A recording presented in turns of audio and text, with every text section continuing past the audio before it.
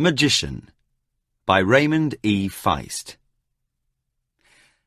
This book is dedicated to the memory of my father, Felix E. Feist, in all ways a magician. Acknowledgements. Many people have provided me with incalculable aid in bringing this novel into existence. I would like to offer my heartfelt thanks to the Friday Nighters, April and Stephen Abrams, Steve Barrett, David Bryn, Anita and John Everson, Dave Guinasso, Conan Lamotte, Tim Lascelles, Ethan Munson, Bob Potter, Rich Sparl, Alan Springer, and Laurie and Jeff Velton for their useful criticism, enthusiasm, support, belief, wise counsel, wonderful ideas, and, most of all, their friendship. Billy and Russ Blake and Lillian and Mike Fessier for always being willing to help. Harold Matson, my agent, for taking a chance on me.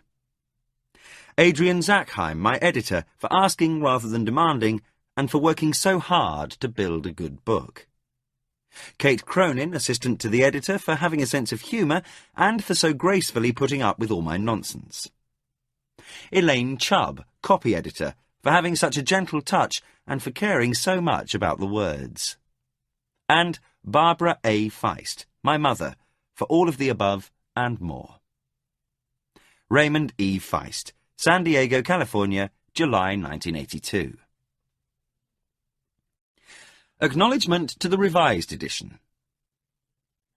On this occasion, the publication of the author's preferred edition, I would like to add the following names to the preceding list.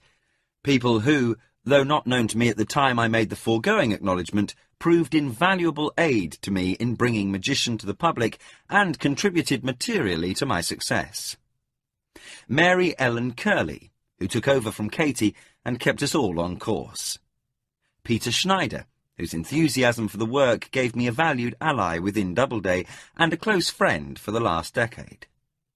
Lou Aronica, who bought it even when he didn't really want to do reprints, and for giving me the chance to return to my first work and rewrite it one more time. Pat Labruto, who helped before it was his job, and who took over at a tough time, and whose friendship endures beyond our business relationship. Jana Silverstein, who despite her short tenure as my editor, has shown an uncanny knack for knowing when to leave me alone and when to stay in touch. Nick Austin, John Booth, Jonathan Lloyd, Malcolm Edwards, and everyone at Granada, now HarperCollins Books, who made the work an international bestseller. Abner Stein, my British agent, who sold it to Nick in the first place. Janny Wirtz, for being my friend, and who, by working with me on the Empire trilogy, gave me a completely different perspective on the Surani. She helped turn the game of the Council from a vague concept to a murderously real arena of human conflict. Kellerwan and Suranwani are as much her inventions as mine. I drew the outlines and she coloured in the details. And Jonathan Matson, who received the torch from a great man's hand and continued without faltering for wise counsel and friendship. The acorn fell very close to the tree. And most of all my wife, Kathleen S. Starbuck, who understands my pain and joy in this craft because she toils in the same vineyard, and who is always there, even when I don't deserve to have her there, and who makes things make sense through her love.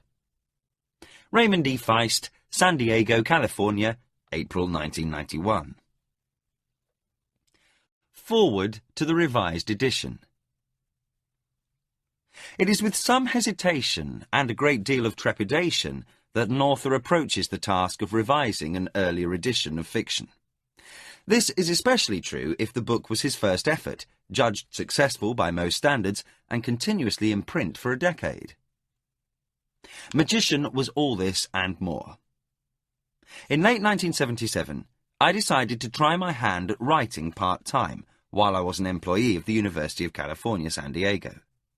It's now some 15 years later, and I've been a full-time writer for the last 14 years, successful in this craft beyond my wildest dreams. Magician, the first novel in what became known as the Riftwar Saga, was a book that quickly took on a life of its own. I hesitate to admit this publicly, But the truth is that part of the success of the book was my ignorance of what makes a commercially successful novel. My willingness to plunge blindly forward into a tale spanning 2 dissimilar worlds, covering 12 years in the lives of several major and dozens of minor characters, breaking numerous rules of plotting along the way, seemed to find kindred souls among readers the world over. After a decade in print, my best judgment is that the appeal of the book is based upon its being what was once known as a ripping yarn. I had little ambition beyond spinning a good story, one that satisfied my sense of wonder, adventure, and whimsy.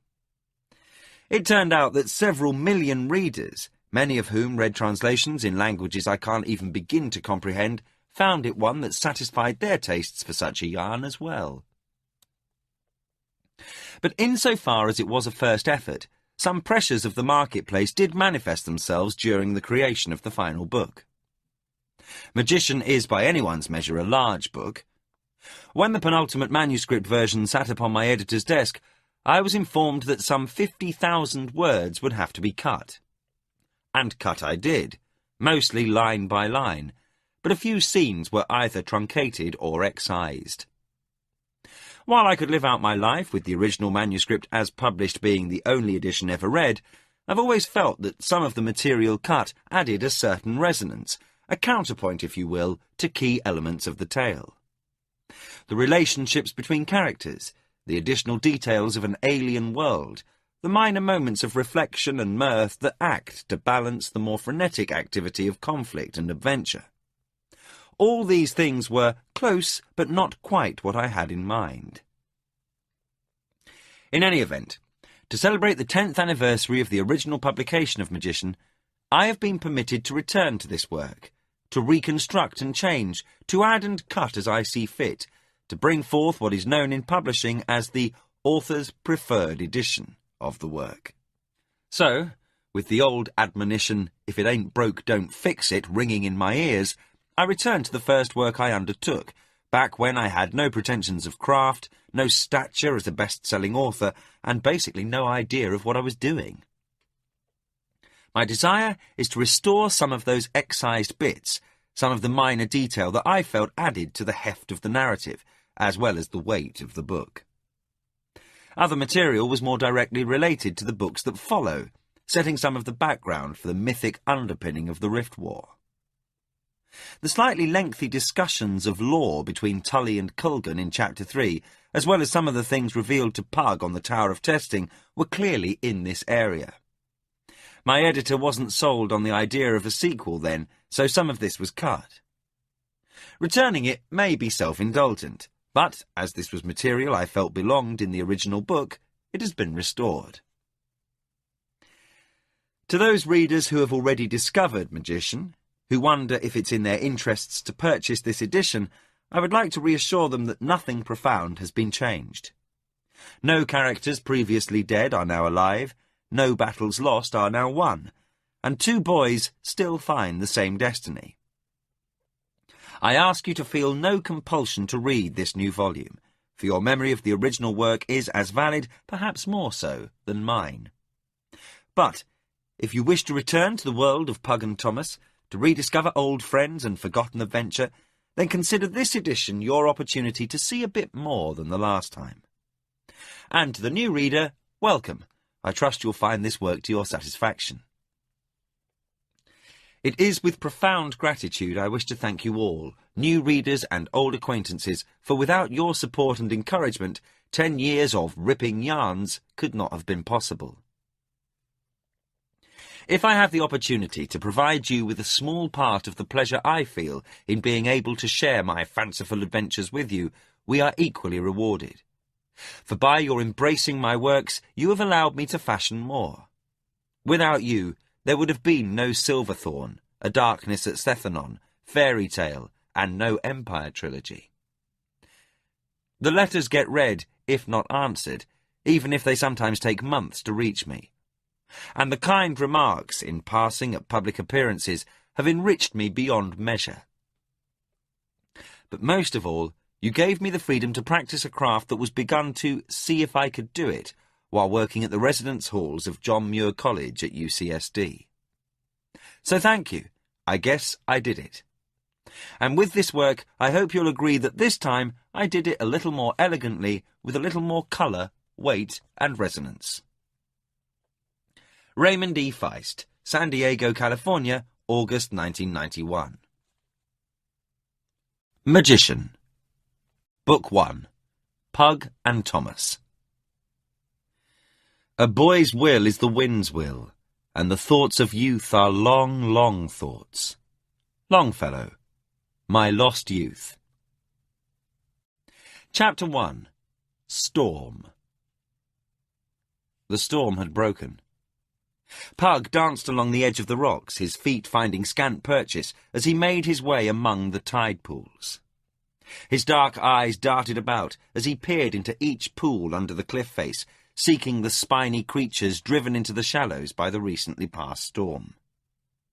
His boyish muscles bunched under his light shirt as he shifted the sack of sand crawlers, rock claws, and crabs plucked from this water garden. The afternoon sun sent sparkles through the sea spray swirling around him as the west wind blew his sun-streaked brown hair about. Pug set his sack down, checked to make sure it was securely tied, then squatted on a clear patch of sand. The sack was not quite full, but Pug relished the extra hour or so that he could relax. Megar, the cook, wouldn't trouble him about the time as long as the sack was almost full. Resting with his back against a large rock, Pug was soon dozing in the sun's warmth. A cool, wet spray woke him hours later. He opened his eyes with a start, knowing he had stayed much too long. Westward, over the sea, dark thunderheads were forming above the black outline of the Six Sisters, the small islands on the horizon. The roiling, surging clouds, with rain trailing below like some sooty veil, heralded another of the sudden storms common to this part of the coast in early summer. To the south, the high bluffs of Sailor's Grief reared up against the sky, as waves crashed against the base of that rocky pinnacle. White caps started to form behind the breakers, a sure sign the storm would quickly strike. Pug knew he was in danger, for the storms of summer could drown anyone on the beaches, or, if severe enough, on the low ground beyond. He picked up his sack and started north towards the castle. As he moved among the pools, he felt the coolness in the wind turn a deeper, wetter cold. The day began to be broken by a patchwork of shadows as the first clouds passed before the sun, bright colours fading to shades of grey. Out to sea, lightning flashed against the blackness of the clouds, and the distant boom of thunder rode over the noise of the waves. Pug picked up speed when he came to the first stretch of open beach. The storm was coming in faster than he would have thought possible, driving the rising tide before it. By the time he reached the second stretch of tide pools, there was barely 10 feet of dry sand between water's edge and cliffs. Pug hurried as fast as was safe across the rocks, twice nearly catching his foot. As he reached the next expanse of sand, he mistimed his jump from the last rock and landed poorly. He fell to the sand, grasping his ankle. As if waiting for the mishap, the tide surged forward, covering him for a moment. He reached out blindly and felt his sack carried away. Frantically grabbing at it, Pug lunged forward only to have his ankle fail. He went under, gulping water. He raised his head, sputtering and coughing. He started to stand when a second wave, higher than the last, hit him in the chest, knocking him backward. Pug had grown up playing in the waves and was an experienced swimmer, but the pain of his ankle and the battering of the waves were bringing him to the edge of panic. He fought it off and came up for air as the wave receded. He half swam, half scrambled toward the cliff face, knowing the water would be only inches deep there. Pug reached the cliffs and leaned against them, keeping as much weight off the injured ankle as possible. He inched along the rock wall, while each wave brought the water higher. When Pug finally reached a place where he could make his way upward, water was swirling at his waist. He had to use all his strength to pull himself up to the path. He lay panting a moment, then started to crawl up the pathway, unwilling to trust his balky ankle on this rocky footing. The first drops of rain began to fall as he scrambled along, bruising knees and shins on the rocks, until he reached the grassy top of the bluffs. Pug fell forward, exhausted, panting from the exertion of the climb. The scattered drops grew into a light but steady rain. When he had caught his breath, Pug sat up and examined the swollen ankle. It was tender to the touch, but he was reassured when he could move it. It was not broken. He would have to limp the entire way back, but, with the threat of drowning on the beach behind him, he felt relatively buoyant. Pug would be a drenched, chilled wretch when he reached the town. He would have to find a lodging there, for the gates of the castle would be closed for the night, and with his tender ankle he would not attempt to climb the wall behind the stables. Besides, should he wait and slip into the keep the next day, only Mega would have words for him. But if he was caught coming over the wall, Swordmaster Fannon or Horsemaster Algon would surely have a lot worse in store for him than words. While he rested, the rain took on an insistent quality, and the sky darkened as the late afternoon sun was completely engulfed in storm clouds. His momentary relief was replaced with anger at himself for losing the sack of sandcrawlers. His displeasure doubled when he considered his folly at falling asleep. Had he remained awake, he would have made the return trip unhurriedly, would not have sprained his ankle, and would have had time to explore the stream bed above the bluffs for the smooth stones he prized so dearly for slinging. Now there would be no stones, and it would be at least another week before he could return. If Megar didn't send another boy instead, which was likely, now that he was returning empty-handed. Pug's attention shifted to the discomfort of sitting in the rain, and he decided it was time to move on. He stood and tested his ankle. It protested such treatment, but he could get along on it. He limped over the grass to where he had left his belongings and picked up his rucksack, staff and sling. He swore an oath he had heard soldiers at the keep use when he found the rucksack ripped apart and his bread and cheese missing. Raccoons, or possibly sand lizards, he thought. He tossed the now useless sack aside and wondered at his misfortune. Taking a deep breath, he leaned on his staff as he started across the low rolling hills that divided the bluffs from the road. Stands of small trees were scattered over the landscape, and Pug regretted there wasn't more substantial shelter nearby, for there was none upon the bluffs. He would be no wetter for trudging to town than for staying under a tree. The wind picked up, and Pug felt the first cold bite against his wet back. He shivered and hurried his pace as well as he could. The small tree started to bend before the wind, and Pug felt as if a great hand were pushing at his back. Reaching the road, he turned north. He heard the eerie sound of the great forest off to the east, the wind whistling through the branches of the ancient oaks, adding to its already foreboding aspect.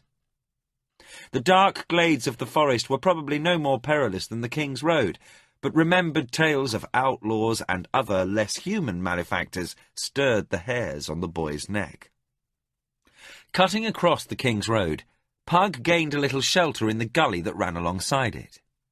The wind intensified, and rain stung his eyes, bringing tears to already wet cheeks. A gust caught him, and he stumbled off balance for a moment. Water was gathering in the roadside gully, and he had to step carefully to keep from losing his footing in unexpectedly deep puddles. For nearly an hour he made his way through the ever-growing storm. The road turned northwest, bringing him almost full face into the howling wind. Pug leaned into the wind, his shirt whipping out behind him.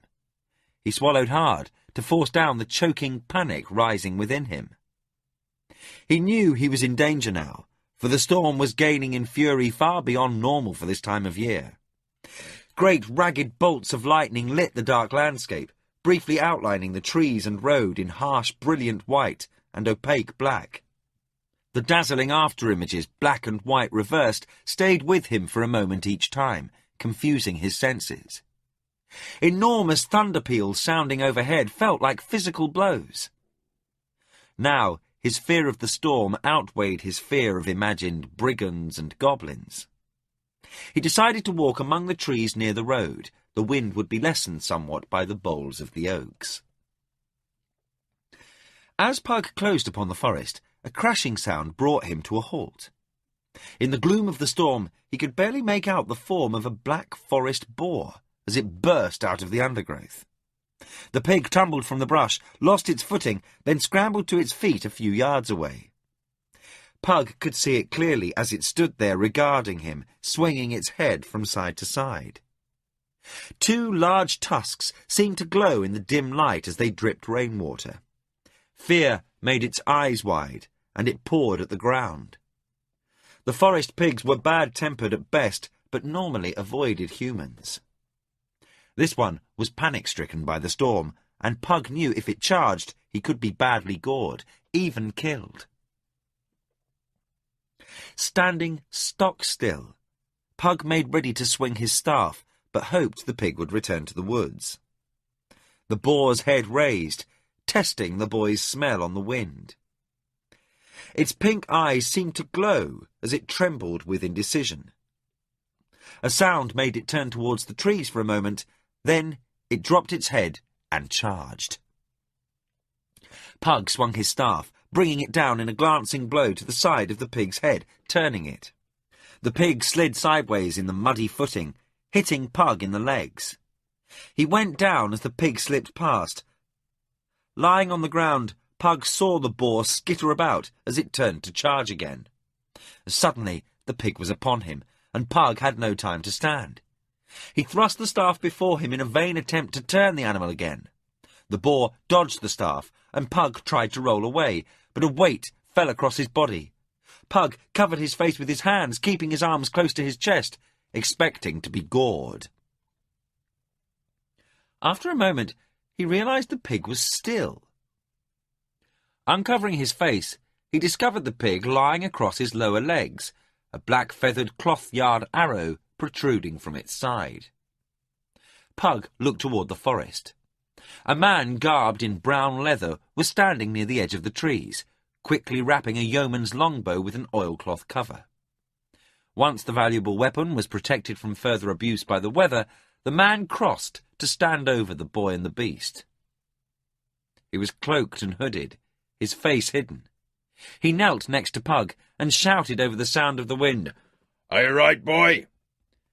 As he lifted the dead boar easily from Pug's legs. "Bones broken?" "I don't think so," Pug yelled back, taking account of himself. His right side smarted, and his legs felt equally bruised.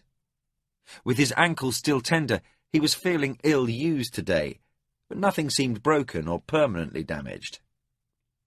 Large, meaty hands lifted him to his feet. "Here," the man commanded, handing him his staff and the bow. Pug took them, while the stranger quickly gutted the boar with a large hunter's knife. He completed his work and turned to Pug. "Come with me, boy. You had best lodge with my master and me. It's not far, but we'd best hurry. This storm will get worse afore it's over. Can you walk?" Taking an unsteady step, Pug nodded. Without a word, the man shouldered the pig and took his bow. "Come," he said, as he turned toward the forest. He set off at a brisk pace, which Pug had to scramble to match. The forest cut the fury of the storm so little that conversation was impossible. A lightning flash lit the scene for a moment, and Pug caught a glimpse of the man's face. Pug tried to remember if he had seen the stranger before. He had the look common to the hunters and foresters that lived in the forest of Criddy. Large-shouldered, tall, and solidly built. He had dark hair and beard, and the raw, weather-beaten appearance of one who spends most of his time outdoors. For a few fanciful moments, the boy wondered if he might be some member of an outlaw band hiding in the heart of the forest. He gave up the notion, for no outlaw would trouble himself with an obviously penniless keep boy. Remembering the man had mentioned having a master, Pug suspected he was a franklin, one who lived on the estate of a landholder. He would be in the holder's service, but not bound to him as a bondsman. The franklins were free-born, giving a share of crop or herd in exchange for the use of land. He must be freeborn. No bondsman would be allowed to carry a longbow, for they were much too valuable and dangerous. Still, Pug couldn't remember any landholdings in the forest. It was a mystery to the boy, but the toll of the day's abuses was quickly driving away any curiosity. After what seemed to be hours, the man walked into a thicket of trees. Pug nearly lost him in the darkness, for the sun had set some time before, taking with it what faint light the storm had allowed. He followed the man more from the sound of his footfalls and an awareness of his presence than from sight.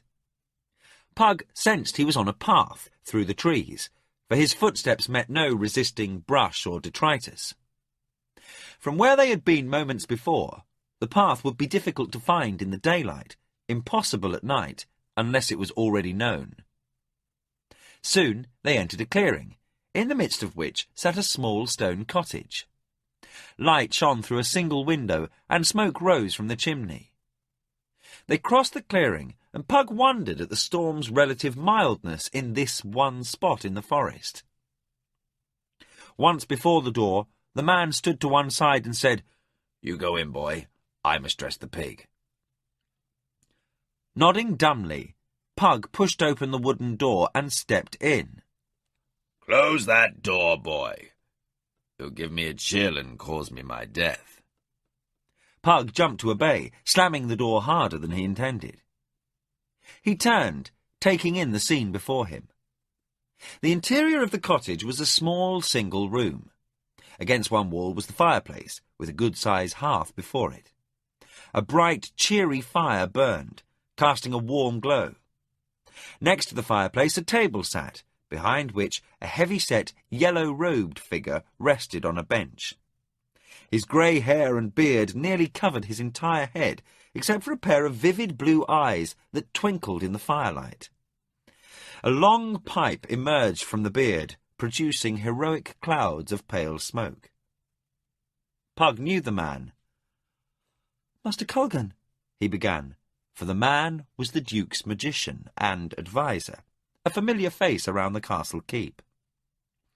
Colgan levelled a gaze at Pug, then said in a deep voice, given to rich rolling sounds and powerful tones, "So, you know me then?" "Yes, sir, from the castle." "What is your name, boy from the keep?" "Pug, Master Colgan." "Now I remember you." The magician absently waved his hand.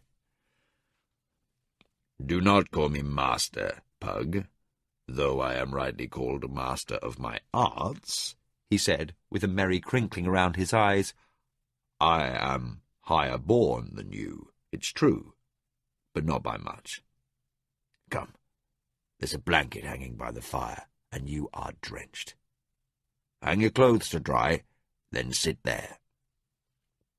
He pointed to a bench opposite him. Pug did as he was bid, keeping an eye on the magician the entire time. He was a member of the Duke's court, but still a magician, an object of suspicion, generally held in low esteem by the common folk. If a farmer had a cow carve a monster, or blight strike the crops, villagers were apt to ascribe it to the work of some magician lurking in nearby shadows. In times not too far past, they would have stoned Colgan from Criddy as like as not. His position with the Duke earned him the tolerance of the townsfolk now, but old fears died slowly. After his garments were hung, Pug sat down. He started when he saw a pair of red eyes regarding him from just beyond the magician's table. A scaled head rose up above the tabletop and studied the boy. Colgan laughed at the boy's discomfort. "Come, boy, Fantas will not eat you." He dropped his hand to the head of the creature who sat next to him on his bench and rubbed above its eye ridges. It closed its eyes and gave forth a soft crooning sound, not unlike the purring of a cat. Pug shut his mouth, which had popped open with surprise, then asked, "Is he truly a dragon, sir?" The magician laughed, a rich, good-natured sound. "Betimes he thinks he is, boy. Fantus is a fire drake, cousin to the dragon, though of smaller stature. The creature opened one eye and fastened it on the magician. But of equal heart, Culgan quickly added, and the drake closed his eye again. Culgan spoke softly, in conspiratorial tones. He is very clever, so mind what you say to him. He's a creature of finely fashioned sensibilities. Pug nodded that he would. Can he breathe fire? He asked, eyes wide with wonder. To any boy of 13, even a cousin to a dragon was worthy of awe. When the mood suits him, he can belch out a flame or two, though he seems rarely in the mood. I think it's due to the rich diet I supply him with, boy. He has not had to hunt for years, so he is something out of practice in the ways of drakes. In truth, I spoil him shamelessly. Pug found the notion somehow reassuring. If the magician cared enough to spoil this creature, no matter how outlandish, then he seemed somehow more human, less mysterious. Pug studied Fantus, admiring how the fire brought golden highlights to his emerald scales. About the size of a small hound, the drake possessed a long, sinuous neck, atop which rested an alligator-like head. His wings were folded across his back, and 2 clawed feet extended before him, aimlessly pawing the air, while Culgan scratched behind bony eye ridges. His long tail swung back and forth, inches above the floor. The door opened, and the big bowman entered, holding a dressed and spitted loin of pork before him. Without a word, he crossed to the fireplace and set the meat to cook. Fantus raised his head, using his long neck to good advantage to peek over the table. With a flick of his forked tongue, the drake jumped down and, in stately fashion, ambled over to the hearth. He selected a warm spot before the fire and curled up to doze away the wait before dinner. The Franklin unfastened his coat and hung it on a peg by the door. Storm will pass afore dawn, I'm thinking. He returned to the fire and prepared a basting of wine and herbs for the pig. Pug was startled to see a large scar that ran down the left side of the man's face, showing red and angry in the firelight. Culgan waved his pipe in the Franklin's direction. Knowing my tight-lipped man here, you'll not have made his proper acquaintance. Meacham, this boy is Pug, from the keep at Castle Criddy. Meacham gave a brief nod, then returned to tending the roasting loin. Pug nodded back, though a bit late for Meacham to notice. I never thought to thank you for saving me from the boar. Meacham replied, There's no need for thanks, boy. Had I not startled the beast, it's unlikely it would have charged you. He left the hearth and crossed over to another part of the room, took some brown dough from a cloth-covered bucket and started kneading. Well, sir, said Pug to Culgan, it was his arrow that killed the pig. It was indeed fortunate that he was following the animal. Culgan laughed. The poor creature who is our most welcome guest for dinner happened to be as much a victim of circumstance as yourself. Pug looked perplexed. I don't follow, sir. Culgan stood and took down an object from the topmost shelf of his bookcase and placed it on the table before the boy. It was wrapped in a cover of dark blue velvet, so Pug knew at once that it must be a prize of great value for such an expensive material to be used for covering. Culgan removed the velvet, revealing an orb of crystal that gleamed in the firelight. Pug gave an ah of pleasure at the beauty of it, for it was without apparent flaw and splendid in its simplicity of form. Culgan pointed to the sphere of glass. This device was fashioned as a gift by Alphafane of Kars, a most puissant artificer of magic, who thought me worthy of such a present, as I have done him a favour or two in the past, but that is of little matter. Having just this day returned from the company of Master Alphafane, I was testing his token. Look deep into the orb, Pug.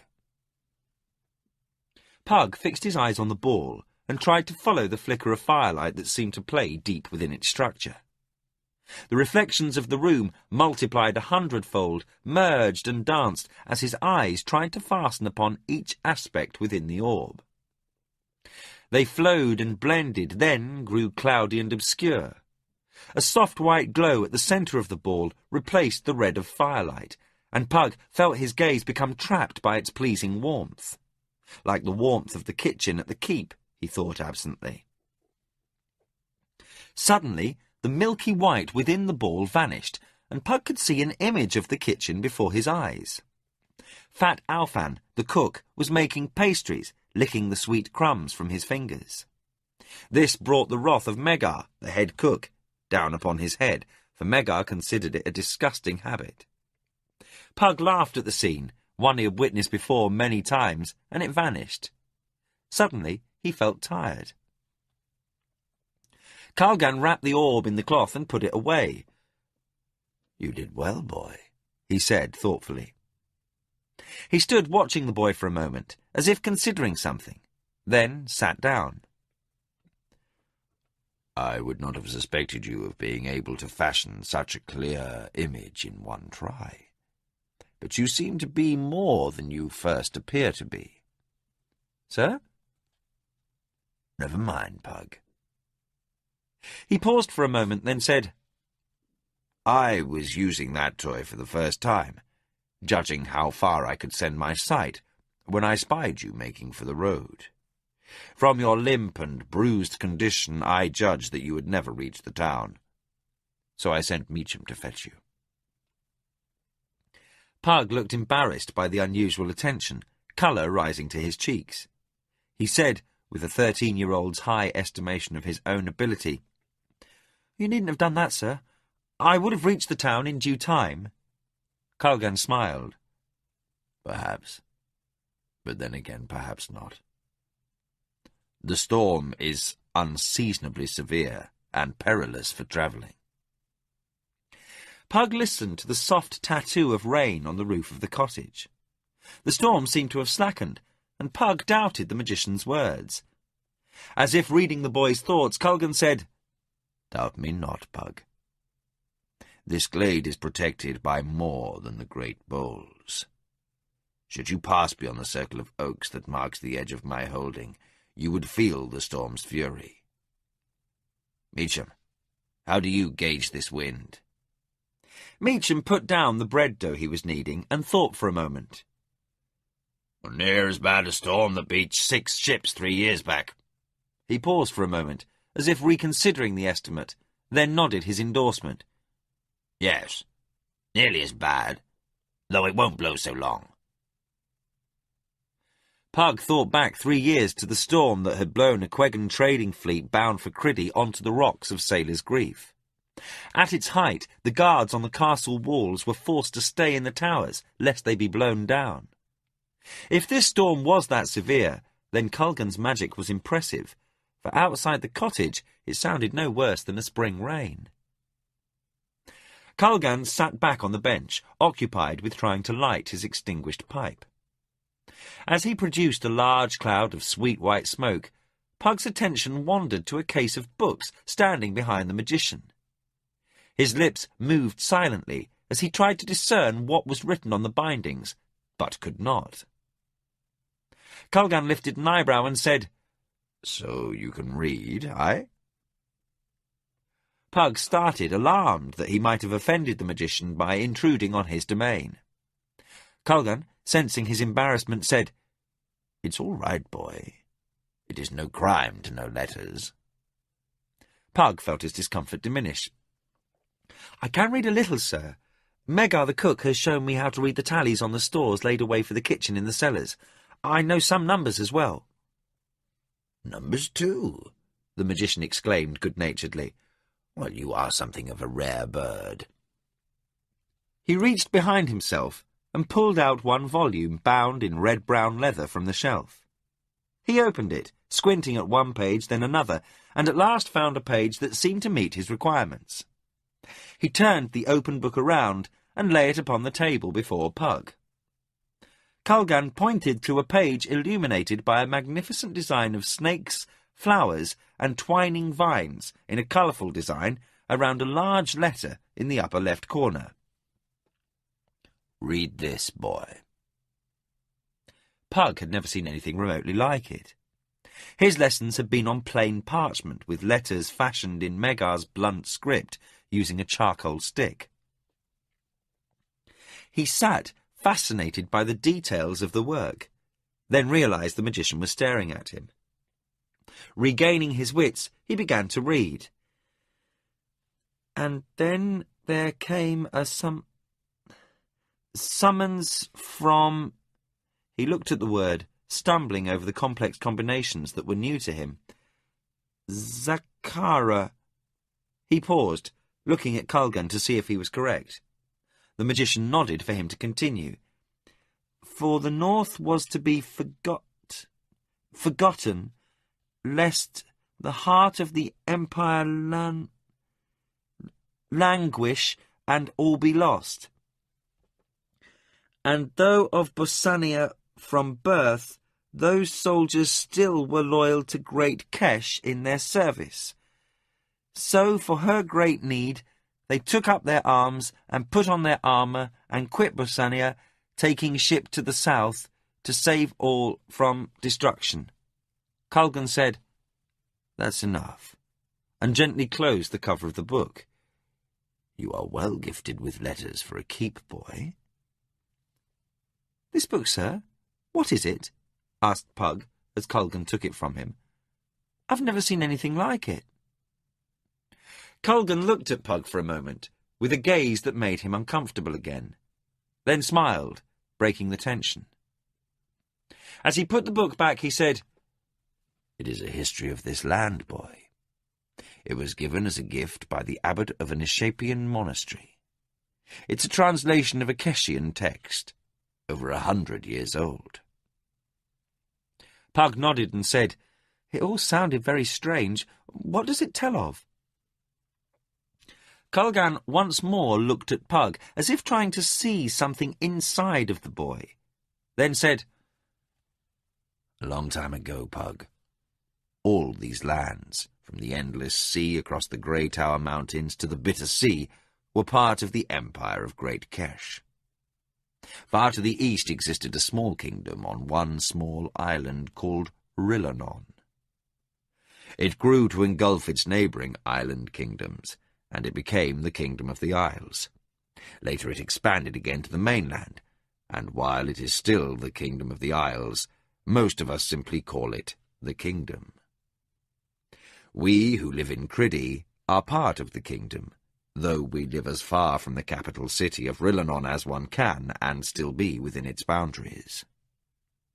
Once, many long years ago, the Empire of Great Kesh abandoned these lands, for it was engaged in a long and bloody conflict with its neighbours to the south, the Keshian Confederacy.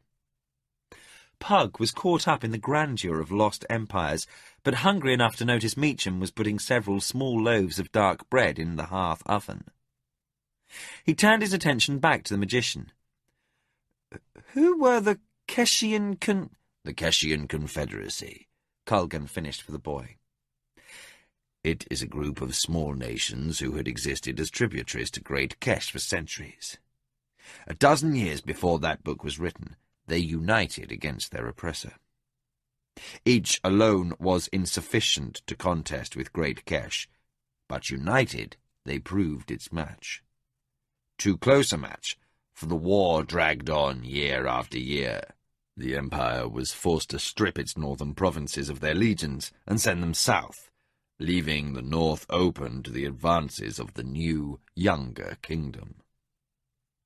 It was Duke Boric's grandfather, youngest son of the king, who brought the army westward, extending the western realm.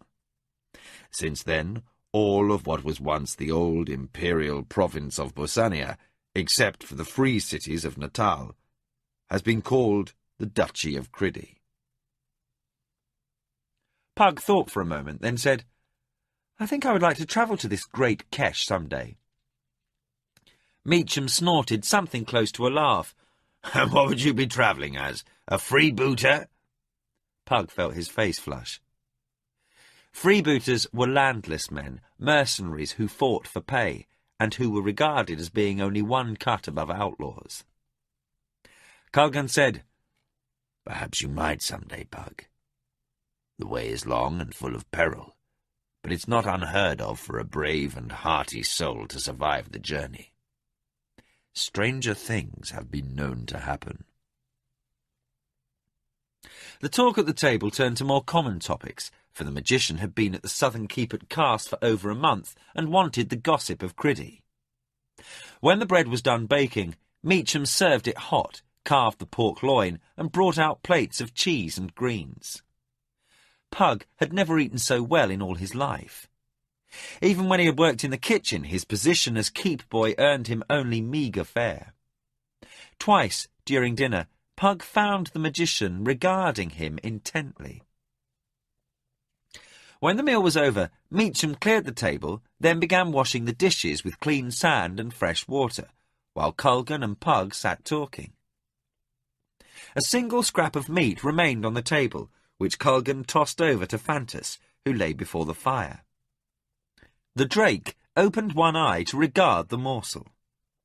He pondered the choice between his comfortable resting place and the juicy scrap for a moment, then moved the necessary 6 inches to gulp down the prize, and closed his eye again. Culgan lit his pipe, and once he was satisfied with its production of smoke, he said, What are your plans when you reach manhood, boy?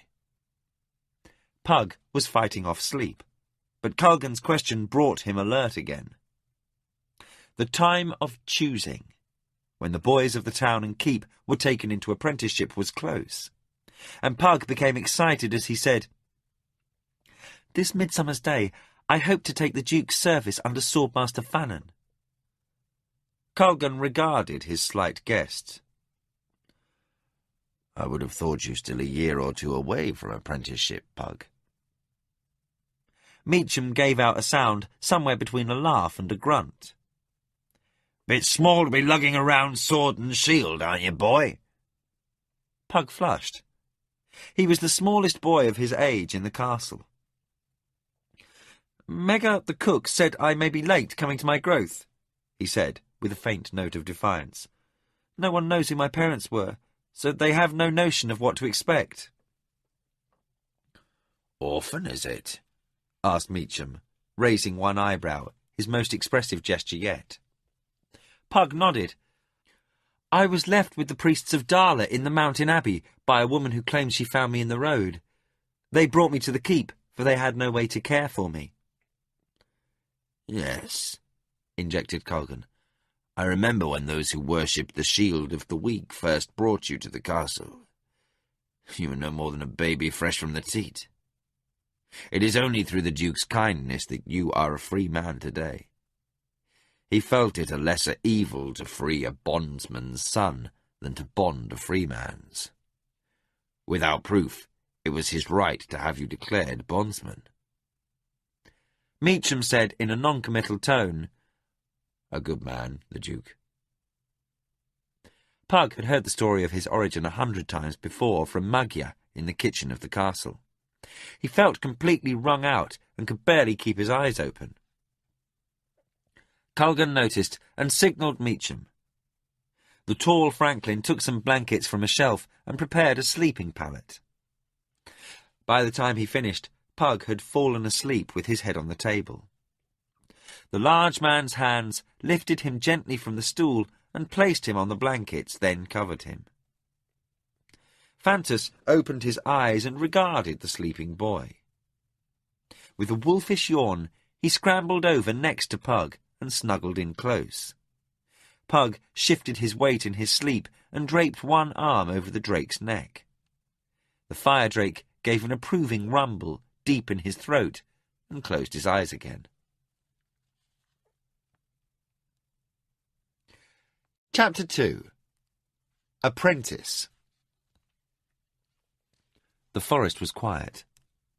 The slight afternoon breeze stirred the tall oaks and cut the day's heat, while rustling the leaves only slightly. Birds who would raise a raucous chorus at sunrise and sundown were mostly quiet at this time of the morning. The faint tang of sea salt mixed with the sweet smell of flowers and pungency of decaying leaves. Pug and Thomas walk slowly along the path, with the aimless weaving steps of boys who have no particular place to go and ample time to get there. Pug shied a small rock at an imagined target, then turned to look at his companion. "You don't think your mother was mad, do you?" he asked. Thomas smiled. "Oh, she understands how things are. She's seen other boys the day of choosing, and, truthfully, we were more of hindrance than a help in the kitchen today." Pug nodded. He had spilled a precious pot of honey as he carried it to Alfan, the pastry cook. Then he had dumped an entire tray of fresh bread loaves as he took them from the oven. "I made something of a fool of myself today, Thomas." Thomas laughed. He was a tall boy with sandy hair and bright blue eyes. With his quick smile, he was well liked in the keep, in spite of a boyish tendency to find trouble. He was Pug's closest friend, more brother than friend, and for that reason Pug earned some measure of acceptance from the other boys, for they all regarded Thomas as their unofficial leader. Thomas said, "You were no more fool than I. At least you didn't forget to hang the beef sides high." Pug grinned. "Anyway, the Duke's hounds are happy." He snickered, then laughed. "She is angry, isn't she?" Thomas laughed along with his friend. "She's mad. Still, the dogs only ate a little before she shooed them off. Besides, she's mostly mad at father. She claims the choosing's only an excuse for all the craftsmasters to sit around smoking pipes, drinking ale and swapping tales all day. She says they already know who will choose which boy." Pug said, "From what the other women say, she's not alone in that opinion." Then he grinned at Thomas. "Probably not wrong either." Thomas lost his smile. "She truly doesn't like it when he's not in the kitchen to oversee things. I think she knows this, which is why she tossed us out of the keep for the morning, so she wouldn't take out her temper on us, or at least you," he added with a questioning smile. "I swear you're her favourite." Pug's grin returned, and he laughed again. "Well, I do cause less trouble." With a playful punch to the arm, Thomas said, "You mean you get caught less often?" Pug pulled his sling out from within his shirt. "If we came back with a brace of partridge or quail, she might regain some of her good temper." Thomas smiled. "She might," he agreed, taking out his own sling. Both boys were excellent slingers, Thomas being undoubted champion among the boys, edging Pug by only a little. It was unlikely either could bring down a bird on the wing, but should they find one at rest, there was a fair chance they might hit it. Besides, it would give them something to do to pass the hours, and perhaps for a time forget the choosing. With exaggerated stealth, they crept along, playing the part of hunters. Thomas led the way as they left the footpath, heading for the watering pool they knew lay not too far distant. It was improbable they would spot game this time of day, unless they simply blundered across it. But if any were to be found, it would most likely be near the pool. The woods to the northeast of the town of Criddy were less forbidding than the great forest to the south. Many years of harvesting trees for lumber had given the green glades a sunlit airiness not found in the deep haunts of the southern forest. The keep boys had often played here over the years. With small imagination, the woods were transformed into a wondrous place, a green world of high adventure. Some of the greatest deeds known had taken place here. Daring escapes, dread quests and mightily contested battles had been witnessed by the silent trees as the boys gave vent to their youthful dreams of coming manhood. Foul creatures, mighty monsters, and base outlaws had all been fought and vanquished, often accompanied by the death of a great hero with appropriate last words to his mourning companions. All managed with just enough time left to return to the keep for supper. Thomas reached a small rise that overlooked the pool, screened off by young beech saplings, and pulled aside some brush so they could mount a vigil.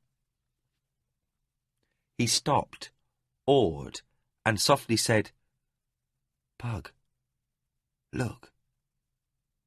Standing at the edge of the pool was a stag, head held high, as he sought the source of something that disturbed his drinking. He was an old animal, the hair around his muzzle nearly all white, and his head crowned by magnificent antlers. Pug counted quickly. "He has 14 points. Thomas nodded agreement. "He must be the oldest buck in the forest." The stag turned his attention in the boy's direction, flicking an ear nervously. They froze, not wishing to frighten off such a beautiful creature. For a long, silent minute, the stag studied the rise, nostrils flaring, then slowly lowered his head to the pool and drank. Thomas gripped Pug's shoulder and inclined his head to one side. Pug followed Thomas's motion and saw a figure walking silently into the clearing. He was a tall man dressed in leather clothing, dyed forest green. Across his back hung a longbow, and at his belt a hunter's knife. His green cloak's hood was thrown back, and he walked toward the stag with a steady, even step. Thomas said, "It's Martin." Pug also recognized the Duke's huntmaster.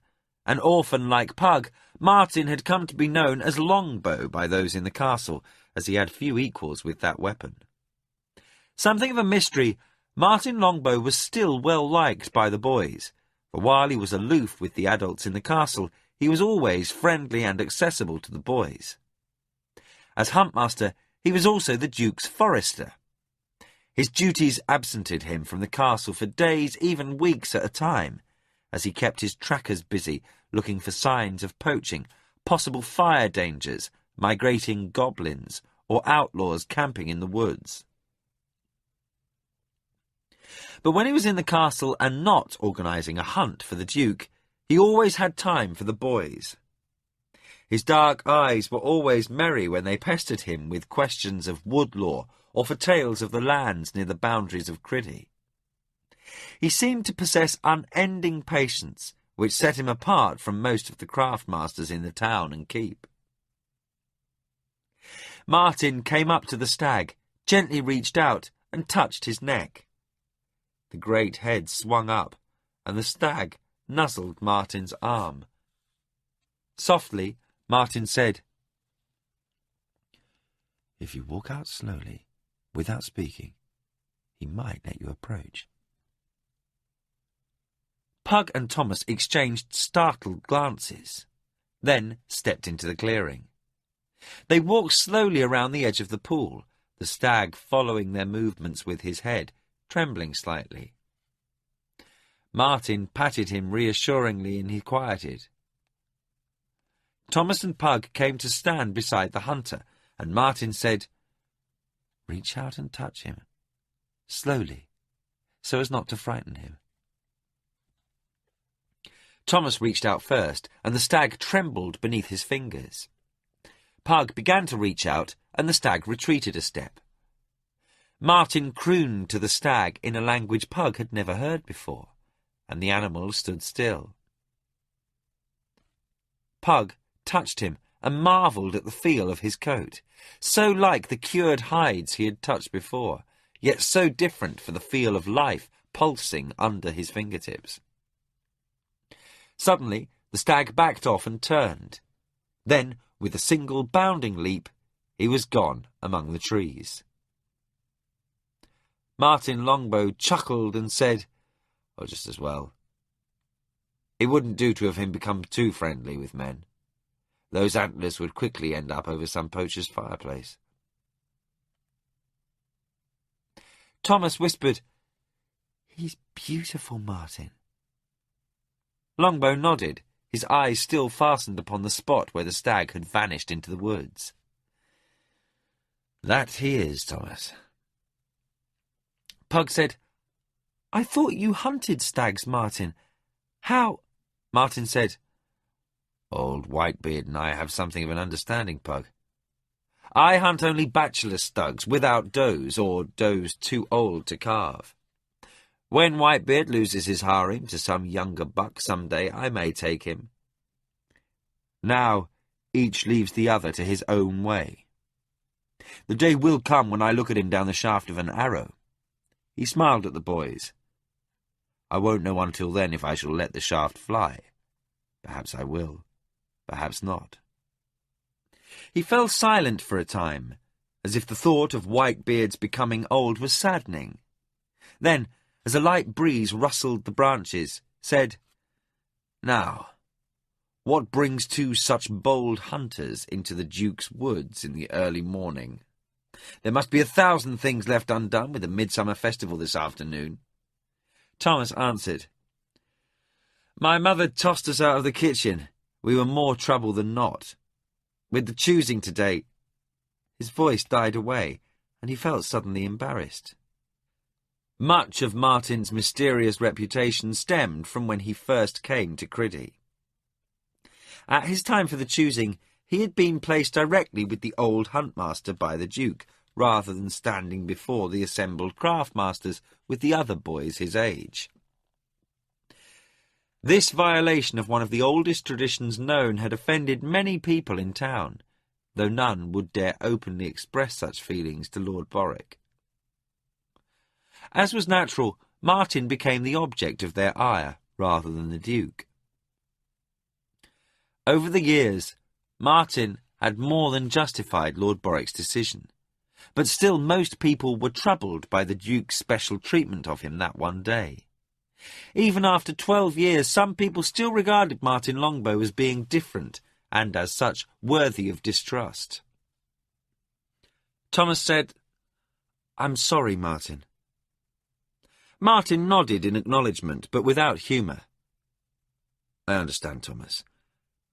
I may not have had to endure your uncertainty, but I have seen many others wait for the day of choosing. And for 4 years I myself have stood with the other masters, so I know a little of your worry. A thought struck Pug, and he blurted, But you're not with the other craftmasters. Martin shook his head, a rueful expression playing across his even features. I had thought that, in light of your worry, you might fail to observe the obvious, but you've a sharp wit about you, Pug. Thomas didn't understand what they were saying for a moment. Then comprehension dawned. Then you'll select no apprentices? Martin raised a finger to his lips. Not a word, lad. No, with young Garrett chosen last year, I've a full company of trackers. Thomas was disappointed. He wished more than anything to serve service with Swordmaster Fannon, but should he not be chosen as a soldier, then he would prefer the life of a forester under Martin. Now his second choice was denied him. After a moment of dark brooding, he brightened. Perhaps Martin didn't choose him, because Fannon already had. Seeing his friend entering a cycle of elation and depression as he considered all the possibilities, Pug said, You haven't been in the keep for nearly a month, Martin. He put away the sling he still held and asked, Where have you kept yourself? Martin looked at Pug as the boy instantly regretted his question. As friendly as Martin could be, he was still huntmaster, a member of the Duke's household, and keep boys did not make a habit of questioning the coming and goings of the Duke's staff. Martin relieved Pug's embarrassment with a slight smile. I've been to Elvendar. Queen Aglorana had ended her 20 years of mourning the death of her husband, the Elf King. There was a great celebration. Pug was surprised by the answer. To him, as to most people in Criddy, the elves were little more than legend. But Martin had spent his youth near the elven forests, and was one of the few humans to come and go through those forests to the north at will. It was another thing that set Martin Longbow apart from others. While Martin had shared elvish lore with the boys before, This was the first time in Pug's memory he had spoken of his relationship to the elves. Pug stammered, "You feasted with the Elf Queen?" Martin assumed a pose of modest inconsequence. "Well, I sat at the table farthest from the throne, but yes, I was there." Seeing the unasked questions in their eyes, he continued, "You know, as a boy I was raised by the monks of Silban's Abbey, near the Elven Forest. I played with elven children, and before I came here, I hunted with Prince Caelin and his cousin Galain." Thomas nearly jumped with excitement. Elves were a subject holding particular fascination for him. "Did you know King Aidan?" Martin's expression clouded, and his eyes narrowed, his manner suddenly becoming stiff. Thomas saw Martin's reaction and said, "I'm sorry, Martin. Did I say something wrong?" Martin waved away the apology. "No fault of yours, Thomas," he said, his manner softening somewhat. "The elves do not use the names of those who have gone to the Blessed Isles, especially those who have died untimely. They believe to do so recalls those spoken of from their journey there, denying them their final rest. I respect their beliefs." "Well, to answer you, no, I never met him. He was killed when I was only a small boy, but I've heard the stories of his deeds, and he was a good and wise king by all accounts." Martin looked about. "It approaches noon. We should return to the keep." He began to walk toward the path, and the boys fell in beside him. "What was the feast like, Martin?" asked Thomas. Pug sighed as the hunter began to speak of the marvels of Elvender. He was also fascinated by tales of the elves, but to nowhere near the degree Thomas was. Thomas could endure hours of tales of the people of the elven forests, regardless of the speaker's credibility. At least, Pug considered, in the Huntmaster they had a dependable eyewitness. Martin's voice droned on, and Pug's attention wandered, as he again found himself pondering the choosing. No matter that he told himself worry was useless, he worried. He found he was facing the approaching of this afternoon with something akin to dread. The boys stood in the courtyard. It was midsummer, the day that ended one year and marked the beginning of another. Today, everyone in the castle would be counted 1 year older.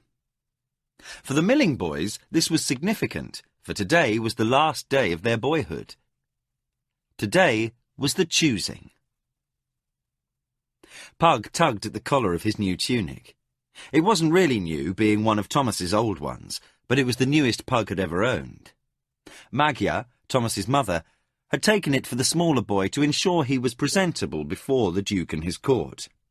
Magyar and her husband Megar, the cook, were as close to being parents to the orphan as anyone in the keep. They tended his ills, saw that he was fed, and boxed his ears when he deserved it. They also loved him as if he were Thomas's brother. Pug looked around. The other boys all wore their best, for this was one of the most important days of their young lives. Each would stand before the assembled craftmasters and members of the Duke's staff, and each would be considered for an apprentice's post. It was a ritual, its origins lost in time, for the choices had already been made. The crafters and the Duke's staff had spent many hours discussing each boy's merits with one another, and knew which boys they would call. The practice of having the boys between 8 and 13 years of age work in the crafts and services had proved a wise course over the years in fitting the best suited to each craft. In addition, it provided a pool of semi-skilled individuals for the other crafts, should the need arise. The drawback to the system was that certain boys were not chosen for a craft or staff position. Occasionally, there would be too many boys for a single position, or no lad judged fit even though there was an opening. Even when the numbers of boys and openings seemed well matched, as it did this year, there were no guarantees. For those who stood in doubt, it was an anxious time. Pug scuffed his bare feet absently in the dust. Unlike Thomas, who seemed to do well at anything he tried, Pug was often guilty of trying too hard and bungling his tasks. He looked around and noticed that a few of the other boys also showed signs of tension. Some were joking roughly, pretending no concern over whether they were chosen or not. Others stood like Pug, lost in their thoughts, trying not to dwell on what they would do should they not be chosen. If he was not chosen, Pug, like the others, would be free to leave Criddy to find a craft in another town or city. If he stayed, he would have to either farm the Duke's land as a franklin or work one of the town's fishing boats. Both prospects were equally unattractive, but he couldn't imagine leaving Criddy. Pug remembered what Meggar had told him the night before. The old cook had cautioned him about fretting too much over the choosing. After all, he had pointed out, there were many apprentices who never advanced to the rank of journeyman, and when all things were taken into account, there were more men without craft in Criddy than with.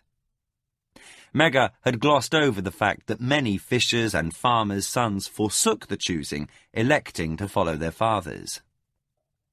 Pug wondered if Meggar was so removed from his own choosing he couldn't remember that the boys who were not chosen would stand before the assembled company of craftmasters, householders, and newly chosen apprentices under their gaze until the last name was called, and they were dismissed in shame.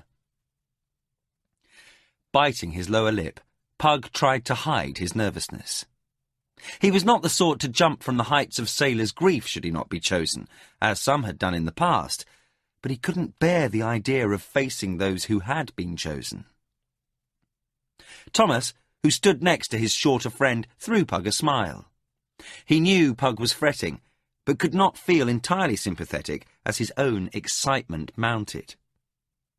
His father had admitted that he would be the first called by Swordmaster Fannon. Moreover, the Swordmaster had confided that should Thomas do well in training, he might be found a place in the Duke's personal guard. It would be a signal honour and would improve Thomas's chance for advancement, even earning him an officer's rank after 15 or 20 years in the guard. He poked Pug in the ribs with an elbow, for the Duke's herald had come out onto the balcony overlooking the courtyard. The herald signalled to a guard, who opened the small door in the great gate, and the craftmasters entered. They crossed to stand at the foot of the broad stairs of the keep. As was traditional, they stood with their backs to the boys, waiting upon the Duke. The large oaken doors of the keep began to swing out ponderously, and several guards in the Duke's brown and gold darted through to take up their positions on the steps. Upon each tabard was emblazoned the golden gull of Criddy, and above that a small golden crown, marking the Duke a member of the royal family. The herald shouted, "Hearken to me! His Grace, Boric Condwine, 3rd Duke of Criddy, Prince of the Kingdom, Lord of Criddy, Cars and Tulan, Warden of the West, Knight General of the King's armies, heir presumptive to the throne of Rilannon." The Duke stood patiently while the list of offices was completed, then stepped forward into the sunlight. Past 50, the Duke of Criddy still moved with the fluid grace and powerful step of a born warrior. Except for the grey at the temples of his dark brown hair, he looked younger than his age by 20 years. He was dressed from neck to boot in black, as he had been for the last 7 years, for he still mourned the loss of his beloved wife, Catherine. At his side hung a black scabbarded sword with a silver hilt, and upon his hand his ducal signet ring, the only ornamentation he permitted himself. The herald raised his voice. "Their Royal Highnesses, the Princes Liam Condwan and Arathar Condwan, heirs to the House of Criddy, Knight Captains of the King's Army of the West, Princes of the Royal House of Rilannon." Both sons stepped forward to stand behind their father. The 2 young men were 6 and 4 years older than the apprentices, the Duke having wed late. But the difference between the awkward candidates for apprenticeship and the sons of the Duke was much more than a few years in age.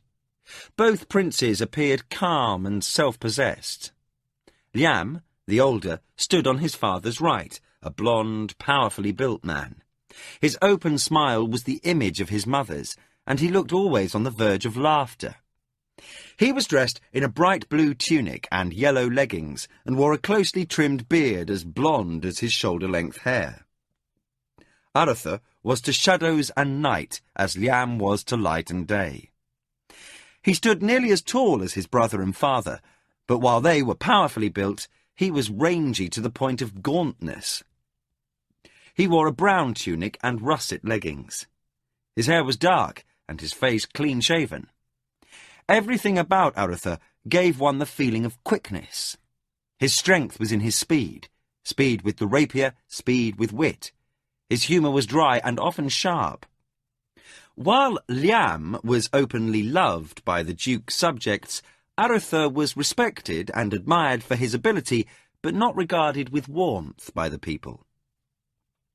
Together, the two sons seemed to capture most of the complex nature of their sire, for the Duke was capable of both Liam's robust humour and Arthur's dark moods. They were nearly opposites in temperament, but both capable men who would benefit the duchy and kingdom in years to come. The Duke loved both his sons. The herald again spoke. "The Princess Caroline, daughter of the royal house." The slim and graceful girl who made her entrance was the same age as the boys who stood below, but already beginning to show the poise and grace of one born to rule and the beauty of her late mother. Her soft yellow gown contrasted strikingly with her nearly black hair. Her eyes were Liam's blue, as their mother's had been, and Liam beamed when his sister took their father's arm. Even Arthur ventured one of his rare half-smiles, for his sister was dear to him also. Many boys in the keep harboured a secret love for the princess, a fact she often turned to her advantage when there was mischief afoot. But even her presence could not drive the day's business from their minds. The Duke's court then entered. Pug and Thomas could see that all the members of the Duke's staff were present, including Culgan.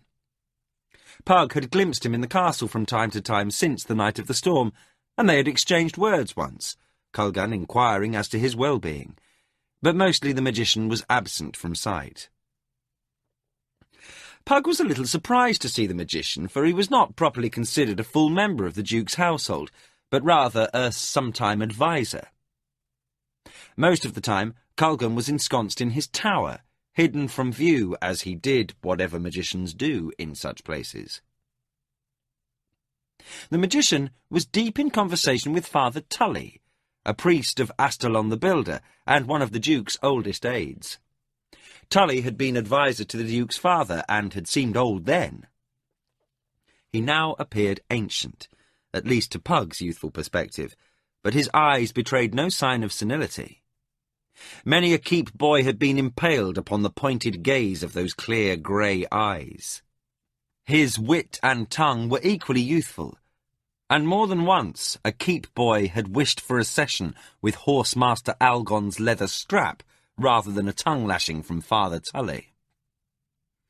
The white-haired priest could nearly strip the skin from a miscreant's back with his caustic words. Nearby stood one who had experienced Tully's wrath upon occasion, Squire Roland, son of Baron Talbot of Toulan, one of the Duke's vassals. He was companion to both princes, being the only other boy of noble birth in the keep. His father had sent him to Criddy the year before, to learn something of the management of the duchy and the ways of the Duke's court. In the rather rough frontier court, Roland discovered a home away from home. He was already something of a rogue when he arrived, but his infectious sense of humour and ready wit often eased much of the anger that resulted from his prankish ways. It was Roland more often than not who was Princess Caroline's accomplice in whatever mischief she was embarked upon. With light brown hair and blue eyes, Roland stood tall for his age. He was a year older than the gathered boys, and had often played with them over the last year, as Liam and Arthur were frequently busy with court duties. Thomas and he had been boyish rivals at first, then fast friends, with Pug becoming his friend by default, because where Thomas was, Pug was certain to be nearby. Roland saw Pug fidgeting near the edge of the assembled boys and gave him a slight nod and wink. Pug grinned briefly, for while he was as often the butt of Roland's jokes as any other, he still found himself liking the wild young squire. After all his court was in attendance, the Duke spoke. "Yesterday was the last day of the 11th year of the reign of our Lord King Roderick IV. Today is the festival of Banipis. The following day will find these boys gathered here counted among the men of Criddy, boys no longer, but apprentices and freemen. At this time, it is proper for me to inquire if any among you wishes to be released from service to the duchy. Are there any among you who so wish?" The question was formal in nature, and no response was expected, for few ever wished to leave Criddy. But one boy did step forward. The herald asked, "Who seeks release of his service?" The boy looked down, clearly nervous. Clearing his throat, he said, "I am Robert, son of Hugon." Pug knew him, but not well. He was a net mender's son, a town boy, and they rarely mixed with the keep boys. Pug had played with him upon a few occasions, and had a sense the lad was well regarded. It was a rare thing to refuse service, and Pug was as curious as any to hear the reasons. The Duke spoke kindly. "What is your purpose, Robert, son of Hugon?" "Your Grace, my father is unable to take me into his craft, for my 4 brothers are well able to ascend to the craft as journeymen and masters after him, as are many other netmenders' sons. My eldest brother is now married and has a son of his own, so my family no longer has room for me in the house. And if I may not stay with my family and practice my father's craft, I beg your Grace's leave to take service as a sailor." The Duke considered the matter. Robert was not the first village boy to be called by the lure of the sea. "Have you found a master willing to take you into his company?" "Yes, your Grace. Captain Gregson, master of the ship Green Deep from Margrave's Port, is willing." "I know this man," said the Duke, smiling slightly. He said, "He's a good and fair man. I recommend you into his service and wish you well in your travels. You will be welcomed at Criddy whenever you return with your ship." Robert bowed a little stiffly and left the courtyard, his part in the choosing done. Pug wondered at Robert's adventuresome choice. In less than a minute, the boy had renounced his ties with his family and home, and was now a citizen of a city he had never seen. It was custom that a sailor was considered to owe his loyalty to the city that was his ship's home port. Margrave's Port was one of the free cities of Natal, on the bitter sea, and was now Robert's home. The Duke indicated the herald should continue. The herald announced the first of the craftmasters, Sailmaker Home, who called the names of 3 boys. All 3 took service, and none seemed displeased. The choosing went smoothly, as no boy refused service. Each boy went to stand next to his new master. As the afternoon wore on, and the number of boys diminished, Pug became more and more uncomfortable. Soon there were only 2 boys beside Pug and Thomas standing in the centre of the court. All the craftmasters had called their apprentices, and only 2 of the Duke's household staff beside the swordmaster had not been heard from. Pug studied the group on the top of the steps, his heart pounding with anxiety. The 2 princes regarded the boys, Liam with a friendly smile, Arthur brooding on some thought or another. The Princess Carline was bored by the entire affair, and took little pains to hide the fact, as she was whispering to Roland. This brought a disapproving look from Lady Marna, her governess. Horsemaster Algon came forth, his brown and golden tabard bearing a small horse head embroidered over his left breast. The horsemaster called the name of Rolf, son of Dick, and the stocky son of the Duke's stableman walked over to stand behind the master. When he turned, he smiled condescendingly at Pug. The two boys had never gotten along, the pock-scarred boy spending many hours taunting and tormenting Pug. While they both worked in the stable under Dick, the stableman had looked the other way whenever his son sprang a trap on Pug, and the orphan was always held responsible for any difficulty that arose. It had been a terrible period for Pug, and the boy had vowed to refuse service rather than face the prospect of working next to Rolf the rest of his life. Housecarl Samuel called the other boy Geoffrey, who had become a member of the castle's serving staff, leaving Pug and Thomas standing alone. Swordmaster Fannon then stepped forward, and Pug felt his heart stand still as the old soldier called, "Thomas, son of Mega." There was a pause, and Pug waited to hear his own name called, but Fannon stepped back, and Thomas crossed over to stand alongside him. Pug felt dwarfed by the gaze of all upon him. The courtyard was now larger than he had ever remembered it, and he felt ill-fashioned and poorly dressed. His heart sank in his chest as he realised that there was no craftmaster or staff member present who had not taken an apprentice. He would be the only boy uncalled. Fighting back tears, he waited for the Duke to dismiss the company. As the Duke started to speak, sympathy for the boy showing clearly in his face, he was interrupted by another voice. "Your Grace, if you would be so kind." All eyes turned to see Culgan the magician step forward.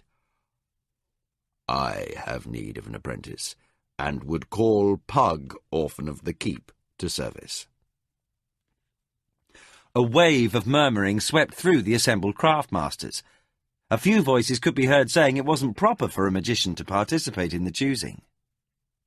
The Duke silenced them with a sweep of his gaze, his face stern.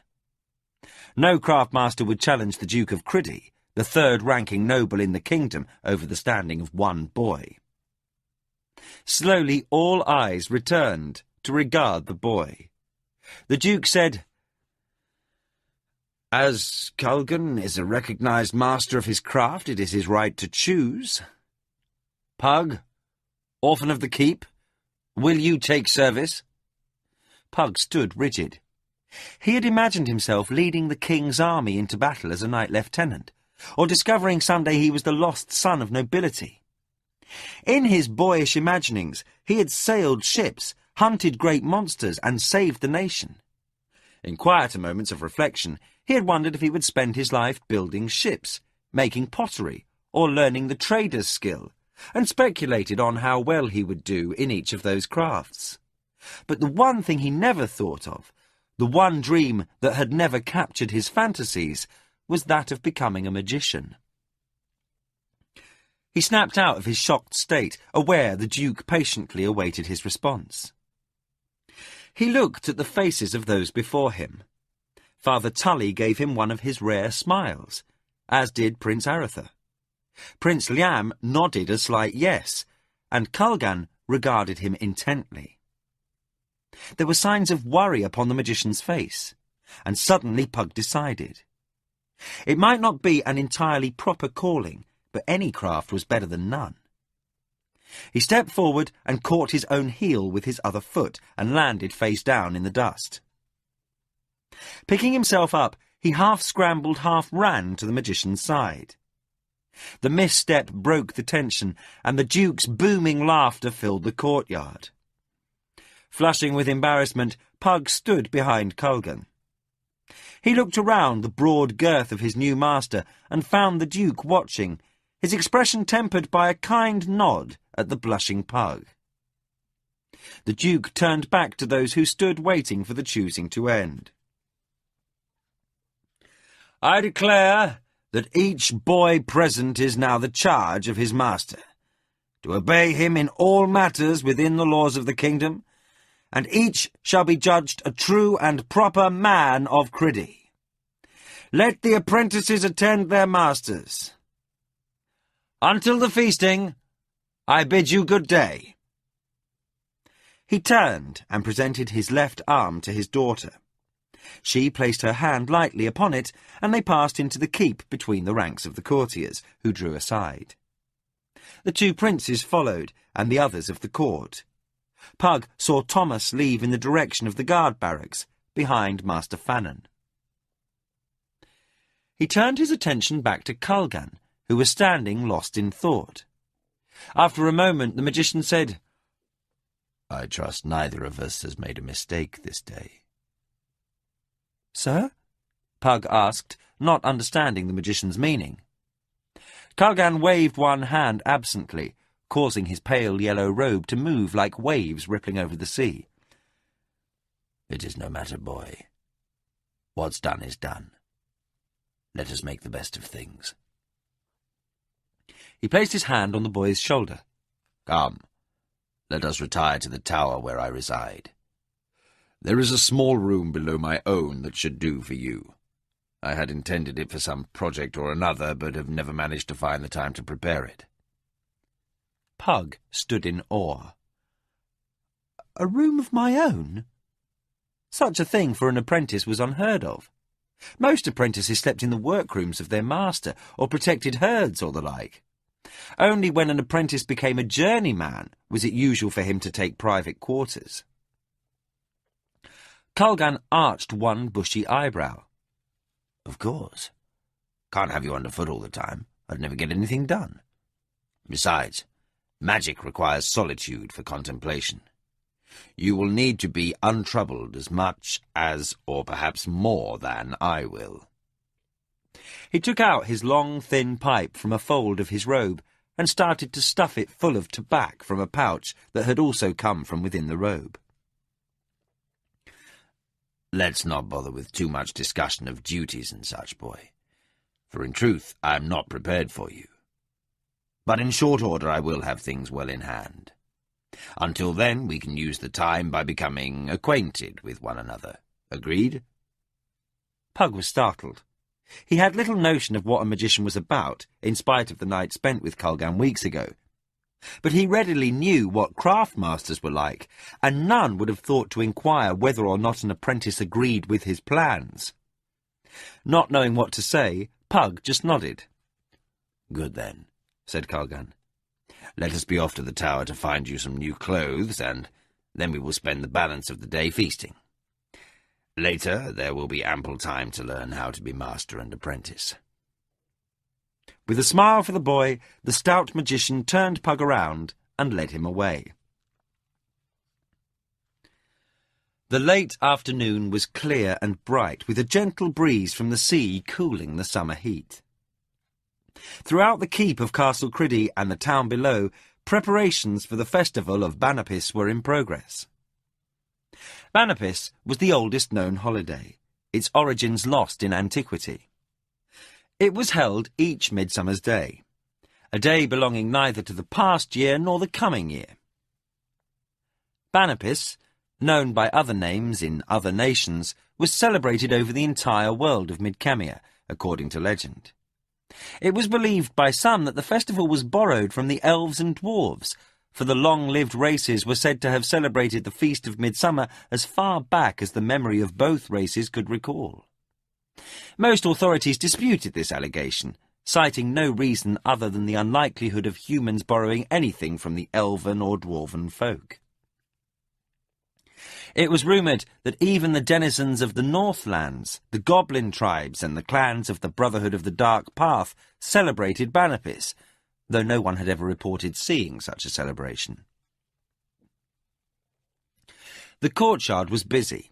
Huge tables had been erected to hold the myriad varieties of food that had been in preparation for over a week. Giant barrels of dwarven ale imported from Stone Mountain had been hauled out of the cellars and were resting on protesting, overburdened wood frames.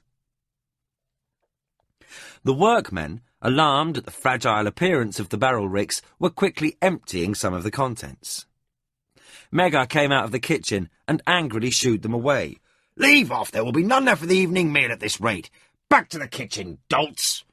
There is much work to be done yet."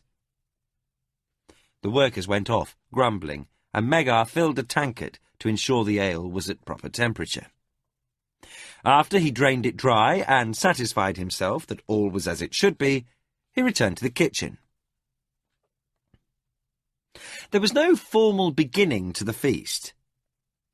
Traditionally, people and food, wine and ale all accumulated until they reached a certain density. Then, all at once, the festival would be in full swing. Pug ran from the kitchen. His room in the northmost tower, the Magician's Tower as it had become known, provided him with a shortcut through the kitchen, which he used rather than the main doors of the keep. He beamed as he sped across the courtyard in his new tunic and trousers. He had never worn such finery and was in a hurry to show his friend Thomas. He found Thomas leaving the soldiers' commons, nearly as much in a hurry as Pug. When the two met, they both spoke at once. "Look at the new tunic," said Pug. "Look at my soldier's tabard," said Thomas. Both stopped and broke into laughter. Thomas regained his composure first. "Those are very fine clothes, Pug," he said, fingering the expensive material of Pug's red tunic, "and the colour suits you." Pug returned the compliment, for Thomas did cut a striking figure in his brown and gold tabard. It was of little consequence that he wore his regular homespun tunic and trouser underneath. He would not receive a soldier's uniform until Master Phannom was satisfied with his worthiness as a man-at-arms. The two friends wandered from one heavily laden table to another. Pug's mouth watered from the rich fragrances in the air. They came to a table heaped with meat pies, steam rising from their hot crusts, pungent cheeses, and hot bread. At the table, a young kitchen boy was stationed with a shoe fly. His job was to keep pests from the food, whether of the insect variety or the chronically hungry apprentice variety. Like most other situations involving boys, the relationship between this guardian of the feast and the older apprentices was closely bound by tradition. It was considered ill-mannered and in poor taste merely to threaten or bully the smaller boy into parting with food before the start of the feast. But it was considered fair to use guile, stealth or speed in gaining a prize from the table. Pug and Thomas observed with interest as the boy, named John, delivered a wicked whack to the hand of one young apprentice seeking to snag a large pie. With a nod of his head, Thomas sent Pug to the far side of the table. Pug ambled across John's field of vision, and the boy watched him carefully. Pug moved abruptly, a feint towards the table, and John leaned in his direction. Then, suddenly, Thomas snatched a puff pastry from the table and was gone before the shoe-fly lash began to descend. As they ran from the table, Pug and Thomas could hear the distressed cries of the boy whose table they had plundered. Thomas gave Pug half the pie when they were safely away, and the smaller apprentice laughed. "You're the quickest hand in the castle, I bet." "Or young John was slow of eye for keeping it on you." They shared a laugh. Pug popped his half of the pie into his mouth. It was delicately seasoned, and the contrast between the salty pork filling and the sweet puff pastry crust was delicious. The sound of pipes and drums came from the side courtyard as the Duke's musicians approached the main courtyard. By the time they had emerged around the keep, a silent message seemed to pass through the crowd. Suddenly, the kitchen boys were busy handing out wooden platters for the celebrants to heap food upon, and mugs of ale and wine were being drawn from the barrels. The boys dashed to a place in line at the first table. Pug and Thomas used their size and quickness to good advantage, darting through the throng, snagging food of every description and a large mug of foamy ale each. They found a relatively quiet corner and fell to with ravenous hunger. Pug tasted his first drink of ale and was surprised at the robust, slightly bitter taste. It seemed to warm him as it went down, and, after another experimental taste, he decided that he liked it. Pug could see the Duke and his family mingling with the common folk. Other members of his court could also be seen standing in line before the tables. There was no ceremony, ritual, or rank observed this afternoon. Each was served as he arrived, for Midsummer's Day was the time when all would equally share in the bounties of the harvest. Pug caught a glimpse of the princess and felt his chest tighten a little. She looked radiant as many of the boys in the courtyard complimented her on her appearance. She wore a lovely gown of deep blue and a simple broad-brimmed hat of the same colour. She thanked each author of a flattering remark and used her dark eyelashes and bright smile to good advantage, leaving a wake of infatuated boys behind. Jugglers and clowns made their appearance in the courtyard, the first of many groups of travelling performers who were in the town for the festival. The actors of another company had set up a stage in the town square and would give a performance in the evening. Until the early hours of the next morning, the festivities would continue. Pug knew that many of the boys the year before had to be excused duty the day following Banipis, for their heads and stomachs were in no condition for honest work. He was sure that scene would be repeated tomorrow.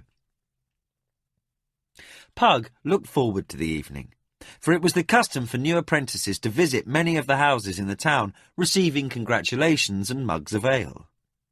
It was also a ripe time for meeting the town girls. While dalliance was not unknown, it was frowned upon. But mothers tended to be less vigilant during Banipis. Now that the boys had crafts, they were viewed less as bothersome pests and more as potential sons-in-law. And there had been more than one case of a mother looking the other way while a daughter used her natural gifts to snare a young husband. Pug, being of small stature and youthful appearance, got little notice from the girls of the keep. Thomas, however, was more and more the object of girlish flirtation as he grew in size and good looks, and lately Pug had begun to be aware that his friend was being sized up by one or another of the castle girls. Pug was still young enough to think the whole thing silly, but old enough to be fascinated by it. Pug chewed an improbable mouthful and looked around. People from the town and keep passed, offering congratulations on the boys' apprenticeship and wishing them a good new year. Pug felt a deep sense of rightness about everything. He was an apprentice, even if Kulgan seemed completely unsure of what to do with him. He was well fed and on his way to being slightly intoxicated, which contributed to his sense of well-being. And, most important, he was among friends. There can't be much more to life than this, he thought. Chapter 3. Keep. Pug sat sulking on his sleeping pallet. Phantus the fire drake pushed his head forward, inviting Pug to scratch him behind his eye ridges. Seeing that he would get little satisfaction, the drake made his way to the tower window and, with a snort of displeasure, complete with a small puff of black smoke, launched himself in flight. Pug didn't notice the creatures leaving, so engrossed was he in his own world of troubles. Since he had taken on the position of Kulgan's apprentice 14 months ago, everything he had done seemed to go wrong. He lay back on the pallet, covering his eyes with a forearm. He could smell the salty sea breeze that blew in through his window and feel the sun's warmth across his legs.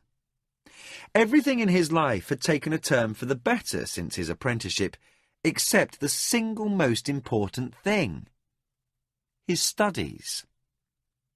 For months, Kulgan had been labouring to teach him the fundamentals of the magician's arts, but there was always something that caused his efforts to go awry.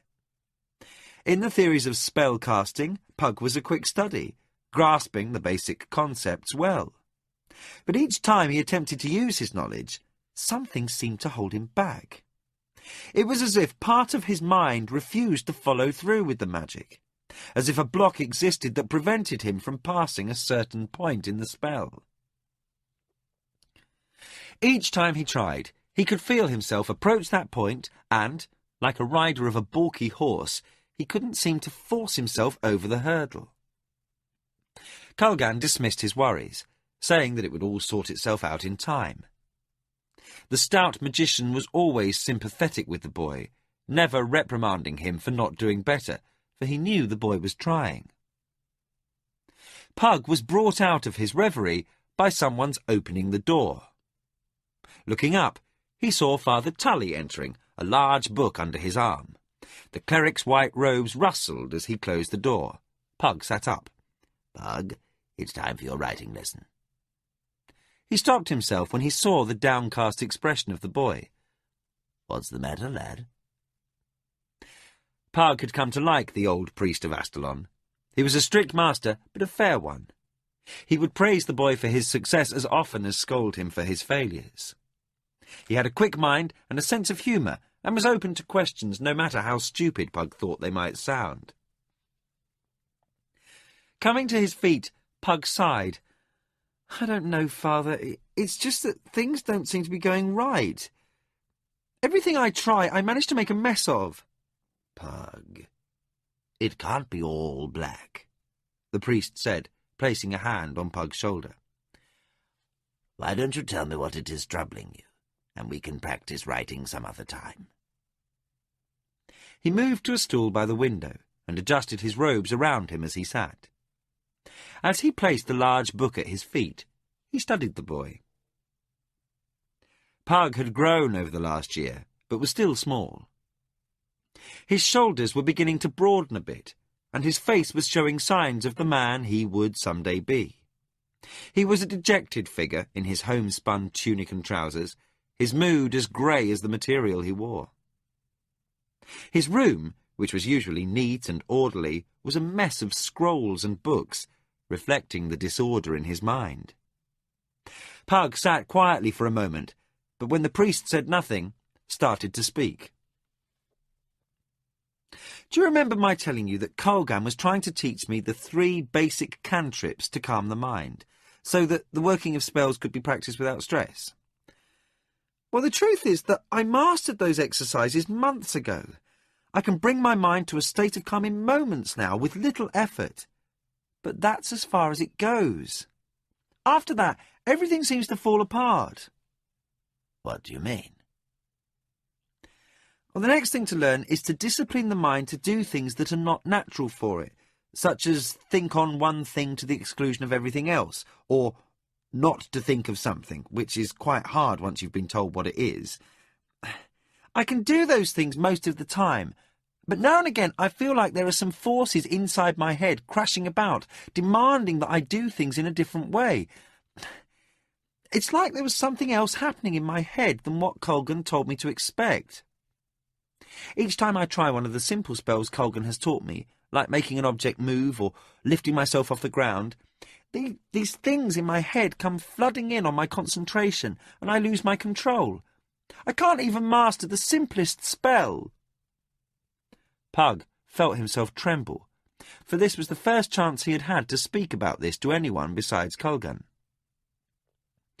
"Kulgan simply says to keep at it and not worry." Nearing tears, he continued, "I have talent. Kulgan said he knew it from the first time we met when I used the crystal.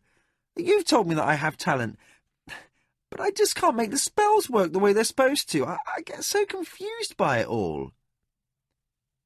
"Pug," said the priest, "magic has many properties, and we understand little of how it works, even those of us who practice it.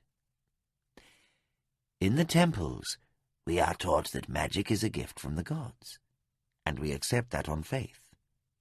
We do not understand how this can be so, but we do not question. Each order has its own province of magic, with no two quite alike.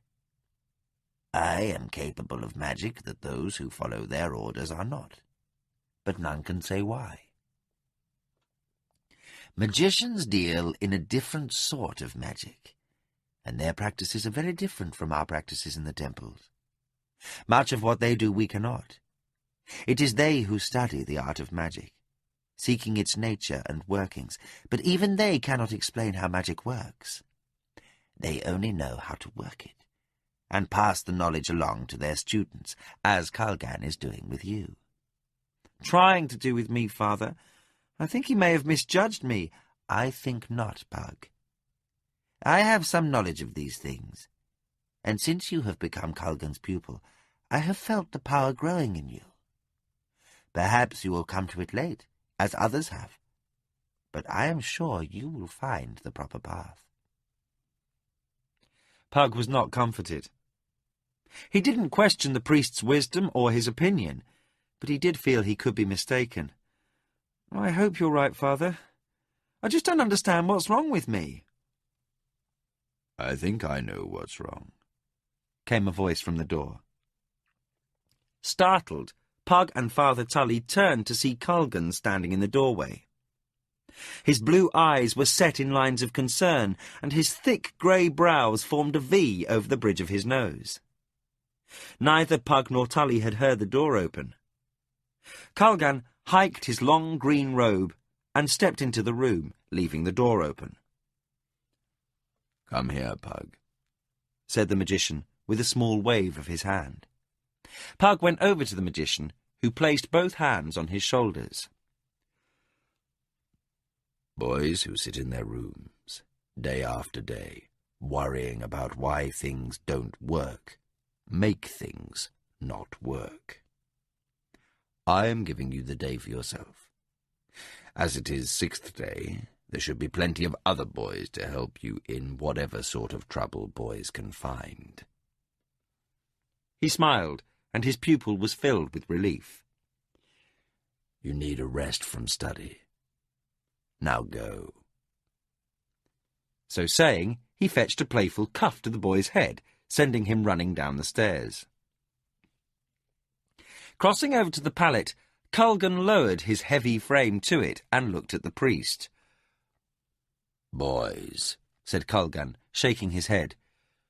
"You hold a festival, give them a badge of craft, and suddenly they expect to be men. But they're still boys, and no matter how hard they try, they still act like boys, not men." He took out his pipe and began filling it. "Magicians are considered young and inexperienced at 30. But in all other crafts, 30 would mark a man, a journeyman or master, most likely readying his own son for the choosing." He put a taper to the coals still smouldering in Pug's firepot and lit his pipe. Tully nodded. "I understand, Kalgan. The priesthood also is an old man's calling. At Pug's age, I still had 13 years of being an acolyte before me." The old priest leaned forward. "Kalgan, what of the boy's problem?" "The boy's right, you know," Kalgan stated flatly. "There is no explanation for why he cannot perform the skills I've tried to teach. The things he can do with scrolls and devices amaze me. The boy has such gifts for these things. I would have wagered he had the makings of a magician of mighty arts, but this inability to use his inner powers." "Do you think you can find a solution?" "I hope so. I would hate to have to release him from apprenticeship. It would go harder on him than had I never chosen him." His face showed his genuine concern.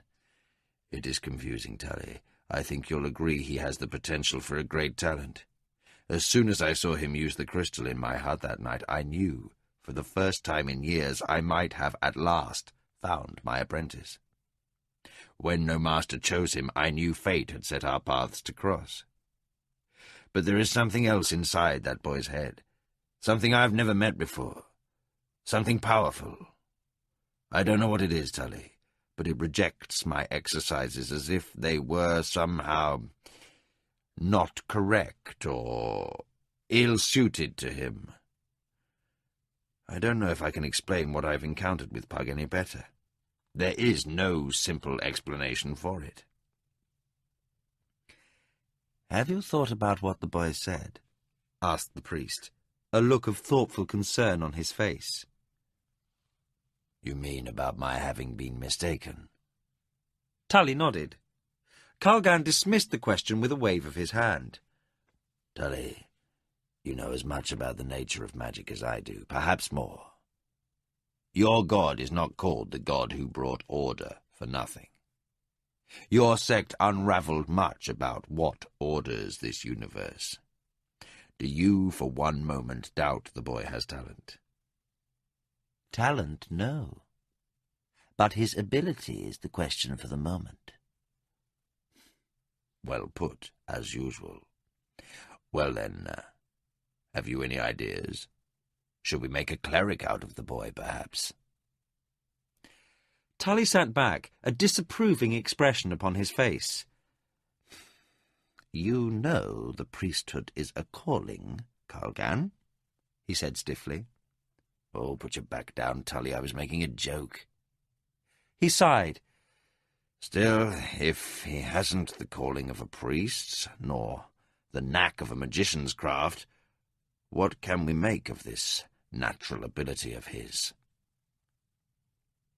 Tully pondered the question in silence for a moment, then said, Have you thought of the lost art?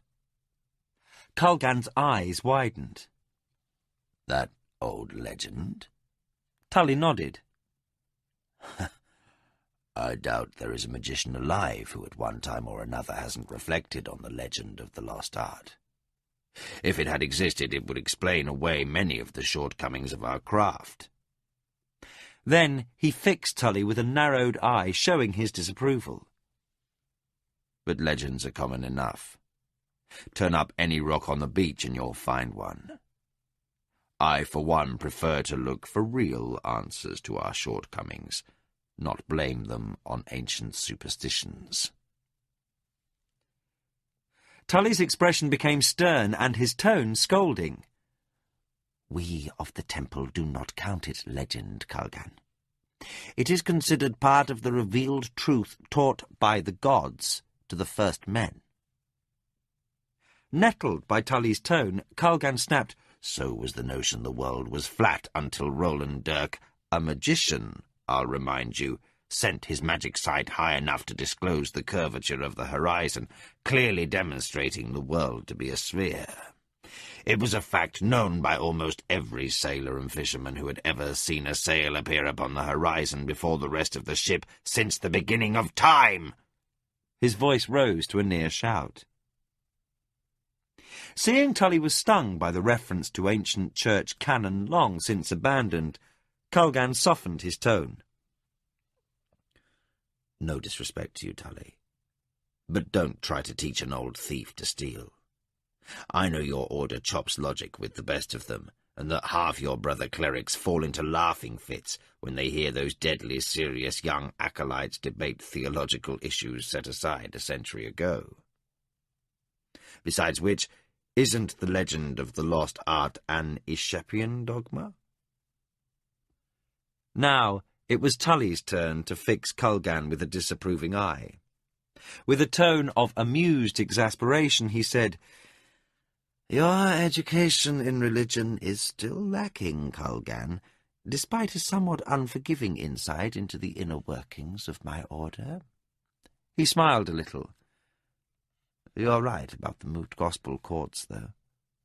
Most of us find them so amusing because we remember how painfully grim we were about them when we were acolytes. Then, turning serious, he said, But I am serious when I say your education is lacking. The Aesculapians have some strange beliefs, it's true, and they are an insular group. But they are also the oldest order known, and are recognized as the senior church in questions pertaining to interdenominational differences. Religious wars, you mean? Said Kalgan with an amused snort. Tully ignored the comment. The Aesculapians are caretakers for the oldest lore and history in the kingdom. and they have the most extensive library in the kingdom. I have visited the library at their temple in Krondor, and it is most impressive." Kulgan smiled, and with a slight tone of condescension said, "As have I, Tully, and I have browsed the shelves at the Abbey of Sarth, which is 10 times as large. What's the point?" Leaning forward, Tully said, "The point is this. Say what you will about the Ashapians, but when they put forth something as history, not law, they can usually produce ancient tomes to support their claims." "No," said Kulgan, waving aside Tully's comments with a dismissive wave.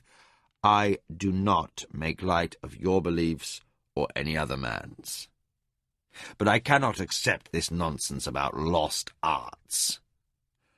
I might be willing to believe Pug could be somehow more attuned to some aspect of magic I'm ignorant of, perhaps something involving spirit conjuration or illusion, areas I will happily admit I know little about.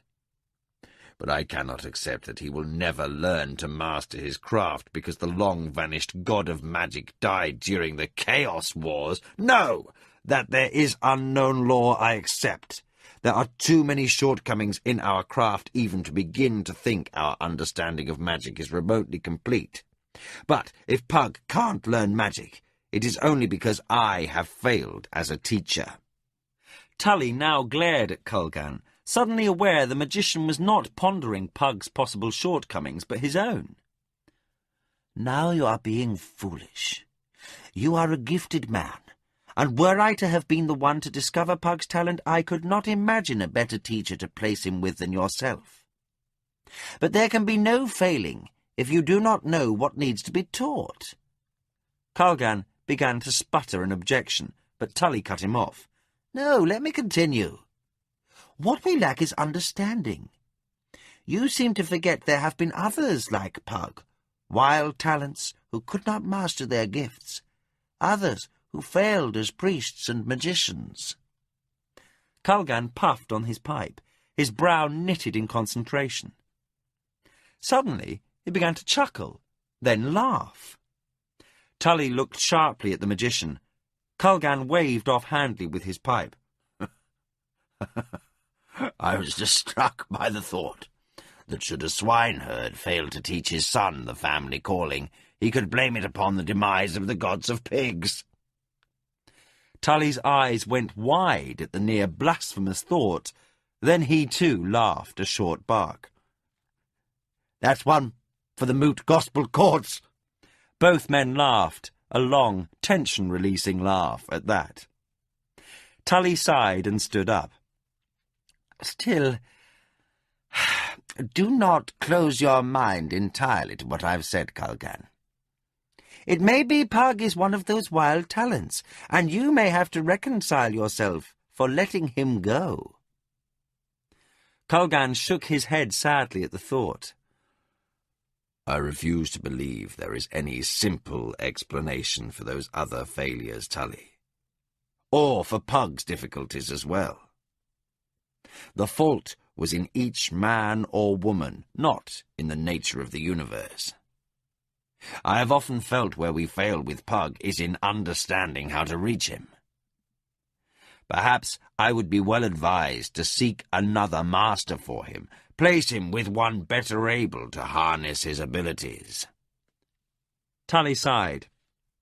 "I have spoken my mind of this question, Kulgan. Other than what I've said, I cannot advise you.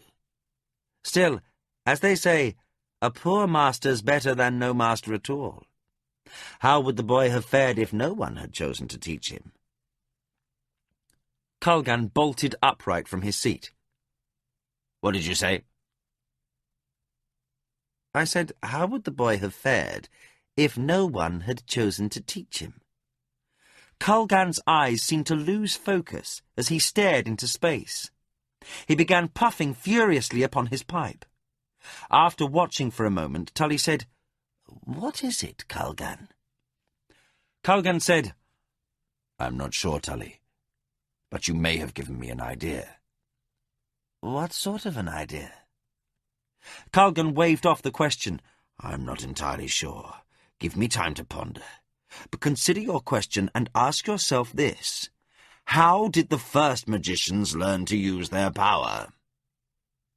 Tully sat back down, and both men began to consider the question in silence. Through the window, they could hear the sound of boys at play, filling the courtyard of the keep. Every 6th day, the boys and girls who worked in the castle were allowed to spend the afternoon as they saw fit. The boys, apprentice age and younger, were a loud and boisterous lot. The girls worked in the service of the ladies of the castle, cleaning and sewing as well as helping in the kitchen. They all gave a full week's work, dawn to dusk and more, each day, but, on the 6th day of the week, they gathered in the courtyard of the castle, near the princess's garden. Most of the boys played a rough game of tag, involving the capture of a ball of leather, stuffed hard with rags, by one side, amid shoves and shouts, kicks and occasional fistfights. All wore their oldest clothes, for rips, bloodstains and mud stains were common. The girls would sit along the low wall by the princess's garden, occupying themselves with gossip about the ladies of the Duke's court. They nearly always put on their best skirts and blouses, and their hair shone from washing and brushing. Both groups made a great display of ignoring each other, and both were equally unconvincing. Pug ran to where the game was in progress. As was usual, Thomas was in the thick of the fray, sandy hair flying like a banner, shouting and laughing above the noise. Amid elbows and kicks, he sounded savagely joyous, as if the incidental pain made the contest all the more worthwhile. He ran through the pack, kicking the ball high in the air, trying to avoid the feet of those who sought to trip him up. No one was quite sure how the game had come into existence, or exactly what the rules were. But the boys played with battlefield intensity, as their fathers had years before. Pug ran onto the field and placed a foot before Rolf just as he was about to hit Thomas from behind. Rolf went down in a tangle of bodies, and Thomas broke free. He ran toward the goal and, dropping the ball in front of himself, kicked it into a large overturned barrel, scoring for his side. While other boys yelled in celebration, Rolf leapt to his feet and pushed aside another boy to place himself directly in front of Pug. Glaring out from under thick brows, he spat at Pug. "Try that again, and I'll break your legs, sand squint!" The sand squint was a bird of notoriously foul habits, not the least of which was leaving eggs in other birds' nests so that its offspring were raised by other birds. Pug was not about to let any insult of Rolf's pass unchallenged. With the frustrations of the last few months only a little below the surface, Pug was feeling particularly thin-skinned this day. With a leap, he flew at Rolf's head, throwing his left arm around the stockier boy's neck. He drove his right fist into Rolf's face and could feel Rolf's nose squash under the fist blow. Quickly, both boys were rolling on the ground. Rolf's greater weight began to tell, and soon he sat astride Pug's chest, driving his fat fists into the smaller boy's face. Thomas stood by, helpless, for as much as he wanted to aid his friend, the boy's code of honour was as strict and inviolate as any noble's. Should he intervene on his friend's behalf, Pug would never live down the shame. Thomas jumped up and down, urging Pug on, grimacing each time Pug was struck as if he felt the blows himself. Pug tried to squirm out from under the larger boy, causing many of his blows to slip by, striking dirt instead of Pug's face. Enough of them were hitting the mark, however, so that Pug soon began to feel a queer detachment from the whole procedure. He thought it strange that everybody sounded so far away, and that Rolf's blows seemed not to hurt. His vision was beginning to fill with red and yellow colours when he felt the weight lifted from his chest. After a brief moment, things came into focus, and Pug saw Prince Arthur standing over him, his hand firmly grasping Rolf's collar. While not as powerful a figure as his brother or father, the prince was still able to hold Rolf high enough so that the stable boy's toes barely touched the ground. The prince smiled, but without humour. "I think the boy has had enough," he said quietly, eyes glaring. "Don't you agree?" His cold tone made it clear he wasn't asking for an opinion. Blood still ran down Rolf's face from Pug's initial blow as he choked out a sound the prince took to mean agreement. Aretha let go of Rolf's collar, and the stable boy fell backward to the laughter of the onlookers. The prince reached down and helped Pug to his feet. Holding the wobbly boy steady, Aretha said, "I admire your courage, youngster, but we can't have the wits beaten out of the Duchy's finest young magician, can we?" His tone was only slightly mocking, and Pug was too numb to do more than stand and stare at the younger son of the Duke. The prince gave him a slight smile and handed him over to Thomas, who had come up next to Pug, a wet cloth in hand. Pug came out of his fog as Thomas scrubbed his face with the cloth, and felt even worse when he saw the princess and Roland standing only a few feet away as Prince Aretha returned to their side. To take a beating before the girls of the keep was bad enough. To be punished by a lout like Rolf in front of the princess was a catastrophe. Emitting a groan that had little to do with his physical state, Pug tried to look as much like someone else as he could. Thomas grabbed him roughly. "Try not to squirm around so much. You're not all that bad off. Most of this blood is Rolf's anyway. By tomorrow his nose will look like an angry red cabbage." "So will my head." "Nothing so bad. A black eye perhaps too, with a swollen cheek thrown into the bargain? On the whole you did rather well. But next time you want to tangle with Rolf, wait until you've put on a little more size, will you?" Pug watched as the prince led his sister away from the site of battle. Roland gave him a wide grin, and Pug wished himself dead. Pug and Thomas walked out of the kitchen, dinner plates in hand. It was a warm night, and they preferred the cooling ocean breeze to the heat of the scullery. They sat on the porch, and Pug moved his jaw from side to side, feeling it pop in and out. He experimented with a bite of lamb and put his plate to one side. Thomas watched him. "Can't eat?" Pug nodded. "Jaw hurts too much." He leaned forward, resting his elbows on his knees and chin on his fists. "I should have kept my temper. Then I would have done better."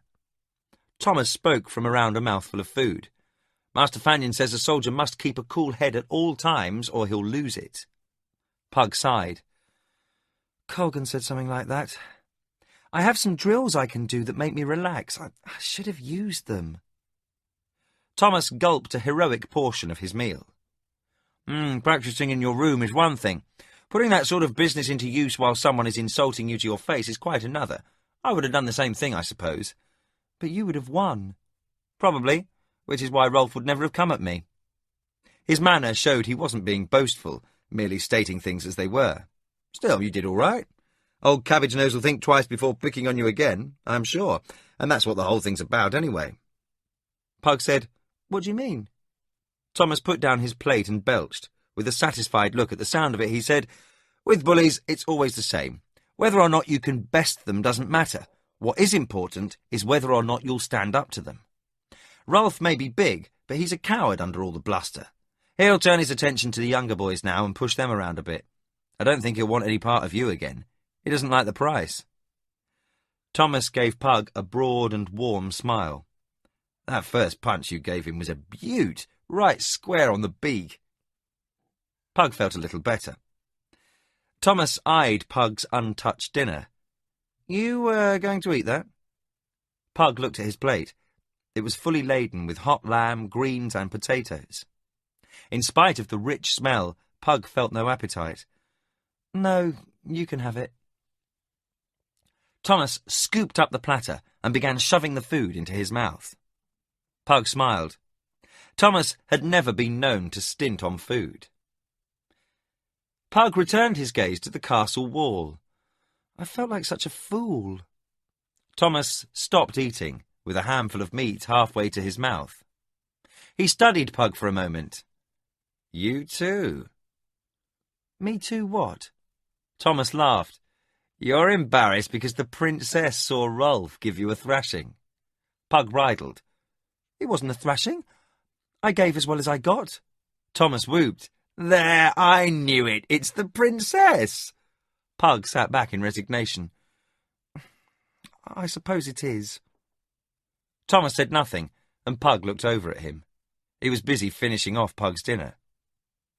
Finally, Pug said, "And I suppose you don't like her?" Thomas shrugged. Between bites he said, "Oh, Lady Carline is pretty enough, but I know my place. I have my eye on someone else anyway." Pug sat up. "Who?" he asked, his curiosity piqued. "I'm not saying," Thomas said with a sly smile. Pug laughed. "It's Neela, right?" Thomas's jaw dropped. "How did you know?" Pug tried to look mysterious. "We magicians have our ways." Thomas snorted. "Some magician? You're no more a magician than I'm a knight captain of the King's army. Tell me, how did you know?" Pug laughed. "It's no mystery. Every time you see her, you puff in that tabard of yours and preen like a bantam rooster." Thomas looked troubled. "You don't think she's onto me, do you?" Pug smiled like a well-fed cat. "She's not onto you, I'm sure." He paused. "If she's blind, and all the other girls in the keep haven't pointed it out to her 100 times already." A woe-begone look crossed Thomas's face. What must the girl think? Pug said, "Who knows what girls think? From everything I can tell, she probably likes it." Thomas looked thoughtfully at his plate. "Do you ever think about taking a wife?" Pug blinked like an owl caught in a bright light. I never thought about it. I don't know if magicians marry. I don't think they do." "Nor soldiers, mostly. But Master Fannin says a soldier who thinks about his family is not thinking about his job." Thomas was silent for a minute. Pug said, "Well, it doesn't seem to hamper Sergeant Gardan or some of the other soldiers." Thomas snorted, as if those exceptions merely proved his point. "I sometimes try to imagine what it would be like to have a family." "You have a family, stupid. I'm the orphan here." "I mean a wife, rockhead." Thomas gave Pug his best "you're too stupid to live" look. "And children someday, not a mother and father." Pug shrugged. The conversation was turning to provinces that disturbed him. He never thought about these things, being less anxious to grow up than Thomas. He said, "I expect we'll get married and have children if it's what we're supposed to do." Thomas looked very seriously at Pug. So the younger boy didn't make light of the subject. "I've imagined a small room somewhere in the castle, and I can't imagine who the girl would be." He chewed his food. "There's something wrong with it, I think." "Wrong? As if there's something else I'm not understanding. I don't know." Pug said, "Well, if you don't, how am I supposed to?" Thomas suddenly changed the topic of conversation. "We're friends, aren't we?" Pug was taken by surprise. "Of course we're friends. You're like a brother. Your parents have treated me like their own son. Why would you ask something like that?" Thomas put down his plate, troubled. "I don't know. It's just that sometimes I think this will all somehow change. You're going to be a magician, maybe travel all over the world, seeing other magicians in faraway lands. I'm going to be a soldier, bound to follow my lord's orders. I'll probably never see more than a little part of the kingdom, and that only as an escort in the Duke's personal guard, if I'm lucky." Pug became alarmed. He had never seen Thomas so serious about anything. The older boy was always the first to laugh, and seemed never to have a worry. "I don't care what you think, Thomas," said Pug. "Nothing will change. We will be friends no matter what." Thomas smiled at that. "I hope you're right." He sat back, and the two boys watched the stars over the sea and the lights from the town, framed like a picture by the castle gate. Pug tried to wash his face the next morning, but found the task too arduous to complete. His left eye was swollen completely shut, his right only half open. Great bluish lumps decorated his visage, and his jaw popped when he moved it from side to side. Phantus lay on Pug's pallet, red eyes gleaming as the morning sun poured in through the tower window. The door to the boys' room swung open, and Culgan stepped through, his stout frame covered in a green robe. Pausing to regard the boy for a moment, he sat on the pallet and scratched the drake behind the eye ridges, bringing a pleased rumble from deep within Fantasy's throat. "I see you didn't spend yesterday sitting about idly," he said. "I had a bit of trouble, sir." "Well, fighting is the province of boys as well as grown men. But I trust that the other boy looks at least as bad. It would be a shame to have had none of the pleasure of giving as well as receiving." "You're making sport of me." "Only a little, Pug. The truth is that in my own youth I had my share of scraps. But the time for boyish fighting is past. You must put your energies to better use." "I know, Culgan, but I've been so frustrated lately that when that clod Rolf said what he did about me being an orphan, all the anger came boiling up out of me." "Well, knowing your own part in this is a good sign that you're becoming a man. Most boys would have tried to justify their actions by shifting blame or by claiming some moral imperative to fight." Pug pulled over the stool and sat down, facing the magician. Culgan took out his pipe and started to fill it. "Pug, I think in your case we may have been going about the matter of your education in the wrong way." Searching for a taper to light in the small fire that burned in a night pot, and finding none, Culgan's face clouded as he concentrated for a minute. Then a small flame erupted from the index finger of his right hand. Applying it to the pipe, he soon had the room half filled with great clouds of white smoke. The flame disappeared with a wave of his hand. "A handy skill, if you like the pipe." "I would give anything to be able to do even that much," Pug said in disgust. "As I was saying, I think that we may have been going about this in the wrong way. Perhaps we should consider a different approach to your education." "What do you mean?" "Pug, the first magicians long ago had no teachers in the arts of magic. They evolved the skills that we have learned today.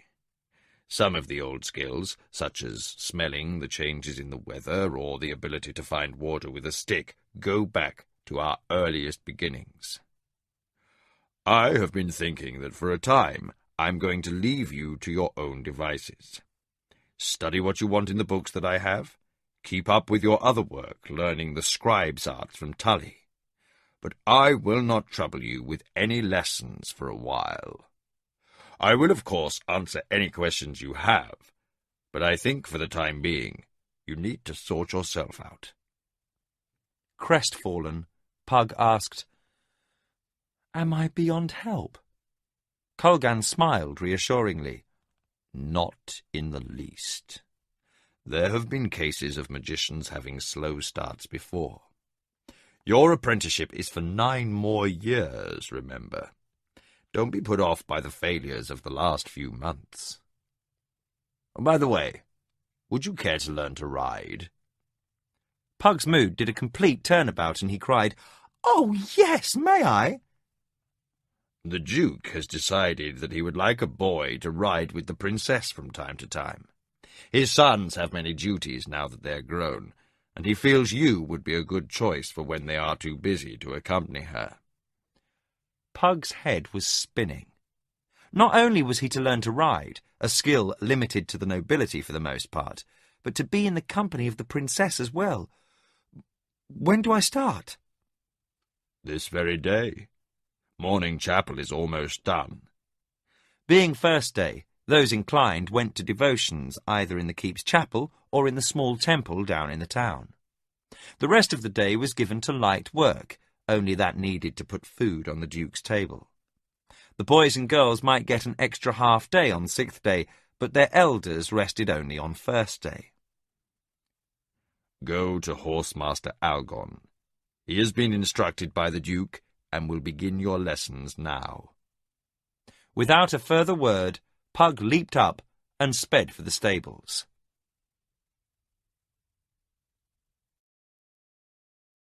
Chapter 3.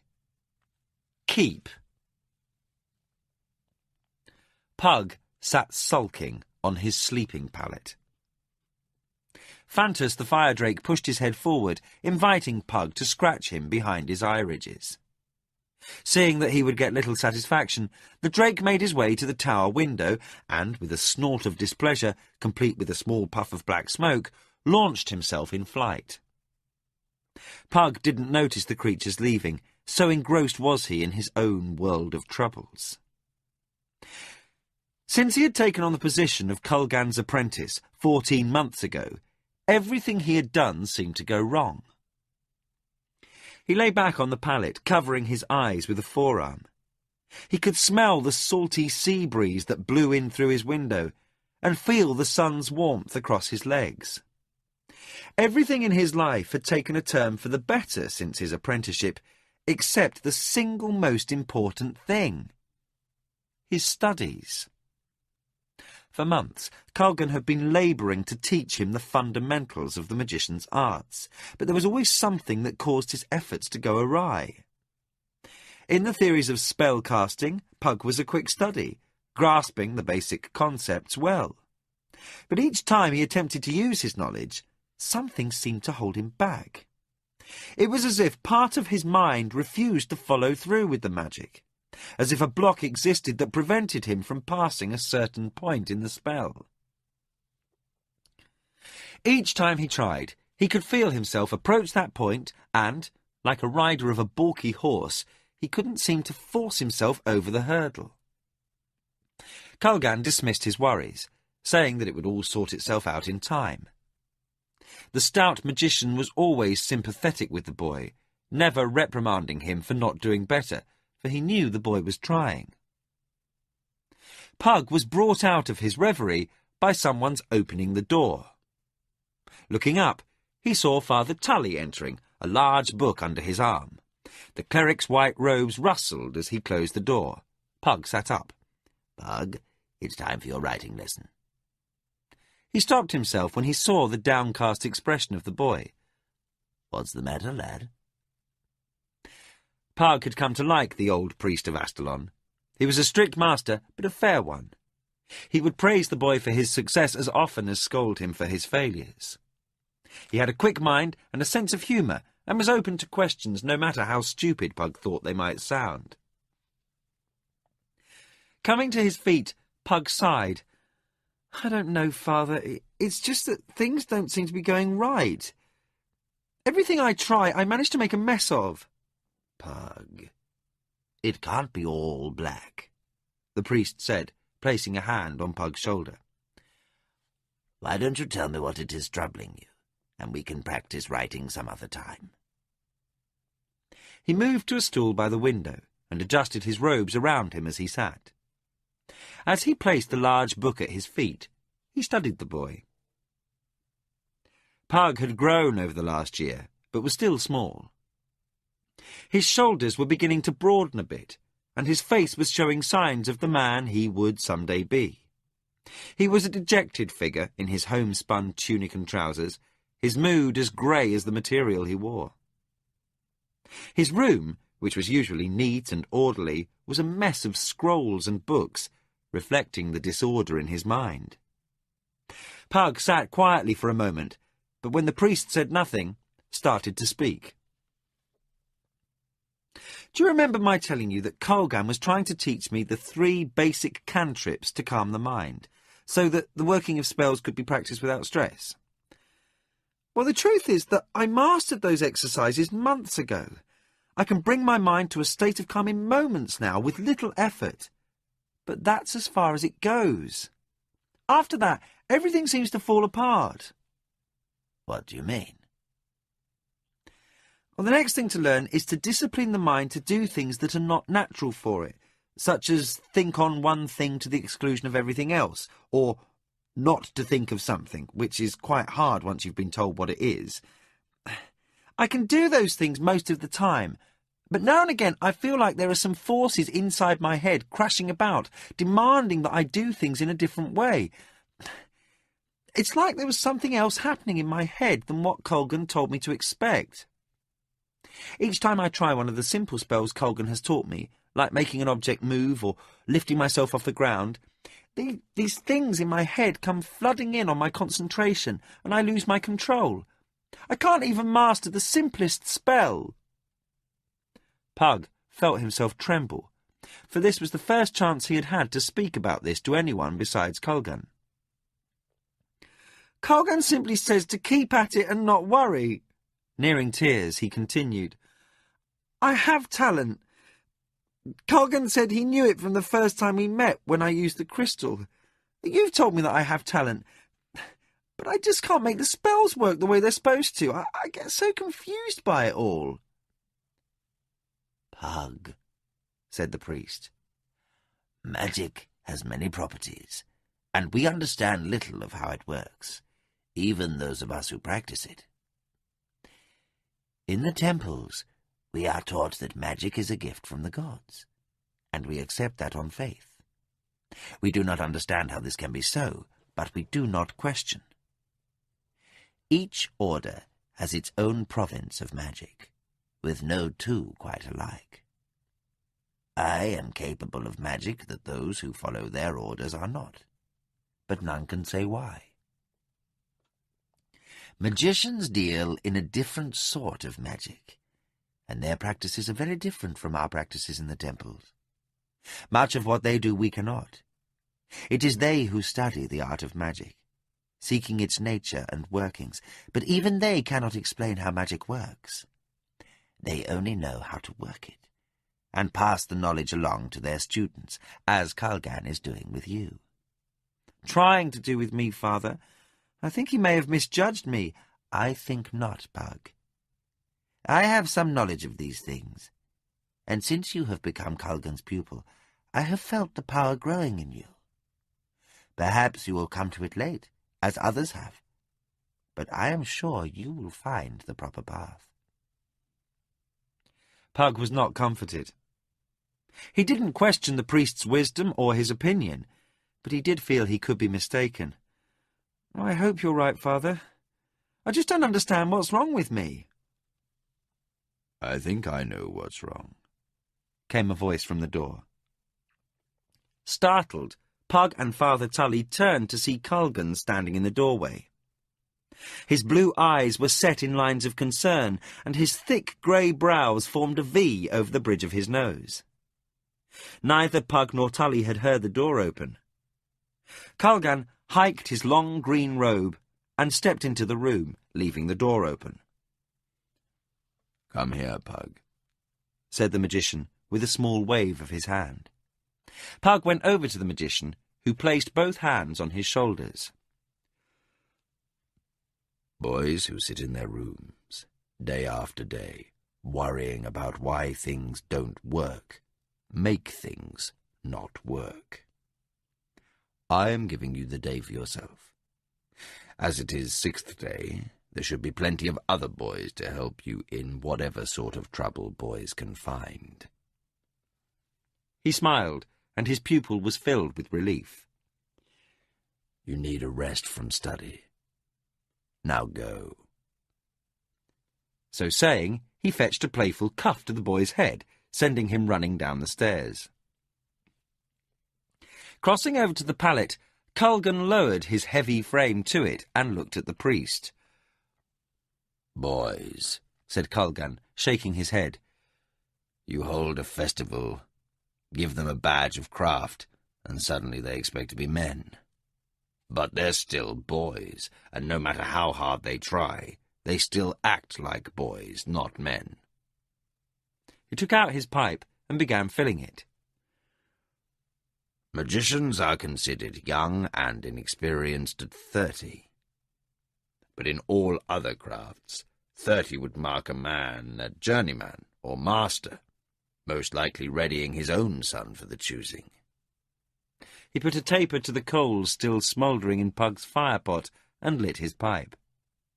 Tully nodded. "I understand, Colgan. The priesthood also is an old man's calling. At Pug's age, I still had 13 years of being an acolyte before me." The old priest leaned forward. "Colgan, What of the boy's problem? The boy's right, you know, Kalgan stated flatly. There is no explanation for why he cannot perform the skills I've tried to teach. The things he can do with scrolls and devices amaze me. The boy has such gifts for these things. I would have wagered he had the makings of a magician of mighty arts, but this inability to use his inner powers. Do you think you can find a solution? I hope so. I would hate to have to release him from apprenticeship. It would go harder on him than had I never chosen him. His face showed his genuine concern. It is confusing, Tully. I think you'll agree he has the potential for a great talent. As soon as I saw him use the crystal in my hut that night, I knew, for the first time in years, I might have at last found my apprentice. When no master chose him, I knew fate had set our paths to cross. But there is something else inside that boy's head, something I've never met before, something powerful.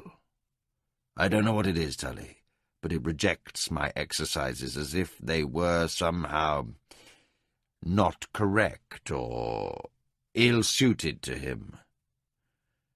I don't know if I can explain what I've encountered with Pug any better. There is no simple explanation for it. Have you thought about what the boy said? Asked the priest, a look of thoughtful concern on his face.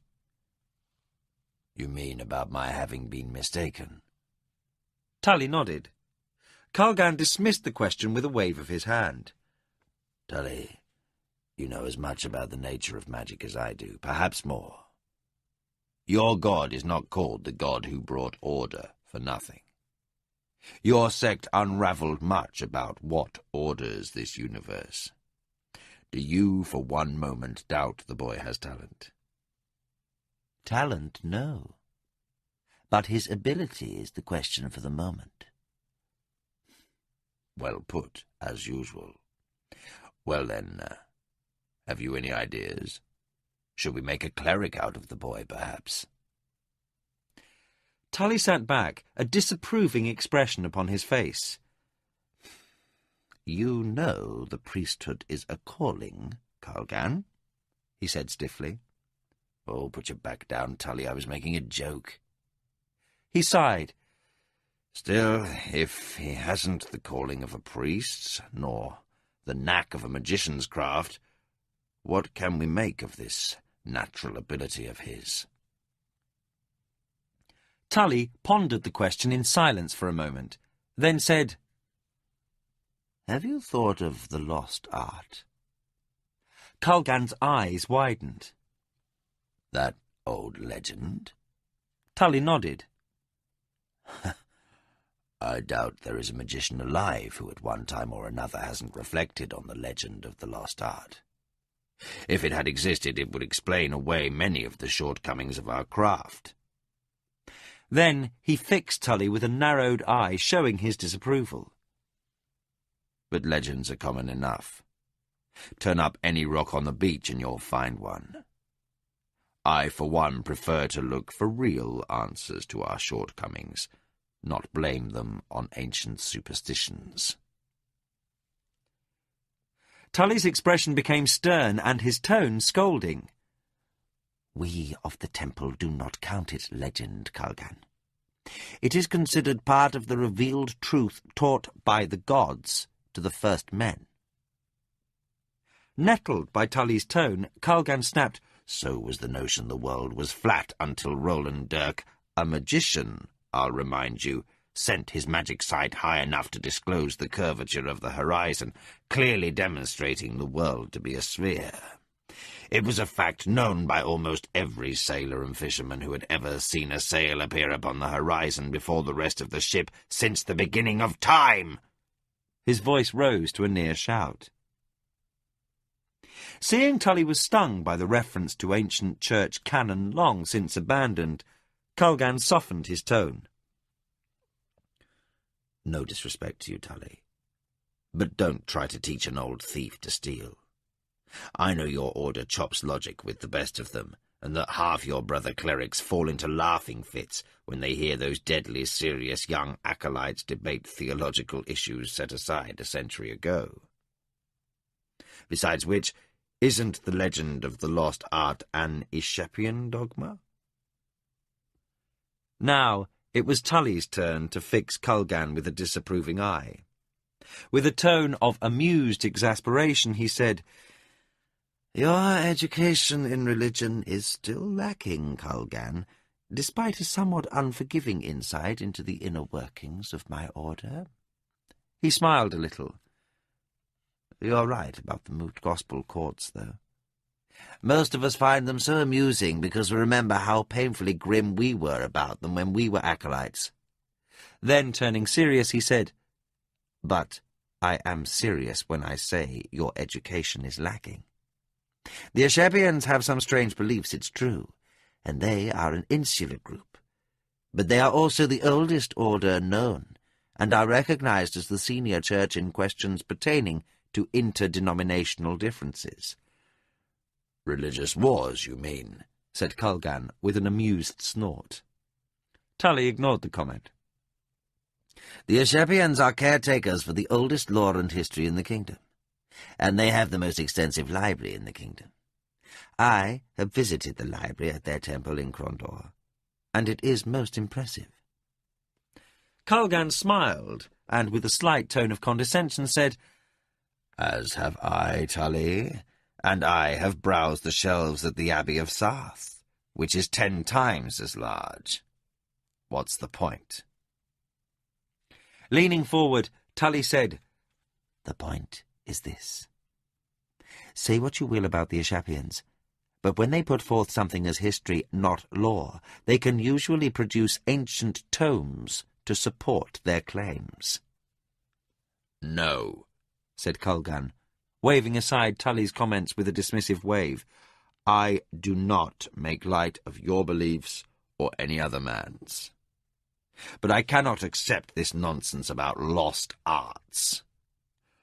I might be willing to believe Pug could be somehow more attuned to some aspect of magic I'm ignorant of, perhaps something involving spirit conjuration or illusion, areas I will happily admit I know little about. But I cannot accept that he will never learn to master his craft because the long-vanished god of magic died during the Chaos Wars. No! That there is unknown lore I accept. There are too many shortcomings in our craft even to begin to think our understanding of magic is remotely complete. But if Pug can't learn magic, it is only because I have failed as a teacher." Tully now glared at Culgan, suddenly aware the magician was not pondering Pug's possible shortcomings, but his own. "Now you are being foolish. You are a gifted man, and were I to have been the one to discover Pug's talent, I could not imagine a better teacher to place him with than yourself. But there can be no failing if you do not know what needs to be taught." Culgan began to sputter an objection, but Tully cut him off. "No, let me continue. What we lack is understanding. You seem to forget there have been others like Pug, wild talents who could not master their gifts, others who failed as priests and magicians." Culgan puffed on his pipe, his brow knitted in concentration. Suddenly he began to chuckle, then laugh. Tully looked sharply at the magician. Culgan waved offhandedly with his pipe. "I was just struck by the thought that should a swineherd fail to teach his son the family calling, he could blame it upon the demise of the gods of pigs." Tully's eyes went wide at the near blasphemous thought. Then he too laughed a short bark. "That's one for the moot gospel courts." Both men laughed, a long, tension-releasing laugh at that. Tully sighed and stood up. "Still, do not close your mind entirely to what I've said, Culgan. It may be Pug is one of those wild talents, and you may have to reconcile yourself for letting him go." Culgan shook his head sadly at the thought. I refuse to believe there is any simple explanation for those other failures, Tully. Or for Pug's difficulties as well. The fault was in each man or woman, not in the nature of the universe. I have often felt where we fail with Pug is in understanding how to reach him. Perhaps I would be well advised to seek another master for him, place him with one better able to harness his abilities. Tully sighed. I have spoken my mind of this question, Calgan. Other than what I've said, I cannot advise you.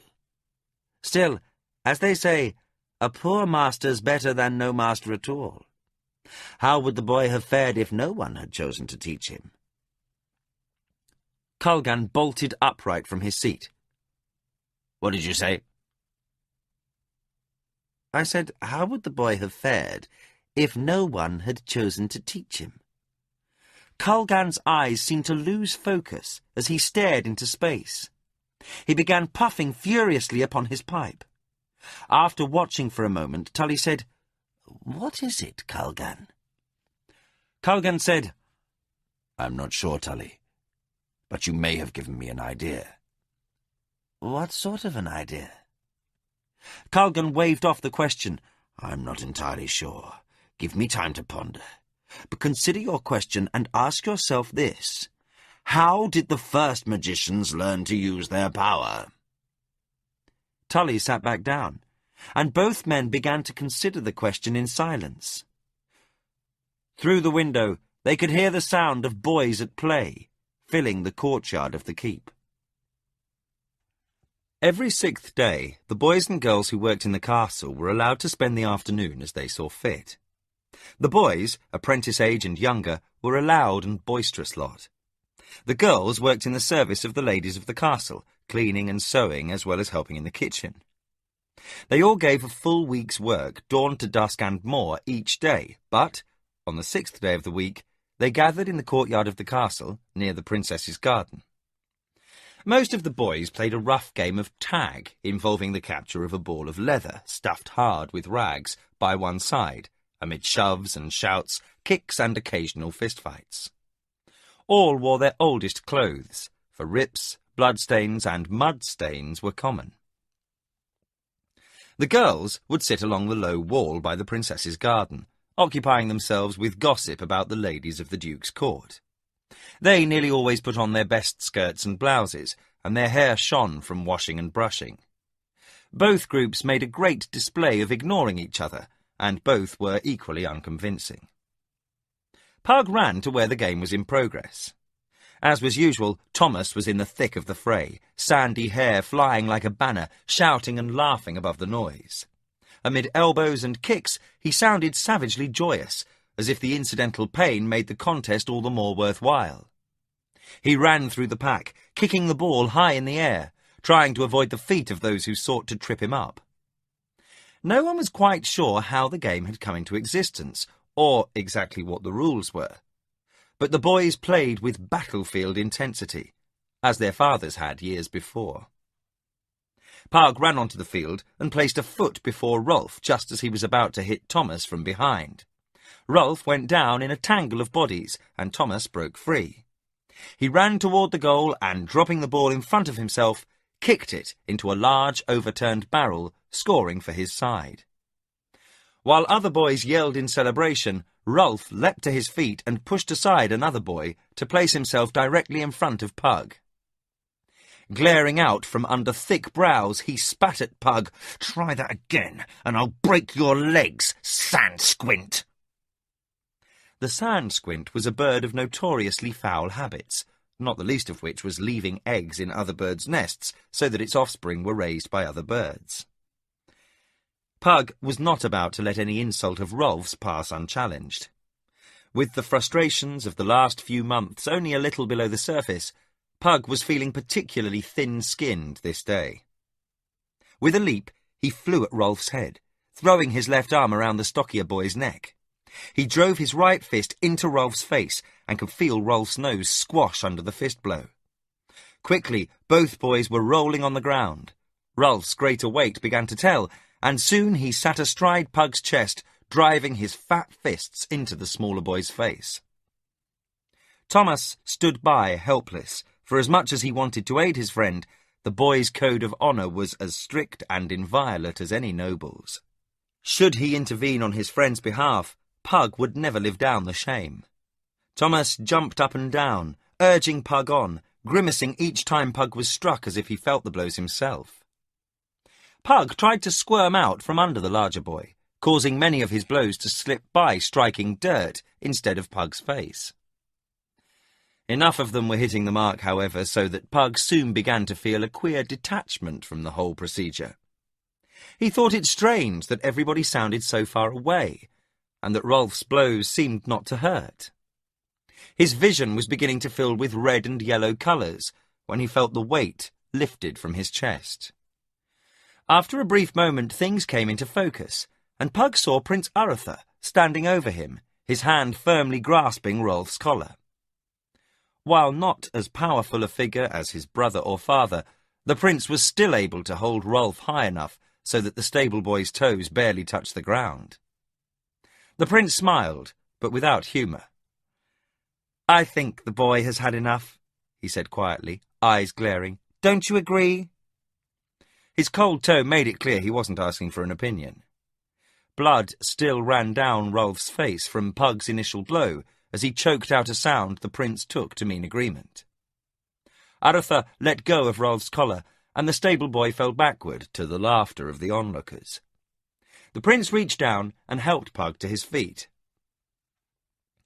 Holding the wobbly boy steady, Arthur said, "I admire your courage, youngster, but we can't have the wits beaten out of the Duchy's finest young magician, can we?" His tone was only slightly mocking, and Pug was too numb to do more than stand and stare at the younger son of the Duke. The prince gave him a slight smile and handed him over to Thomas, who had come up next to Pug, a wet cloth in hand. Pug came out of his fog as Thomas scrubbed his face with the cloth, and felt even worse when he saw the princess and Roland standing only a few feet away as Prince Arthur returned to their side. To take a beating before the girls of the keep was bad enough. To be punished by a lout like Rolf in front of the princess was a catastrophe.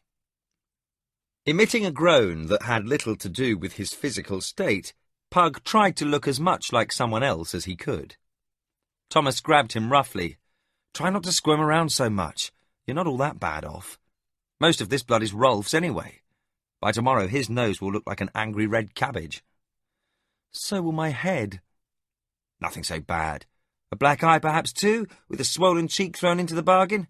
On the whole you did rather well. But next time you want to tangle with Rolf, wait until you've put on a little more size, will you?" Pug watched as the prince led his sister away from the site of battle. Roland gave him a wide grin, and Pug wished himself dead. Pug and Thomas walked out of the kitchen, dinner plates in hand. It was a warm night, and they preferred the cooling ocean breeze to the heat of the scullery. They sat on the porch, and Pug moved his jaw from side to side, feeling it pop in and out. He experimented with a bite of lamb and put his plate to one side. Thomas watched him. "Can't eat?" Pug nodded. "Jaw hurts too much." He leaned forward, resting his elbows on his knees and chin on his fists. "I should have kept my temper. Then I would have done better." Thomas spoke from around a mouthful of food. "Master Fannion says a soldier must keep a cool head at all times or he'll lose it." Pug sighed. "Colgan said something like that. I have some drills I can do that make me relax. I should have used them." Thomas gulped a heroic portion of his meal. Practising in your room is one thing. Putting that sort of business into use while someone is insulting you to your face is quite another. I would have done the same thing, I suppose." "But you would have won." "Probably, which is why Rolf would never have come at me." His manner showed he wasn't being boastful, merely stating things as they were. "Still, you did all right. Old Cabbage Nose will think twice before picking on you again, I'm sure, and that's what the whole thing's about anyway." Pug said, "What do you mean?" Thomas put down his plate and belched. With a satisfied look at the sound of it, he said, "With bullies, it's always the same. Whether or not you can best them doesn't matter. What is important is whether or not you'll stand up to them. Rolf may be big, but he's a coward under all the bluster. He'll turn his attention to the younger boys now and push them around a bit. I don't think he'll want any part of you again. He doesn't like the price." Thomas gave Pug a broad and warm smile. "That first punch you gave him was a beaut, right square on the beak." Pug felt a little better. Thomas eyed Pug's untouched dinner. "You going to eat that?" Pug looked at his plate. It was fully laden with hot lamb, greens and potatoes. In spite of the rich smell, Pug felt no appetite. "No, you can have it." Thomas scooped up the platter and began shoving the food into his mouth. Pug smiled. Thomas had never been known to stint on food. Pug returned his gaze to the castle wall. "I felt like such a fool." Thomas stopped eating, with a handful of meat halfway to his mouth. He studied Pug for a moment. "You too." "Me too what?" Thomas laughed. "You're embarrassed because the princess saw Rolf give you a thrashing." Pug bridled. "It wasn't a thrashing. I gave as well as I got." Thomas whooped. "There, I knew it. It's the princess." Pug sat back in resignation. "I suppose it is." Thomas said nothing, and Pug looked over at him. He was busy finishing off Pug's dinner. Finally, Pug said, "And I suppose you don't like her?" Thomas shrugged. Between bites he said, "Oh, Lady Carline is pretty enough, but I know my place. I have my eye on someone else anyway." Pug sat up. "Who?" he asked, his curiosity piqued. "I'm not saying," Thomas said with a sly smile. Pug laughed. "It's Neela, right?" Thomas's jaw dropped. "How did you know?" Pug tried to look mysterious. "We magicians have our ways." Thomas snorted. "Some magician? You're no more a magician than I'm a knight captain of the king's army. Tell me, how did you know?" Pug laughed. "It's no mystery. Every time you see her, you puff in that tabard of yours and preen like a bantam rooster." Thomas looked troubled. "You don't think she's onto me, do you?" Pug smiled like a well-fed cat. "She's not onto you, I'm sure." He paused. "If she's blind, and all the other girls in the keep haven't pointed it out to her 100 times already." A woe-begone look crossed Thomas's face. "What must the girl think?" Pug said, "Who knows what girls think? From everything I can tell, she probably likes it." Thomas looked thoughtfully at his plate. "Do you ever think about taking a wife?" Pug blinked like an owl caught in a bright light. I never thought about it. I don't know if magicians marry. I don't think they do." "Nor soldiers, mostly. But Master Fannin says a soldier who thinks about his family is not thinking about his job." Thomas was silent for a minute. Pug said, "Well, it doesn't seem to hamper Sergeant Gardan or some of the other soldiers." Thomas snorted, as if those exceptions merely proved his point. "I sometimes try to imagine what it would be like to have a family." "You have a family, stupid. I'm the orphan here." "I mean a wife, rockhead." Thomas gave Pug his best "you're too stupid to live" look. "And children someday, not a mother and father."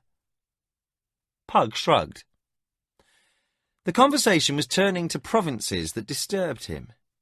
He never thought about these things, being less anxious to grow up than Thomas. He said, "I expect we'll get married and have children if it's what we're supposed to do." Thomas looked very seriously at Pug. So the younger boy didn't make light of the subject. "I've imagined a small room somewhere in the castle, and I can't imagine who the girl would be." He chewed his food. "There's something wrong with it, I think." "Wrong? As if there's something else I'm not understanding. I don't know." Pug said, "Well, if you don't, how am I supposed to?" Thomas suddenly changed the topic of conversation. "We're friends, aren't we?" Pug was taken by surprise. "Of course we're friends. You're like a brother. Your parents have treated me like their own son. Why would you ask something like that? Thomas put down his plate, troubled. I don't know, it's just that sometimes I think this will all somehow change. You're going to be a magician, maybe travel all over the world, seeing other magicians in faraway lands. I'm going to be a soldier, bound to follow my lord's orders. I'll probably never see more than a little part of the kingdom, and that only as an escort in the Duke's personal guard, if I'm lucky. Pug became alarmed. He had never seen Thomas so serious about anything. The older boy was always the first to laugh, and seemed never to have a worry. I don't care what you think, Thomas, said Pug. Nothing will change. We will be friends no matter what. Thomas smiled at that. I hope you're right. He sat back, and the two boys watched the stars over the sea and the lights from the town, framed like a picture by the castle gate. Pug tried to wash his face the next morning, but found the task too arduous to complete. His left eye was swollen completely shut, his right only half open. Great bluish lumps decorated his visage, and his jaw popped when he moved it from side to side. Phantus lay on Pug's pallet, red eyes gleaming as the morning sun poured in through the tower window. The door to the boy's room swung open, and Culgan stepped through, his stout frame covered in a green robe. Pausing to regard the boy for a moment, he sat on the pallet and scratched the drake behind the eye ridges, bringing a pleased rumble from deep within Phantus's throat. I see you didn't spend yesterday sitting about idly, he said. I had a bit of trouble, sir. Well, fighting is the province of boys as well as grown men. But I trust that the other boy looks at least as bad. It would be a shame to have had none of the pleasure of giving as well as receiving. You're making sport of me. Only a little, Pug. The truth is that in my own youth I had my share of scraps, but the time for boyish fighting is past. You must put your energies to better use. I know, Culgan, but I've been so frustrated lately that when that clod Rolf said what he did about me being an orphan, all the anger came boiling up out of me. Well, knowing your own part in this is a good sign that you're becoming a man. Most boys would have tried to justify their actions by shifting blame or by claiming some moral imperative to fight. Pug pulled over the stool and sat down, facing the magician. Culgan took out his pipe and started to fill it. Pug, I think in your case we may have been going about the matter of your education in the wrong way. Searching for a taper to light in the small fire that burned in a night pot, and finding none, Culgan's face clouded as he concentrated for a minute. Then a small flame erupted from the index finger of his right hand. Applying it to the pipe, he soon had the room half filled with great clouds of white smoke. The flame disappeared with a wave of his hand. A handy skill, if you like the pipe. I would give anything to be able to do even that much, Pug said in disgust. As I was saying, I think that we may have been going about this in the wrong way. Perhaps we should consider a different approach to your education. What do you mean? Pug, the first magicians long ago had no teachers in the arts of magic. They evolved the skills that we have learned today. Some of the old skills, such as smelling the changes in the weather or the ability to find water with a stick, go back to our earliest beginnings.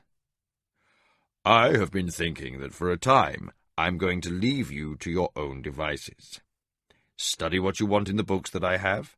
Keep up with your other work, learning the scribe's arts from Tully.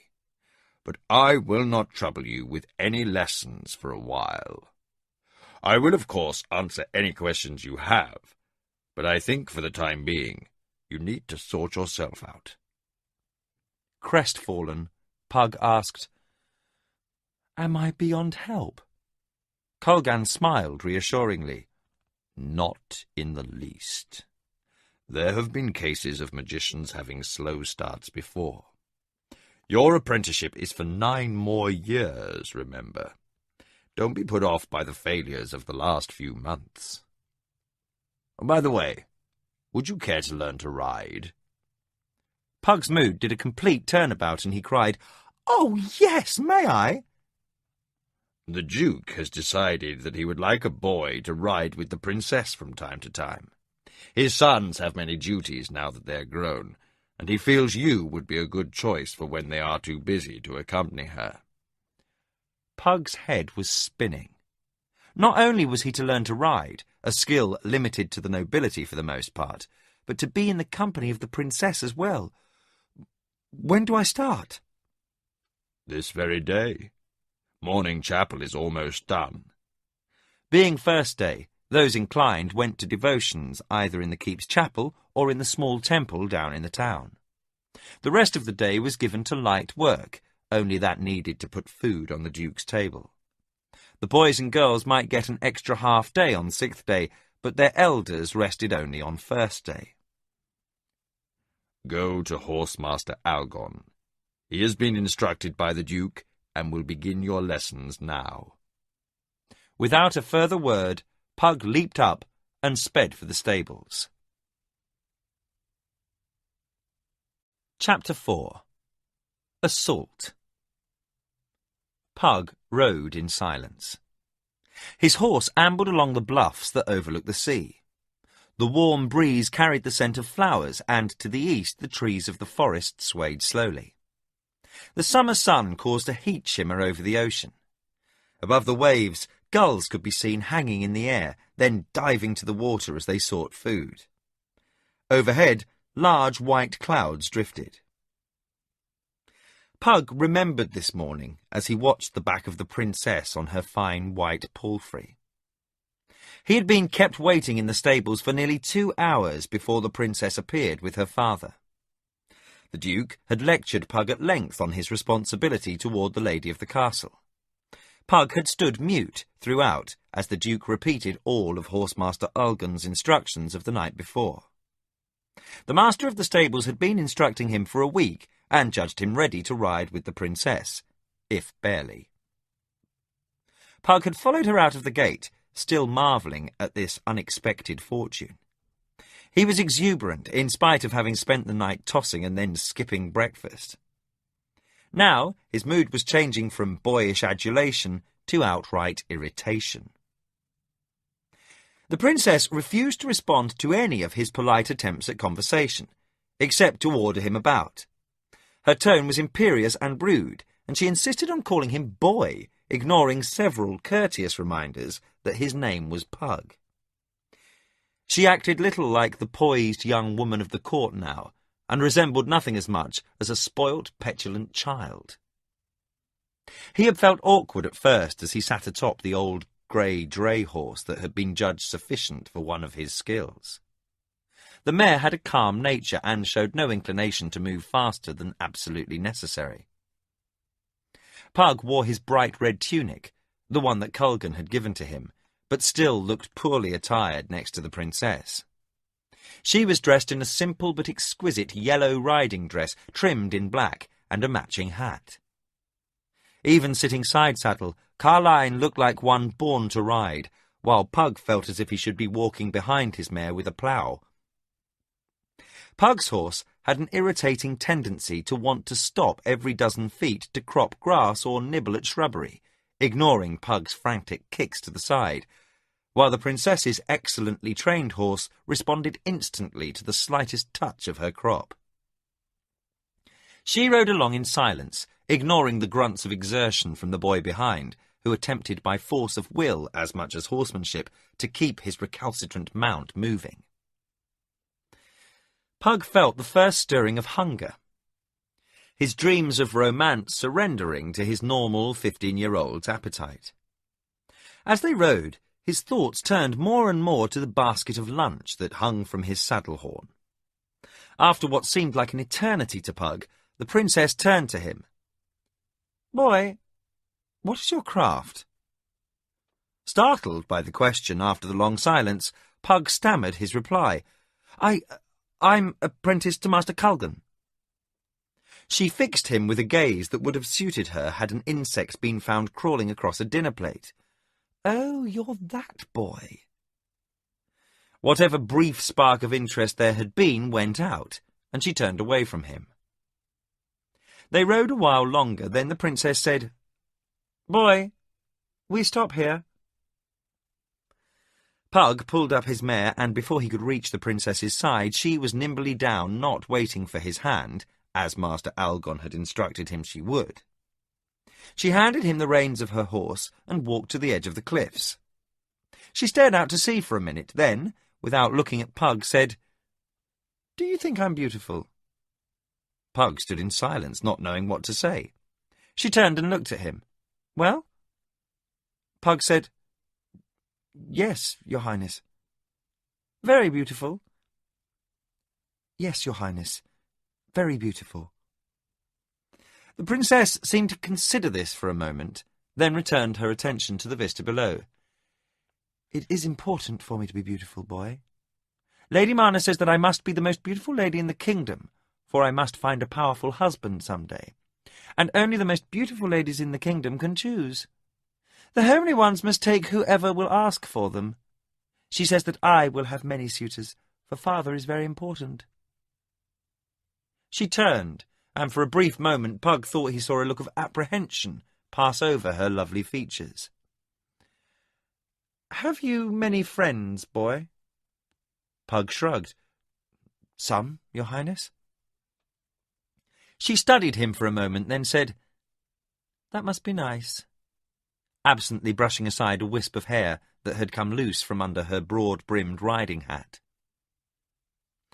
Something in her seemed so wounded and alone that moment that Pug found his heart in his throat again. Obviously his expression revealed something to the princess, for suddenly her eyes narrowed and her mood shifted from thoughtful to regal.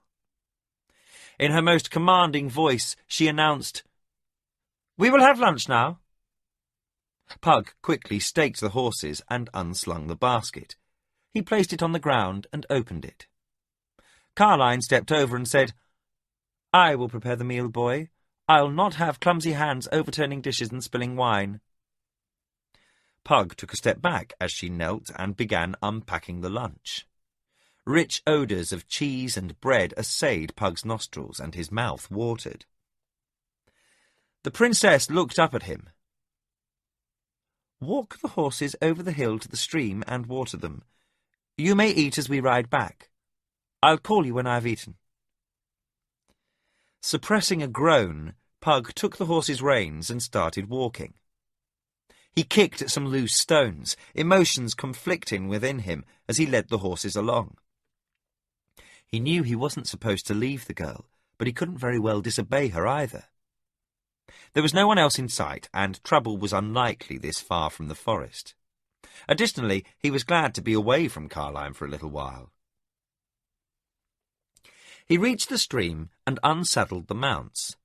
He brushed away the damp saddle and girth marks, then left their reins upon the ground. The palfrey was trained to ground tie, and the draught horse showed no inclination to wander far. They cropped grass while Pug found a comfortable spot to sit. He considered the situation and found himself perplexed. Carline was still the loveliest girl he had ever seen, but her manner was quickly taking the sheen off his fascination. For the moment, his stomach was of larger concern than the girl of his dreams. He thought perhaps there was more to this love business than he had imagined. He amused himself for a while by speculation on that. When he grew bored, he went to look for stones in the water. He hadn't had much opportunity to practice with his sling of late, and now was a good time. He found several smooth stones and took out his sling. He practiced by picking out targets among the small trees some distance off, startling the birds in residence there. He hit several clusters of bitter berries, missing only one target out of 6. Satisfied his aim was still as good as always, he tucked his sling in his belt. He found several more stones that looked especially promising and put them in his pouch. He judged the girl must be nearly through, and he started toward the horses to saddle them, so that when she called he'd be ready. As he reached the princess's horse, a scream sounded from the other side of the hill. He dropped the princess's saddle and raced to the crest and, when he cleared the ridge, stopped in shock. The hair on his neck and arms stood on end. The princess was running, and close in pursuit were a pair of trolls. Trolls usually didn't venture this far from the forest, and Pug was unprepared for the sight of them. They were human-like, but short and broad, with long, thick arms that hung nearly to the ground. They ran on all fours as often as not, looking like some comic parody of an ape, their bodies covered by thick grey hide and their lips drawn back, revealing long fangs. The ugly creatures rarely troubled a group of humans, but they would attack a lone traveller from time to time. Pug hesitated for a moment, pulling his sling from his belt and loading a stone. Then he charged down the hill, whirling his sling above his head. The creatures had nearly overtaken the princess when he let fly with a stone. It caught the foremost troll in the side of the head, knocking it for a full somersault. The second stumbled into it, and both went down in a tangle. Pug stopped as they regained their feet, their attention diverted from Carline to their attacker. They roared at Pug, then charged. Pug ran back up the hill. He knew that if he could reach the horses, he could outrun them, circle around for the girl, and be safely away. He looked over his shoulder and saw them coming, huge canine teeth bared, long foreclaws tearing up the ground. Downwind, he could smell their rank, rotting meat odour. He cleared the top of the hill, his breath coming in ragged gasps. His heart skipped as he saw that the horses had wandered across the stream and were 20 yards farther away than before. Plunging down the hill, he hoped the difference would not prove fatal. He could hear the trolls behind him as he entered the stream at a full run. The water was shallow here, but still it slowed him down. Splashing through the stream, he caught his foot on a stone and fell. He threw his arms forward and broke his fall with his hands, keeping his head above water. Shock ran up through his arms as he tried to regain his feet. He stumbled again and turned as the trolls approached the water's edge.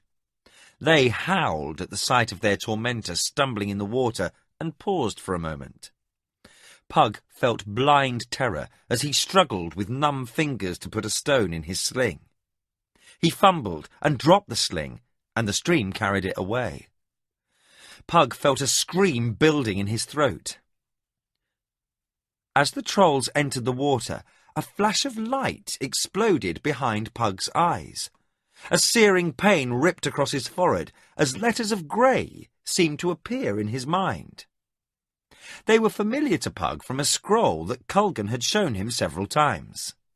Without thinking, he mouthed the incantation, each word vanishing from his mind's eye as he spoke it. When he reached the last word, the pain stopped, and a loud roar sounded from before him. He opened his eyes and saw the two trolls writhing in the water, their eyes wide with agony as they thrashed about helplessly, screaming and groaning. Dragging himself out of the water, Pug watched while the creatures struggled. They were making choking and sputtering noises now as they flopped about.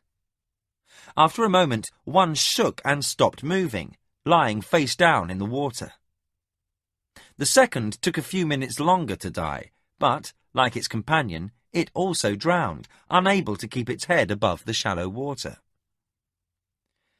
Feeling light-headed and weak, Pug recrossed the stream. His mind was numb, and everything seemed hazy and disjointed. He stopped after he had taken a few steps, remembering the horses. He looked about and could see nothing of the animals. They must have run off when they caught wind of the trolls and would be on the way to safe pasture. Pug resumed his walk to where the princess had been. He topped the hillock and looked around. She was nowhere in sight, so he headed for the overturned basket of food. He was having trouble thinking, and he was ravenous. He knew he should be doing or thinking about something, but all he could sort out of the kaleidoscope of thoughts was food. Dropping to his knees, he picked up a wedge of cheese and stuffed it in his mouth. A half-spilt bottle of wine lay nearby, and he washed the cheese down with it. The rich cheese and piquant white wine revived him, and he felt his mind clearing. He ripped a large piece of bread from a loaf and chewed on it, while trying to put his thoughts in order. As Pug recalled events, one thing stood out. Somehow, he had managed to cast a magic spell. What's more, he had done so without the aid of a book, scroll, or a device. He was not sure, but that seemed somehow strange. His thoughts turned hazy again. More than anything, he wanted to lie down and sleep, but, as he chewed his food, a thought pushed through the crazy quilt of his impressions. The princess. He jumped to his feet and his head swam. Steadying himself, he grabbed up some bread and the wine and set off in the direction he had last seen her running. He pushed himself along, his feet scuffing as he tried to walk. After a few minutes, he found his thinking improving and the exhaustion lifting. He started to call the princess's name, then heard muted sobbing coming from a clump of bushes. Pushing his way through, he found Carline huddled behind the shrubs, her balled fist pulled up into her stomach. Her eyes were wide with terror, and her gown was soiled and torn. Startled when Pug stepped into view, she jumped to her feet and flew into his arms, burying her head in his chest. Great racking sobs shook her body as she clutched the fabric of his shirt. Standing with his arms still outstretched, wine and bread occupying his hands, Pug was totally confused over what to do. He awkwardly placed his arm around the terrified girl and said, "It's all right. They're gone. You're safe." She hung on to him for a moment. Then, when her tears subsided, she stepped away. With a sniffle, she said, "I thought they had killed you and were coming back for me." Pug found this situation more perplexing than any he had ever known. Just when he had come through the most harrowing experience of his young life, he was faced with one that sent his mind reeling with a different sort of confusion.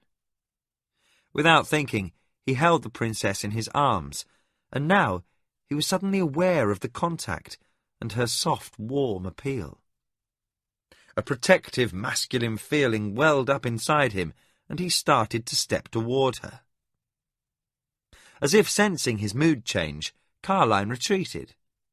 For all her courtly ways and education, she was still a girl of 15 and was disturbed by the rush of emotions she had experienced when he had held her.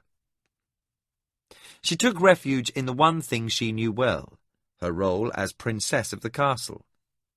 Trying to sound commanding, she said, "I am glad to see you are unhurt, boy." Pug winced at that.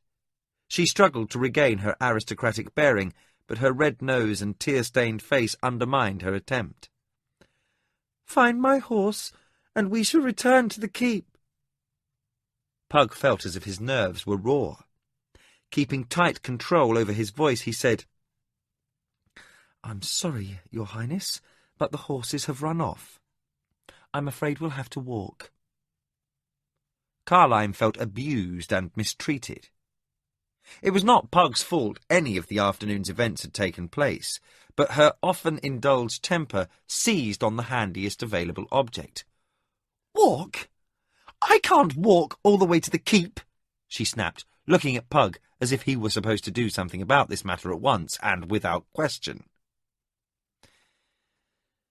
Pug felt all the anger, confusion, hurt and frustration of the day surge up within him.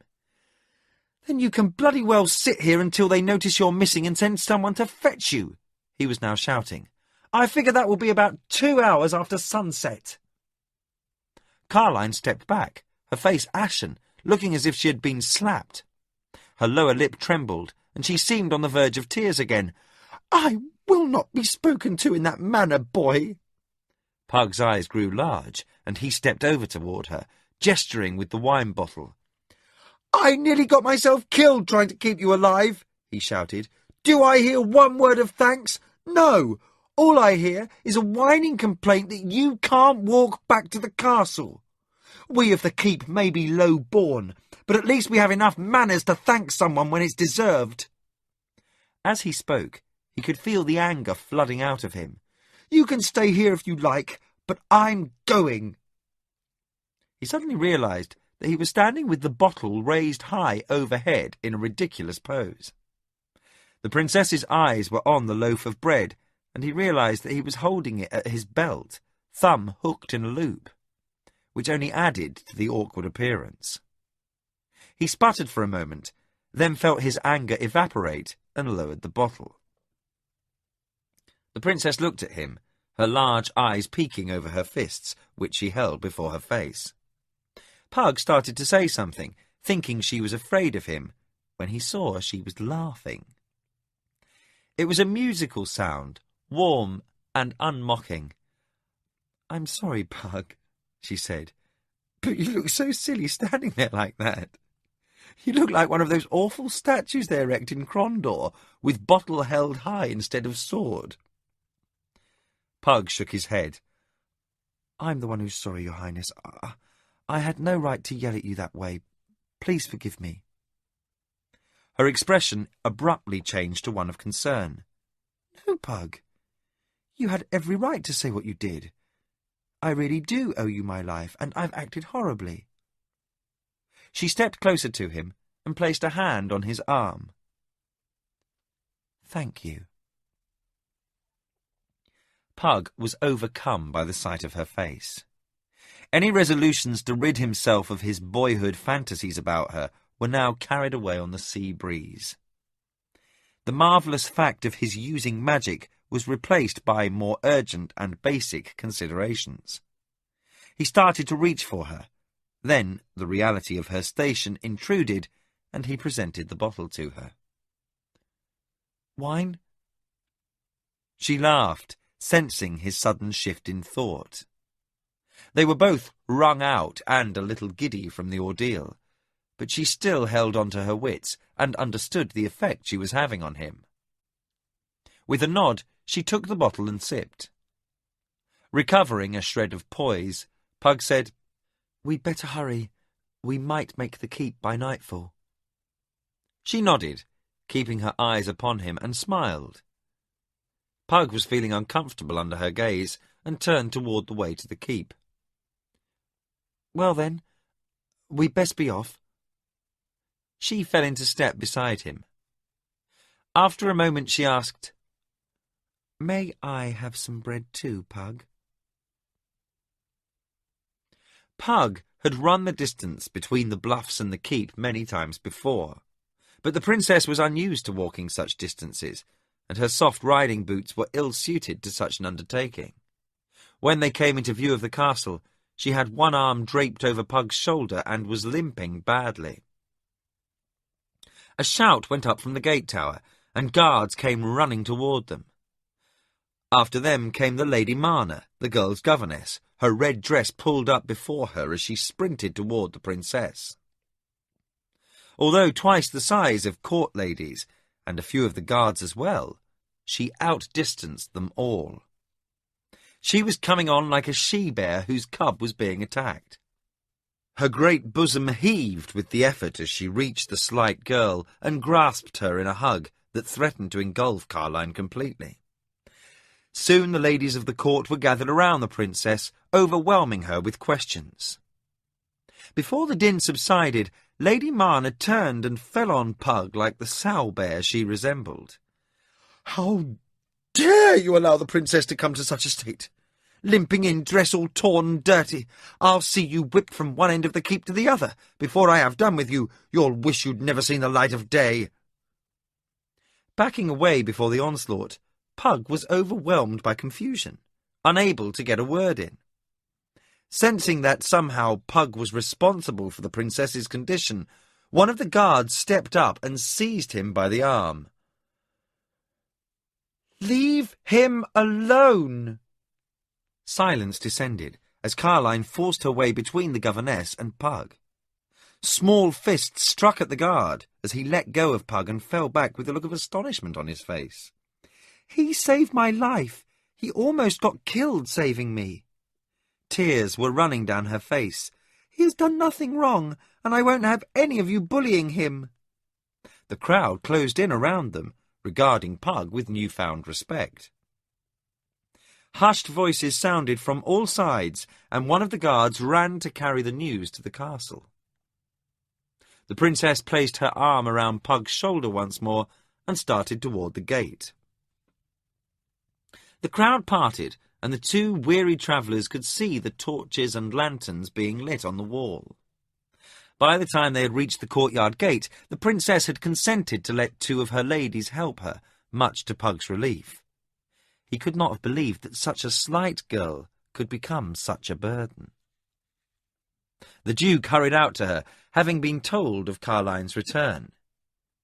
He embraced his daughter, then started to speak with her. Pug lost sight of them as curious, questioning onlookers surrounded him. He tried to push his way toward the magician's tower, but the press of people held him back. "Is there no work to be done?" a voice roared. Heads turned to see Swordmaster Fannin, followed closely by Thomas. All the keep folk quickly retired, leaving Pug standing before Fannin, Thomas, and those of the Duke's court with rank enough to ignore Fannin's remark.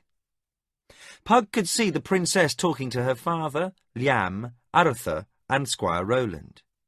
Fannin said, "What happened, boy?" Pug tried to speak, but stopped when he saw the Duke and his sons approaching. Culgan came hurrying behind the Duke, having been alerted by the general commotion in the courtyard. All bowed to the Duke when he approached, and Pug saw Carline break free of Roland's solicitations and follow her father to stand at Pug's side. Lady Marna threw a besieged look heavenward, and Roland followed the girl, an open expression of surprise upon his face. When the princess took Pug's hand in her own, Roland's expression changed to one of black-humoured jealousy. The Duke said, "My daughter has said some very remarkable things about you, boy. I would like to hear your account." Pug felt suddenly self-conscious and gently disengaged his hand from Carline's. He recounted the events of the day, with Carline enthusiastically adding embellishments. Between the two of them, the Duke gained a nearly accurate account of things. When Pug finished, Lord Borwick asked, "How is it the trolls drowned in the stream, Pug?" Pug looked uncomfortable. "I cast a spell upon them, and they were unable to reach the shore," he said softly. He was still confused by his accomplishment, and had not given much thought to it, as the princess had pushed all other thoughts aside. He could see surprise registered on Culgan's face. Pug began to say something, but was interrupted by the Duke's next remark. "Pug, I can't begin to repay the service you have done my family, but I shall find a suitable reward for your courage." In a burst of enthusiasm, Carline threw her arms around Pug's neck, hugging him fiercely. Pug stood in embarrassment, looking frantically about, as if trying to communicate that this familiarity was none of his doing. Lady Marna looked ready to faint, and the Duke pointedly coughed, motioning with his head for his daughter to retire. As she left with the Lady Marna, Culgan and Fannin simply let their amusement show, as did Liam and Arthur. Roland shot Pug an angry, envious look, then turned and headed off toward his own quarters. Lord Borwick said to Culgan, "Take this boy to his room. He looks exhausted. I'll order food sent to him. Have him come to the Great Hall after tomorrow morning's meal." He turned to Pug. "Again, I thank you." The Duke motioned for his sons to follow and walked away. Fannin gripped Thomas by the elbow, for the sandy-haired boy had started to speak with his friend. The old swordmaster motioned with his head that the boy should come with him, leaving Pug in peace. Thomas nodded, though he was burning with 1,000 questions. When they had all left, Colgan placed his arm around the boy's shoulder. "Come, Pug. You are tired, and there is much to speak of." Pug lay back on his pallet, the remains of his meal lying on a platter next to him. He couldn't remember ever having been this tired before. Colgan paced back and forth across the room. "It's absolutely incredible." He waved a hand in the air, his red robe surging over his heavy frame like water flowing over a boulder. "You close your eyes, and the image of a scroll you saw weeks before appears. You incant the spell as if you were holding the scroll in your hand before you, and the trolls fall. Absolutely incredible." Sitting down on the stool near the window, he continued, "Pug, nothing like this has ever been done before. Do you know what you've done?" Pug started from the edge of a warm, soft sleep and looked at the magician. "Only what I said I did, Colgan." "Yes, but do you have any idea what it means?" "No." "Neither do I." The magician seemed to collapse inside as his excitement left, replaced by complete uncertainty. "I don't have the slightest idea what it all means. Magicians don't toss spells off the top of their heads. Clerics can, but they have a different focus and different magic. Do you remember what I taught you about focuses, Pug?" Pug winced, not being in the mood to recite a lesson, but forced himself to sit up. "Anyone who employs magic must have a focus for the power he uses. Priests have power to focus their magic through prayer. Their incantations are a form of prayer. Magicians use their bodies or devices or books and scrolls." "Correct," said Colgan. "But you have just violated that truism." He took out his long pipe and absently stuffed tobacco into the bowl. "The spell you incanted cannot use the caster's body as a focus. It has been developed to inflict great pain upon another. It can be a very terrible weapon, but it can be cast only by reading from a scroll that it is written upon at the time it's cast. Why is this?" Pug forced leaden eyelids open. "The scroll itself is magic." "True. Some magic is intrinsic to the magician, such as taking on the shape of an animal or smelling weather. But casting spells outside the body, upon something else, needs an external focus. Trying to incant the spell you used from memory should have produced terrible pain in you, not the trolls, if it would have worked at all.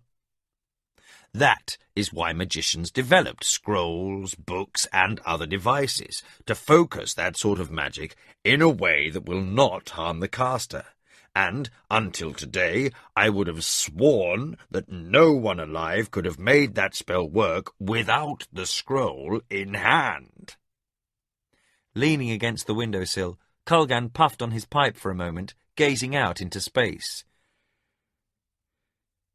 "It's as if you have discovered a completely new form of magic," he said softly.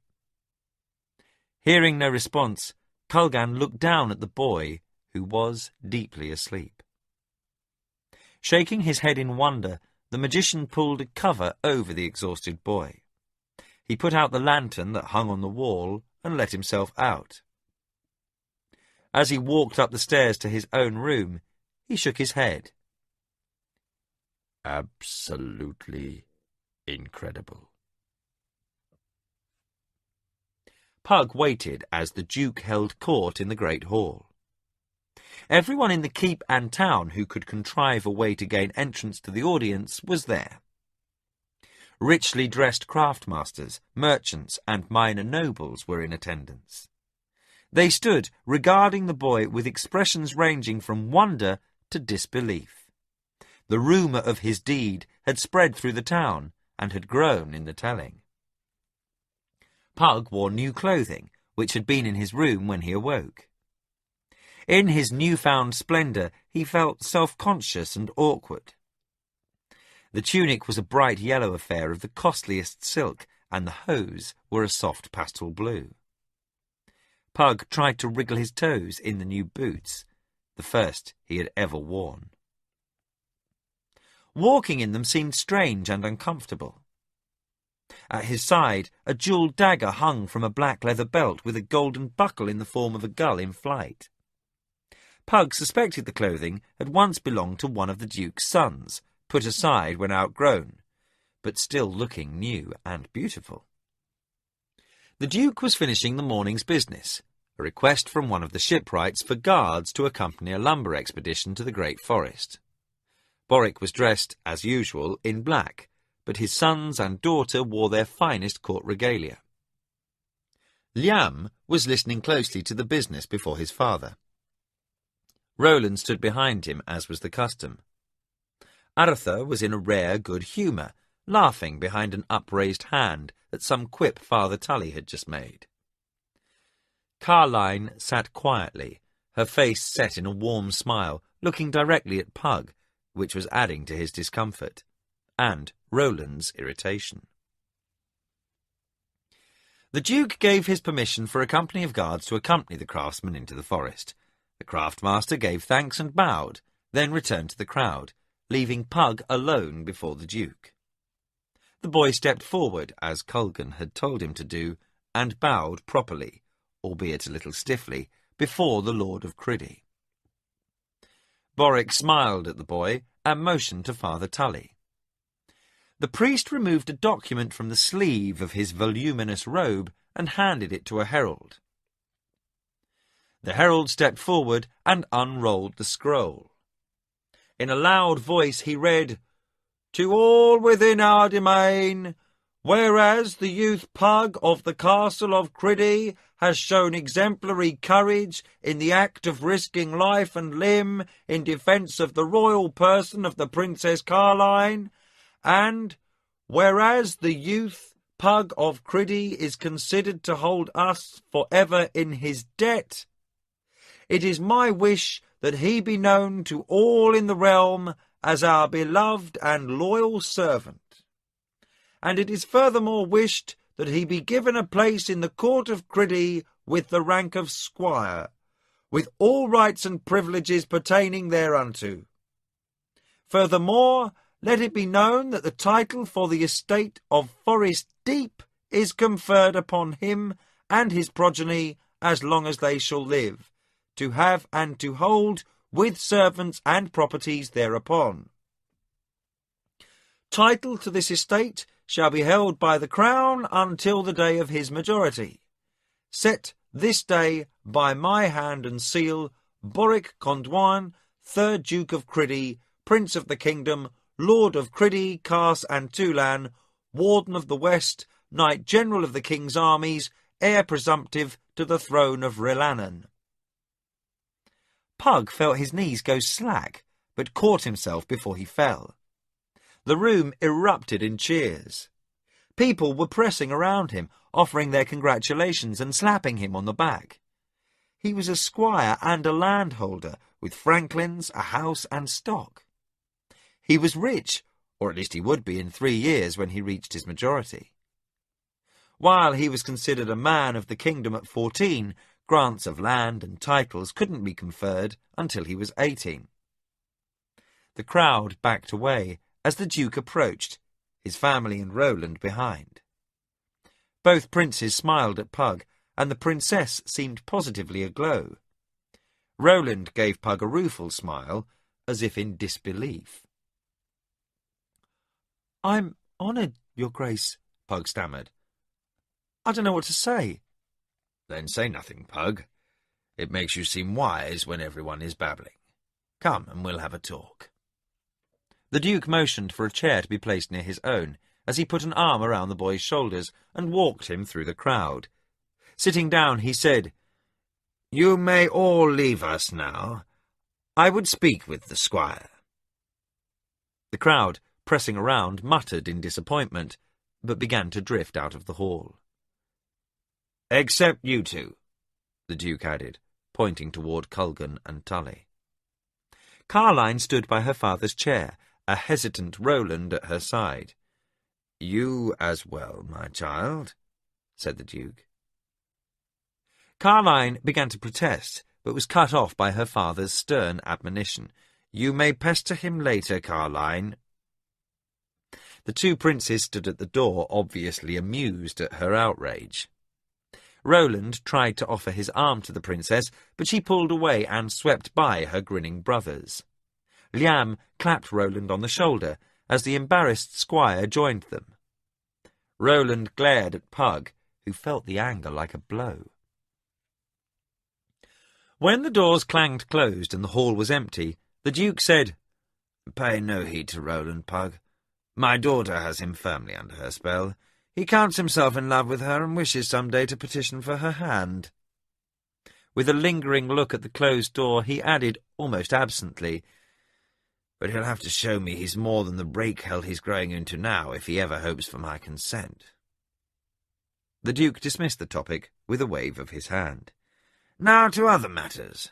Pug, I have an additional gift for you, but first I want to explain something to you.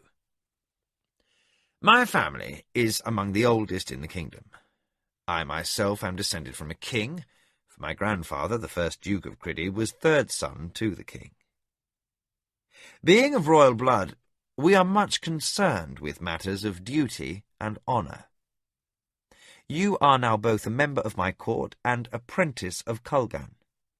In matters of duty, you are responsible to him. In matters of honour, you are responsible to me.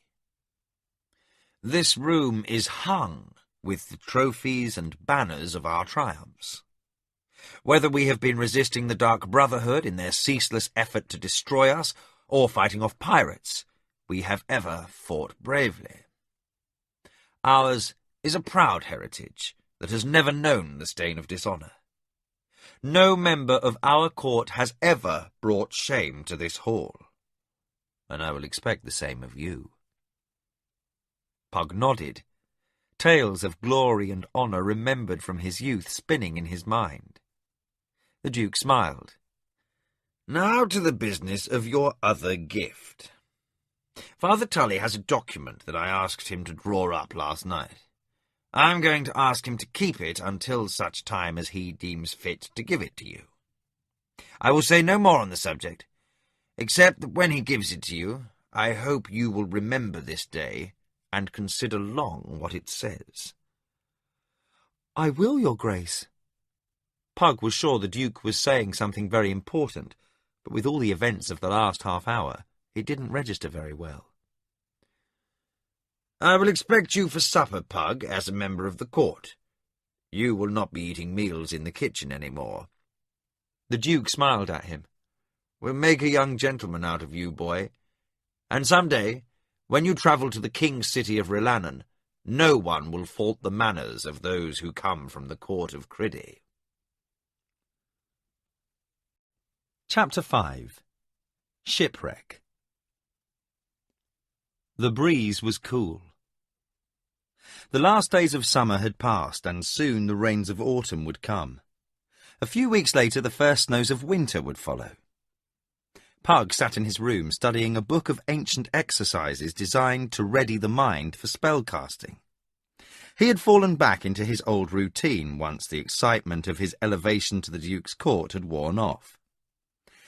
His marvellous feat with the trolls continued to be the object of speculation by Culgan and Father Tully. Pug found he still couldn't do many of the things expected of an apprentice, but other feats were beginning to come to him. Certain scrolls were easier to use now, and once, in secret, he had tried to duplicate his feat. He had memorized a spell from a book, one designed to levitate objects. He had felt the familiar blocks in his mind when he tried to incant it from memory. He had failed to move the object, a candle holder, but it trembled for a few seconds, and he felt a brief sensation as if he had touched the holder with part of his mind. Satisfied that some sort of progress was being made, he lost much of his former gloom and renewed his studies with vigour. Colgan still let him find his own pace. They had had many long discussions on the nature of magic, but mostly Pug worked in solitude. Shouting came from the courtyard below. Pug walked to his window. Seeing a familiar figure, he leaned out and cried, "Ho, Thomas! What's afoot?" Thomas looked up. "Ho, Pug! A ship has foundered in the night. The wreck has beached beneath Sailor's Grief. Come and see." "I'll be right down." Pug ran to the door, pulling on a cloak, for while the day was clear, it would be cold near the water. Racing down the stairs, he cut through the kitchen, nearly knocking over Alfan, the pastry cook. As he bolted out the door, he heard the stout baker yell, "Squire or not, I'll box your ears if you don't watch where you're going, boy." The kitchen staff had not changed their attitude toward the boy, whom they considered one of their own, beyond feeling proud of his achievement. Pug shouted back with laughter in his voice, "My apologies, Master Cook." Alfan gave him a good-natured wave as Pug vanished through the outside door and around the corner to where Thomas was waiting. Thomas turned toward the gate as soon as he saw his friend. Pug grabbed his arm. "Wait, has anyone from the court been told?" "I don't know. Word just came in from the fishing village a moment ago," Thomas said impatiently. "Come on, or the villagers will pick the wreck clean." It was commonly held that salvage could be legally carried away before any of the Duke's court arrived. As a result, the villagers and townsfolk were less than timely in informing the authorities of such occurrences.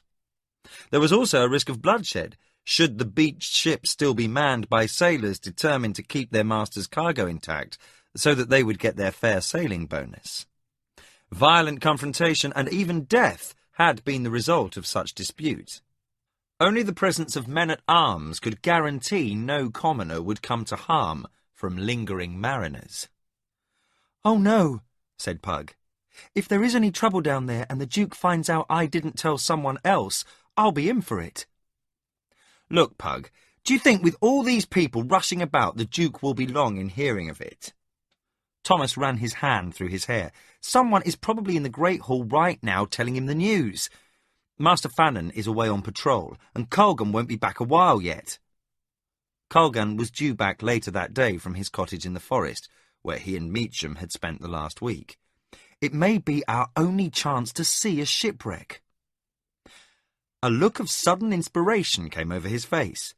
"Pug, I have it! You're a member of the court now. Come along, and when we get there, you declare for the Duke." A calculating expression crossed his face. "And if we find a rich bauble or two, who's to know?" "I would know." Pug thought for a moment. "I can't properly declare for the Duke, then take something for myself." He fixed Thomas with a disapproving expression. "Or let one of his men-at-arms take something either." As Thomas's face showed his embarrassment, Pug said, "But we can still see the wreck.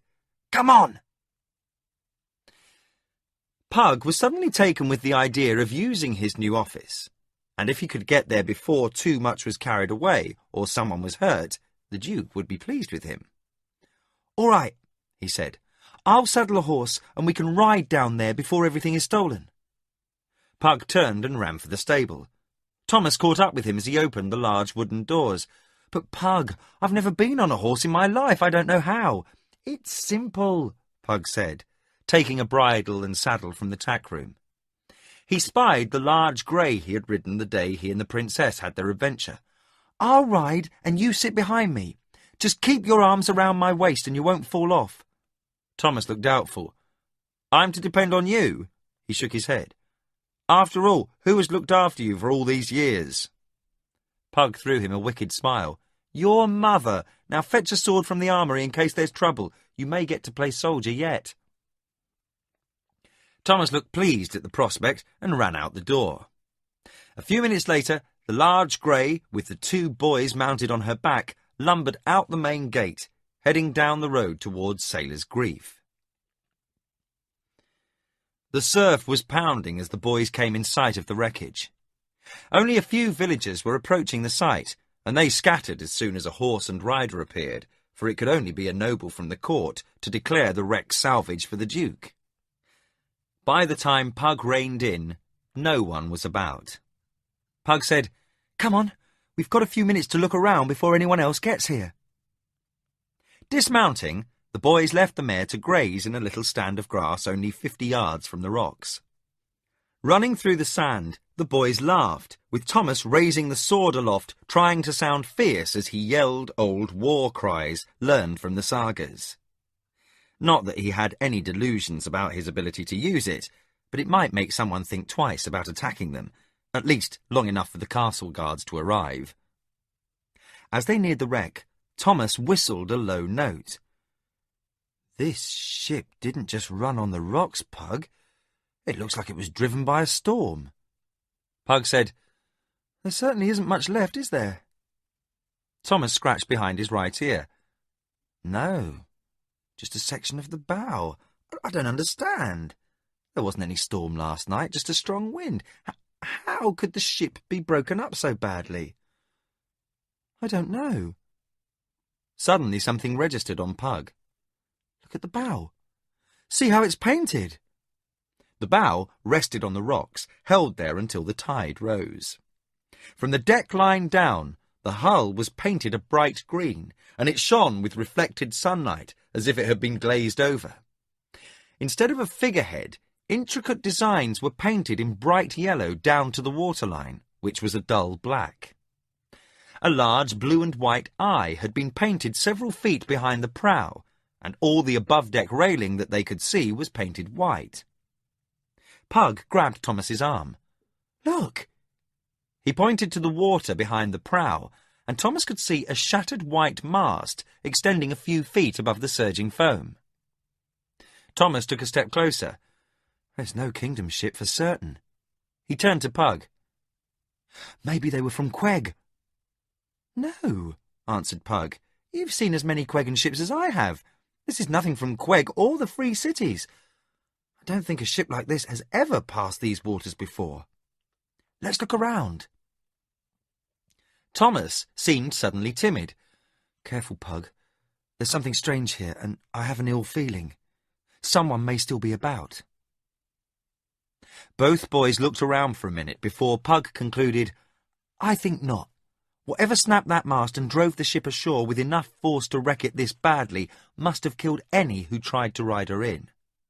Venturing closer, the boys found small articles lying about, tossed among the rocks by the waves.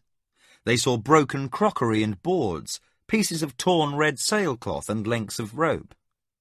Pug stopped and picked up a strange-looking dagger, fashioned from some unfamiliar material. It was a dull grey, and was lighter than steel, but still quite sharp. Thomas tried to pull himself to the railing, but couldn't find a proper footing on the slippery rocks. Pug moved along the hull until he found himself in danger of having his boots washed by the tide. They could board the hulk if they waded into the sea, but Pug was unwilling to ruin his good clothing. He walked back to where Thomas stood studying the wreck. Thomas pointed behind Pug. "If we climb up to that ledge, we could lower ourselves down to the deck." Pug saw the ledge, a jutting single piece of stone that started 20 feet back on their left, extending upward and out to overhang the bow. It looked like an easy climb, and Pug agreed. They pulled themselves up and inched along the ledge, backs flat to the base of the bluffs. The path was narrow, but by stepping carefully they ran little risk of falling. They reached a point above the hull. Thomas pointed. "Look! Bodies!" Lying on the deck were two men, both dressed in bright blue armour of unfamiliar design. One had his head crushed by a fallen spar, but the other, lying face down, didn't show any injuries beyond his stillness. Strapped across that man's back was an alien-looking broadsword with strange serrated edges. His head was covered by an equally alien-looking blue helmet, pot-like, with an outward flaring edge on the sides and back. Thomas shouted over the sound of the surf, I'm going to let myself down. After I get on the deck, hand me the sword and then lower yourself so I can grab you." Thomas handed Pug the sword, then turned around slowly. He knelt with his face against the cliff wall. Sliding backward, he let himself down until he was almost hanging free. With a shove, he dropped the remaining 4 feet, landing safely. Pug reversed the sword and handed it down to Thomas, then followed his friend's lead, and in a moment they both stood on the deck. The foredeck slanted alarmingly down toward the water, and they could feel the ship move beneath their feet. "The tide's rising!" Thomas shouted. "It'll lift what's left of the ship and smash it on the rocks. Everything will be lost." "Look around!" Pug shouted back. "Anything that looks worth saving, we can try to throw up on the ledge." Thomas nodded, and the boys started to search the deck. Pug put as much space as he could between the bodies and himself when he passed them.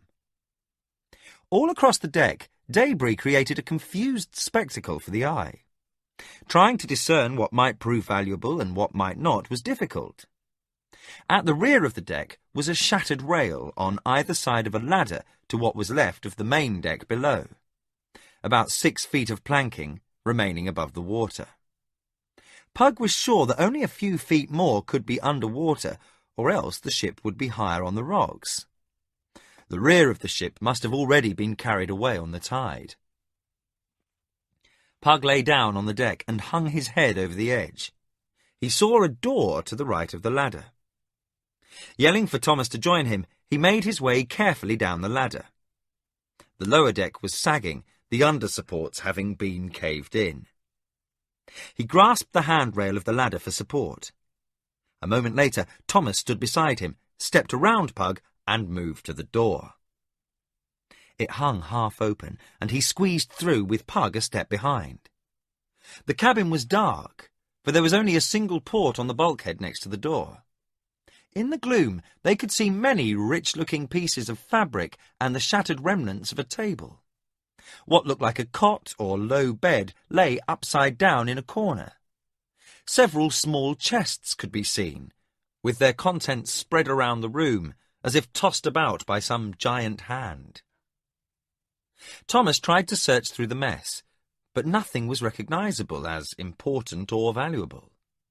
He found one small bowl of unusual design glazed with bright-coloured figures on the sides, and he put it inside his tunic.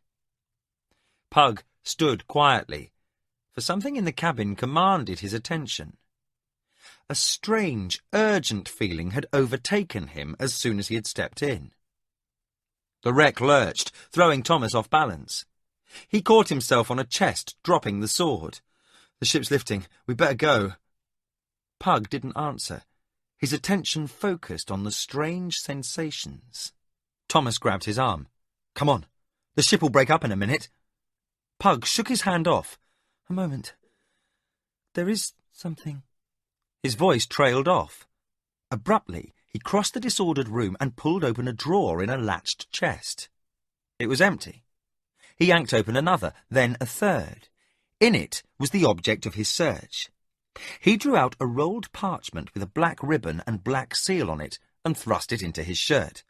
"Come on," he shouted as he passed Thomas. They raced up the ladder and scrambled over the deck. The tide had raised the ship high enough for them to pull themselves up to the ledge with ease, and they turned to sit. The ship was now floating on the tide, rocking forward and back while the waves sent a wet spray into the boys' faces. They watched as the bow slid off the rocks, timbers breaking with a loud and deep tearing sound like a dying moan. The bow lifted high, and the boys were splashed by waves striking the cliffs below their ledge. Out to sea, the hulk floated, slowly leaning over to its port side until the outward surging tide came to a halt. Ponderously, it started back towards the rocks. Thomas grabbed at Pug's arm, signalling him to follow. They got up and made their way back to the beach. When they reached the place where the rock overhung the sand, they jumped down. A loud, grinding sound made them turn to see the hull driven onto the rocks. Timbers shattered and separated with a shriek. The hull heaved to starboard, and debris started sliding off the deck into the sea. Suddenly, Thomas reached over and caught Pug's arm. "Look!" He pointed at the wreck sliding backward on the tide. Pug couldn't make out what he was pointing at. "What is it?" "I thought for a moment there was only one body on deck." Pug looked at him. Thomas's face was set in an expression of worry. Abruptly, it changed to anger. "Damn!" "What?" "When I fell in the cabin, I dropped the sword. Phannom will have my ears!" A sound like an explosion of thunder marked the final destruction of the wreck as the tide smashed it against the cliff face. Now the shards of the once fine, if alien, ship would be swept out to sea, to drift back in along the coast for miles to the south over the next few days. A low groan ending in a sharp cry made the boys turn. Standing behind them was the missing man from the ship, the strange broadsword held loosely in his left hand and dragging in the sand. His right arm was held tightly against his side. Blood could be seen running from under his blue breastplate and from under his helmet. He took a staggering step forward. His face was ashen, and his eyes wide with pain and confusion. He shouted something incomprehensible at the boys. They stepped back slowly, raising their hands to show they were unarmed. He took another step towards them, and his knees sagged. He staggered erect and closed his eyes for a moment. He was short and stocky, with powerfully muscled arms and legs. Below the breastplate, he wore a short skirt of blue cloth. On his forearms were bracers, and on his legs greaves that looked like leather above thonged sandals. He put his hand to his face and shook his head. His eyes opened, and he regarded the boys again. Once more he spoke in his alien tongue. When the boy said nothing, he appeared to grow angry and yelled another series of strange words, from the tone, seemingly questions.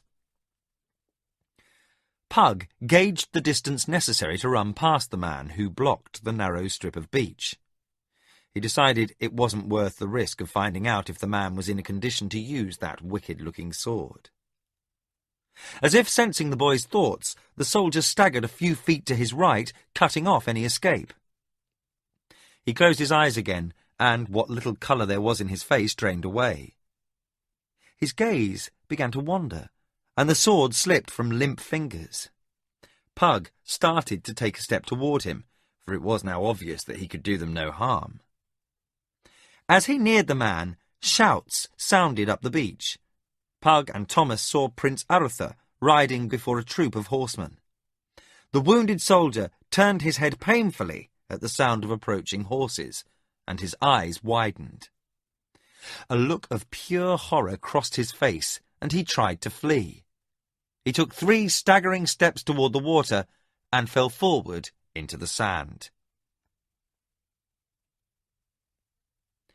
Pug stood near the door of the Duke's council chamber. Several feet away, a concerned group sat at Duke Borwick's round council table. Besides the Duke and his sons, Father Tully, Culgan, who had returned only an hour before, Swordmaster Phannon, and Horsemaster Algon sat in assembly. The tone was serious, for the arrival of the alien ship was viewed as potentially dangerous to the kingdom. Pug threw a quick glance at Thomas, standing on the opposite side of the door. Thomas had never been in the presence of nobility, other than serving in the dining hall, and being in the Duke's council chamber was making him nervous. Master Phannon spoke, and Pug returned his attention to the table. "Reviewing what we know," said the old swordmaster, "it's obvious that these people are completely alien to us." He picked up the bowl Thomas had taken from the ship. "This bowl is fashioned in a way unknown to our master potter. At first he thought it was simply a fired and glazed clay, but upon closer inspection it proved otherwise. It is fashioned from some sort of hide, parchment-thin strips being wound around a mould, perhaps wood, then laminated with resins of some type. It is much stronger than anything we know. To demonstrate, he struck the bowl hard against the table. Instead of shattering, as a clay bowl would have, it made a dull sound. Now, even more perplexing are these weapons and armour. He pointed to the blue breastplate, helmet, sword, and dagger. They appear to be fashioned in a similar manner. He lifted the dagger and let it drop. It made the same dull sound as the bowl. For all its lightness, it's nearly as strong as our best steel. Boric nodded. Tully, you've been around longer than any of us. Have you heard of any ship constructed like that? No. Tully absently stroked his beardless chin. Not from the Bitter Sea, the Kingdom Sea, or even the Great Cache have I heard of such a ship. I might send word to the Temple of Ishab in Krondor. They have records that go further back than any others. Perhaps they have some knowledge of these people. The Duke nodded. Please do. And also we must send word to the elves and dwarves. They've abided here longer than we by ages, and we would do well to seek their wisdom. Tully indicated agreement. Queen Aglarana might have knowledge of these people if they are travellers from across the endless sea. Perhaps they have visited these shores before. Preposterous! Snorted Horsemaster Algon. There are no nations across the endless sea. Otherwise it wouldn't be endless. Kalgan took on an indulgent expression. There are theories that other lands exist across the endless sea. It is only that we have no ships capable of making such a journey. Theories, was all Algon said. Whoever these strangers are, said Aretha, we had best make sure we can find out as much as possible about them. Algon and Liam gave him a questioning look, while Culgan and Tully looked on without expression. Boric and Fannon nodded as Aretha continued. From the boy's description, the ship was obviously a warship. The heavy prow with bowsprit is designed for ramming, and the high foredeck is a perfect place for bowmen, as the low middle deck is suitable for boarding other vessels when they have been grappled. I would imagine the rear deck was also high. If more of the hull had survived, I would guess we would have found rowers' benches as well. "Oh, war galley?" asked Algon. Fannon looked impatient. "Of course, you simpleton." There was a friendly rivalry between the two masters, which at times degenerated to some unfriendly bickering. "Take a look at our guest's weapon." He indicated the broadsword. "How would you like to ride at a determined man wielding that toy? He'd cut your horse right out from under you. That armour is light and efficiently constructed for all its gaudy colouring. I would guess that he was infantry. As powerfully built as he is, he probably could run half a day and still fight." He stroked his moustache absently. "These people have some warriors among them." Algon nodded slowly. Aretha sat back in his chair, making a tent of his hands, fingertips flexing. "What I can't understand," said the Duke's younger son, "is why he tried to run. We had no weapons drawn and were not charging. There was no reason for him to run." Boric looked at the old priest. "Will we ever know?" Tully looked concerned, his brow furrowed. "He had a long piece of wood embedded in his right side, under the breastplate, as well as a bad blow to the head. That helmet saved his skull. He has a high fever and has lost a great deal of blood. He may not survive. I have to resort to a mind contact if he regains enough consciousness to establish it." Pug knew of the mind contact. Tully had explained it to him before. It was a method only a few clerics could employ, and it was extremely dangerous for both the subject and the caster. The old priest must feel a strong need to gain information from the injured man to risk it. Boric turned his attention to Culgan. "What of the scroll the boys found?" Culgan waved a hand absently. I have given a preliminary and brief inspection. It has magical properties, without a doubt. And that is why Pug felt some compulsion to inspect the cabin and that chest, I think. Anyone as sensitive to magic as he is would feel it. He looked directly at the Duke. I am, however, unwilling to break the seal until I have made a more involved study of it to better determine its purpose. Breaking enchanted seals can be dangerous if not handled properly. If the seal was tampered with, the scroll might destroy itself, or worse, those trying to break it. It wouldn't be the first such trap I've seen for a scroll of great power. The Duke drummed his fingers on the table for a moment. All right. We will adjourn this meeting. As soon as something new has been learned, either from the scroll or from the wounded man, we will reconvene. He turned to Tully. See how the man is, and if he should wake, use your arts to glean whatever you can. He stood, and the others rose also. Liam, send word to the Elf Queen and the dwarves at Stone Mountain and the Grey Towers of what has happened. Ask for their counsel. Pug opened the door. The Duke went through, and the others followed. Pug and Thomas were the last to leave, and as they walked down the hall, Thomas leaned over toward Pug. We really started something. Pug shook his head. We were simply the first to find the man. If not us, then someone else. Thomas looked relieved to be out of the chamber and the Duke's scrutiny.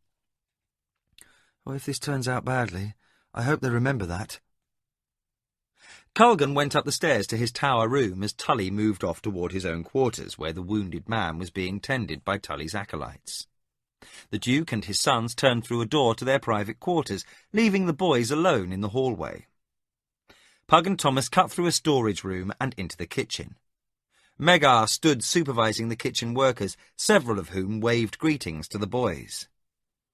When he saw his son and fosterling, he smiled and said, "Well, what have you two gotten yourselves into now?"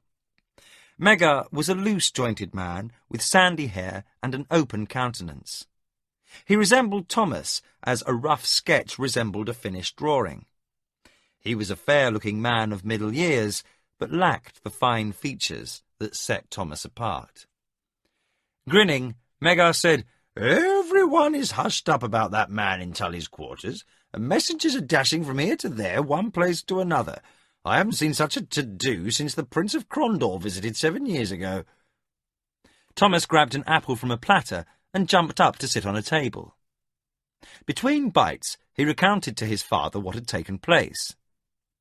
Pug leaned on the counter while listening. Thomas told the story with a minimum of embellishment. When he was done, Megar shook his head. "Well, well. Aliens, is it? I hope they're not marauding pirates. We have had peaceful enough times lately.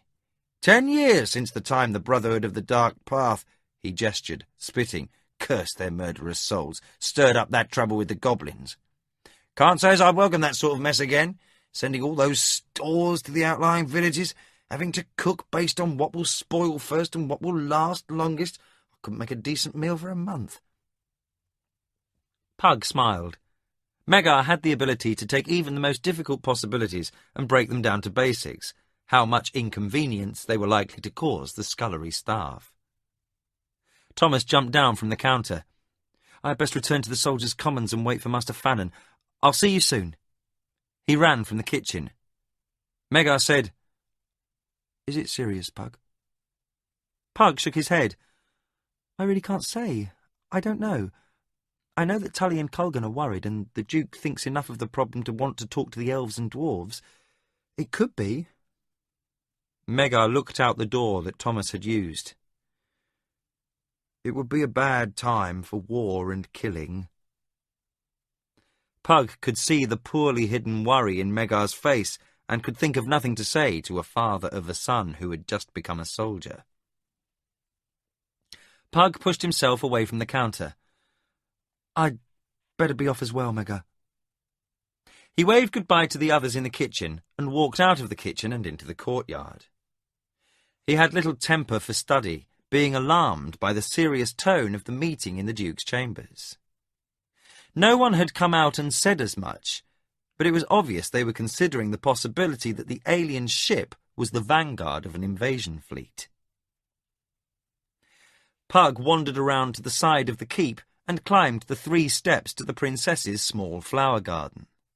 He sat on a stone bench, the hedges and rows of rose bushes masking most of the courtyard from sight. He could still see the top of the high walks with the guards patrolling the parapets. He wondered if it was his imagination, or were the guards looking especially watchful today? The sound of a delicate cough made him turn. Standing on the other side of the garden was Princess Carline with Squire Roland and 2 of her younger ladies-in-waiting. The girls hid their smiles, for Pug was still something of a celebrity in the keep. Carline shooed them off, saying, "I would like to speak with Squire Pug in private." Roland hesitated, then bowed stiffly. Pug was irritated by the dark look Roland gave him as he left with the young ladies. The 2 young ladies looked over their shoulder at Pug and Carline, giggling, which seemed only to add to Roland's irritation. Pug stood as Carline approached and made an awkward bow. She said in short tones, "Oh, sit down, I find that rubbish tiring and get all I need from Roland." Pug sat. The girl took her place next to him, and they were both silent for a moment. Finally she said, "I haven't seen you for more than a week. Have you been busy?" Pug felt uncomfortable, still confused by the girl and her mercurial moods. She had been only warm to him since the day 3 weeks ago when he had saved her from the trolls, stirring up a storm of gossip among the staff of the castle. She remained short-tempered with others, however, especially Squire Roland. "I have been busy with my studies." "Oh, pooh! You spend too much time in that awful tower." Pug didn't consider the tower room the least bit awful, except for being a bit draughty. It was his own, and he felt comfortable there. "We could go riding, Your Highness, if you would like." The girl smiled. "I would like that, but I'm afraid Lady Marna won't allow it." Pug was surprised. He thought that after the way he had protected the princess, even the girl's surrogate mother would allow that he was proper company. "Why not?" Carline sighed. "She says that when you were a commoner, you would keep your place. Now that you are a courtier, she suspects you of having aspirations." A slight smile played across her lips. "Aspirations?" Pug said, not understanding. Carline said shyly, "She thinks that you have ambitions to rise to higher station. She thinks you seek to influence me in certain ways." Pug stared at Carline. Abruptly, comprehension dawned on him, and he said, "Oh," then, "Oh, Your Highness." He stood up. "I never would do such a thing. I mean, I would never think to... I mean..." Carline abruptly stood and threw Pug an exasperated look.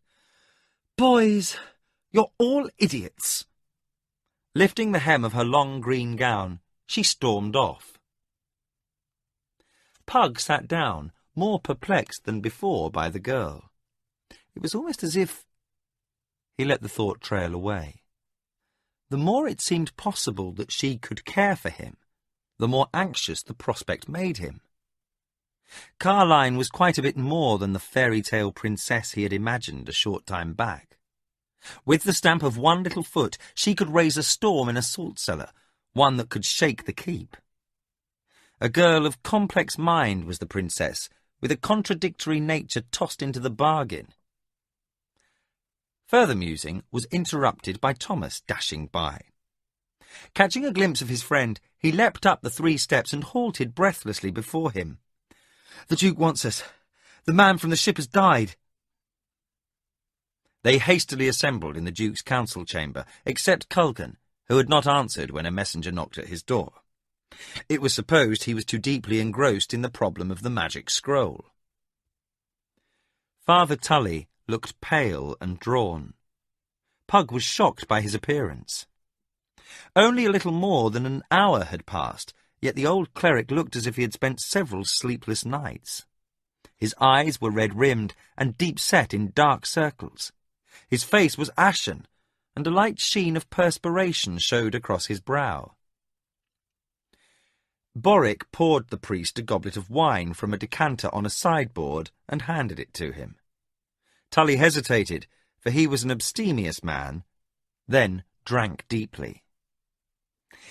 The others resumed their former positions around the table. Boric looked at Tully and said simply, "Well?" The soldier from the beach regained consciousness for only a few minutes. A final rally before the end. During that time, I had the opportunity to enter into a mind contact with him. I stayed with him through his last feverish dreams, trying to learn as much about him as I could. I nearly didn't remove the contact in time. Pug paled. During the mind contact, the priest's mind and the subject become as one. If Tully had not broken contact with the man when he died, the priest could have died or been rendered mad. For the two men shared feelings, fears, and sensations, as well as thought. He now understood Tully's exhausted state. The old priest had spent a great deal of energy maintaining the link with an uncooperative subject, and had been party to the dying man's pain and terror. Tully took another drink of wine, then continued. If this man's dying dreams were not the product of fevered imaginings, then I fear his appearance heralds a grave situation. Tully took another sip of wine and pushed the goblet aside. The man's name was Chomich. He was a simple soldier of a nation, Honshoni, in something called the Empire of Tsuranwani. Boric said, "I have never heard of this nation, nor of that empire." Tully nodded and said, "I would have been surprised if you had. That man's ship came from no sea of Midkemia." Pug and Thomas looked at each other, and Pug felt a chilling sensation, as apparently did Thomas, whose face had turned pale. Tully went on.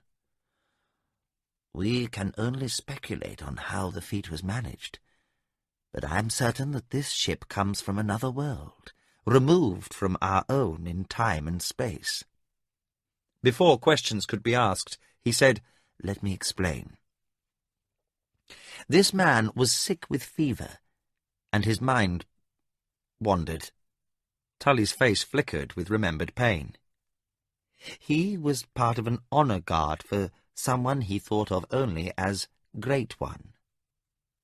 There were conflicting images, and I can't be sure, but it seems that the journey they were on was considered strange, both for the presence of this Great One and for the nature of the mission.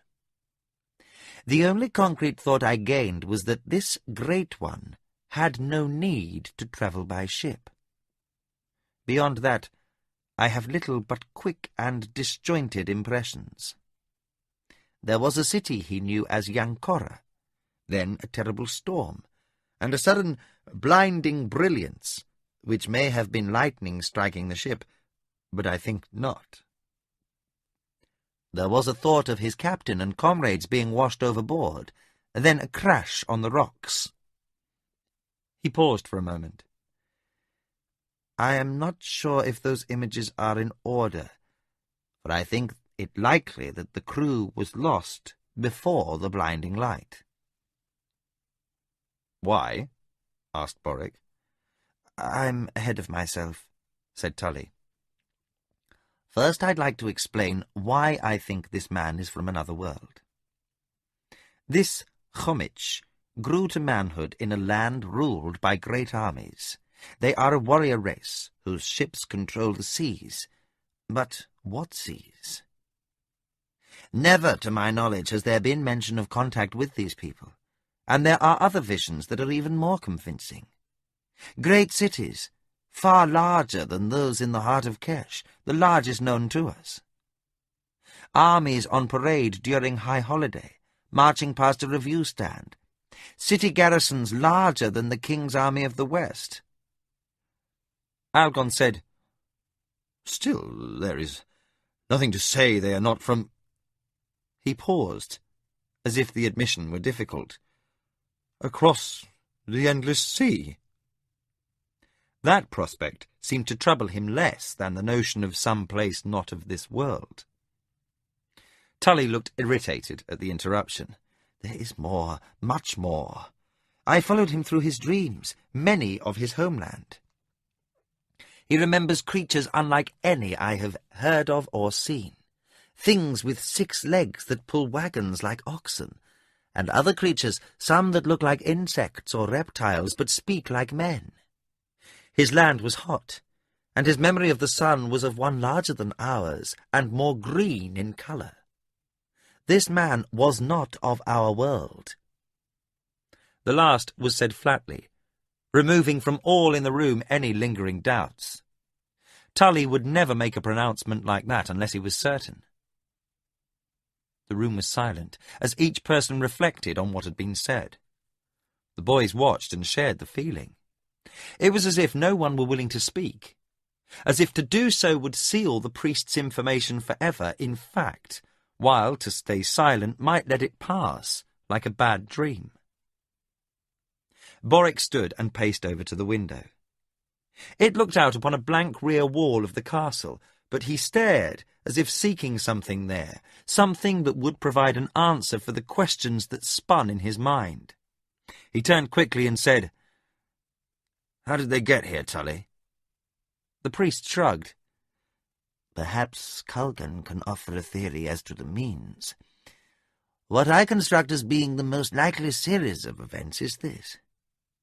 The ship foundered in the storm. The captain of the ship and most of its crew were lost. As a last resort, this Great One, whoever he is, invoked a spell to remove the ship from the storm, or change the weather, or some other mighty feat. As a result, the ship was cast from its own world into this, appearing off the coast at Sailor's Grief. With the ship moving at great speed on its own world, it may have appeared here with the same movement, and with the westerly blowing strong, and little or no crew, the ship was driven straight onto the rocks. Or it simply may have appeared on the rocks, smashed at the instant it came into being here." Fannin shook his head. "From another world? How can that be possible?" The old priest raised his hands in a gesture of mystification. "One can only speculate. The Ashapians have old scrolls in their temples. Some are reputed to be copies of older works, which in turn are copies of still older scrolls. They claim the originals date back in unbroken line to the time of the Chaos Wars. Among them is mention of other planes and other dimensions, and of concepts lost to us. One thing is clear, however. They speak of lands and peoples unknown, and suggest that once mankind travelled to other worlds, or to Midkemia from other worlds. These notions have been the centre of religious debate for centuries, and no one could say with certainty what truth there was in any of them." He paused, then said, "Until now, if I had not seen what was in Chomich's mind, I would not have accepted such a theory to explain this day's occurrences. But now—" Boric crossed to his chair to stand behind it, his hands gripping each side of the high back. "It seems impossible." "That the ship and man were here is fact, father," said Liam. Arutha followed his brother's comment with another. "And we must decide what the chances are that this feat may be duplicated." Boric said to Tully, "You were right when you said this may herald a grave situation. Should a great empire be turning its attention toward Criddy and the kingdom?" Tully shook his head. "Boric, have you so long been removed from my tutelage that you miss the point entirely?" He held up a bony hand as the Duke started to protest. "Forgive me, my lord. I am old and tired and forget my manners. But the truth is still the truth. A mighty nation they are, or rather an empire of nations, and if they have the means to reach us, it could prove dire. But most important is the possibility that this great one is a magician or priest of high art. For if he is not one alone, if there are more within this empire, and if they did indeed try to reach this world with magic, then grave times are truly in store for us." When everyone at the table still appeared not to comprehend what he was alluding to, Tully continued, like a patient teacher lecturing a group of promising but occasionally slow students. "The ship's appearance may be the product of chance, and if so, is only a cause for curiosity. But if it was by design that it came here, then we may be in peril, for to move a ship to another world is an order of magic beyond my imagining. If these people, the Tsurani, as they call themselves, know we are here, and if they possess the means to reach us, then not only must we fear armies that rival Great Kesh at the height of its power, when its reach extended to even this remote corner of the world, we must also face magic far greater than any we have known." Boric nodded, for the conclusion was obvious once pointed out. "We must have Culgan's counsel on this at once." "One thing, Arthur," said Tully. The prince looked up from his chair, for he had been lost in thought. "I know why Homich tried to run from you and your men. He thought you were creatures he knew in his own world, centaur-like creatures called Thun, feared by the Tsurani." "Why would he think that?" asked Lam, looking puzzled. "He had never seen a horse, or any creature remotely like it. I expect these people have none." The Duke sat down again. Drumming his fingers on the table, he said, "If what Father Sully says is true, then we must make some decisions, and quickly. If this is but an accident that has brought these people to our shores, then there may be little to fear. If, however, there is some design to their coming, then we should expect a serious threat. Here we are, the fewest in number of all the kingdom's garrisons, and it would be a hard thing should they come here in force." The others murmured agreement, and the Duke said, "We would do well to try to understand that what has been said here is still only speculation, though I am inclined to agree with Tully on most points. We should have Culgan's thoughts upon the matter of these people." He turned to Pug. "Lad, see if your master is free to join us." Pug nodded and opened the door, then raced through the keep. He ran to the tower steps and took them two at a time. He raised his hand to knock and felt a strange sensation, as if he were near a lightning strike, causing the hair on his arms and scalp to stand up. A sudden sense of wrongness swept over him, and he pounded on the door. "Culgan! Culgan, are you all right?" he shouted, but no answer was forthcoming. He tried the door latch and found it locked. He placed his shoulder against the door and tried to force it, but it held fast. The feeling of strangeness had passed, but fear rose in him at Culgan's silence. He looked about for something to force the door, and, finding nothing, ran back down the stairs. He hurried into the long hall. Here guards in Criddy livery stood at their post. He shouted at the two nearest, "You two come with me! My master is in trouble!" Without hesitation, they followed the boy up the stairs, their boots pounding on the stone steps. When they reached the magician's door, Pug said, "Break it down!" They quickly put aside spear and shield and leaned their shoulders against the door. Once, twice, 3 times they heaved, and, with a protesting groan, the timbers cracked around the lock plate. One last shove, and the door flew open. The guards stopped themselves from falling through the door and stepped back, amazement and confusion on their faces. Pug shouldered between them and looked into the room. On the floor lay Culgan, unconscious. His blue robes were dishevelled, and one arm was thrown across his face as if in protection. 2 feet from him, where his study table should have stood, hung a shimmering void. Pug stared at the place in the air. A large sphere of grey that was not quite grey shimmered with traces of a broken spectrum. He could not see through it, but there was nothing solid there. Coming out of the grey space was a pair of human arms reaching toward the magician. When they touched the material of his robe, they stopped and fingered the cloth. As if a decision had been made, they travelled over his body until they identified Culgan's arm. The hands took hold of him and tried to lift his arm into the void.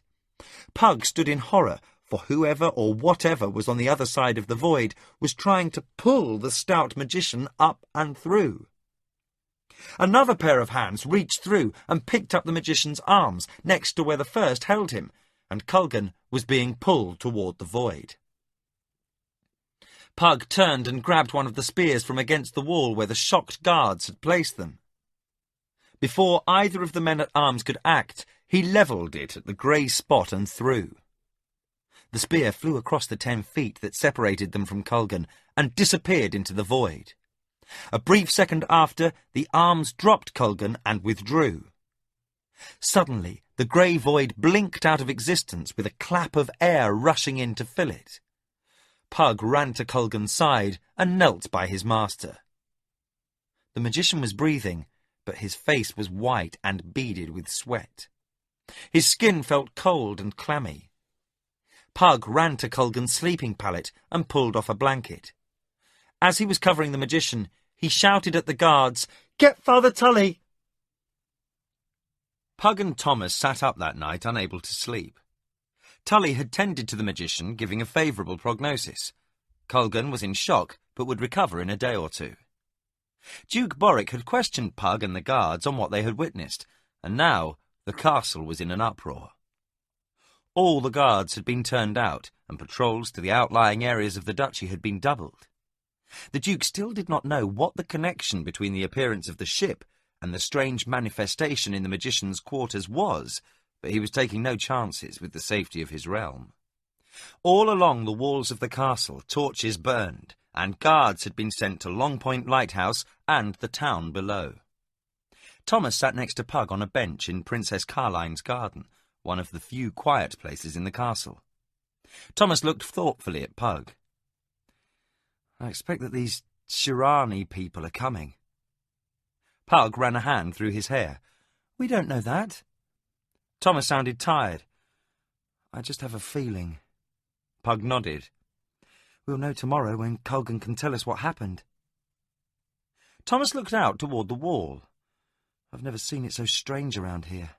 Not even when the Dark Brotherhood and the goblins attacked back when we were little, remember?"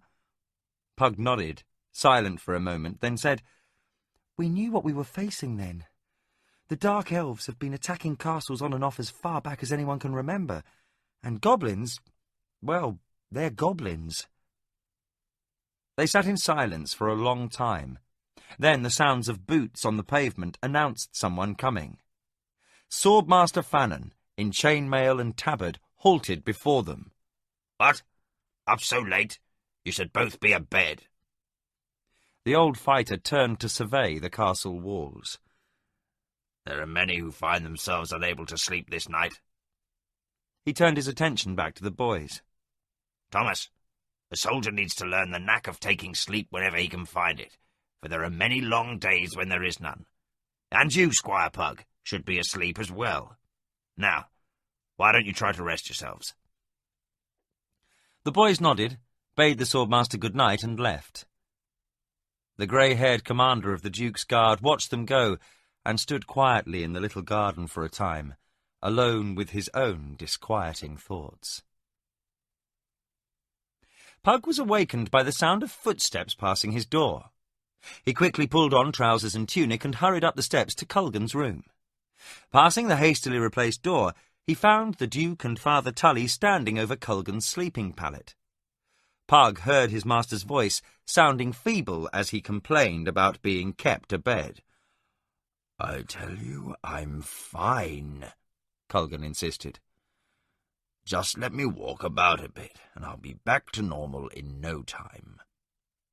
Tully, still sounding weary, said, Back on your bed, you mean? You sustained a nasty jolt, Culkin. Whatever it was that knocked you unconscious packed no small wallop. You were lucky. It could have been much worse.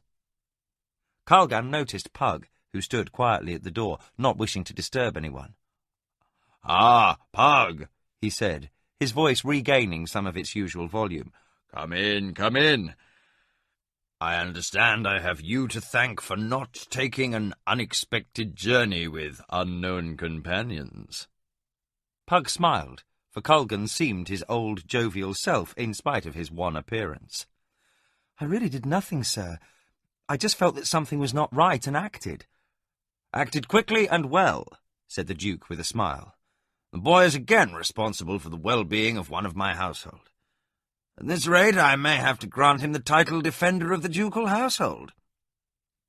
Pug smiled, pleased with the Duke's praise. Boric turned to the magician. Well, seeing as you're full of fire, I think we should have a talk about yesterday. Are you well enough? The question brought an irritated look from Culgan. Of course I'm well enough. That's what I've been trying to tell you for the last 10 minutes. Culgan started to rise from the bed, but as dizziness overtook him, Tully put a restraining hand on his shoulder, guiding him back to the large pile of pillows he had been resting on. You can talk here quite well enough, thank you. Now stay in bed. Culgan made no protest. He shortly felt better and said, "Fine, but hand me my pipe, will you please?"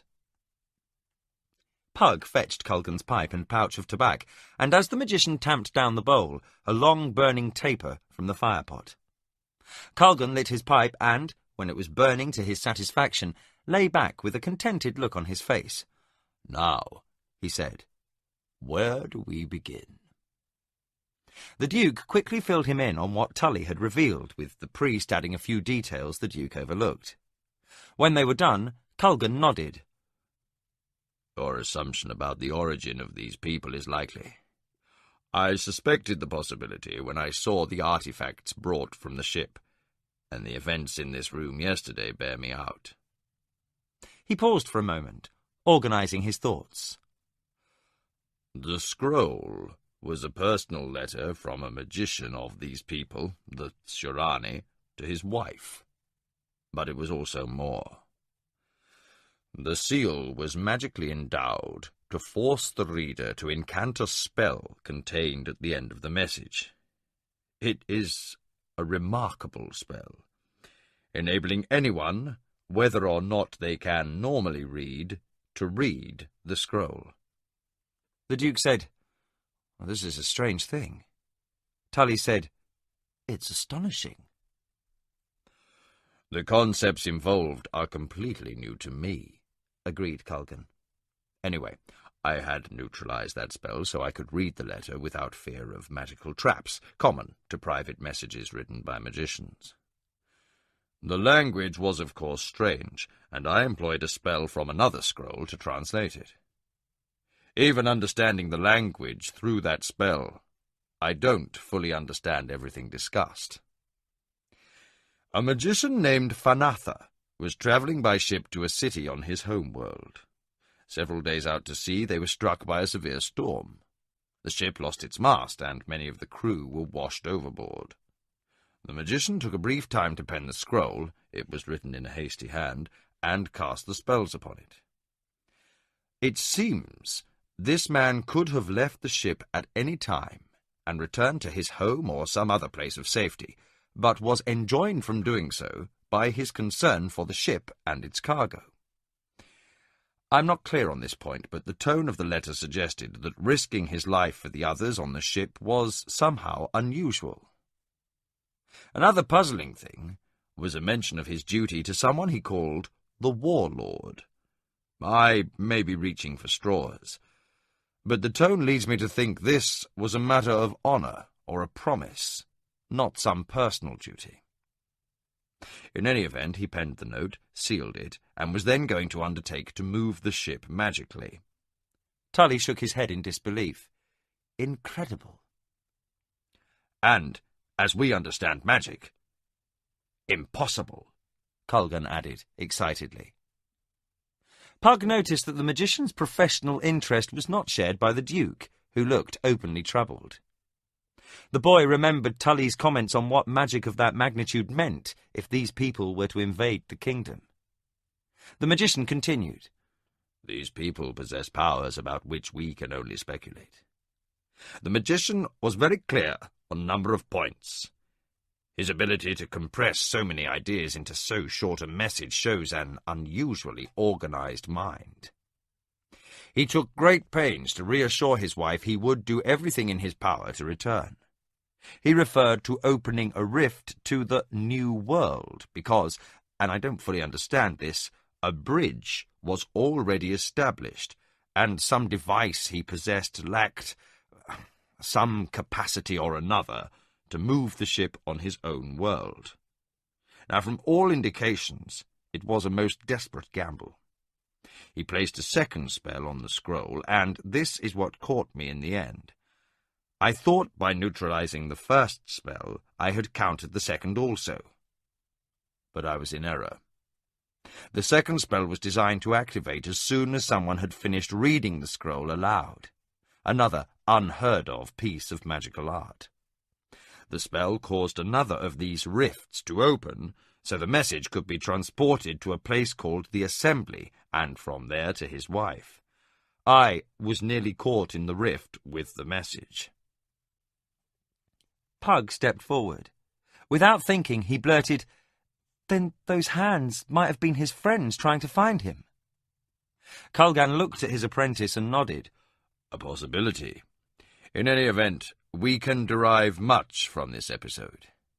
These Tsurani have the ability to control magic that we can only hint at in our speculation. We know a little about the occurrences of rifts and nothing of their nature. The Duke looked surprised. "Please explain." Colgan drew deep on his pipe and then said, Magic, by its nature, is unstable. Occasionally a spell will become warped. Why, we don't know. To such a degree it tears at the very fabric of the world. For a brief time a rift occurs, and a passage is formed going somewhere. Little else is known about such occurrences, except that they involve tremendous releases of energy. Tully said, "There are theories, but no one understands why every so often a spell or magic device suddenly explodes in this fashion, and why this instability in reality is created. There have been several occurrences like this, but we have only second-hand observations to go on. Those who witnessed the creation of these rifts died or vanished." Colgan picked up the narrative again. It's considered axiomatic that they were destroyed along with anything within several feet of the rift. He looked thoughtful for a moment. By rights, I should have been killed when that rift appeared in my study. The Duke interrupted. From your description, these rifts, as you called them, are dangerous. Colgan nodded. Unpredictable as well. They are one of the most uncontrollable forces ever discovered. If these people know how to manufacture them and control them as well, to act as a gate between worlds, and can pass through them safely, then they have arts of the most powerful sort. Tully said, "We've suspected something of the nature of rifts before, but this is the first time we've had anything remotely like hard evidence." Colgan said, "Bah! Strange people and unknown objects have appeared suddenly from time to time over the years, Tully. This would certainly explain where they come from." Tully appeared unwilling to concede the point. "Theory only, Colgan, not proof. The people have all been dead, and the devices...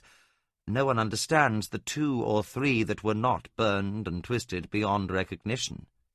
Colgan smiled. "Really? What about the man who appeared 20 years ago in Salador?" To the Duke he said, "This man spoke no language known, and was dressed in the strangest fashion." Tully looked down his nose at Colgan. "He was also hopelessly mad. and never could speak a word that could be understood. The temples invested much time on him." Boric paled. "Gods!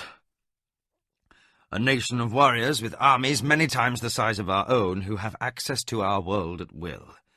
Let us hope they have not turned their eyes toward the kingdom." Culgan nodded and blew a puff of smoke.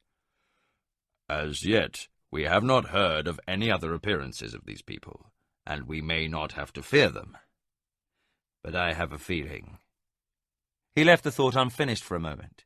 He turned a little to one side, easing some minor discomfort, then said, "It may be nothing, but a reference to a bridge in the message troubles me. It smacks of a permanent way between the worlds already in existence. I hope I'm wrong." The sound of feet pounding up the stairs made them turn. A guard hurried in and came to attention before the Duke, handing him a small paper. The Duke dismissed the man and opened the folded paper. He read it quickly, then handed it to Tully. "I sent fast riders to the elves and the dwarves with pigeons to carry replies. The Elf Queen sends word that she is already riding to Criddy and will be here in 2 days' time." Tully shook his head. "As long as I have lived, I have never heard of the Lady Algarana leaving Elvendar. This sets my bones cold." Culgan said, "Things must be approaching a serious turn for her to come here.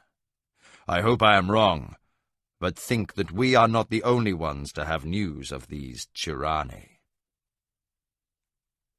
Silence descended over the room, and Pug was struck by a feeling of hopelessness. He shook it off, but its echoes followed him for days. Chapter 6. Elf Council. Pug leaned out the window. Despite the driving rain that had come in the early morning, the courtyard was in an uproar. Beside the necessary preparations for any important visit, there was the added novelty of these visitors being elves.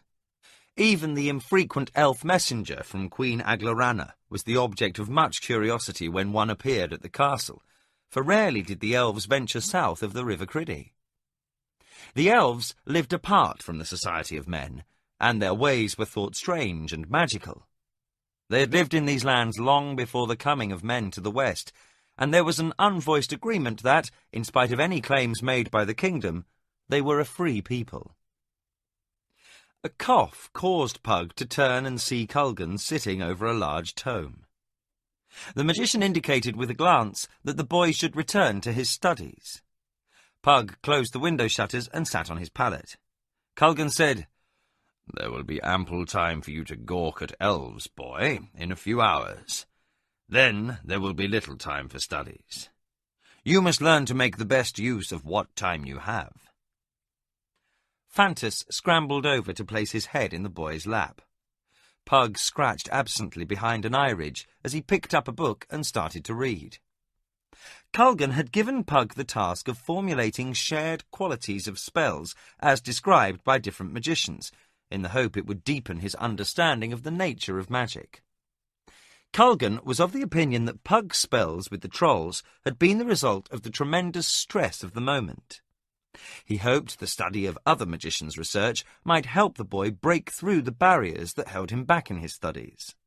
The bookwork also proved fascinating to Pug, and his reading had improved greatly. Pug glanced at his master, who was reading while puffing great clouds of smoke from his long pipe. Culgan showed no signs of the weakness of the day before, and had insisted the boy use these hours to study rather than sit idly by waiting for the arrival of the Elf Queen and her court. A few minutes later, Pug's eyes began to sting from the pungent smoke, and he turned back to the window and pushed open the shutters. "Culgan." "Yes, Pug?" "It would be much nicer working with you if we could somehow keep the fire going for warmth, but move the smoke outside." Between the smoking firepot and the magician's pipe, the room was thick with blue-white haze. The magician laughed loudly. "Right you are." He closed his eyes for a moment. His hands flew in a furious motion, and he softly mouthed a series of incantations. Soon he was holding a large sphere of white and grey smoke, which he took to the window and tossed outside, leaving the room fresh and clear. Pug shook his head, laughing. "Thank you, Colgan, but I had a more mundane solution in mind. What do you think of making a chimney for the firepot?" "Not possible, Pug," Colgan said, sitting down. He pointed to the wall. "If one had been installed when the tower was built, fine. But to try to remove the stones from the tower, from here past my room and up to the roof, would be difficult, not to mention costly." "I wasn't thinking of a chimney in the wall, Colgan. You know how the forge in the smithy has a stone hood taking the heat and smoke through the roof?" The magician nodded. "Well, if I could have a metal one fashioned by the smith, and a metal chimney coming from the hood to carry the smoke away, it would work the same way, wouldn't it?" Colgan pondered this for a moment. "I don't see why it wouldn't. But, where would you put this chimney?" "There." Pug pointed to 2 stones above and to the left of the window. They had been ill-fitted when the tower was built, and now there was a large crack between them that allowed the wind to come howling into the room. "This stone could be taken out," he said, indicating the leftmost one. "I checked it, and it's loose.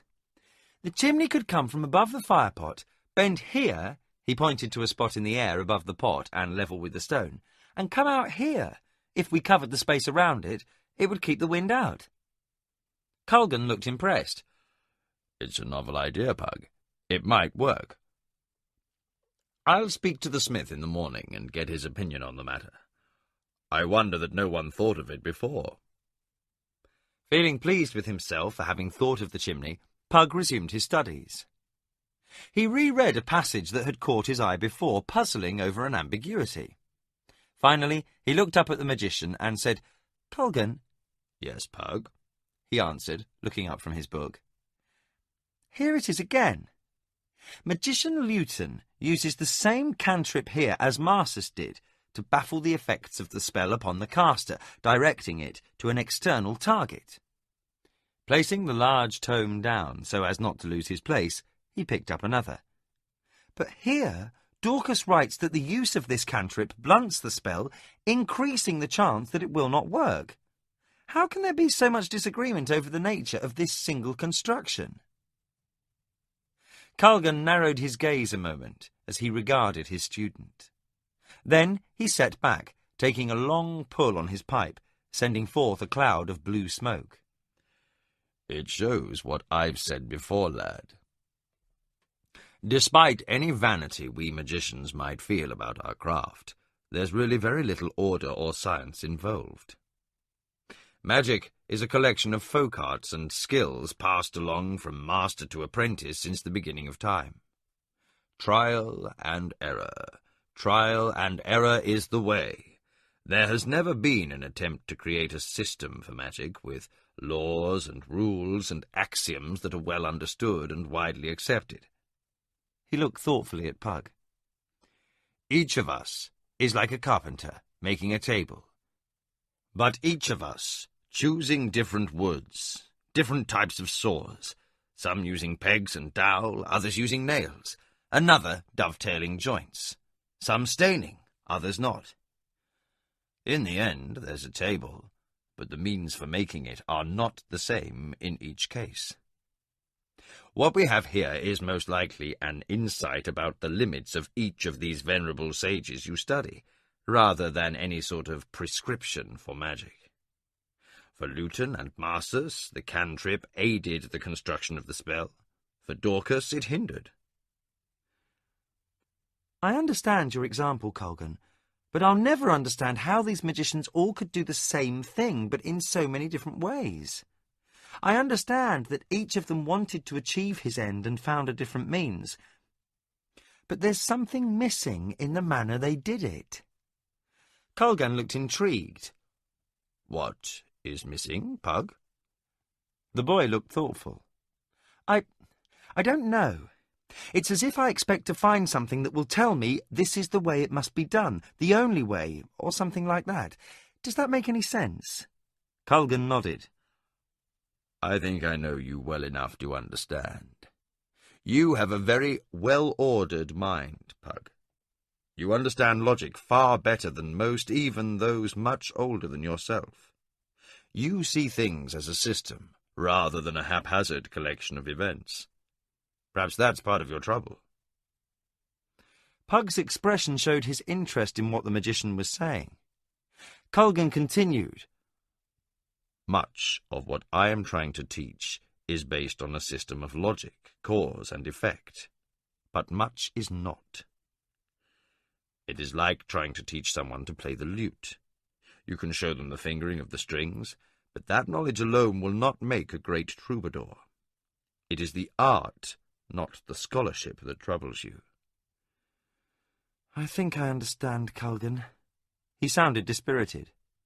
Culgan stood up. Don't dwell on it. You are still young, and I have hope for you yet. His tone was light, and Pug felt the humour in it. Then I'm not a complete loss, he said with a smile. Indeed not. Culgan looked thoughtfully at his pupil. In fact, I have the feeling that someday you may use that logical mind of yours for the betterment of magic. Pug was a little startled. He did not think of himself as one to accomplish great things. Shouts came through the window, and Pug hurried to look out. A troop of guards was running toward the front gate. Pug turned to Culgan.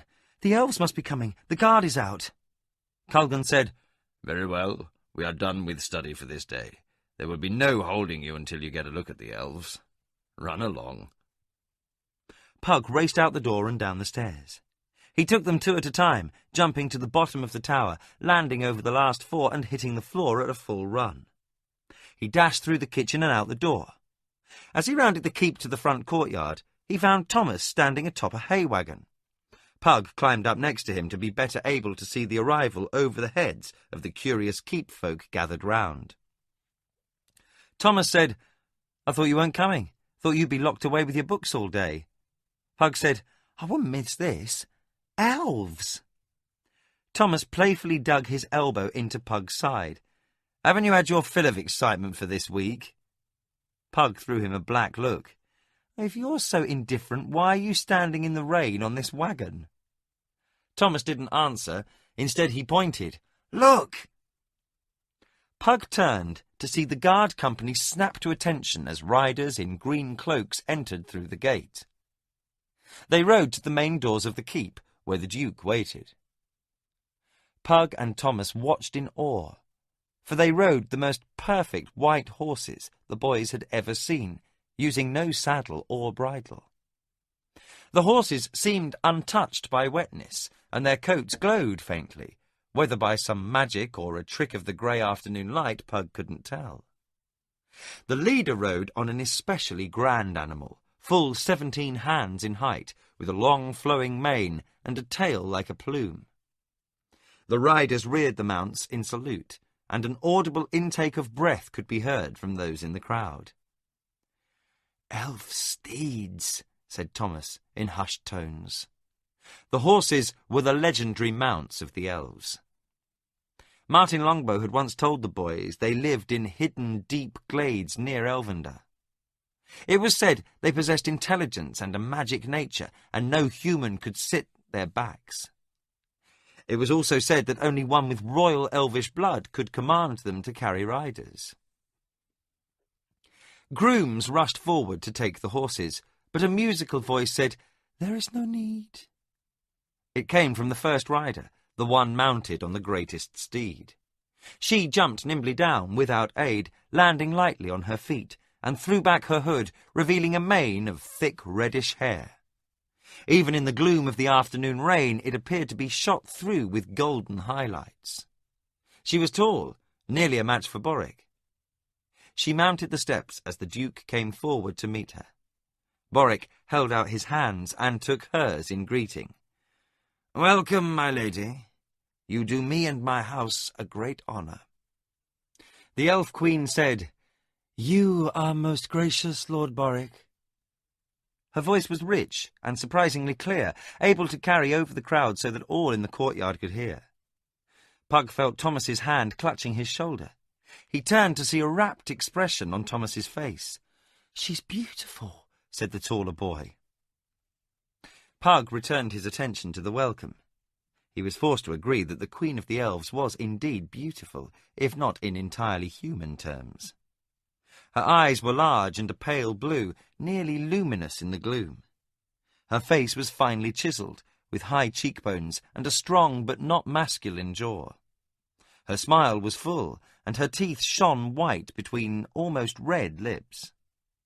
She wore a simple circlet of gold around her brow, which held back her hair, revealing the lobeless, upswept ears that were the hallmark of her race. The others in her company dismounted, all dressed in rich clothing.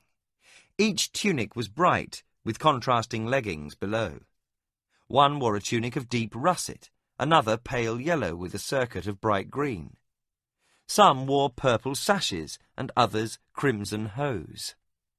Despite the bright colours, these were elegant and finely made garments, with nothing loud or gaudy about them. There were 11 riders with the Queen, all similar in appearance, tall, youthful, and lithe in movement. The Queen turned from the Duke and said something in her musical language. The elf steeds reared in salute, then ran through the gate past the surprised onlookers. The Duke ushered his guests inside, and soon the crowd drifted away.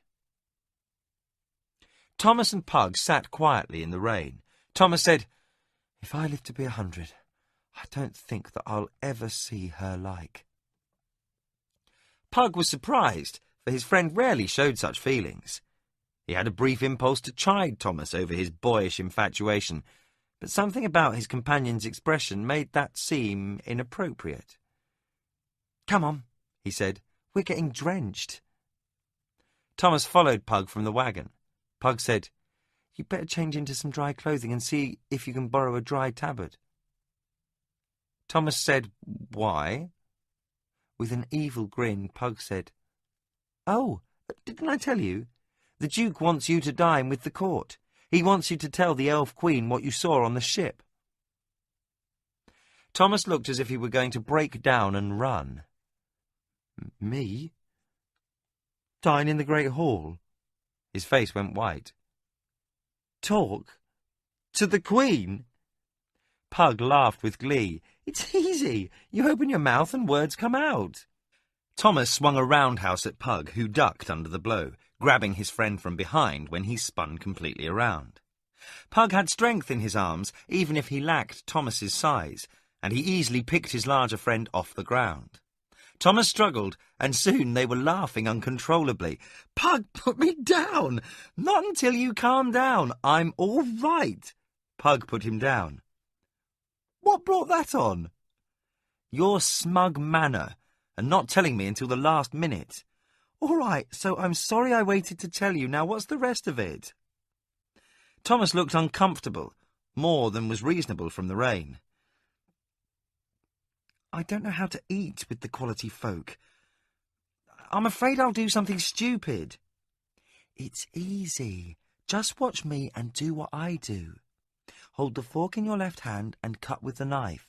Don't drink from the bowls of water they're to wash with, and use them a lot, because your hands will get greasy from the rib bones.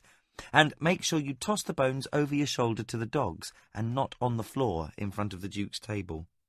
And don't wipe your mouth on your sleeves. Use the tablecloth, that's what it's for."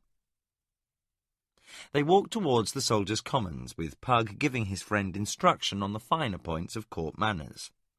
Thomas was impressed at the wealth of Pug's knowledge. Thomas vacillated between looking sick and pained. Each time someone regarded him, he felt as if he had been found guilty of the most grievous breach of etiquette and looked sick. Whenever his gaze wandered to the head table and he caught sight of the Elf Queen, his stomach tied up in knots, and he looked pained.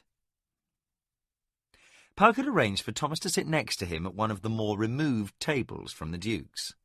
Pug's usual place was at Lord Borwick's table next to the Princess. He was glad for this chance to be away from her, for she still showed displeasure with him. Usually she chatted with him about the 1,000 little bits of gossip the ladies of the courts found so interesting. But last night she had pointedly ignored him, lavishing all her attention on a surprised and obviously pleased Roland. Pug found his own reaction puzzling, relief mixed with a large dose of irritation. While he felt relieved to be free of her wrath, he found Roland's fawning upon her a bothersome itch he couldn't scratch. Pug had been troubled by Roland's hostility toward him of late, poorly hidden behind stiff manners. He had never been as close to Roland as Thomas had, but they had never before had cause to be angry with one another. Roland had always been one of the crowd of boys Pug's age. He had never hidden behind his rank when he had cause to be at odds with the common boys, always standing ready to settle the matter in whatever way proved necessary. And already being an experienced fighter when he arrived in Criddy, his differences soon were settled peacefully, as often as not. Now, there was this dark tension between Pug and Roland, and Pug found himself wishing he was Thomas's equal in fighting. Thomas was the only boy Roland was unable to best with fists, their one encounter ending quickly with Roland receiving a round thumping. For as certain as the sun was rising in the morning, Pug knew a confrontation with the hot-headed young squire was quickly approaching. He dreaded it, but knew once it came, he'd feel relief. Pug glanced at Thomas, finding his friend lost in his own discomfort. Pug returned his attention to Carline. He felt overwhelmed by the princess, but her allure was tempered by a strange discomfort he felt whenever she was near. As beautiful as he found her, her black locks and blue eyes igniting some very uncomfortable flames of imagination, the images were always somehow hollow, colourless at heart, lacking the amber and rose glow such daydreams had possessed when Carline had been a distant, unapproachable, and unknown figure.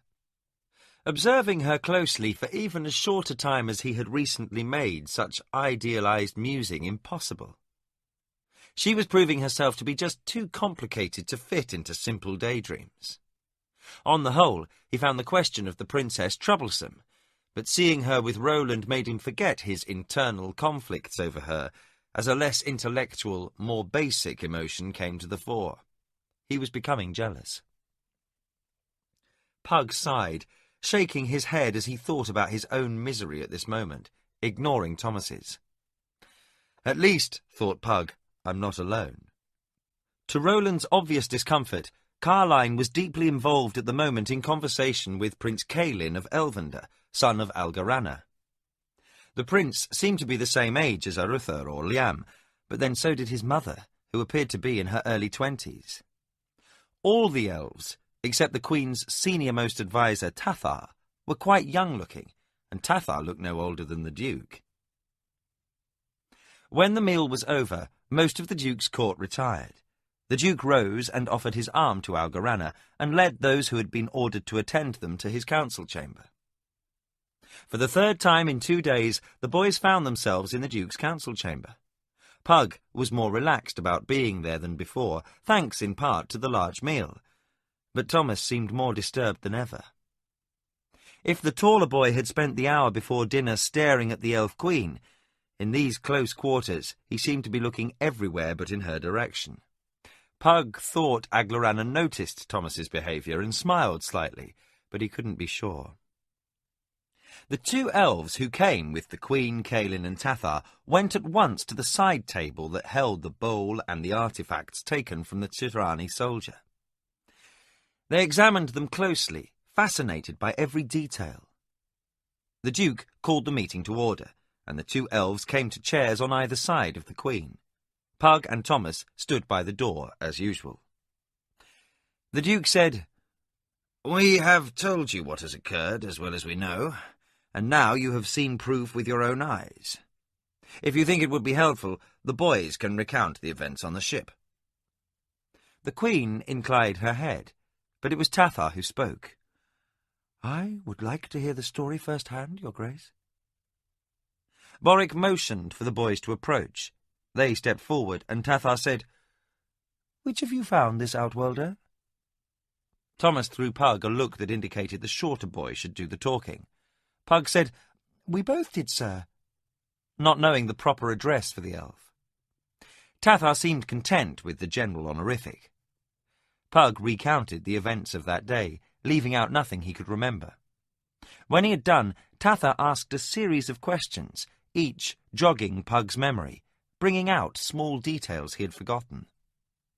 When he was done, Pug stepped back, and Tathar repeated the process with Thomas. Thomas began haltingly, obviously discomfited, and the elf queen bestowed a reassuring smile on him. That only served to make him more unsettled, and he was soon dismissed. Tathar's questions provided more details about the ship, small things forgotten by the boys. Fire buckets filled with sand tossed about the deck, empty spear racks substantiating Aritha's surmise that it had been, indeed, a warship. Tathar leaned back. "We have never heard of such a ship. It is in many ways like other ships, but not in all ways. We are convinced." As if by silent signal, Caelin spoke. "Since the death of my father, King, I serve as war leader of Elvender. It is my duty to supervise the scouts and patrols that guard our glades. For some time, we have been aware that there were strange occurrences in the great forest south of the River Criddy. Several times our runners have found tracks made by men in isolated parts of the forest. They have been found as near as the borders of Elvender and as far as the North Pass near Stone Mountain.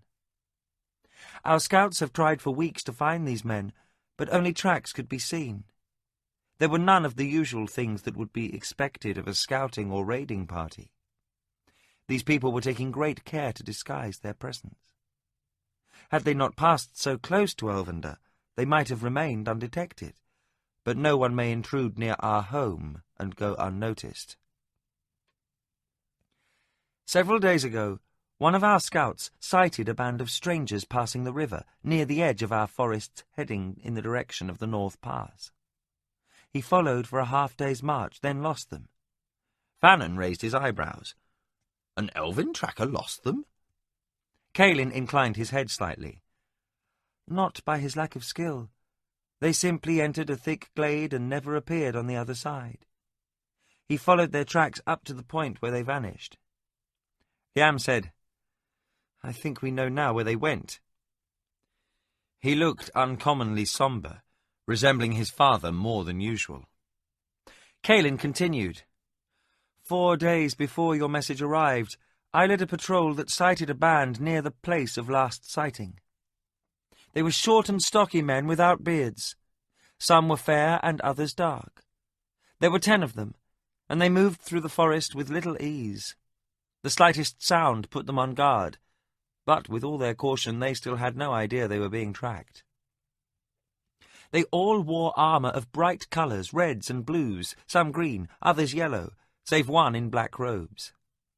They carried swords like the one on the table, and others without the serration, round shields and strange bows, short and curved in an odd doubled-back way. Algon sat forward. "They're recurved bows, like the ones used by Keshian dog soldiers." Caelin spread his hands. "Kesh has long been gone from these lands, and when we knew the Empire they used simple bows of yew or ash." Algon interrupted in excited tones. "They have a way, secret to them, of fashioning such bows from wood and animal horn. They're small, but possess great power, though not as much as the longbow. Their range is surprisingly—" Boric cleared his throat pointedly, being unwilling to let the horsemaster indulge himself in his preoccupation with weaponry.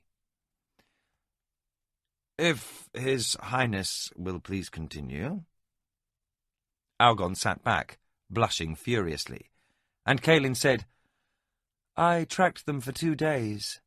They stopped and made cold camp at night and took great care not to leave signs of their passing. All food scraps and body wastes were gathered together in a sack and carried by one of their band. They moved carefully, but were easy for us to follow. When they came to the edge of the forest near the mouth of North Pass, they made marks upon a parchment, as they had several times during their trek. Then the one in black activated some strange device, and they vanished. There was a stir from the Duke's company.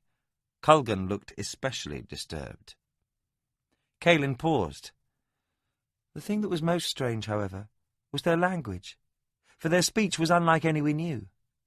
They spoke in hushed tones, but we could hear them, and their words were without meaning. The Queen then spoke. Hearing this, I became alarmed, for these outworlders are clearly mapping the West, ranging freely through the great forest, the hills of Stone Mountain, and now the coasts of the kingdom. Even as we prepared to send you word, the reports of these outworlders became more frequent. Several more bands were seen in the area of the North Pass. Aratha sat forward, resting his arms on the table. If they crossed the North Pass, they would discover the way to Yabon and the Free Cities. The snows will have started to fall in the mountains, and they may discover we are effectively isolated from aid during the winter. For a moment, alarm flickered on the Duke's face, betraying his stoic demeanour. He regained his composure and said, "There is still the South Pass, and they may not have mapped that far. If they were in that area, the dwarves would most likely have seen signs of them, as the villages of the Grey Towers are more widely scattered than those of Stone Mountain." "Lord Boric," said Aglorana, "I would never have ventured from Elvender if I had not thought the situation critical. From what you have told us of the Outworld Empire, if they are as powerful as you say, then I fear for all the free peoples of the West. While the elves have little love for the kingdom as such, we respect those of the Criddy, for you have ever been honourable men, and have never sought to extend your realm into our lands. We would ally with you should these outworlders come for conquest." Boric sat quietly for a moment. "I thank the Lady of Elvender for the aid of the elven folk should war come. We are also in your debt for your counsel, for now we can act. Had we not known of these happenings in the great forests, we would likely have given the aliens more time for whatever trouble they are preparing." He paused again, as if considering his next words. "And I am convinced that these tyranni plan us ill. Scouting an alien and strange land I could see, trying to determine the nature and temper of the people who live there. But extensive mapping by warriors can only be a prelude to invasion." Culgan sounded fatigued as he said, "They most likely will come with a mighty host." Tully shook his head. "Perhaps not." All eyes turned to him as he said, "I am not so certain. Much of what I read in Chomich's mind was confused, but there is something about this empire of Tsuranuani that makes it unlike any nation we know of. There is something very alien about their sense of duty and alliances. I can't tell you how I know, but I suspect they may choose to test us first, with but a small part of their might. It's as if their attentions are elsewhere, and we're an afterthought." He shook his head in admitted confusion. "I have this sense. Nothing more." The Duke sat upright, a commanding tone coming into his voice. "We will act.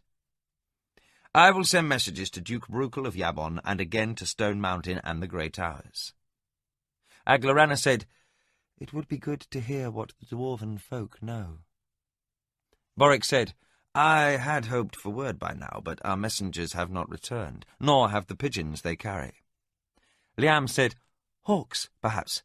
The pigeons are not always reliable, or perhaps the messengers never reached the dwarves." Boric turned to Caelan. "It has been 40 years since the siege of Kars, and we have had little traffic with the dwarves since. Who commands the dwarven clans now?" The elf prince said, "As then, Stone Mountain is under the banner of Harthorn of Hogar's line, at village Del Moria. The Grey Towers rally to the banner of Dolgan of Tholin's line at village Caldara. Both are known to me, though I was but a boy when they raised the Dark Brothers' siege at Kars," said Boric. "They will prove fierce allies if trouble comes." Arthur said, "What of the Free Cities, and the Prince in Crondor?" Boric sat back. "I must think on that. For there are problems in the east, or so I have word. I will give thought to the matter this night." He stood. "I thank you all for this counsel. Return to your quarters and avail yourselves of rest and refreshments. I will ask you to consider plans for dealing with the invaders should they come, and we will meet again tomorrow." As the Elf Queen rose, he offered her his arm, then escorted her through the doors that Thomas and Pug held open. The boys were the last to exit. Fannon took Thomas in tow, leading him to the soldiers' commons, while Culgan stood outside the hall with Tully and the 2 elven advisers. The magician turned to his apprentice. "Pug, Prince Caelin expressed an interest in your small library of magic books. Would you please show them to him?" Pug said he would, and led the prince up the stairs to his door and opened it for him. Caelin stepped through and Pug followed. Fantus was asleep and woke with a start. He threw the elf a distrustful look. Caelin slowly crossed over to the drake and spoke a few soft words in a language that Pug didn't understand. Fantus lost his nervousness and stretched forth his neck to allow the prince to scratch his head. After a moment, the drake looked expectantly to Pug. Pug said, "Yes, dinner is over. The kitchen will be full of scraps." Fantus moved to the window with a wolfish grin and used his snout to push it open. With a snap of his wings, he was out, gliding toward the kitchen. Pug offered Caelin a stool, but the prince said, "Thank you, but your chairs and stools are of little comfort to my kind. I will just sit on the floor with your leave." "You have a most unusual pet, Squire Pug." He gave Pug a small smile. Pug was a little uncomfortable hosting the elf prince in his poor room, but the elf's manner was such that the boy started to relax. "Oh, Fantus is less a pet than a permanent guest. He has a mind of his own.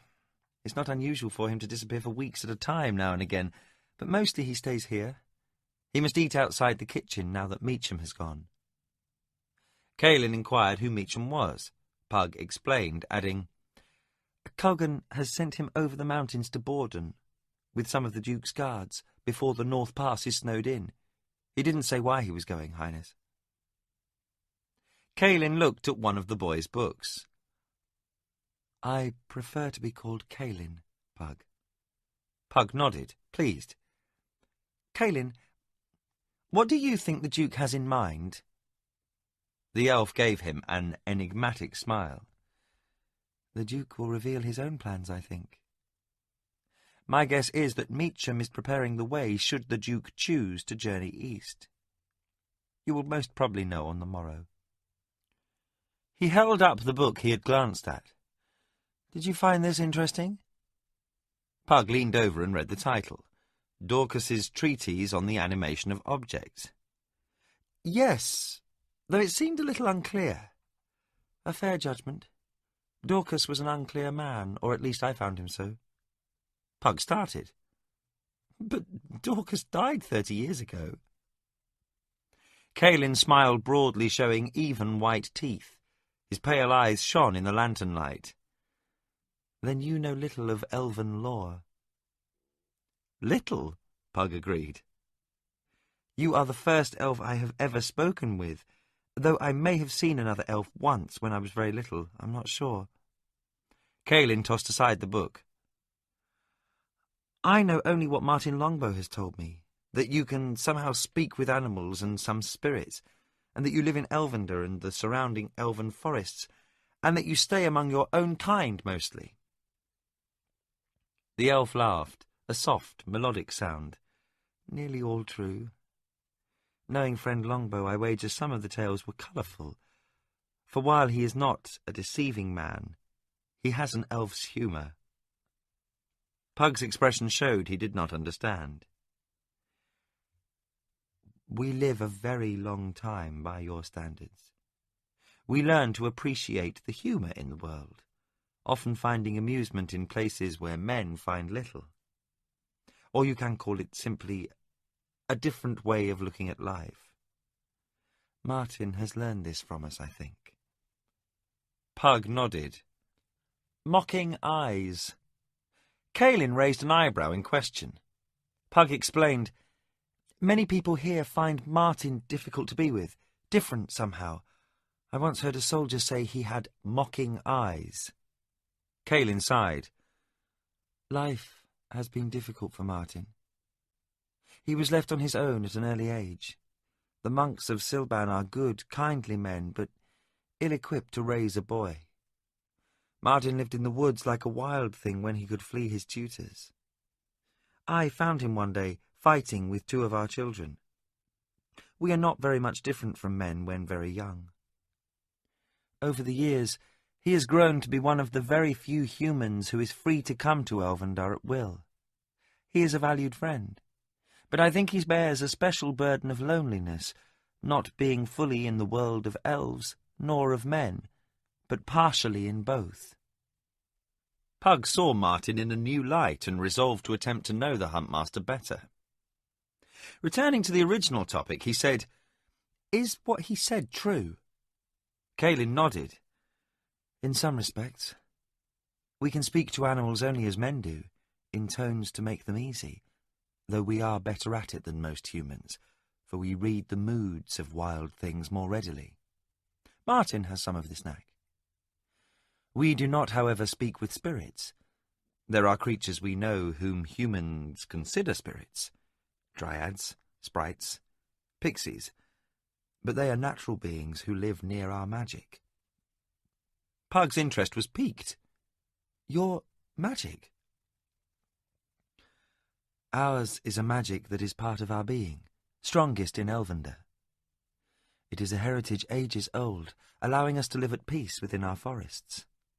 There we work as others do, hunting, tending our gardens, celebrating our joys, teaching our young. Time passes slowly in Elvendar, for it is an ageless place. That's why I can remember speaking with Dorcas, for in spite of my youthful appearance, I am over 100 years old. 100? Pug shook his head. Oh, poor Thomas. He was distressed to hear you were the Queen's son. Now he will be desolate. Caelan inclined his head, a half-smile playing across his face. The lad who was with us in the council hall. Pug nodded. Caelan said, It is not the first time my mother queen has had such an effect upon a human, though older men can mask the effect with more ease. You don't mind? Asked Pug, feeling protective towards his friend. No, Pug, of course not. All in Elvendar love the Queen, and it is acknowledged her beauty is unsurpassed. I find it not surprising your friend is smitten. Since my father king passed, more than one bold noble of your race has come to press his suit for Aglorana's hand. Now her mourning is at an end, and she may take another should she wish. That it would be one of your race is unlikely, for while a few such marriages have been made, they are very rare, and tend to be sad things at the end for our kind. She will live many more human lifespans, the gods willing. Caelan looked around the room, then added, It's likely our friend Thomas will outgrow his feelings for the great lady of the elves, much as your princess will change her feelings toward you, I would think. Pug felt embarrassed. He had been curious as to what Carline and the elf prince had spoken about during dinner, but had been uncomfortable asking. I noticed you spoke with her at great length. I had expected to meet a hero of 7 feet in height, with lightning dancing around his shoulders.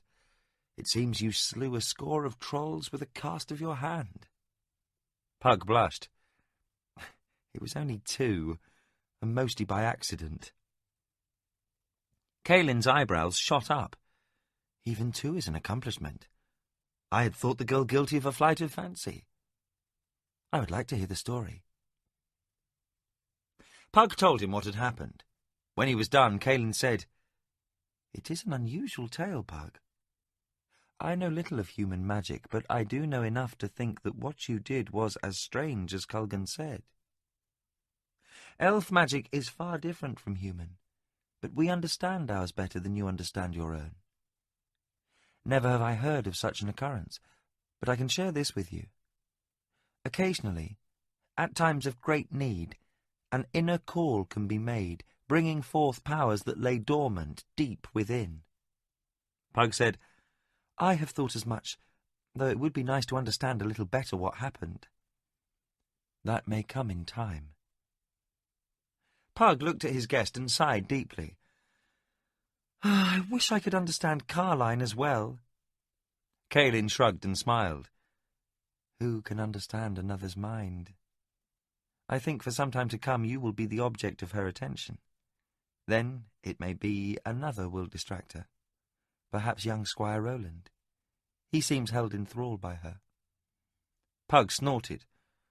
Roland? That... bother. Caelan smiled appreciatively. Then you are fond of the princess? Pug looked upward as if seeking guidance from some higher source. I do like her, he admitted with a heavy sigh, but I don't know if I care for her that special way. Sometimes I think I do, especially when I see Roland fawning over her, but other times I don't. She makes it very hard for me to think clearly, and I always seem to say the wrong things to her. Unlike Squire Roland, prompted Caelan. Pug nodded. He's court born and bred. He knows all the right things to say. Pug leaned back on his elbows and sighed wistfully.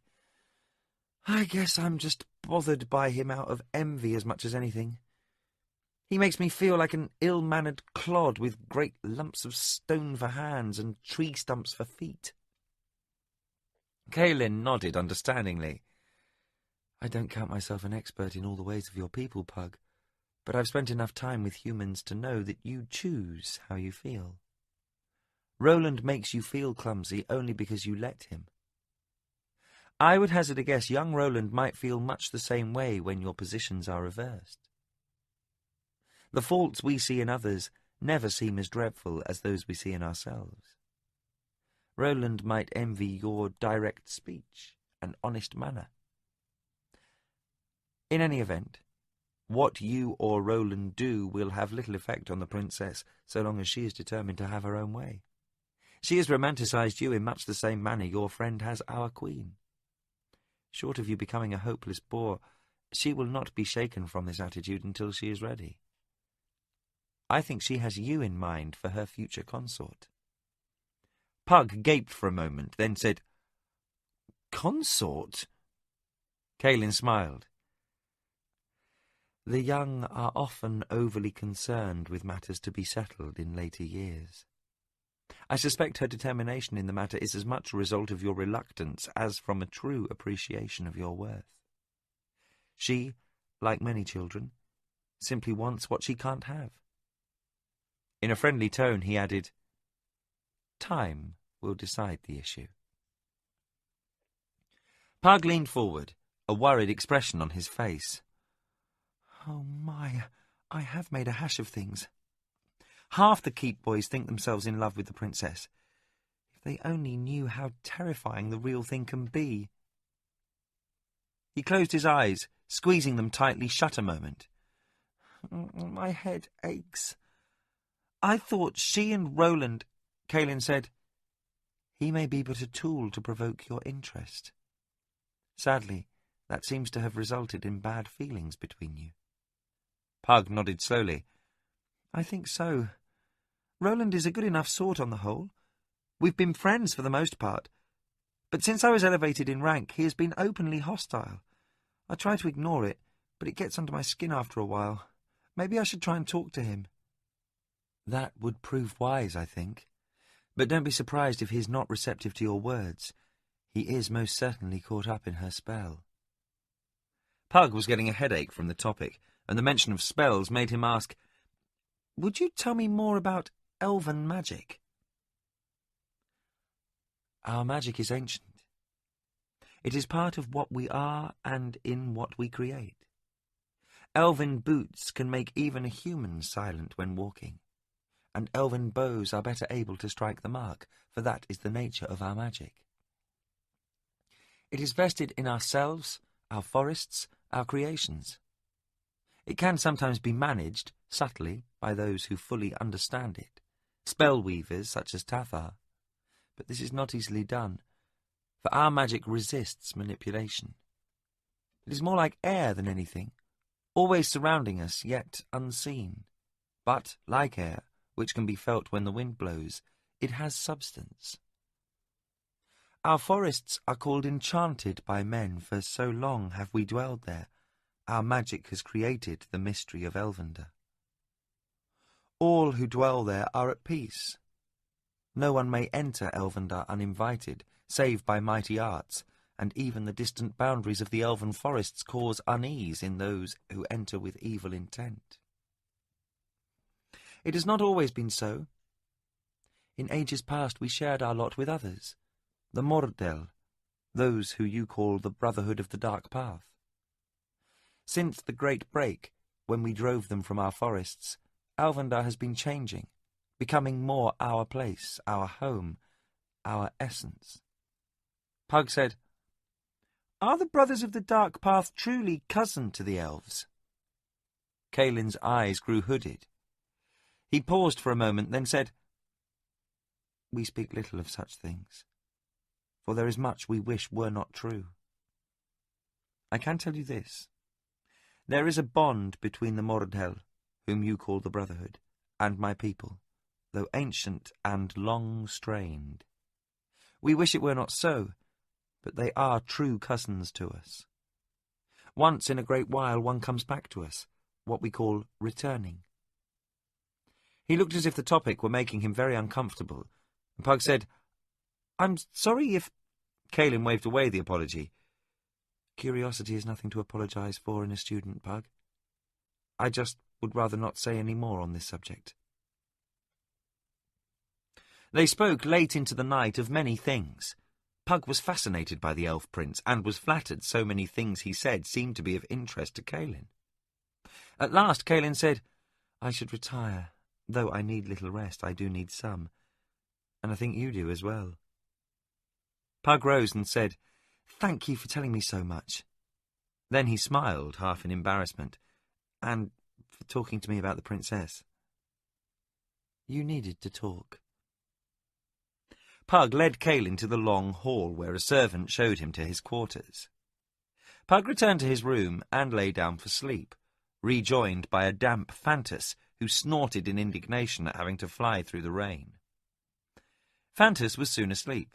Pug, however, lay staring at the flickering light from his firepot that danced on the ceiling, unable to call up sleep. He tried to put the tales of strange warriors out of his mind, but images of brightly clad fighters stalking through the forests of the Westlands made sleep impossible.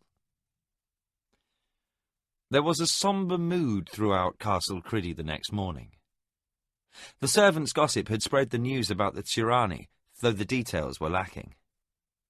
Everyone went about his duties with one ear open for a titbit of speculation on what the Duke was going to do. Everyone was agreed to one thing. Boric Condouin, Duke of Criddy, was not a man to sit idly by, waiting. Something would be done, and soon. Pug sat atop a bale of hay, watching Thomas practice with a sword, swinging at a pell-post, hacking backhand, then forehand, over and over. His blows were half-hearted, and finally he threw his sword down with disgust. "I'm not accomplishing a thing." He walked over and sat next to Pug. "I wonder what they're talking about." Pug shrugged. They were the Duke's council. Today the boys had not been asked to attend, and the last 4 hours had passed slowly. Abruptly, the courtyard became busy as servants began to rush toward the front gate. "Come on," said Thomas. Pug jumped off the bale and followed his friend. They rounded the keep in time to see the guards turning out as they had the day before. It was colder than yesterday, but there was no rain. The boys climbed on the same wagon and Thomas shivered. I think the snows will come early this year. Maybe tomorrow. If they do, it'll be the earliest snowfall in memory. You should have worn your cloak. Now you're all sweaty from the drill and the air is chilling you. Thomas looked pained. Gods, you sound like my mother. Pug mimicked an exasperated manner. In a tone that was high-pitched and nasal, he said, "And don't come running to me when you're all blue with chill, and coughing and sneezing looking for comfort, for you'll find none here, Thomas Meggerson." Thomas grinned. Now you sound exactly like her. They turned at the sound of the great doors opening. The Duke and Elf Queen led the other guests from the central keep, the Duke holding the Queen's hand in a parting gesture of friendship.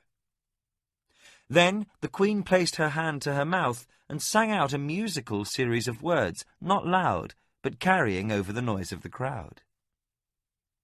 The servants who were standing in the court became silent, and soon the sound of hoofbeats could be heard outside the castle. 12 white horses ran through the gates and reared up in greeting to the Elf Queen. The elves quickly mounted, each springing up on an elf steed's back without assistance. They raised their hands in salute to the Duke, then turned and raced out the gate. For a few minutes after they were gone, the crowd stood around as if loath to admit that they had seen their last of the elves, probably their last in this lifetime. Slowly, they began to drift back to work. Thomas looked far away, and Pug turned to him. "What is it?" Thomas said softly, "I wish I could see Elvender someday." Pug understood. "Maybe you will." Then he added in lighter tones, "But I doubt it, for I will be a magician, and you will be a soldier, and the Queen will reign in Elvender long after we are dead." Thomas playfully jumped to top his friend, wrestling him down in the straw. "Oh, is that so? Well, I will too go to Elvender someday."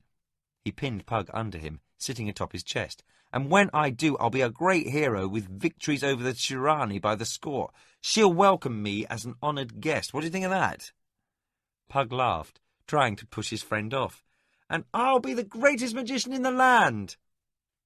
They both laughed. A voice broke through their play. "Pug! There you are!" Thomas got off and Pug sat up.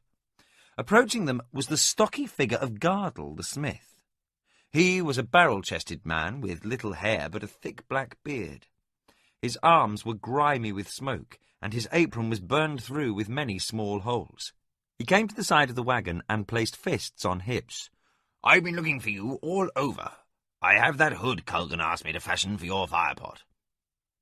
Pug scrambled out of the wagon with Thomas close behind. They walked after Gardel toward the smithy behind the central keep. The burly smith said, "Damned clever idea, that hood. I've worked the forge for nearly 30 years and never thought of using a hood for a firepot. Had to make one as soon as Colgan told me of the plan." They entered the smithy, a large shed with a large and small forge and several different-sized anvils. All manner of things lay about waiting for repair, armour, stirrup irons and kitchen utensils. Gardel walked to the larger forge and picked up the hood. It was about 3 feet to a side, about 3 feet high, and formed a cone with a hole at the top. Lengths of round metal pipe lay nearby, fashioned especially thin. Gardel held out his creation for them to study. "I make it fairly thin, using a lot of tin for lightness, for were it too heavy it would collapse." With his toe, he pointed to several lengths of metal rods. "We'll knock some little holes in the floor and use these for support. May take a bit of time to get it right, but I think this thing of yours is going to work." Pug smiled broadly. He found great pleasure in seeing an idea of his taking concrete form. It was a novel and gratifying sensation. "When can we install it?" "Now, if you like. I would like to see it work, I must confess." Pug gathered up some of the pipe, and Thomas the rest, as well as the rods. Juggling the awkward load, they set out toward the magician's tower, with the chuckling smith following. Culgan was deep in thought as he started to mount the stairs to his room. Suddenly, a shout from above sounded, "Watch out!" Culgan glanced up in time to see a block of stone come tumbling down the stairs, bounding over the steps as if in some fit of drunken craziness. He leapt aside as it struck against the wall where he had stood and came to rest at the bottom of the stairs. Mortar dust filled the air and Culgan sneezed. Thomas and Pug came running down the stairs, expressions of worry on their faces. When they saw no one was hurt, they both looked relieved. Culgan levelled a baleful gaze upon the pair and said, "What is all this?" Pug appeared sheepish, while Thomas tried to blend in with the wall. Pug spoke first. "Well, we were trying to carry the stone down to the yard, and it sort of slipped." "Sort of slipped? It looked more like a mad dash for freedom. Now, why were you carrying the stone, and where did it come from?" "It's the loose one from my wall," answered Pug. "We took it out so that Gardel could put the last pipe in place." When Culgan still appeared uncomprehending, Pug said, "It's for my firepot hood, remember?" "Ah," said Culgan. "Yes, now I do." A servant arrived to investigate the noise, and Culgan asked him to fetch a couple of workmen from the yard to carry the block away. He left, and Culgan said to the boys, "I think it will be better to let someone a little larger tote that stone out. Now, let us see this marvel." They climbed the stairs to the boys' room and found Gardel installing the last length of pipe. The smith turned when they entered and said, "Well, what do you think?" The pot had been moved a little closer to the wall, and the hood sat on 4 metal rods of equal length over it. All of the smoke was trapped by the hood and carried away through the light metal pipe.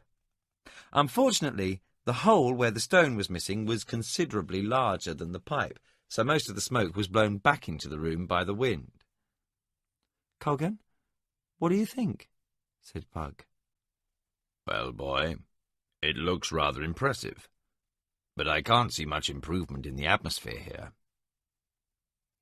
Gardel gave the hood a solid whack with his hand, causing it to ring out with a tinny sound.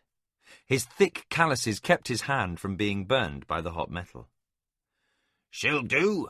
Soon as I plug up that hole, magician, I'll fetch some bull hide that I used for making shields for the horsemen and cut a hole in a piece, slip it around the pipe, and nail it to the wall.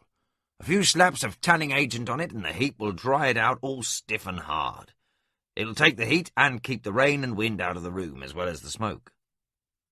The smith looked pleased with his handiwork. "Well, I'll fetch the hide. Back in a moment." Pug looked as if he would burst from pride, seeing his invention before him, and Thomas reflected Pug's glory. Culgan chuckled softly to himself for a moment. Suddenly, Pug turned to the magician, remembering where he had spent the day. "What is the news from the council?" "The Duke sends messages to all the nobles of the West explaining what has occurred in great detail, and asking that the armies of the West be made ready. I'm afraid Tully's scribes have some rigorous days ahead of them, since the Duke wants them all finished as soon as possible. Tully's in a state, for he has been commanded to stay and act as Liam's adviser, along with Fannon and Algon, during the Duke's absence." "Liam's adviser? Absence?" asked Pug, uncomprehendingly. "Yes. The Duke, Aretha, and I are going to journey to the Free Cities and on to Crondor to speak with Prince Erland. I'm going to send a dream message to a colleague of mine tonight, if I can. Belgan lives north of Borden. He will send word to Meacham, who should be there by now, to find us a ship. The Duke feels it best that he should carry the word in person." Pug and Thomas looked excited. Culgan knew they both wanted to come along. To visit Crondor would be the greatest adventure of their young lives. Culgan stroked his grey beard. It will be difficult to continue your lessons, but Tully can brush you up on a trick or two. Pug looked as if he were going to burst. "Please, Culgan, may I come too?" Culgan feigned surprise. You come? I never thought of that. He paused for a moment while the suspense built. Well, Pug's eyes pleaded. I guess it would be all right. Pug let out a yelp and jumped in the air. Thomas struggled to hide his disappointment. He forced a thin smile and tried to look happy for Pug. Culgan walked to the door. Pug noticed Thomas's dejected expression. "Culgan," Pug said. The magician turned, a faint smile on his lips. "Yes, Pug?" "Thomas too." Thomas shook his head, for he was neither a member of the court nor the magician's charge, but his eyes looked at Culgan imploringly. Culgan smiled broadly. "I guess we're better off keeping you together, so we need look for trouble in only one place." "Thomas too. I'll arrange things with Fannin." Thomas shouted, and the two boys slapped each other on the back. Pug said, "When do we leave?" Culgan laughed. "In 5 days' time, or sooner, if the Duke hears from the dwarves. Runners are being sent to the North Pass to see if it's clear. If not, we ride by the South Pass." Culgan departed, leaving the two boys dancing arm in arm and whooping with excitement. Chapter 7. Understanding. Pug hurried across the courtyard. Princess Carline had sent him a note asking him to meet her in the flower garden. It was the first word from the girl since she had stormed away from their last meeting, and Pug was anxious. He did not want to be on bad terms with Carline, regardless of any conflicts he might be feeling. After his brief discussion with Caelan 2 days earlier, he had sought out Father Tully and talked with him at length. The old priest had been willing to take time out to speak with the boy in spite of the demands the Duke was placing upon his staff. It had been a good talk for Pug, leaving him with a surer sense of himself. The final message from the old cleric had been, stop worrying about what the princess feels and thinks, and start discovering what Pug feels and thinks. He had taken the cleric's advice, and was now sure of what he would say should Carline start referring to any sort of understanding between them. For the first time in weeks, he felt something like a sense of direction, even if he was not sure what destination he would eventually reach holding to such a course. Reaching the princess's garden, he rounded a corner, then stopped, for instead of Carline, Squire Roland stood by the steps. With a slight smile, Roland nodded. "Good day, Pug." "Good day, Roland." Pug looked around. "Expecting someone?" said Roland, forcing a note of lightness that did little to hide a belligerent tone. He casually rested his left hand on the pommel of his sword. Apart from his sword, he was dressed as usual in colourful breeches and tunic of green and gold, with tall riding boots. "Well, actually I was expecting to see the princess," Pug said, with a small note of defiance in his manner. Roland feigned surprise. "Really?" "Lady Glynis mentioned something about a note, but I had come to understand things were strained between the two of you." While Pug had tried to sympathise with Roland's situation over the last few days, his off-handed, superior attitude and his chronic antagonism conspired to irritate Pug. Letting his exasperation get the better of him, he snapped. "As one squire to another, Roland, let me put it this way. How things stand between Carline and myself is none of your business." Roland's face took on an expression of open anger. He stepped forward, looking down at the shorter boy. "Be damned, it's none of my business. I don't know what you're playing at, Pug, but if you do anything to hurt her, I'll—" Me? Hurt her? Pug interrupted. He was shocked by the intensity of Roland's anger and infuriated by the threat. She's the one playing us one against the other. Abruptly, Pug felt the ground tilt under him, rising up to strike him from behind. Lights exploded before his eyes, and a bell-like clanging sounded in his ears. It was a long moment before he realized Roland had just hit him. Pug shook his head and his eyes refocused. He saw the older, larger squire standing over him, both hands balled into fists. Through tightly clenched teeth, Roland spat his words. "If you ever say ill of her again, I'll beat you senseless." Pug's anger fired within him, rising each second. He got carefully to his feet, his eyes upon Roland, who stood ready to fight. Feeling the bitter taste of anger in his mouth, Pug said, "You've had 2 years and more to win her, Roland. Leave it alone." Roland's face grew livid, and he charged, bowling Pug off his feet. They went down in a tangle, Roland striking Pug harmlessly on the shoulders and arms. Rolling and grappling, neither could inflict much damage. Pug got his arm around Roland's neck and hung on as the older squire thrashed in a frenzy. Suddenly, Roland wedged a knee against Pug's chest and shoved him away. Pug rolled and came to his feet. Roland was up an instant later, and they squared off. Roland's expression had changed from rage to cold, calculating anger as he measured the distance between them. He advanced carefully, his left arm bent and extended, his right fist held ready before his face.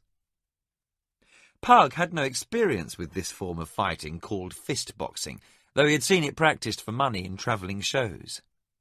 Roland had demonstrated on several occasions that he had more than a passing acquaintance with the sport. Pug sought to take the advantage and swung a wild roundhouse blow at Roland's head. Roland dodged back as Pug swung completely around. Then the squire jumped forward, his left hand snapping out, catching Pug on the cheek, rocking his head back with a stinging blow. Pug stumbled away, and Roland's right hand missed Pug's chin by a fraction. Pug held up his hands to ward off another blow, and shook his head, clearing it of the dancing lights that obscured his vision, barely managing to duck beneath Roland's next blow. Under Roland's guard, Pug lunged, catching the other boy in the stomach with his shoulder, knocking him down again. Pug fell on top of him and struggled to pin the larger boy's arms to his side. Roland struck out, catching Pug's temple with an elbow, and the dazed magician's apprentice fell away, momentarily confused. As he rose to his feet again, pain exploded in Pug's face, and the world tilted once more. Disoriented, unable to defend himself, Pug felt Roland's blows as distant events, somehow muted and not fully recognized by his reeling senses. A faint note of alarm sounded in part of Pug's mind. Without warning, processes began to occur under the level of pain-dimmed consciousness. Basic, more animal instincts took hold. As in the encounter with the trolls, blinding letters of light and flame appeared in his mind's eye, and he silently incanted. Pug's being became primitive. In his remaining consciousness, he was a primal creature fighting for survival with murderous intent. All he could envision was choking the very life from his adversary. Suddenly, an alarm rang within Pug's mind. A deep sense of wrongness, of evil, struck him. Months of training came to the fore, and it was as if he could hear Culgan's voice crying, "This is not how the power is to be used." Ripping aside the mental shroud that covered him, Pug opened his eyes. Through blurred vision and sparkling lights, Pug saw Roland kneeling a mere yard before him, eyes enlarged, vainly struggling with the invisible fingers around his neck. Pug felt no sense of contact with what he saw, and with returning clarity of mind knew at once what had occurred. Leaning forward, he seized Roland's wrists. "Stop it, Roland! Stop it! It isn't real! There are no hands but your own at your throat!" Roland, blind with panic, seemed unable to hear Pug's shouts. Mustering what remaining strength he possessed, Pug yanked Roland's hands away, then struck him a stinging slap to the face. Roland's eyes teared, and suddenly he breathed in a gasping, ragged sound. Still panting, Pug said, "It's an illusion. You were choking yourself." Roland gasped and pushed himself back from Pug, fear evident on his face. He struggled weakly to pull his sword. Pug leaned forward and firmly gripped Roland's wrist. Barely able to speak, he shook his head and said, "There's no reason." Roland looked into Pug's eyes, and the fear in his own began to subside. Something inside the older squire seemed to break, and there was only a fatigued, drained young man sitting on the ground, breathing heavily. Roland sat back, tears forming in his eyes, and asked, "Why?" Pug's own fatigue made him lean back, supporting himself on his hands. He studied the handsome young face before him, twisted by doubt. "Because you're held under a spell more compelling than any I could fashion." He looked Roland in the eyes. "You truly love her, don't you?" The last vestige of Roland's anger slowly evaporated, and his eyes showed some slight fear remaining, but also Pug saw deep pain and anguish as a tear fell to his cheek. His shoulders slumped, and he nodded, his breath ragged as he tried to speak. For a moment he was on the verge of crying, but he fought off his pain and regained his poise. Taking a deep breath, Roland wiped away the tears and took another deep breath. He looked directly at Pug, then guardedly asked, "And you?" Pug sprawled on the ground, feeling some strength returning. I'm not sure. She makes me doubt myself. I don't know. Sometimes I think of no one else, and other times I wish I were as far from her as I could be." Roland indicated understanding, the last residue of fear draining away. "Where she's concerned, I don't have a whit of wit." Pug giggled. Roland looked at him, then also began to laugh. "I don't know why," said Pug, "but for some reason I find what you said terribly funny." Roland nodded and began to laugh too. Soon they were both sitting with tears running down their faces as the emotional vacuum left by the fleeing anger was replaced by giddiness. Roland recovered slightly, holding back the laughter, when Pug looked at him and said, "A whit of wit," which sent both of them off on another jag of laughter. "Well?" a voice said sharply.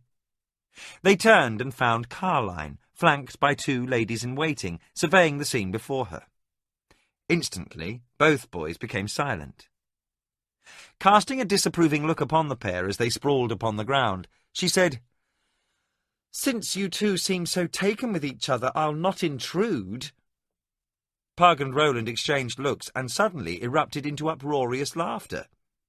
Roland fell over backward, while Pug sat legs stretched before him, laughing into his cupped hands. Carline flushed angrily, and her eyes widened. With cold fury in her voice, she said, "Excuse me," and turned, sweeping by her ladies. As she left, they could hear her loudly exclaim, "Boys!" Pug and Roland sat for a minute until the near-hysterical fit passed. Then Roland rose and extended his hand to Pug. Pug took it, and Roland helped him to his feet. "Sorry, Pug. I had no right to be angry with you." His voice softened. "I can't sleep nights thinking of her. I wait for the few moments we're together each day. But since you saved her, all I ever hear is your name." Touching his sore neck, Roland said, "I got so angry I thought I'd kill you. Damn near got myself killed instead." Pug looked at the corner where the princess had disappeared, nodding agreement. "I'm sorry too, Roland. I'm not very good at controlling magic yet, and when I lose my temper it seems all sorts of terrible things can happen, like with the trolls. Pug wanted Roland to understand he was still Pug, even though he was now a magician's apprentice. I would never do anything like that on purpose, especially to a friend. Roland studied Pug's face a moment and grinned, half wryly, half apologetically. I understand. I acted badly. You were right. She's only setting us one against the other. I'm the fool. It's you she cares for. Pug seemed to wilt. Believe me, Roland, I'm not so sure I'm to be envied. Roland's grin widened. She is a strong-willed girl, that's clear. Caught halfway between an open display of self-pity and mock bravado, Roland selected mock bravado. Pug shook his head. What's to be done, Roland? Roland looked surprised, then laughed loudly. Don't look to me for advice, Pug. I dance to her tune more than any. But there are as many changes in a young girl's heart as in the fickle winds, as the old saying goes. I'll not blame you for Carline's actions. He winked at Pug conspiratorially. Still, you won't mind if I keep an eye out for a change in the weather. Pug laughed in spite of his exhaustion. I thought you seemed a little too gracious in your concessions. A thoughtful look came over his face. You know, it would be simpler, not better, but simpler, if she'd ignore me forever, Roland. I don't know what to think about all this. I've got my apprenticeship to complete. Some day I'll have estates to manage. And then there's this business with the Shirani. It's all come so quickly, I don't know what to do. Roland regarded Pug with some sympathy. He put his hand upon the younger boy's shoulder. I forget this business of being apprentice and noble is all rather new to you. Still, I can't say I've given too much time to such weighty considerations myself, even though my lot was decided before I was born. This worrying about the future is a dry sort of work. I think it would be benefited by a mug of strong ale. Feeling his aches and bruises, Pug nodded agreement. Would that we could, but Megga will be of a different mind, I'm afraid. Roland placed his finger alongside his nose. We shan't let the master cook smell us out, then. Come on.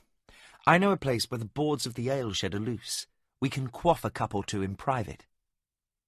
Roland began to walk away, but Pug halted him by saying, Roland, I'm sorry we came to blows. Roland stopped, studied Pug a moment, and grinned. And I. He extended his hand. A piece? Pug gripped it. A piece. They turned the corner, leaving the princess's garden behind, then stopped. Before them was a scene of unalloyed misery. Thomas was walking the length of the court from the soldiers' commons to the side gate in full armour, old chainmail over gambeson, full helm, and heavy metal greaves over knee boots. On one arm he bore a heater shield, and in the other hand he held a heavy spear 12 feet long and iron-tipped, which bore cruelly down upon his right shoulder. It also gave him a comic appearance, as it caused him to lean a little to the right and wobble slightly as he struggled to keep it balanced while he marched. The sergeant of the Duke's Guard stood counting out cadence for him. Pug knew the sergeant, a tall, friendly man named Garden. He was Keshian by ancestry, evident in his dark skin. His white teeth split his dark, nappy beard in a grin at the sight of Pug and Roland. He stood nearly as broad in the shoulders as Meacham, with the same loose-gated movement of a hunter or fighter. Though his black hair was lightly dusted with grey, his face was young-looking and unlined, despite 30 years' service. With a wink at Pug and Roland, he barked, "Halt!" and Thomas stopped in his tracks. As Pug and Roland closed the distance between them, Gardan snapped, "Right, Dan!" Thomas obeyed.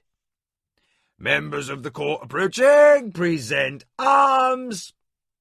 Thomas extended his right arm, and his spear dipped in salute. He let the tip drop slightly too low and nearly broke from attention to pull it back. Pug and Roland came up to stand next to Gardan, and the large soldier gave them a casual salute and a warm smile. "Good day, squires." He turned to Thomas for a moment. "Shoulder, arms, march, post, march." Thomas set off marching the post assigned to him, in this case the length of the yard before the soldiers' commons. With a laugh, Roland said, "What is this? Special drills?" Gardan stood with one hand on his sword, the other pointed at Thomas.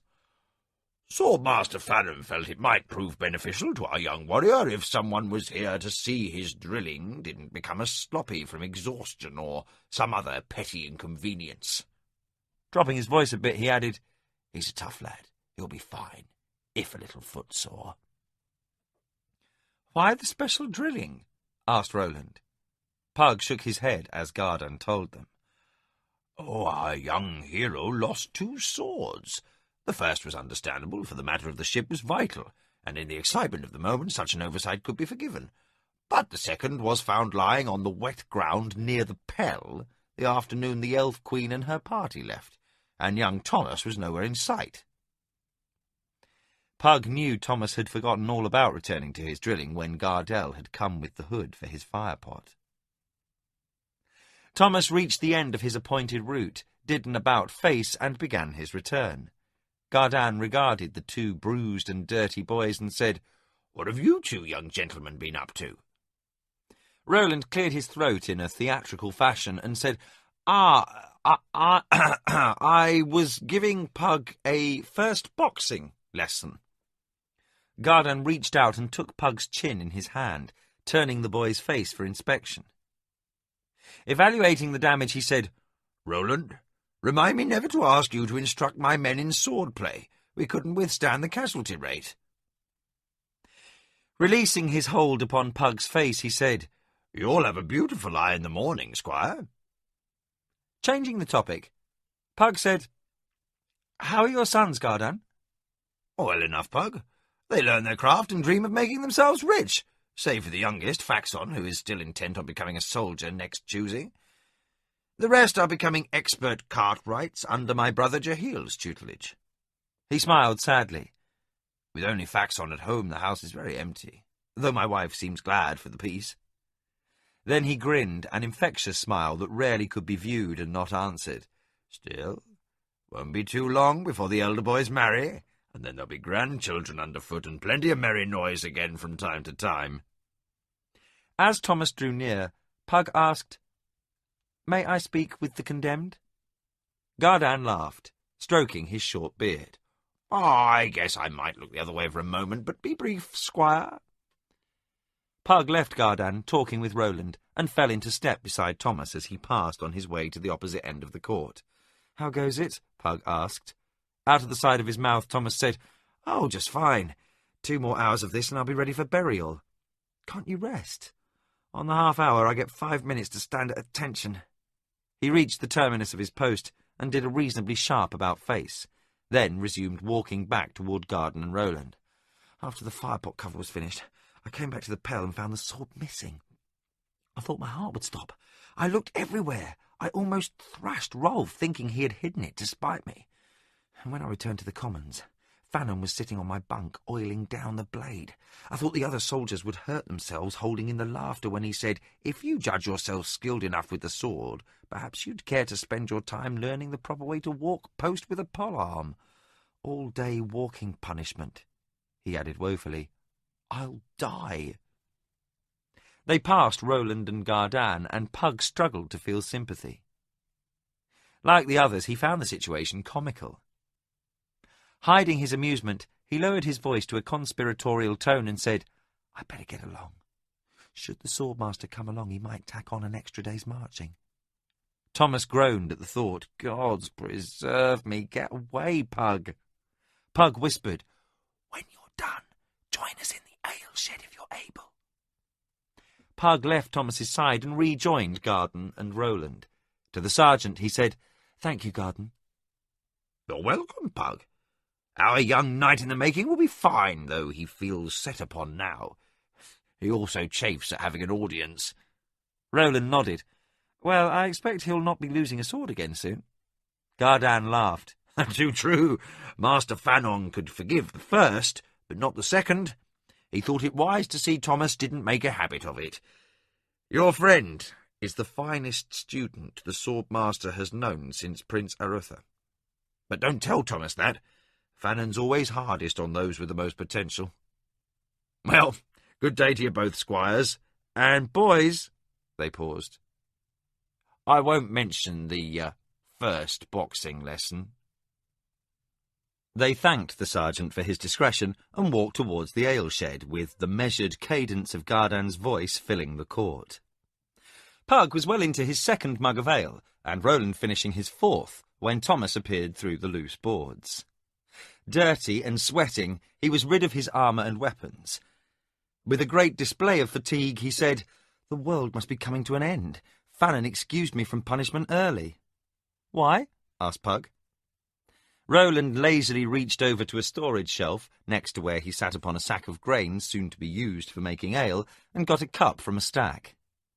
He tossed it to Thomas, who caught it, then filled it from the hogshead of ale that Roland rested his feet upon. Taking a deep drink, Thomas wiped his mouth with the back of his hand and said, "Something's afoot. Fanon swooped down, told me to put away my toys, and nearly dragged Gardan off. He was in such a hurry." Pug said, "Maybe the Duke's getting ready to ride east." Thomas said, "Maybe." He studied his two friends, taking note of their freshly bruised countenances. "All right, what happened?" Pug regarded Roland, indicating he should explain the sad state of their appearance. Roland gave Thomas a lopsided grin and said, We had a practice bout in preparation for the Duke's first boxing tourney." Pug nearly choked on his ale, then laughed. Thomas shook his head. "If you two don't look a pair. Fighting over the princess?" Pug and Roland exchanged glances. Then, as one, they leaped at Thomas and bore him to the floor under their combined weight. Roland pinned Thomas to the floor, then, while Pug held him in place, took a half-filled cup of ale and held it high. With mock solemnity, Roland said, "I hereby anoint thee, Thomas, first seer of Criddy." So saying, he poured the contents of the cup over the struggling boy's face. Pug belched, then said, "As do I." He poured what remained in his cup over his friend. Thomas spat ale, laughing, as he said, "Right, I was right." Struggling against the weight upon him, he said, "Now get off, or need I remind you, Roland, of who gave you your last bloody nose?" Roland moved off very slowly, intoxicated dignity forcing him to move with glacial precision. "Quite right." Turning toward Pug, who had also rolled off Thomas, he said, "Still, it must be made clear that at the time the only reason Thomas managed to bloody my nose is that during our fight he had an unfair advantage." Pug looked at Roland through bleary eyes and said, "What unfair advantage?" Roland put his finger to his lips, indicating secrecy, then said, "He was winning." Roland collapsed back upon the grain sack, and Pug and Thomas dissolved into laughter.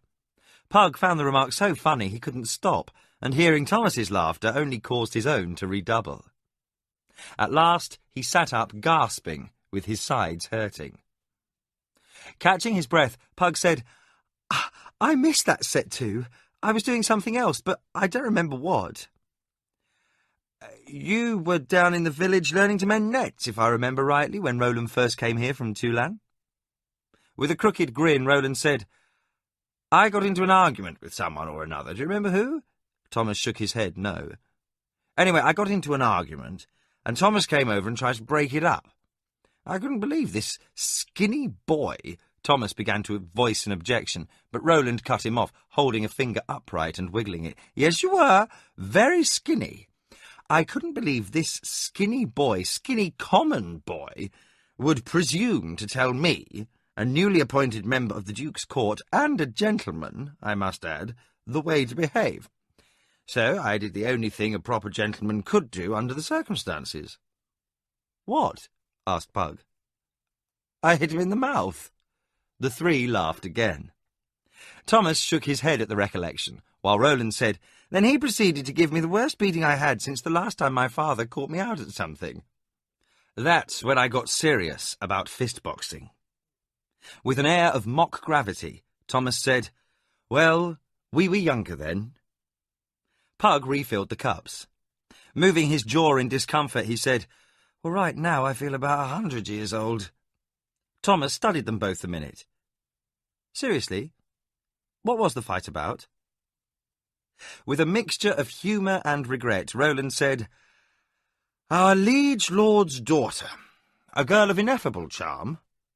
"What's ineffable?" Thomas asked. Roland looked at him with intoxicated disdain. "Indescribable dolt." Thomas shook his head. "I don't think the princess is an indescribable dolt." He ducked as Roland's cup sailed through the space occupied by his head an instant before. Pug fell over backward, laughing again.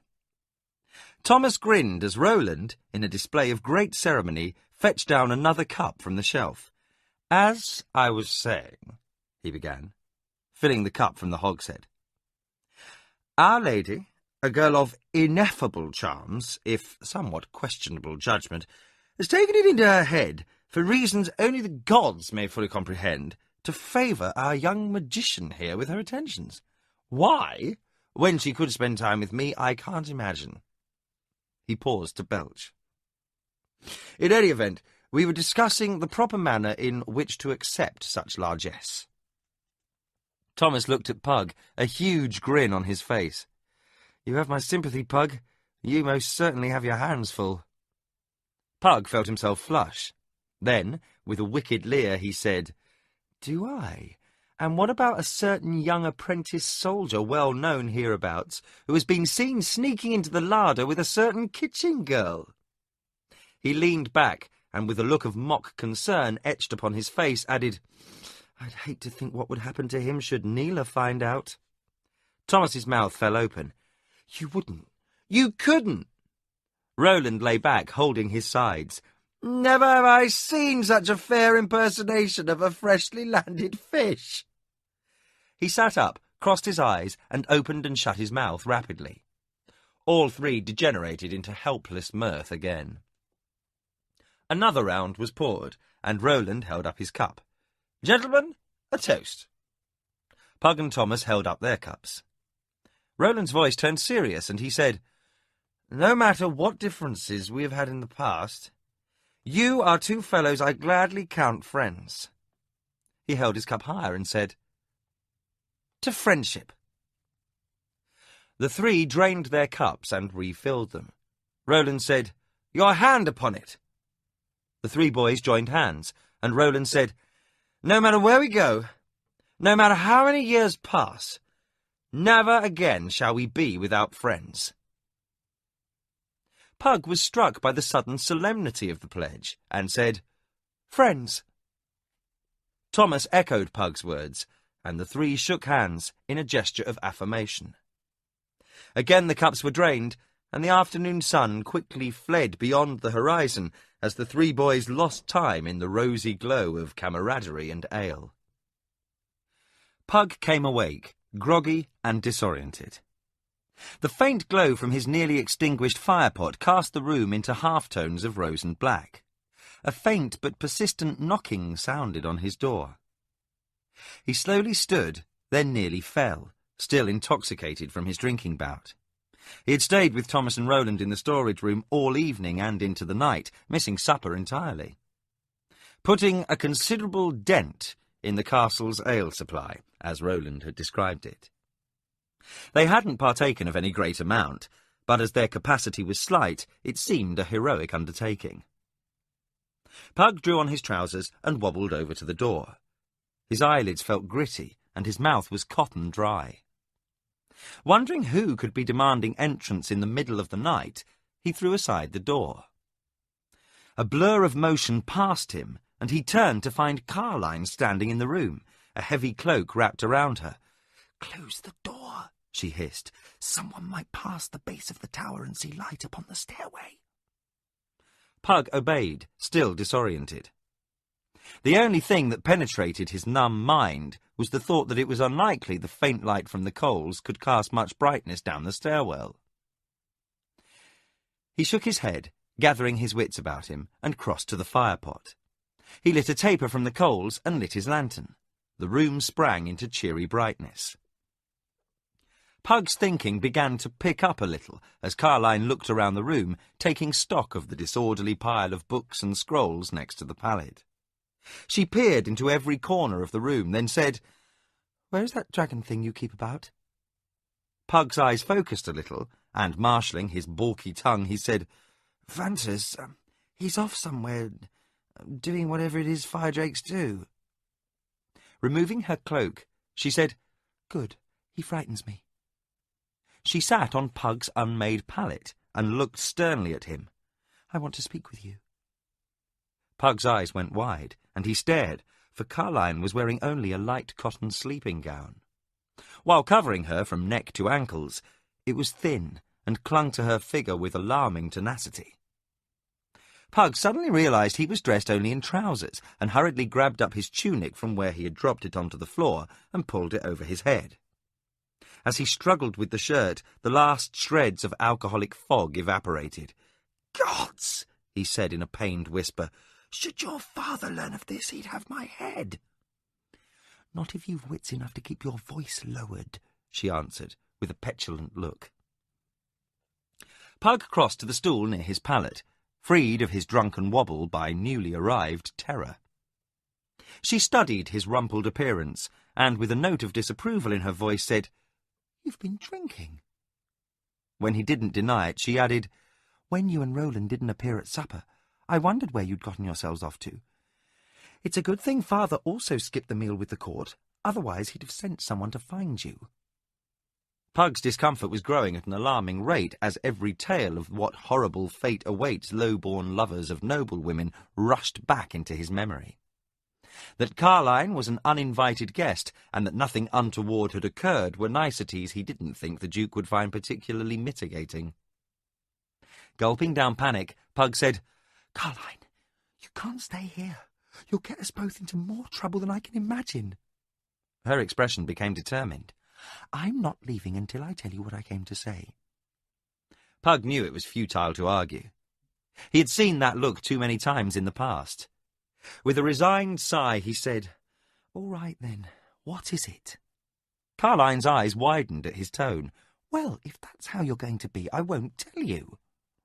Pug suppressed a groan and sat back with his eyes closed. Slowly shaking his head, he said, "Very well, I'm sorry. Please, what do you want me to do?" She patted the pallet next to her. "Come sit here." He complied, trying to ignore the feeling that his fate, an abruptly short life, was being decided by this capricious girl. He landed rather than sat beside her. She giggled at the groan he made. "You got drunk. What's it like?" "At this moment, not terribly entertaining. I feel like a used kitchen rag." She tried to look sympathetic, but her blue eyes sparkled with mirth. With a theatrical pout, she said, "You boys get to do all the interesting things, like sword work and archery. Being a proper lady can be such a bore. Father would have a fit if I should ever drink even more than a cup of watered wine with supper." With rising desperation in his voice, Pug said, "Nothing compared to the fit he will have if you're found here, Carline. Why did you come here?" She ignored the question. "What were you and Roland doing this afternoon? Fighting?" He nodded. "Over me?" she asked, a glimmer in her eyes. Pug sighed. "Yes, over you." Her pleased look at the reply nettled him, and irritation crept into his voice. "Carline, you've used him rather badly." "He's a spineless idiot," she snapped back. "If I asked him to jump off the wall, he'd do it." "Carline," Pug nearly whined, "why have—" His question was cut off as she leaned forward and covered his mouth with her own. The kiss was one-sided, for Pug was too stunned to respond. She quickly sat back, leaving him agape, and she said, "Well?" Lacking any original response, Pug said, What? Her eyes flashed. The kiss, you simpleton! Oh, said Pug, still in shock. It was nice. She rose and looked down on him, her eyes widening with mixed anger and embarrassment. She crossed her arms and stood tapping her foot, making a sound like summer hail striking the window shutters. Her tone was low and harsh. Nice. Is that all you have to say? Pug watched her, a variety of conflicting emotions surging inside. At this moment, panic was contesting with a nearly painful awareness of how lovely she looked in the dim lantern light, her features alive and animated, her dark hair loose around her face, and the thin shift pulled tight across her bosom by her crossed arms. His own confusion made his pose seem unintentionally casual, which further fueled her petulance. You're the first man, not counting father and my brothers, I have ever kissed, and all you can say is nice. Pug was unable to recover. Still awash with tumultuous emotions, he blurted, Very nice. She placed her hands upon her hips, which pulled her nightdress in disturbing new directions, and stood looking down on him with an expression of open disbelief. In controlled tones she said, I come here and throw myself at you. I risk getting myself banished to a convent for life. Pug noticed she failed to mention his possible fate. Every other boy, and not a slight number of the older nobles in the West, fall over themselves to get my attention, and all you do is treat me like some common kitchen drudge, a passing amusement for the young lord. Pug's wits returned, less of their own accord than from the realization that Carline was arguing her case a little more emphatically than was warranted. Suddenly struck with the insight that there was a fair bit of dramatics mixed in with her genuine irritation, he said, Carline, wait. Give me a moment. A moment? I've given you weeks. I thought we had an understanding. Pug tried to look sympathetic as his mind raced. Sit down, please. Let me try to explain. She hesitated, then returned to sit next to him. Somewhat clumsily he took her hands in his own. Instantly he was struck by the nearness of the girl, her warmth, the smell of her hair and skin. The feelings of desire he had felt on the bluffs returned with stunning impact, and he had to fight to keep his mind upon what he wished to say. Forcing his thoughts away from the hot surge he experienced, he said, Carline, I do care for you, a great deal.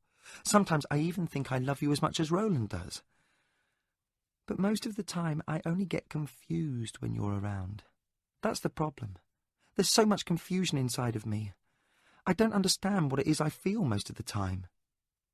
Her eyes narrowed, for this obviously wasn't the answer she expected. Her tone was sharp as she said, I don't know what you mean. I've never known a boy so caught up in understanding things. Pug managed to force a smile. Magicians are trained to seek explanations. Understanding things is very important to us. He saw a flicker of comprehension in her eyes at this, and pressed on. I have 2 offices now, both new to me. I may not become a magician, in spite of Colgan's attempts to make me one, for I have trouble with a lot of my work. I don't really avoid you, you see, but with this trouble I have, I must spend as much time with my studies as I can.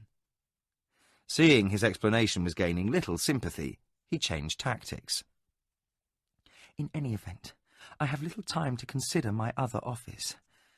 I may end up another noble of your father's court, running my estates, small though they might be, caring for my tenants, answering calls to arms and the rest. But I can't even think of that until I resolve this other matter, my studies of magic. I must keep trying until I'm satisfied I made the wrong choice, or until Colgan dismisses me, he added quietly. He stopped and studied her face. Her large blue eyes watched him intently. Magicians are of little consequence in the kingdom. I mean, should I become a master magician? Well, could you see yourself married to a magician, whatever his rank?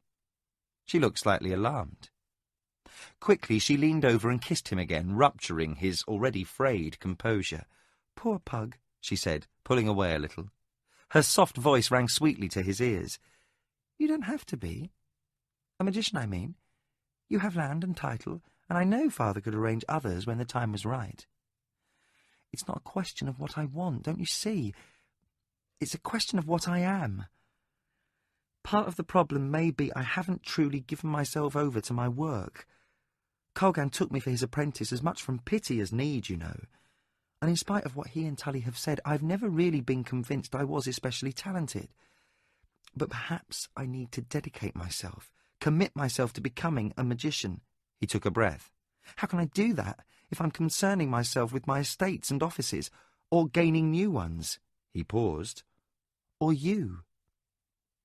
Carline bit her lower lip slightly, and Pug fought down the urge to take her in his arms and tell her everything would be all right. He had no doubt that once he did that, matters would quickly be beyond his control. No girl, in his limited experience, even the prettier ones in the town, aroused such strong feelings in him. Lowering her lashes a little as she looked down, she softly said, "I'll do whatever you say, Pug." Pug felt relief for a moment. Then the full impact of what she had just said hit him. Oh, gods, he thought. No magician's trick could keep him focused in the face of the youthful passion. He frantically sought some way to drive desire from him, and then thought of her father. Instantly, an image of a scowling Duke of Criddy standing before the hangman's gibbet banished almost all of his lust. Taking a deep breath, Pug said, "In my own way, I do love you, Carline." Her face came aglow, and forfending disaster, he plunged on. "But I think I should try to find out about myself before I try to make up my mind about the rest." His concentration was sorely tested, as the girl seemed to ignore his remarks, being busy kissing his face. Then she stopped and sat back. Her happy expression faded into one of thoughtfulness, as her natural intelligence overrode her childish need to get everything she wanted. Comprehension came into her eyes as he said, "If I chose now, Carline, I might always doubt the choice.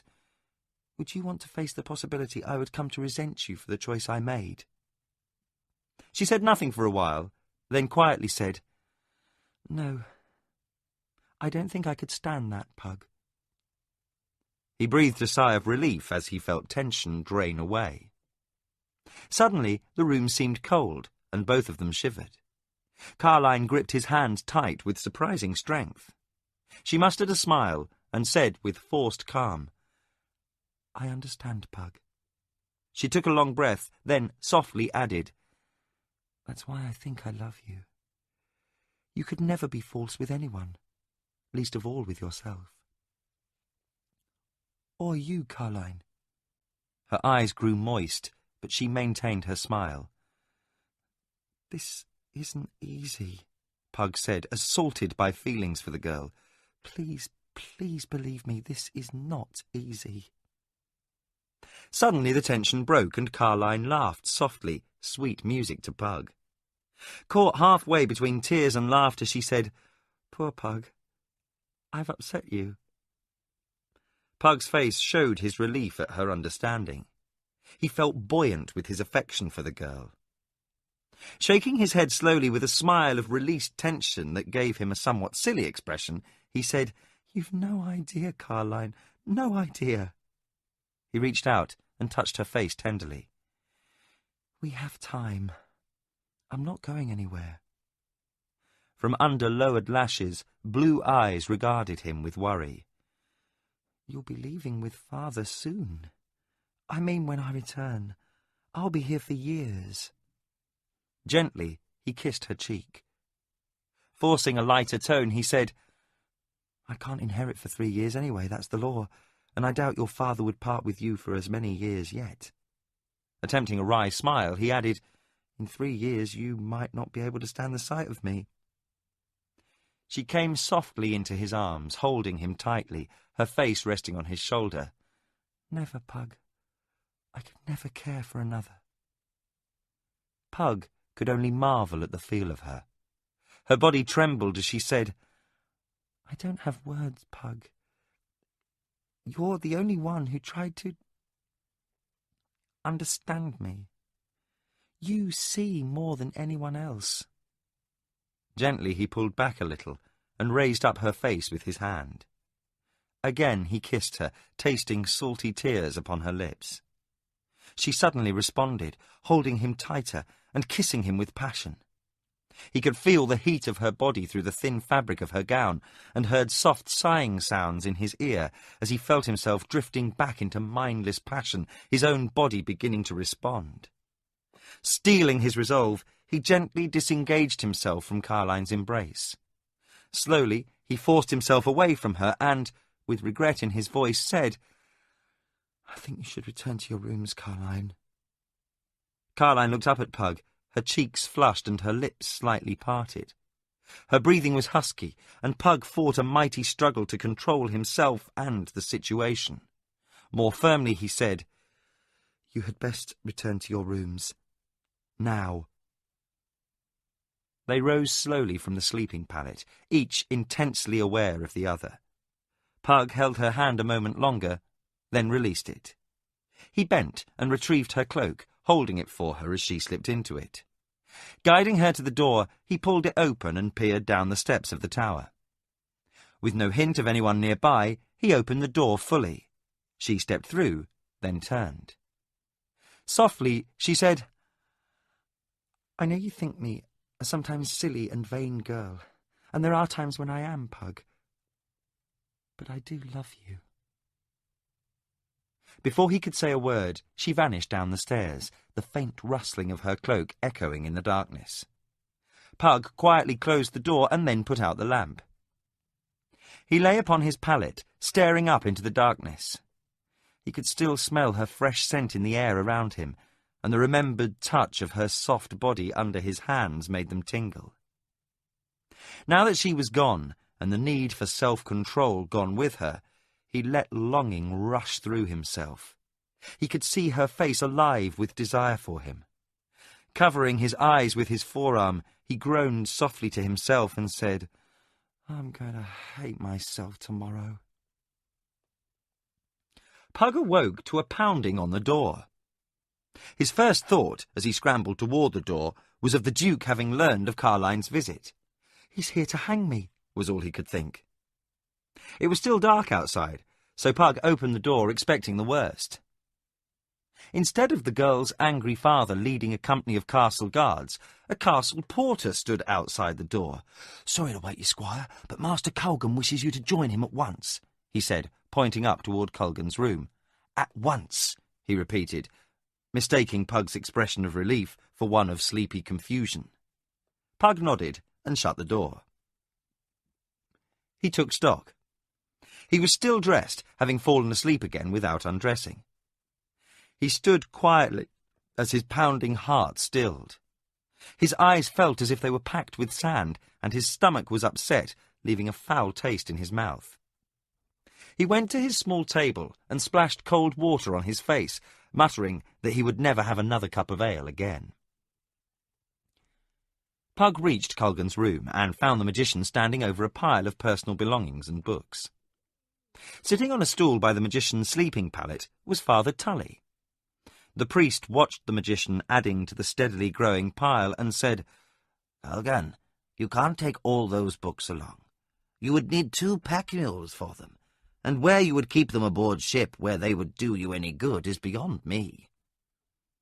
Colgan looked at the 2 books he held, like a mother regarding her young. "But I must take them along to further the boy's education." "Pah! So you'll have something to mull over around the campfires and aboard ship, more likely. Spare me excuses. You will be riding hard to clear the South Pass before it's snowed in, and who can read in a ship crossing the bitter sea in winter? The boy will only be away from his studies a month or 2. He'll have over 8 years more study after that. Give him a rest." Pug was perplexed by the conversation and tried to ask a question, but was ignored by the 2 old companions as they bickered. After several more remonstrations from Tully, Colgan surrendered. "I suppose you're right," he said, tossing the books onto his pallet. He saw Pug waiting by the door and said, "What?" Still here? Pug said, You haven't told me why you sent for me yet, Colgan. Oh, Colgan said, eyes blinking wide like those of a barn owl caught in a bright light. I haven't. Pug nodded. Well then. The Duke orders us ready to ride at first light. The dwarves have not answered, but he will not wait. The North Pass is almost certain to be closed, and he fears snow in the South Pass. Colgan said as an aside, Which he should. My weather nose tells me snow is nearly here. We are in for an early and hard winter. Tully shook his head as he stood up.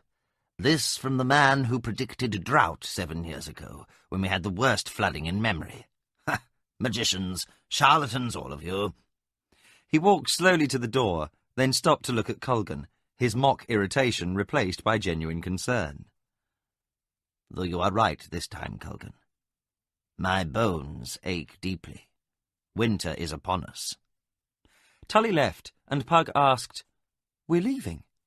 With exasperation, Colgan said, Yes, I just said so, didn't I? Get your things together, and quickly. Dawn's less than an hour away. Pug turned to leave when Colgan said, Oh. A moment, Pug. The magician crossed to the door and glanced through it, ensuring Tully was down the stairs and out of earshot. Colgan turned to Pug and said, I have no fault to find with your behaviour.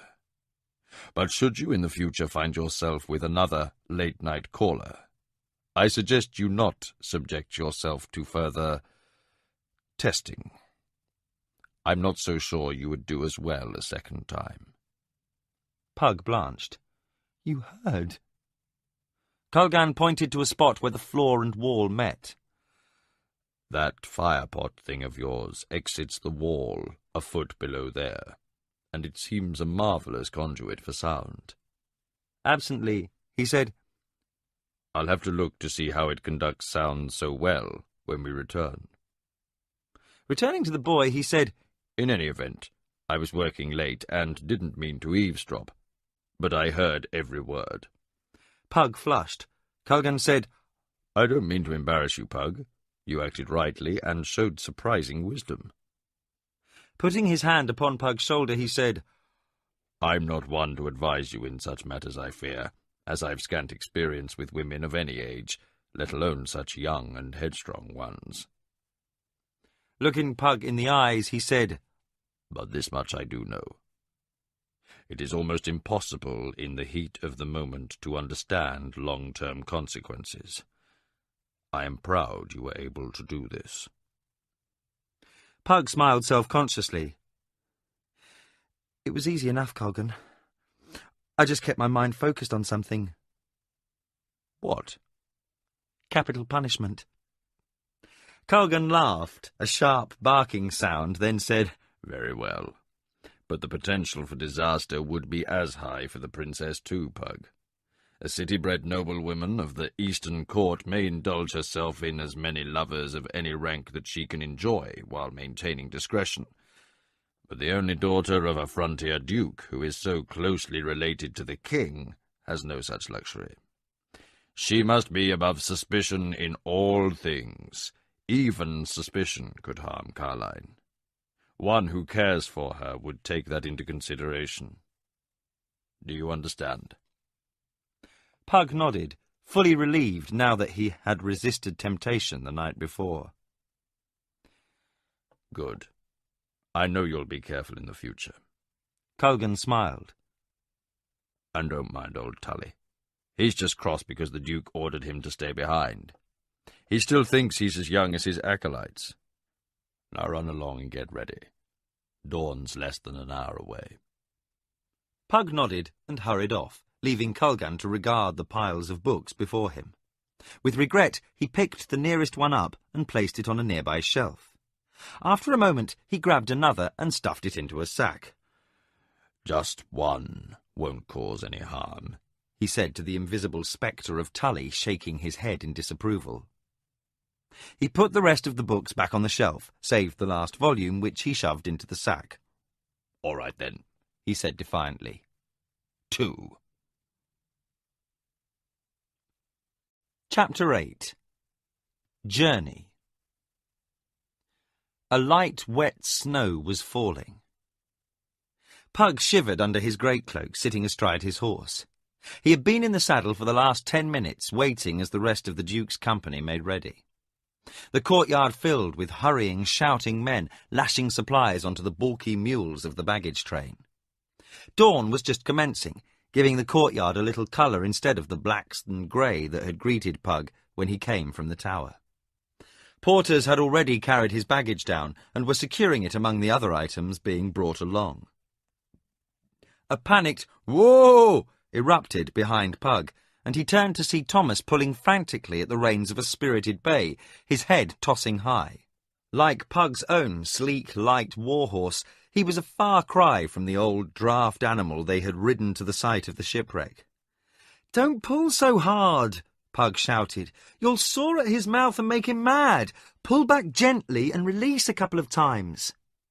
Thomas did, and the horse quieted down, moving alongside Pug's own. Thomas sat as if the saddle had nails sticking through it. His face was a study in concentration as he tried to guess what the horse would do next. "If you hadn't been walking post yesterday, you could have gone riding, getting in some practice. Now I'll have to teach you as we go." Thomas looked thankful for the promise of aid. Pug smiled. "By the time we reach Borden, you'll be riding like the King's Lancers. And walking like a ruptured spinster." Thomas shifted in the saddle. "Already I feel like I've been sitting on a stone block for hours, after just a little way from the saddling post." Pug jumped down from his horse and looked over Thomas's saddle, making Thomas move his legs so he could examine under the saddle flap, then asked, "Who saddled this horse for you?" "Rolf. Why?" "I thought so. He's paying you back for threatening him about that sword, or because we're friends. He doesn't dare threaten me any more now that I'm a squire, but he thinks nothing of knotting your stirrup leathers. A couple of hours riding like this and you'd be standing at meals for a month, if you didn't get pitched on your head and killed. Here, get down, I'll show you." Thomas dismounted, halfway between a leap and a fall. Pug showed him the knots. "They would have rubbed the inside of your thighs raw by the end of the day, and they're not long enough." Pug took out the knots and adjusted the leathers to the proper length. "It's going to feel very strange for a while, but you've got to keep your heels down. I'll remind you until you're sick of hearing it, but it'll keep you out of trouble when you do it without thought. And don't try to grip with your knees, that's wrong, and it will make your legs so sore you'll hardly be able to walk tomorrow." He went on with a few basic instructions, and inspected the cinch, which was loose.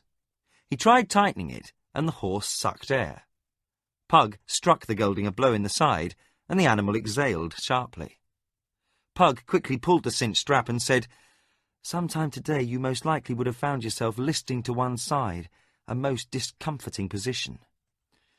"That Rolf!" Thomas turned toward the stable. "I'll thrash him within an inch of death." Pug grabbed his friend's arm. "Wait, we don't have time for brawling." Thomas stood with his fists clenched, then relaxed with a relieved sigh. "Oh, I'm in no condition for fighting anyway." He turned to see Pug inspecting the horse. Pug shook his head, then winced. "Me too." He finished inspecting the saddle and bridle, and the horse shied. Pug gentled the horse. "Rolf's also given you a temperamental mount. This fellow would have probably thrown you before noon and be halfway back to the stable before you hit the ground. With sore legs and shortened stirrup leathers, you never would have stood a chance. I'll trade with you." Thomas looked relieved and struggled into the saddle of the other horse. Pug readjusted the stirrups for both riders. "We can swap our travel rolls when we take our noon meal." Pug then soothed the high-strung war-horse and climbed nimbly into the saddle. Feeling surer hands at the reins and a firm leg on either side, the gelding quieted. "Ho, Martin!" shouted Thomas as the Duke's huntmaster walked into view. "Are you travelling with us?" A wry grin split the face of the hunter, who was wearing his heavy green cloak over his forester's leathers. "For a short while, Thomas, I'm to lead some trackers around the boundaries of Criddy. I'll be heading due eastward when we come to the south branch of the river. 2 of my trackers were on their way an hour ago, breaking trail for the Duke." "What do you think of this Chirani business, Martin?"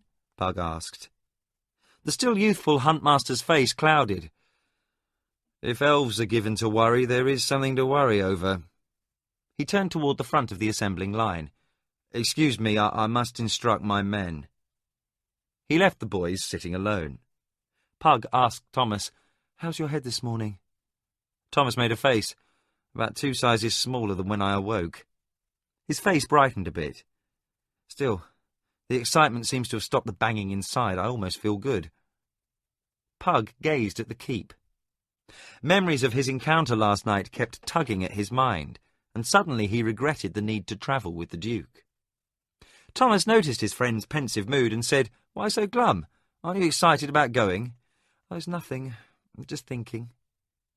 Thomas studied Pug for a moment. "I think I understand."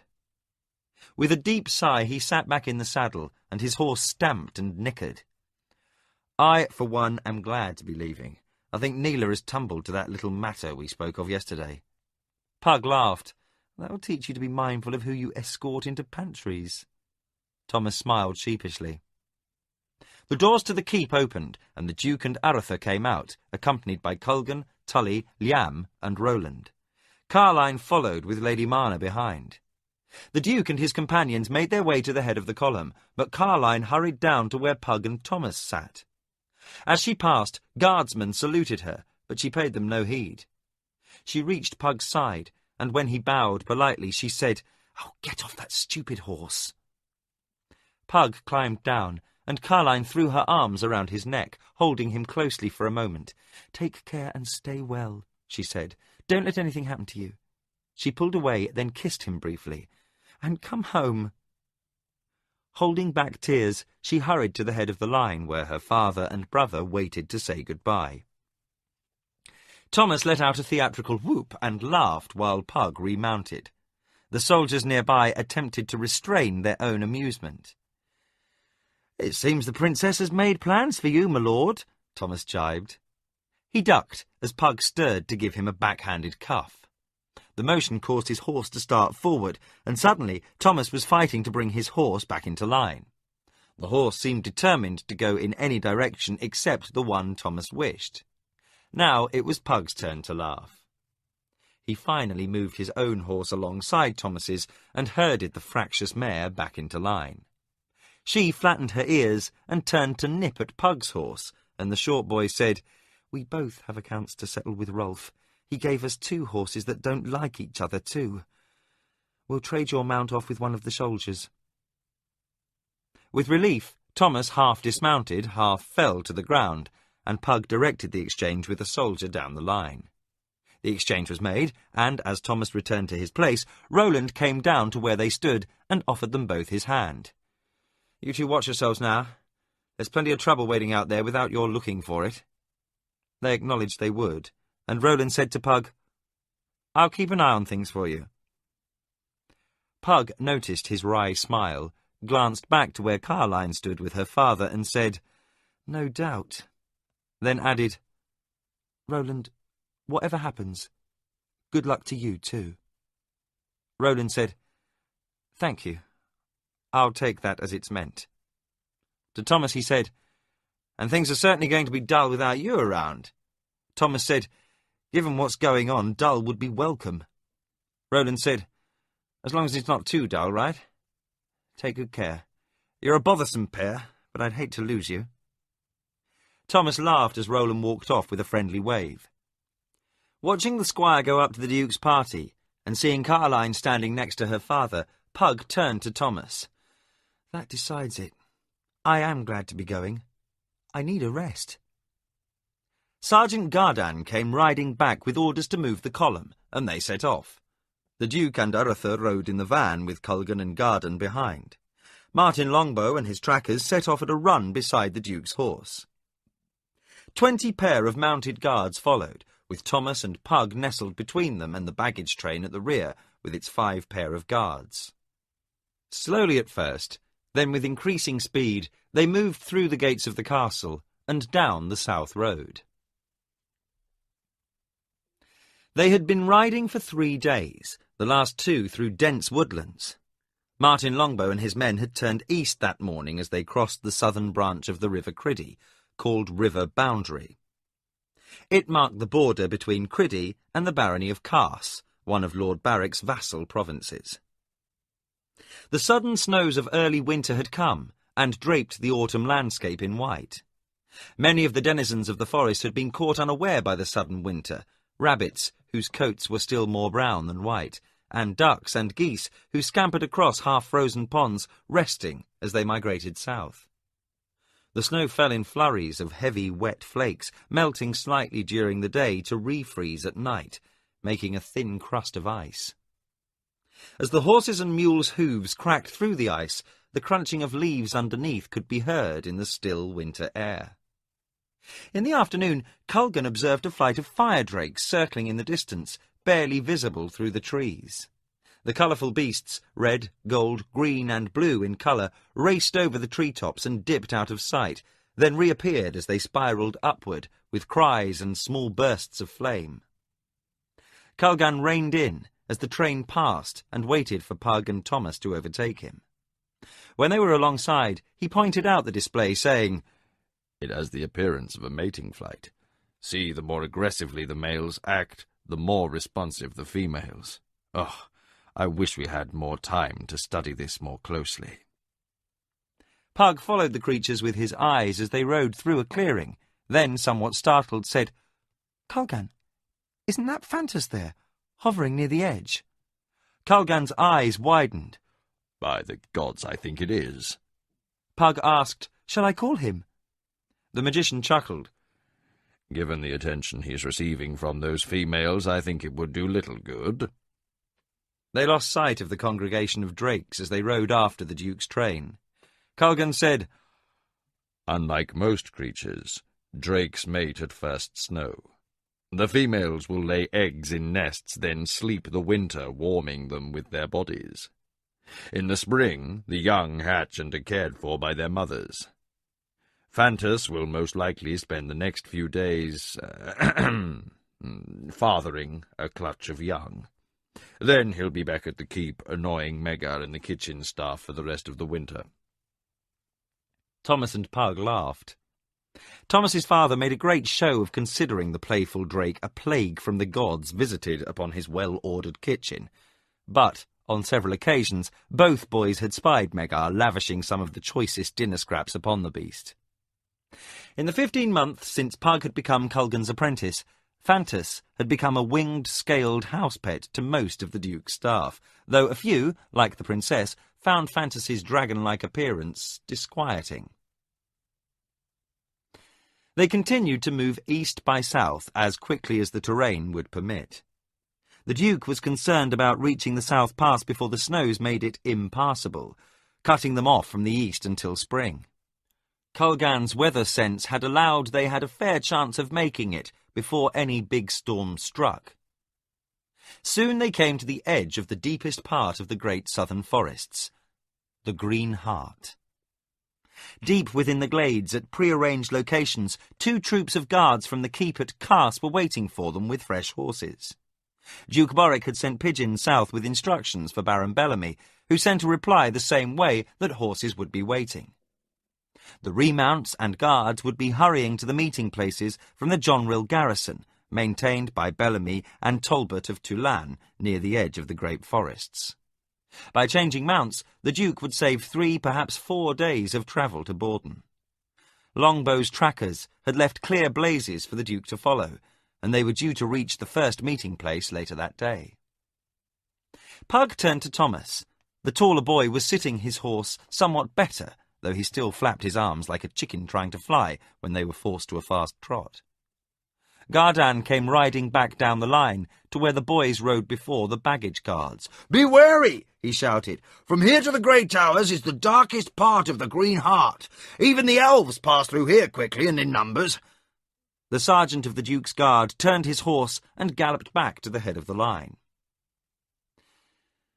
They travelled the balance of the day, every eye searching the forest for signs of trouble. Thomas and Pug made light conversation, with Thomas remarking on the chance of a good fight. Both boys' banter sounded hollow to the soldiers around them, who sat silent and vigilant. They reached the place of meeting just before sundown. It was a clearing of considerable size, with several tree stumps grown over with ground cover that peeked through the snow, showing that the trees had been harvested long ago. The fresh horses stood in a picket, each tied to a long line, while 6 guards stood careful watch around them. When the Duke's party had ridden up, they had weapons ready. They lowered their weapons when they saw the familiar banner of Criddy. These were men of Cars, who wore the scarlet tabard of Baron Bellamy, quartered by a gold cross, a golden griffin rampant over their hearts.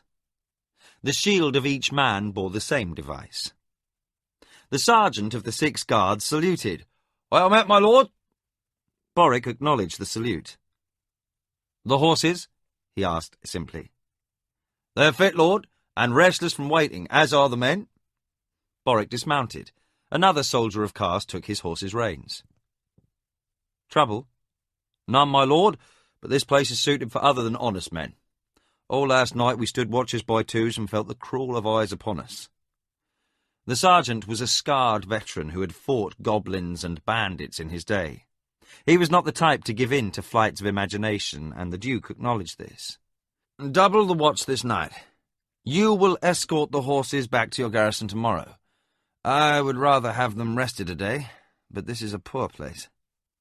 Prince Aretha came forward. "I have also felt eyes upon us for the last few hours, father." Boric turned to the sergeant.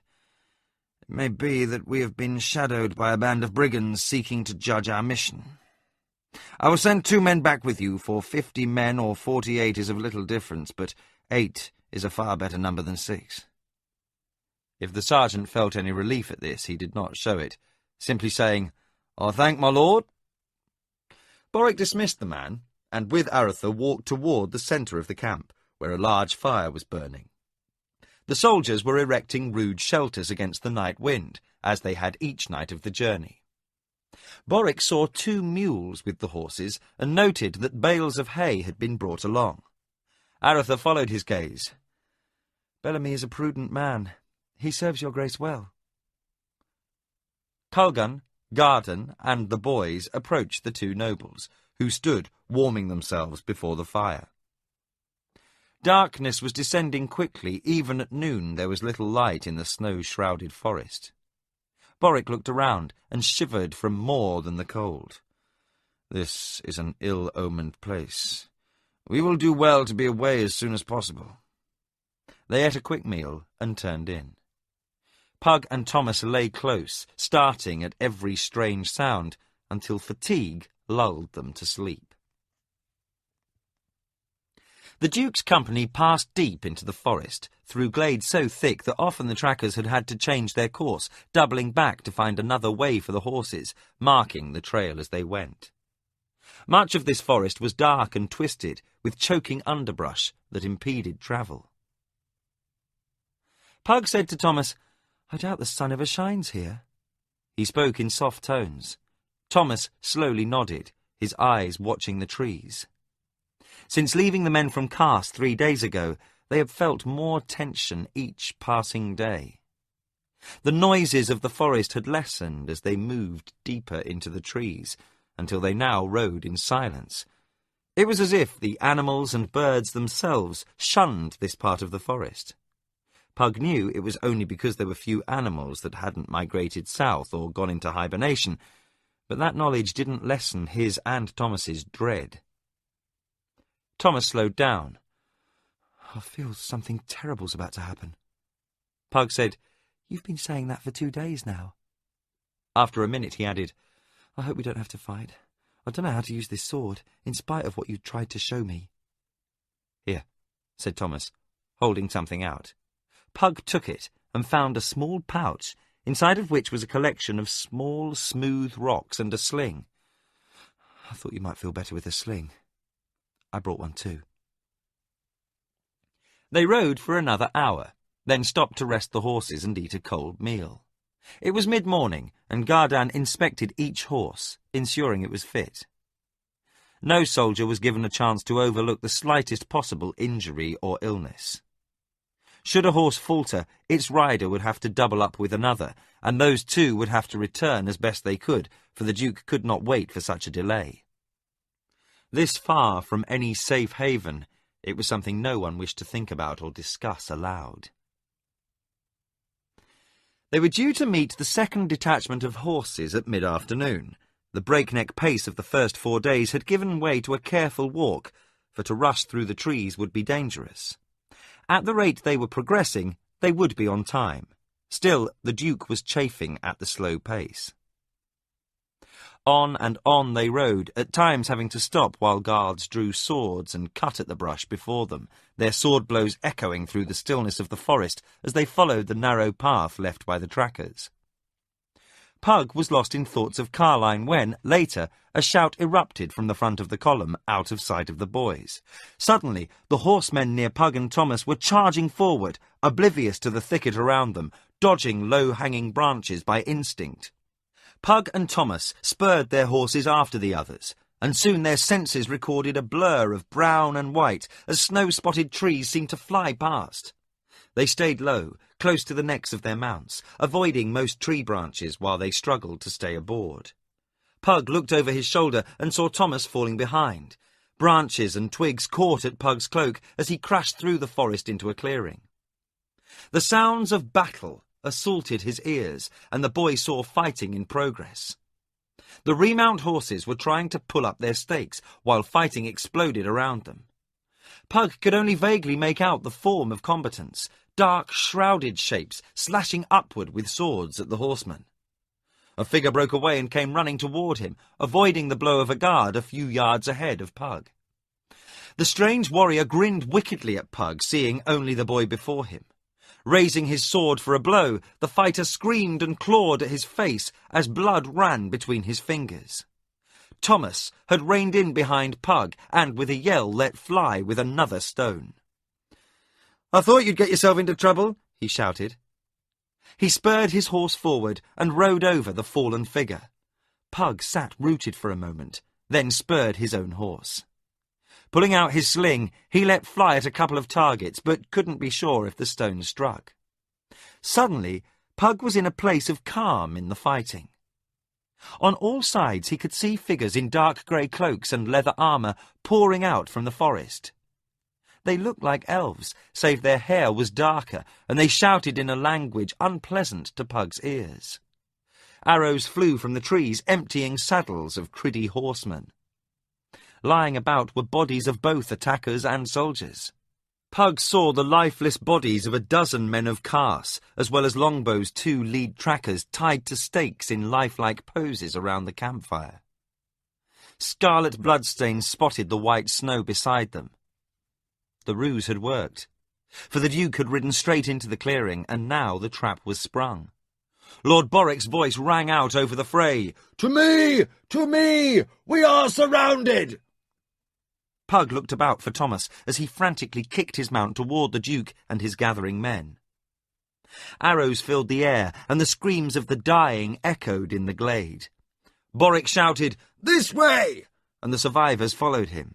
They crashed into the forest, riding over attacking bowmen. Shouts followed them while they galloped away from the ambush, keeping low over the necks of their mounts, avoiding arrows and low-hanging branches. Pug frantically pulled his horse aside, avoiding a large tree. He looked about, but could not see Thomas. Fixing his gaze upon the back of another horseman, Pug determined to concentrate on one thing only, not losing sight of the man's back. Strange, loud cries could be heard from behind, and other voices answered from one side. Pug's mouth was dry, and his hands sweating in the heavy gloves he wore. They sped through the forest, shouts and cries echoing around them. Pug lost track of the distance covered, but he thought it surely a mile or more. Still the voices shouted in the forest, calling to the others the course of the Duke's flight. Suddenly Pug was crashing through the thick underbrush, forcing his lathered, panting horse up a small but steep rise. All around him was a gloom of grey and greens, broken only by patches of white. Atop the rise, the Duke waited, his sword drawn, as others pulled up around him. Arthur sat by his father, his face covered with perspiration in spite of the cold. Panting horses and exhausted guards gathered around. Pug was relieved to see Thomas beside Culgan and Gardan. When the last rider approached, Lord Boric said, "How many?" Gardan surveyed the survivors and said, "We've lost 18 men, have 6 wounded, and all the mules and baggage were taken." Boric nodded. "Rest the horses a moment. They'll come." Aratha said, "Are we to stand, father?" Boric shook his head. "There are too many of them. At least 100 struck the clearing." He spat. "We rode into that ambush like a rabbit into a snare." He glanced about. "We've lost nearly half our company." Pug asked a soldier sitting beside him, "Who were they?" The soldier looked at Pug. "The Brotherhood of the Dark Path, Squire. Make a holy visit every one of the bastards with piles," he answered, invoking the vengeance god. The soldier indicated a circle around them with his hand. "Small bands of them travel through the Green Heart, though they mostly live in the mountains east of here and way up in the Northlands. That was more than I'd have bargained was around. Curse the luck." Voices shouted from behind, and the Duke said, "They come! Ride!" The survivors wheeled and rode off, again racing through the trees ahead of their pursuers. Time became suspended for Pug as he negotiated the dangerous course through the dense forest.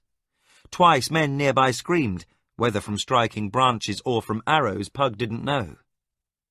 Again they came to a clearing, and the Duke signalled a halt. Gardan said, "Your Grace, the horses can't endure much more of this." Boric struck his saddle horn in frustration, his face dark with anger. "Damn them! And where are we?" Pug looked about. He had no idea where they stood in relationship to the original site of attack, and, from the looks on the faces around him, no one else did either. Aratha said, "We must strike eastward, father, and make for the mountains." Boric nodded. "But which way lies east?" The tall trees and overcast sky with its diffused sunlight conspired to deny them any point of reference. Culgan said, "One moment, Your Grace," and closed his eyes. Again, shouts of pursuit echoed through the trees. As Culgan opened his eyes and pointed, "That way. There lies the east." Without question or comment, the Duke spurred his horse in the indicated direction, motioning for the others to follow. Pug felt a strong urge to be near someone familiar, and tried to rejoin Thomas, but couldn't make his way through the press of riders. He swallowed hard, and admitted to himself he was badly scared. The grim faces of the nearby soldiers told him he was not alone in that feeling. More time passed as they raced through the dark corridors of the Green Heart. Every advance along the escape route was accompanied by the echoing cries of Dark Brothers as they alerted others of the fugitives' route. Occasionally, Pug would spy a shape loping along in the distance, quickly lost in the darkness of the trees as it ran a parallel course. The accompanying runners did not seek to hinder them, but always they were near. Once more the Duke ordered a halt. Turning to Gardan, he said, "Skirmishers! Find out how close they follow. We must have rest." Gardan indicated 3 men, who quickly leapt from their horses and ran back along the route of their retreat. A single clash of steel and a strangled cry heralded their encounter with the closest Dark Brother tracker. "Damn them," said the Duke. "They're herding us in a circle, seeking to bring us back into their main strength. Already we're moving more north than east." Pug took the opportunity to move next to Thomas. The horses were panting and shivering as perspiration steamed off them in the cold.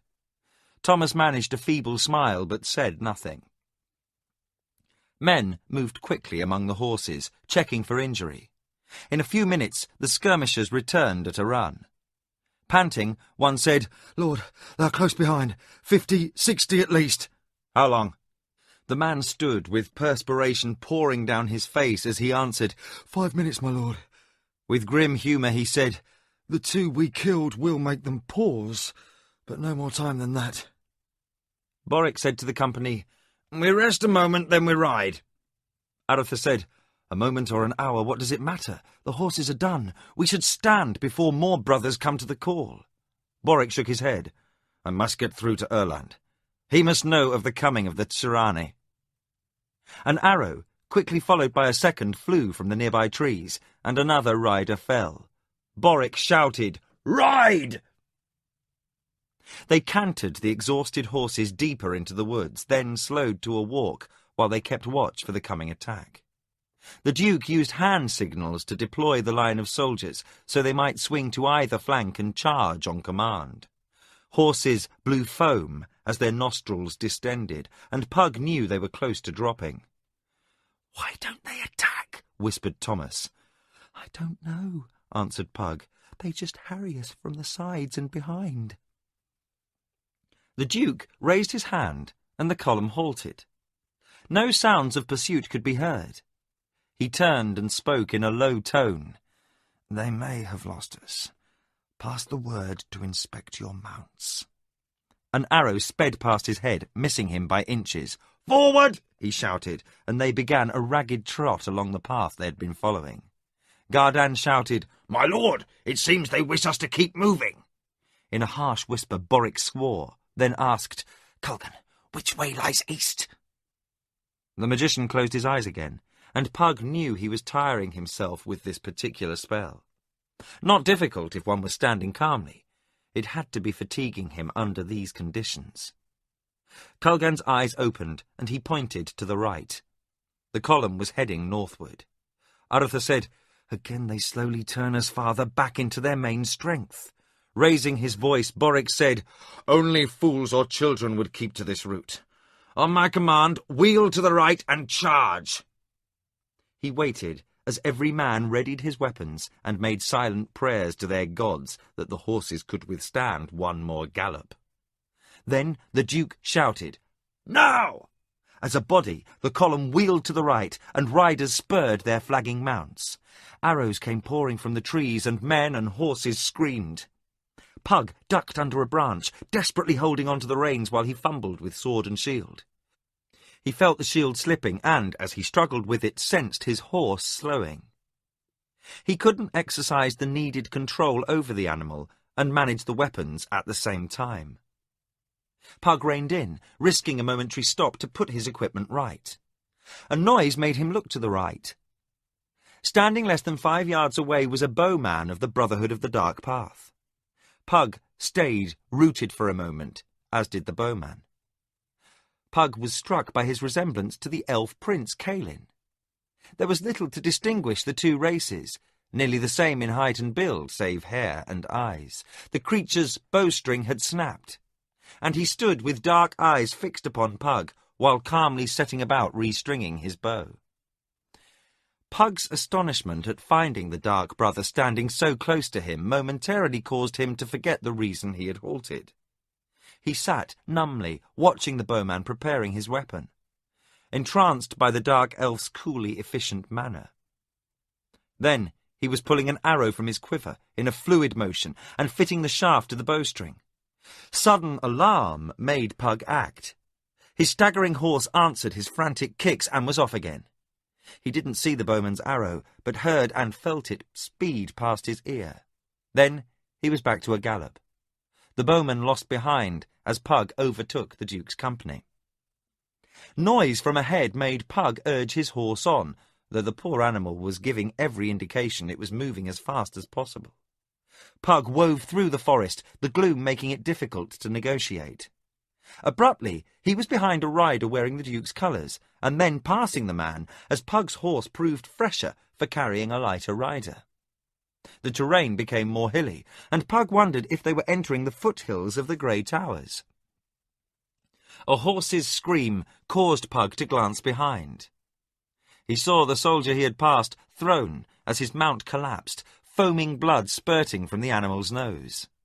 Pug and another rider halted, and the soldier turned back, riding over to where the first man stood. He extended his hand to offer the fallen man a double ride. The fallen soldier just shook his head as he struck the standing horse on the rump, sending it ahead again. Pug knew the second man's horse could barely carry one rider, never two.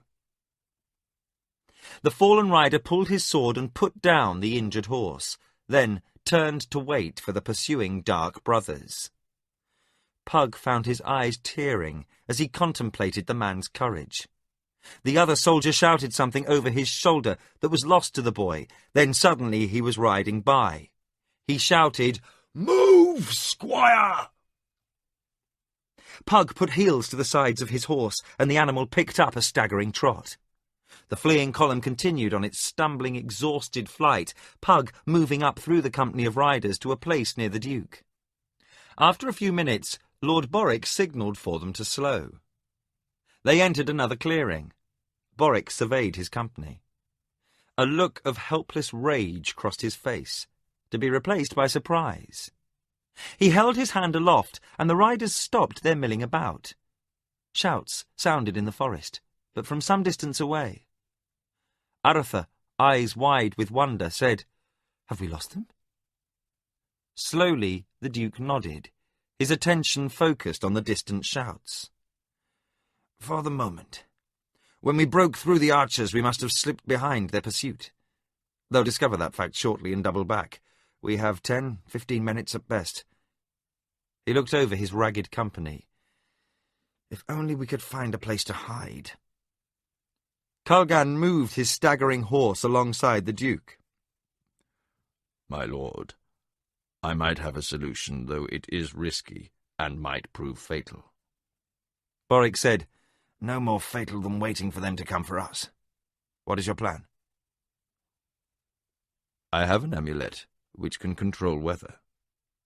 I had planned to save it against possible storms at sea, for its use is limited. I may be able to mask our whereabouts with it. Let every man gather his horse at the far end of the clearing near the outcropping of rock. Have them silence the animals." Boric ordered it done, and the animals were moved to the opposite end of the clearing. Reassuring hands gentled exhausted and excited horses, quieting the mounts after their long flight. They had gathered at the highest end of a narrow clearing, their backs to an outcropping of granite that rose overhead like a grey fist. On three sides the ground sloped away gently. Kalgan began to walk along the perimeter of the compact company. He chanted in a low voice, waving the amulet in an intricate pattern. Slowly, the grey afternoon light faded, and a mist began to gather around him. At first only light wisps appeared nearby. Then other, more substantial patches of moisture formed, becoming light fog. Soon the air between the Duke's company and the tree line grew hazy. Kalgan moved more quickly, and the fog deepened, filling the clearing with whiteness, moving outward from the magician into the trees on all sides. Within a few minutes it was impossible to see beyond a few yards. On and on paced Kalgan, sending thicker blankets of haze to obscure the already grey light in the trees. The clearing slowly became darker as the gloomy fog deepened with every incantation made by the magician. Then Kalgan stopped and turned to the Duke, whispering, "All must remain quiet. Should the dark elves wander blindly into the fog, the sloping terrain will, I hope, guide them past on one side or the other as they come around the rocks. But let no man move. Any sound will defeat us." Each man nodded, understanding the danger coming fast. They would stand in the centre of this deep fog in the hope that the Dark Brothers would walk past, putting the Duke and his men once more behind them. It was an all-or-nothing gambit, for should they win free, there was a good chance they would be far removed from this spot when the Brotherhood once more backtracked. Pug looked at Thomas and whispered, "It's a good thing it's rocky here, else we'd leave some pretty tracks." Thomas nodded, too frightened to speak. A nearby guard motioned for Pug to be silent, and the young squire nodded. Gardan and several guards with the Duke and Arthur took up position near the front of the company, weapons ready should the ploy fail. Shouts grew louder as the Dark Brotherhood returned along their trail. Kalgan stood near the Duke, enchanting quietly, gathering more mist around him, then sending it forth. Pug knew the mist would be expanding rapidly, shrouding a continuously larger area as long as Culgan continued to incant. Every extra minute would encompass more of the Green Heart in fog, making it increasingly more difficult for the attackers to find them. Pug felt wetness on his cheek and looked up. Snow was beginning to fall. With apprehension he looked to the mist to see if the newly arriving snow was affecting it. He watched a tense minute, then silently sighed with relief, for, if anything, the snow was adding to the masking effects of the fog. A soft footfall could be heard nearby. Pug froze, as did every man near him. A voice rang out in the Brotherhood's strange language. Pug felt an itch between his shoulders but refused to move, fighting to ignore the nagging sensation on his back. He glanced sideways at Thomas. Thomas stood stock still, his hand on his horse's muzzle, looking like a statue in the haze. Like every other remaining horse, Thomas's mount knew the hand upon his face was a command for quiet.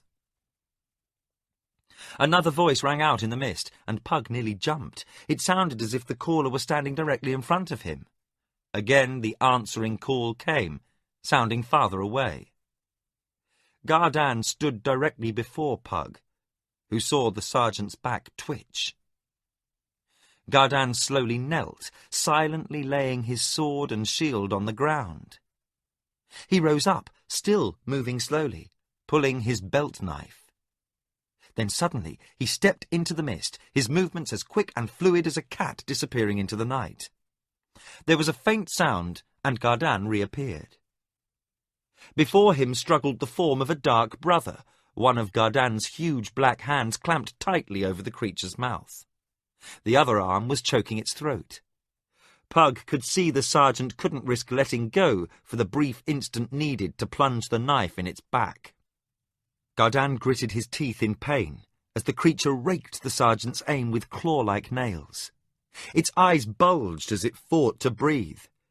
Gardan stood, rooted to the spot, holding the dark brother off the ground by main force as it struggled to get free. The creature's face turned red, then purple, as Gardan choked the life from it.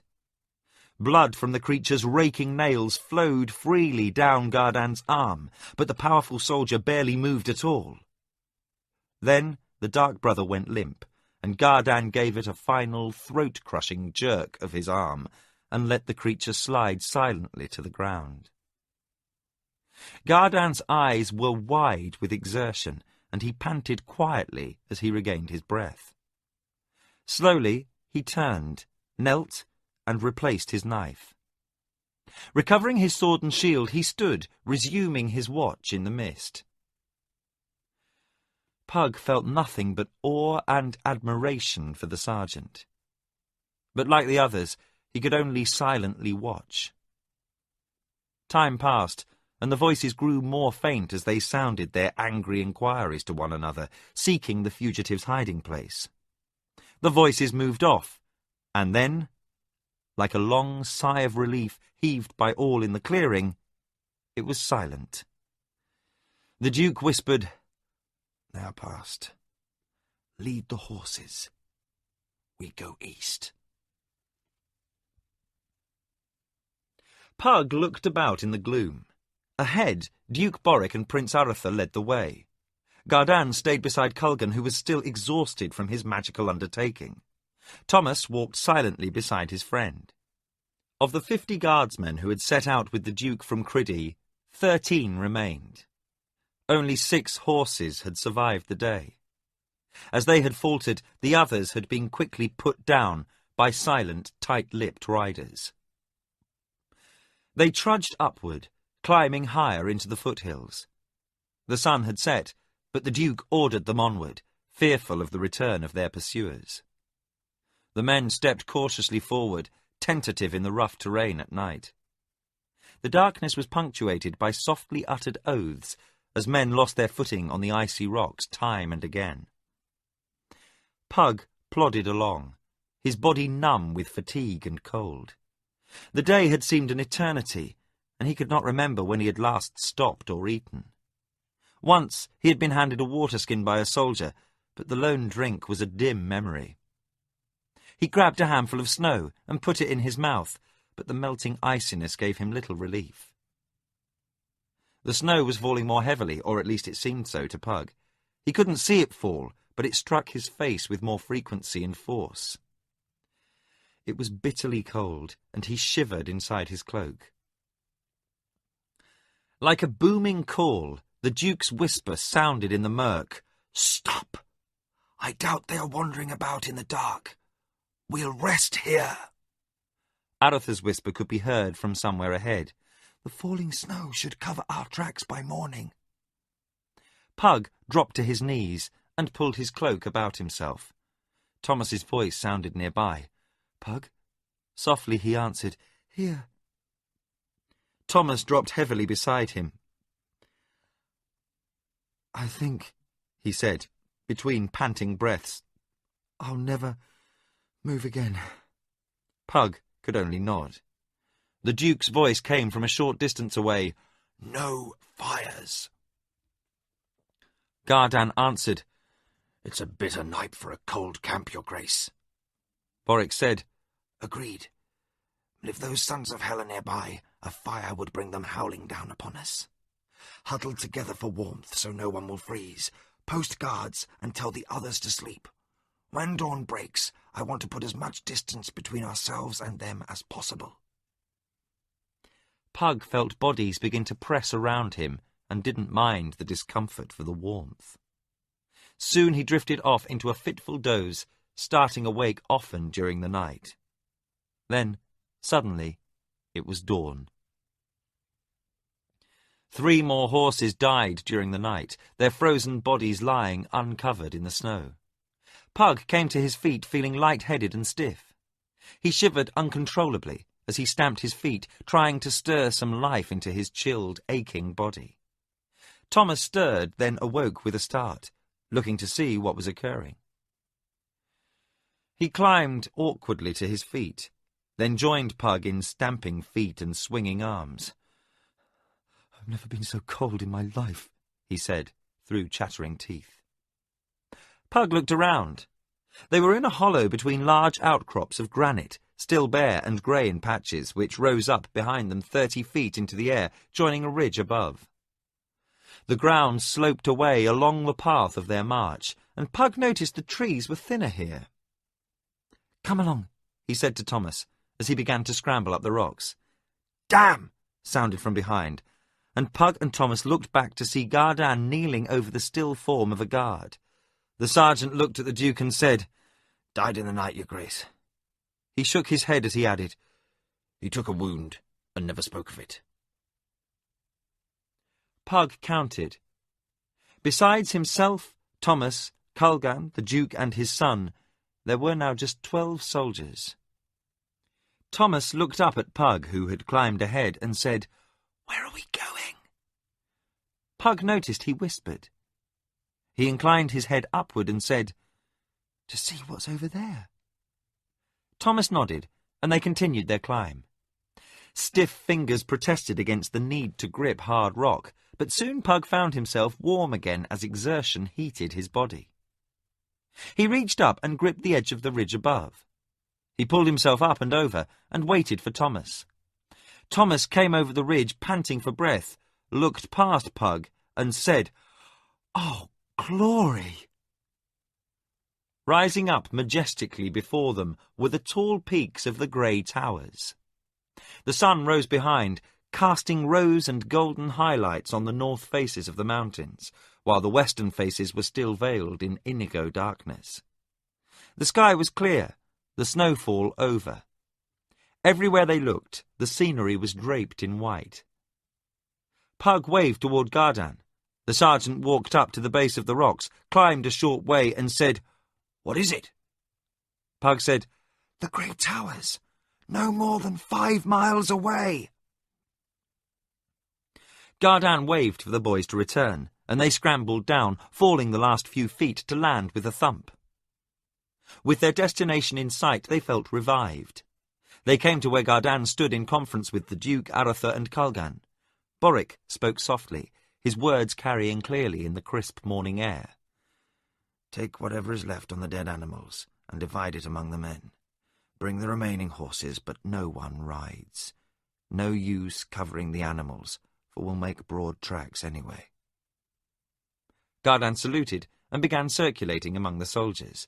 They stood about in pairs or singly, eyes watching for signs of possible pursuit. Boric said to Kulgan, "Have you any idea where the South Pass lies?" "I will try to use my magic sight, my lord." Kulgan concentrated, and Pug watched closely, for seeing with the mind's eye was another of the feats that had eluded him in his studies. It was akin to using the crystal, but less pictorial, more an impression of where something was in relation to the spellcaster. After a few minutes of silence, Kulgan said, "I cannot tell, sire. If I had been there before, then perhaps, but I get no impression of where the pass may lie." Boric nodded. "I wish Longbow were here. He knows the landmarks of the area." He turned to the east, as if seeing the grey towers through the intervening ridge. "One mountain looks much like another to me." Aratha said, "Father, to the north?" Boric smiled a little at Aratha's logic. "Yes. If the pass lies northward, we still might chance across it before it's impassable. Once across the mountains, the weather will prove milder in the east. At least, that is the rule this time of year. We should be able to walk to Borden. If we are already north of the pass, then we will eventually reach the dwarfs. They will shelter us and perhaps know another route to the east." He inspected his exhausted company. "With 3 horses and snow melted for drinking water, we should last another week." He looked around, studying the sky. "If the weather holds." Kulgan said, "We should be free of bad weather in 2, perhaps 3 days. Farther into the future I cannot judge." A distant shout echoed over the trees, from deep within the forest below. Instantly everyone was still. Boric looked to Gardan. "Sergeant, how far away do you judge them?" Gardan listened. "It's hard to say, my lord. 1 mile, 2, maybe more. Sound carries oddly in the forest, more so when it's this cold." Boric nodded. "Gather the men. We leave now." Pug's fingertips bled through his torn gloves. At every opportunity during the day, the Duke had kept the men travelling over rock to prevent Dark Brotherhood trackers from following. Every hour guards had been sent back to cut false trails over their own, pulling blankets taken from the dead horses behind, obscuring the tracks as best they could.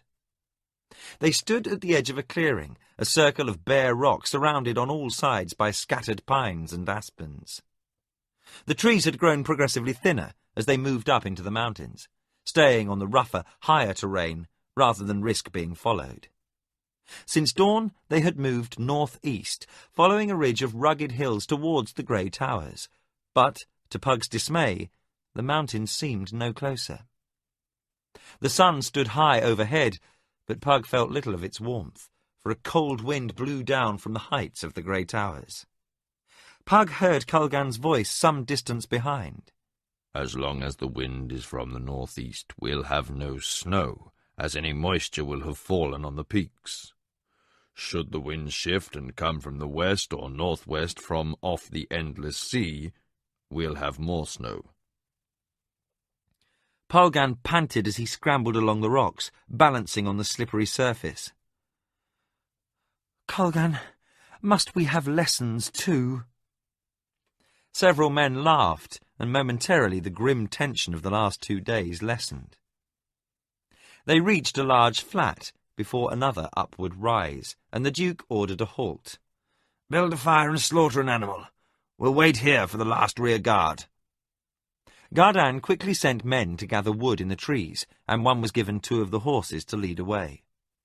The high-strung mounts were footsore, tired, and unfed, and, in spite of their training, Gardan wanted them removed from the smell of blood.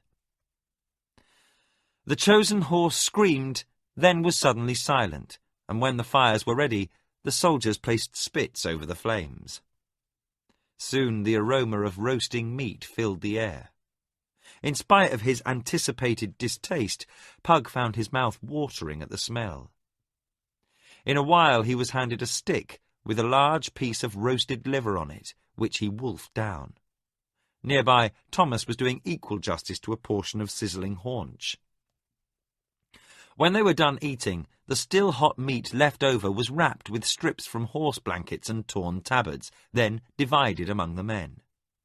Pug and Thomas sat by Culgan as men broke camp, putting out fires, covering signs of passing, and readying for the resumption of the march. Gardan came to the Duke. "My lord, the rear guard is overdue." Boric nodded. "I know. They should have returned a half-hour ago." He peered down the hillside toward the huge forest, mist-shrouded in the distance. "We'll wait 5 more minutes, then we will go." They waited in silence, but the guards didn't return. Finally Gardan gave the order. "All right, lads. Off we go." The men formed up behind the Duke and Culgan, and the boys fell in at the rear. Pug counted. There were only 10 soldiers left. 2 days later, the howling winds came, icy knives ripping at exposed flesh. Cloaks were gathered around each figure, tramping slowly northward, leaning into the wind.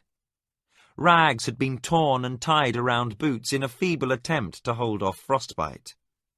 Pug tried vainly to keep his eyelashes free of ice, but the harsh wind made his eyes tear, and the drops quickly froze, blurring his vision. Pug heard Culgan's voice above the wind. "My lord, a storm comes. We must find shelter or perish." The Duke nodded and waved 2 men ahead to seek shelter.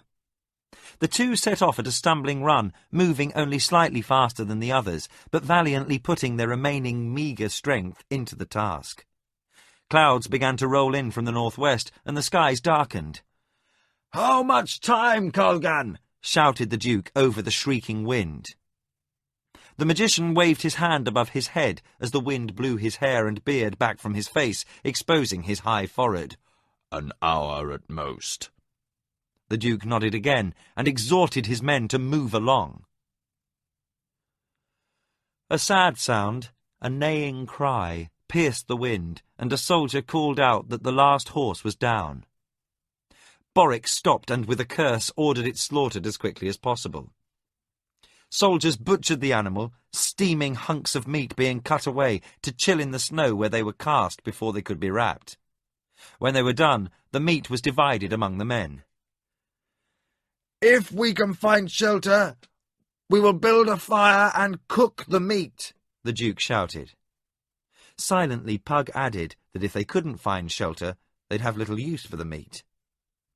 They resumed their march. A short time later, the 2 guards returned with the news of a cave less than a quarter-mile distant. The Duke ordered them to show the way. Snow began to fall, whipped by the driving wind. The sky was now dark, limiting visibility to only a few hundred feet. Pug felt lightheaded and had to struggle to pull his feet from the resisting snow. Both hands were numb, and he wondered if he was frostbitten. Thomas looked slightly better, being somewhat hardier by nature, but he was also too exhausted to speak. He just plodded along beside his friend. Suddenly, Pug was lying face down in the snow, feeling surprisingly warm and sleepy. Thomas knelt beside the fallen magician's apprentice. He shook Pug, and the nearly unconscious boy groaned. "Get up!" Thomas shouted. "It's only a little way farther." Pug struggled upright, aided by Thomas and one of the soldiers. When he was standing, Thomas indicated to the soldier he could take care of his friend. The soldier nodded, but stayed near. Thomas loosened one of the many strips of blanket tied around him for warmth, knotted one end to Pug's belt, and half-guided, half-pulled the smaller boy along.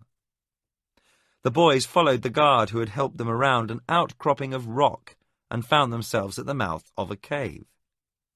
They staggered forward a few steps into the sheltering darkness, then fell to the stone floor. In contrast to the biting wind outside, the cave seemed warm, and they lapsed into an exhausted sleep. Pug awoke to the smell of cooking horse meat. He roused himself and saw it was dark outside beyond the fire. Piles of branches and deadwood were heaped nearby, and men were carefully feeding the fire. Others stood by, roasting pieces of meat. Pug flexed his fingers and found them painfully sore, but as he peeled off his tattered gloves, he saw no signs of frostbite. He nudged Thomas awake, and the other boy raised himself up on his elbows, blinking at the firelight.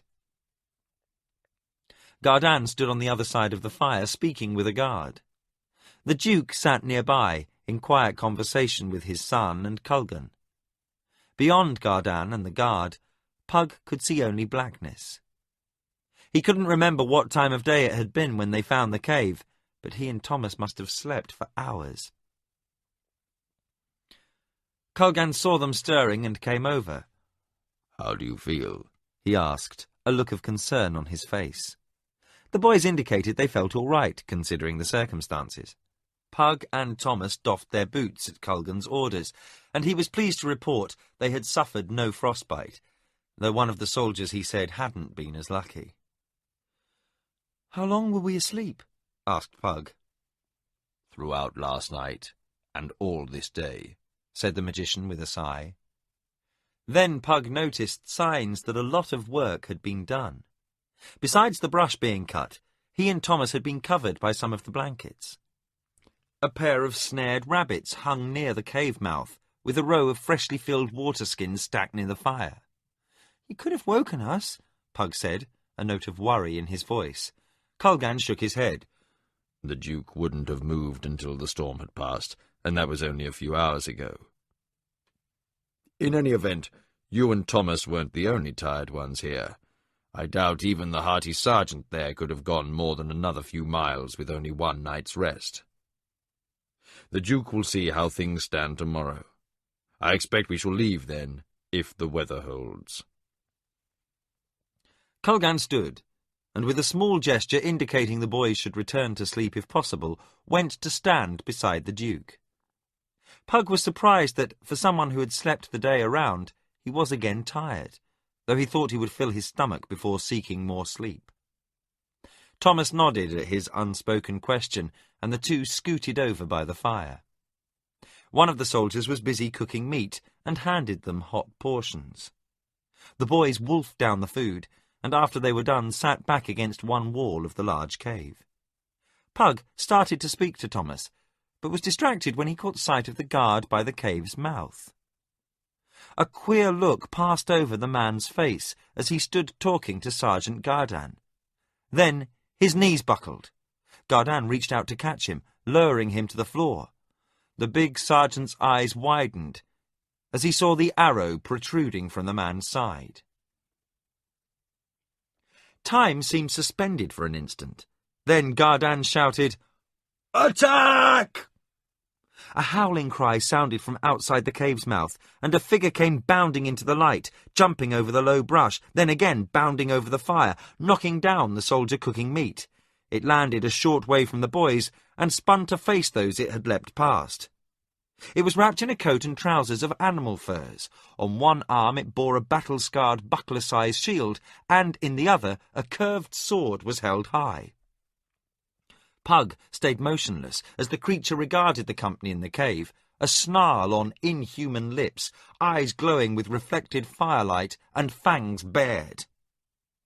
Thomas's training asserted itself, and the sword he had clung to over the long march was out of its scabbard in an instant. With a show, the creature swung downward at Pug, who rolled sideways, avoiding the blow. The blade rang out as it struck the ground, and Thomas made an off-balance lunge, awkwardly taking the creature low in the chest. It fell to its knees and gurgled as blood filled its lungs, then fell forward.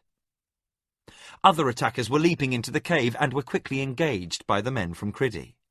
Curses and oaths sounded, and swords rang out in the close confines of the cave. Guards and attackers stood face to face, unable to move more than a few feet. Several of the Duke's men dropped swords and pulled daggers from their belts, better for close fighting. Pug grabbed his sword and looked for an attacker, but found none. In the dancing light of the fire, he could see the attackers were outnumbered by the remaining guards, and, as 2 or 3 men of Criddy grappled with each attacker, it was quickly down and killed. Suddenly the cave was quiet, save for the heavy breathing of the soldiers. Pug looked and saw only 1 man down, the one who had taken the arrow. A few others sported light wounds. Colgan hurried among the men, checking the wounds, then said to the Duke, "My lord, we have no other serious injuries." Pug looked at the dead creatures. 6 of them lay sprawled upon the cave floor. They were smaller than men, but not by much. Above thick brow ridges, their sloping foreheads were topped by thick black hair. Their blue-green tinged skins were smooth, save for one who had something like a youth's beard upon his cheek. Their eyes, open in death, were huge and round, with black irises on yellow. All died with snarls upon their hideous faces, showing long teeth that came close to being fangs. Pug crossed to Gardan, peering into the gloom of the night for signs of more of the creatures. "What are they, Sergeant?" "Goblins, Pug, though I can't fathom what they're doing this far from their normal range." The Duke came to stand next to him and said, "Only a half-dozen, Gardan. I have never heard of goblins attacking armed men except when the advantage was theirs. This was suicide." "My lord, look here," came Colgan's call, as he knelt over the body of a goblin. He had pulled away the dirty fur jacket worn by the creature and pointed to a poorly bandaged, long, jagged wound on its chest. "This was not made by us. It is 3-4 days old and healing badly." Guards inspected the other bodies and reported 3 others also bore recent wounds not caused by this fight. One had a broken arm and had fought without a shield. Gardan said, "Sire, they wear no armour, only the weapons in their hands." He pointed to a dead goblin with a bow slung over its back and an empty quiver at its belt. "They had but the 1 arrow they used to wound Daniel." Arthur glanced at the carnage. This was madness. Hopeless madness. Colgan said, "Yes, Highness. Madness. They were battle-weary, freezing, and starved. The smell of cooking meat must have driven them mad. From their appearance, I'd say they've not eaten in some time. They preferred to gamble all on one last frantic assault than to watch us eat while they froze to death." Boric looked at the goblins again, then ordered his men to take the bodies outside the cave. To no one in particular he said, "But who have they been fighting?" Pug said, "The Brotherhood?" Boric shook his head. "They are the Brotherhood's creatures, or, when not allied against us, they leave one another alone. No, it was someone else." Thomas looked around as he joined those by the entrance. He wasn't as comfortable speaking to the Duke as Pug, but finally he said, "My lord, the dwarves?" Boric nodded. "If there's been a dwarven raid on a nearby goblin village, it would explain why they were unarmoured and unprovisioned. They would have grabbed the nearest weapons and fought their way free, fleeing at first chance. Yes, perhaps it was the dwarves." The guards who had carried the bodies off into the snow ran back into the cave. "Your Grace," one of them said, "we hear movement in the trees." Boric turned to the others. "Get ready." Every man in the cave quickly readied his weapons. Soon all could hear the tread of feet crunching through the icy snow. It grew louder as they waited, getting closer. Pug stood tensely holding his sword, pushing down a churning feeling inside. Suddenly the sounds of footfalls stopped as those outside halted. Then the sound of a single pair of boots could be heard coming closer. Appearing out of the dark came a figure directly towards the cave. Pug craned his neck to see past the soldiers, and the Duke said, "Who passes this night?" A short figure, no more than 5 feet tall, pulled back the hood of his cloak, revealing a metal helm sitting over a shock of thick brown hair. 2 sparkling green eyes reflected the firelight. Heavy brows of brown-red hair came together at a point above a large hooked nose. The figure stood regarding the party, then signalled behind. More figures appeared from out of the night, and Pug pressed forward to get a better view, Thomas at his side. At the rear, they could see several of the arrivals leading mules. The Duke and soldiers visibly relaxed, and Thomas said, "They're dwarves!" Several of the guards laughed, as did the closest dwarf. The dwarf fixed Thomas with a wry gaze, saying, "What were you expecting, boy? Some pretty dryad come to fetch you away?" The lead dwarf walked into the firelight. He stopped before the Duke and said, "From your tabard I see you be men of Criddy." He struck himself upon the chest and said formally, "I hight Dolgan, chief of village Caldara and war leader of the Grey Tower's dwarven people."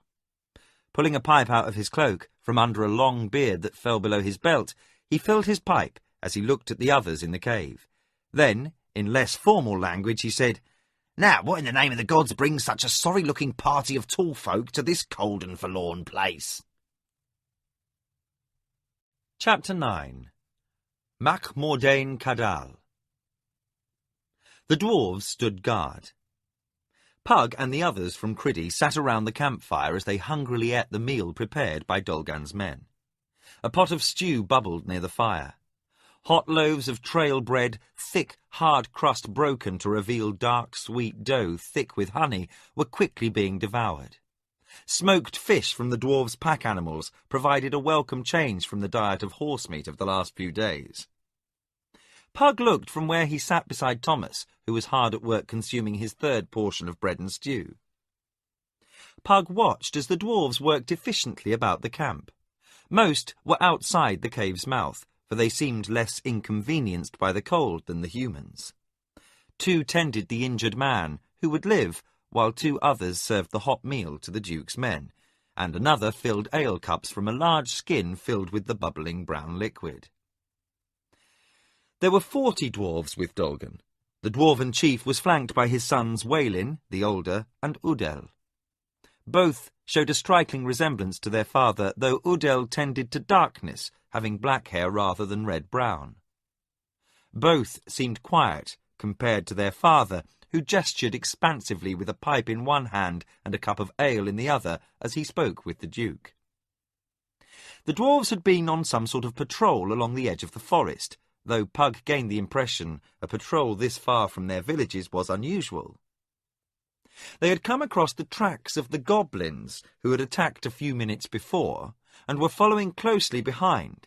Otherwise, they would have missed the Duke's party as the night's storm obliterated all tracks of the men from Criddy's passage. "I remember you, Lord Boric," said Dolgan, sipping at his ale cup, "though you were scarcely more than a baby when I was last at Criddy. I dined with your father. He set a fine table." "And should you come again to Criddy, Dolgan, I hope you'll find my table equally satisfactory."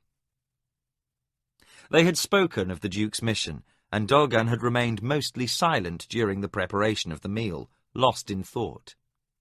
Suddenly he regarded his pipe, which had gone out. He sighed forlornly, putting it away, until he noticed Culgan had pulled out his own and was producing respectable clouds of smoke. Brightening visibly, he said, "Would you be having the requirement of an extra pipe upon you, Master Magician?" He spoke with the deep rolling burr the dwarves made when speaking the king's tongue. Culgan fetched out his tobacco pouch and handed it across to the dwarf. "Providentially," said Culgan, "my pipe and pouch are 2 items always kept upon my person at all times.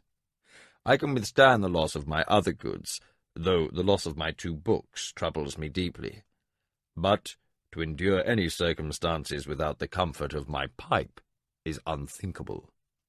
"Aye," agreed the dwarf, as he lit up his own. "You have the right of it there, except for autumn's ale, and my loving wife's company, or a good fight, of course. There's little to match the pipe for pure pleasure." He drew forth a long pull and blew out a large cloud of smoke to emphasize this point. A thoughtful look crossed his rugged face, and he said, "Now, to the matter of the news you carry. They are strange tidings, but explain away some mysteries we have been tussling with for some time now." Boric said, "What mysteries?" Dolgan pointed out of the cave mouth. "As we told you, we've had to patrol the area hereabouts. This is a new thing, for in years past the lands along the borders of our mines and farms have been free from trouble." He smiled. "Occasionally a band of especially bold bandits or Mordhel, the Dark Brothers you call them, or a more than usually stupid tribe of goblins troubles us for a time. But for the most part, things remain pretty peaceful. But, of late, everything's gone ugly. About a month ago, or a bit more, we began to see signs of large movements of Mordhel and goblins from their villages to the north of ours. We sent some lads to investigate. They found entire villages abandoned, both goblin and Mordhel. Some were sacked, but others stood empty without sign of trouble. Well, needless to say, the displacement of those miscreants caused an increase in problems for us. Our villages are in the higher meadows and plateaus, so they dare not attack, but they do raid our herds in the lower valleys as they pass, which is why we now mount patrols down the mountainside. With the winter upon us, our herds are in our lowest meadows, and we must keep vigilant. Most likely, your messengers didn't reach our villages because of the large number of Mordhel and goblins fleeing the mountains down into the forests. Now, at least, we've some gleaning of what's causing this migration." The Duke nodded. "The Surani." Dolgan was thoughtful for a moment, while Aratha said, "Then they're up there in strength." Boric gave his son a questioning look, while Dolgan chuckled and said, "That's a bright lad you've got, Lord Boric." He nodded thoughtfully, then said, "Aye, Prince. They're up there, and in strength. Despite their other grievous faults, the Mordhel are not without skill in warcraft."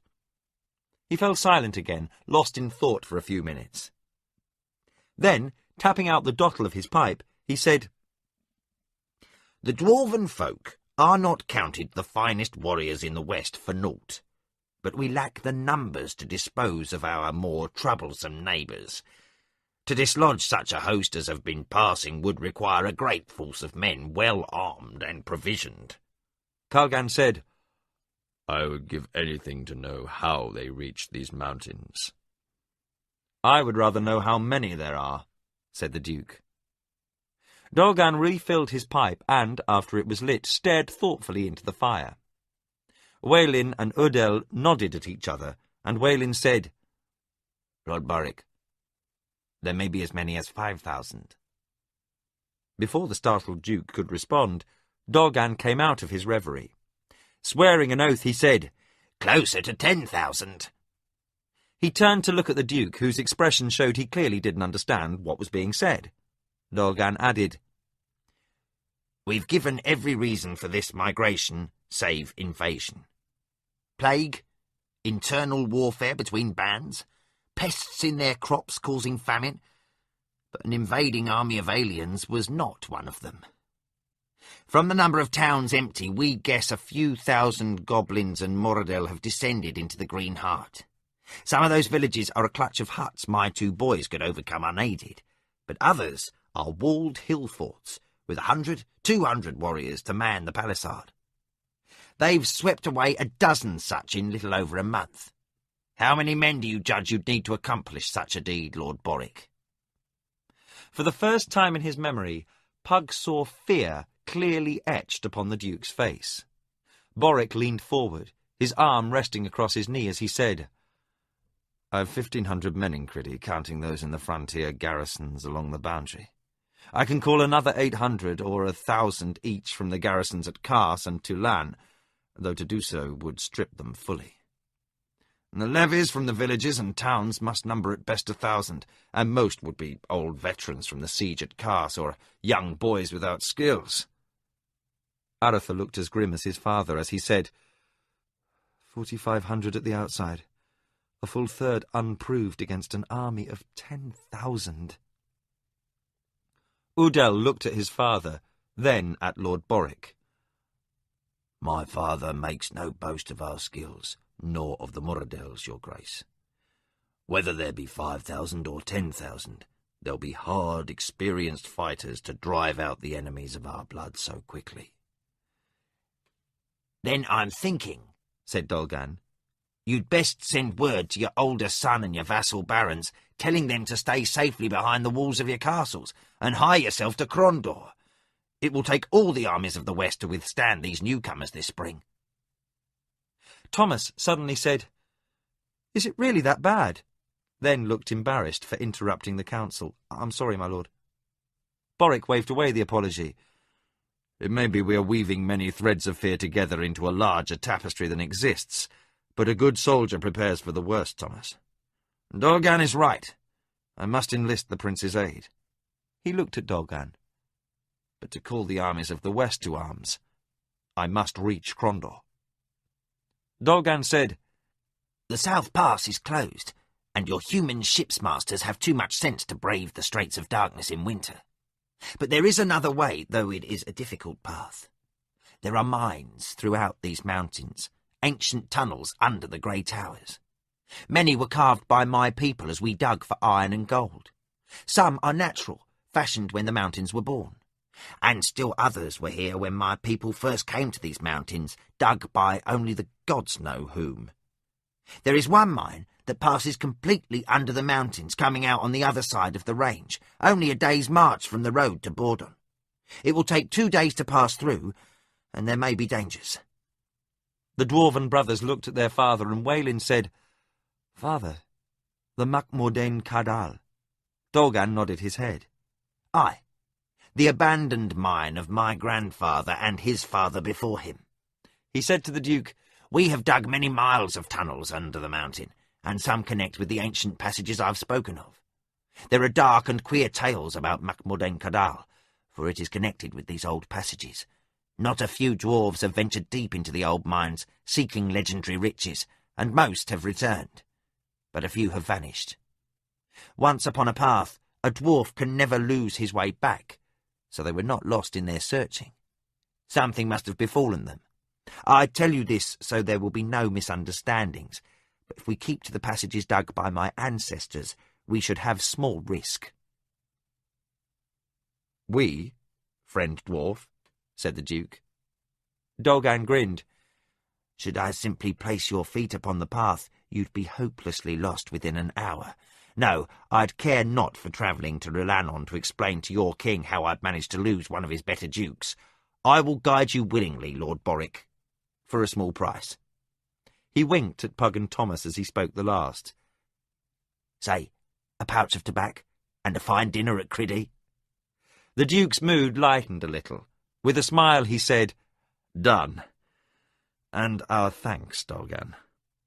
The dwarf turned to his sons. "Udel, you take half the company and one of the mules, and the Duke's men too ill or wounded to continue. Make for the castle at Criddy.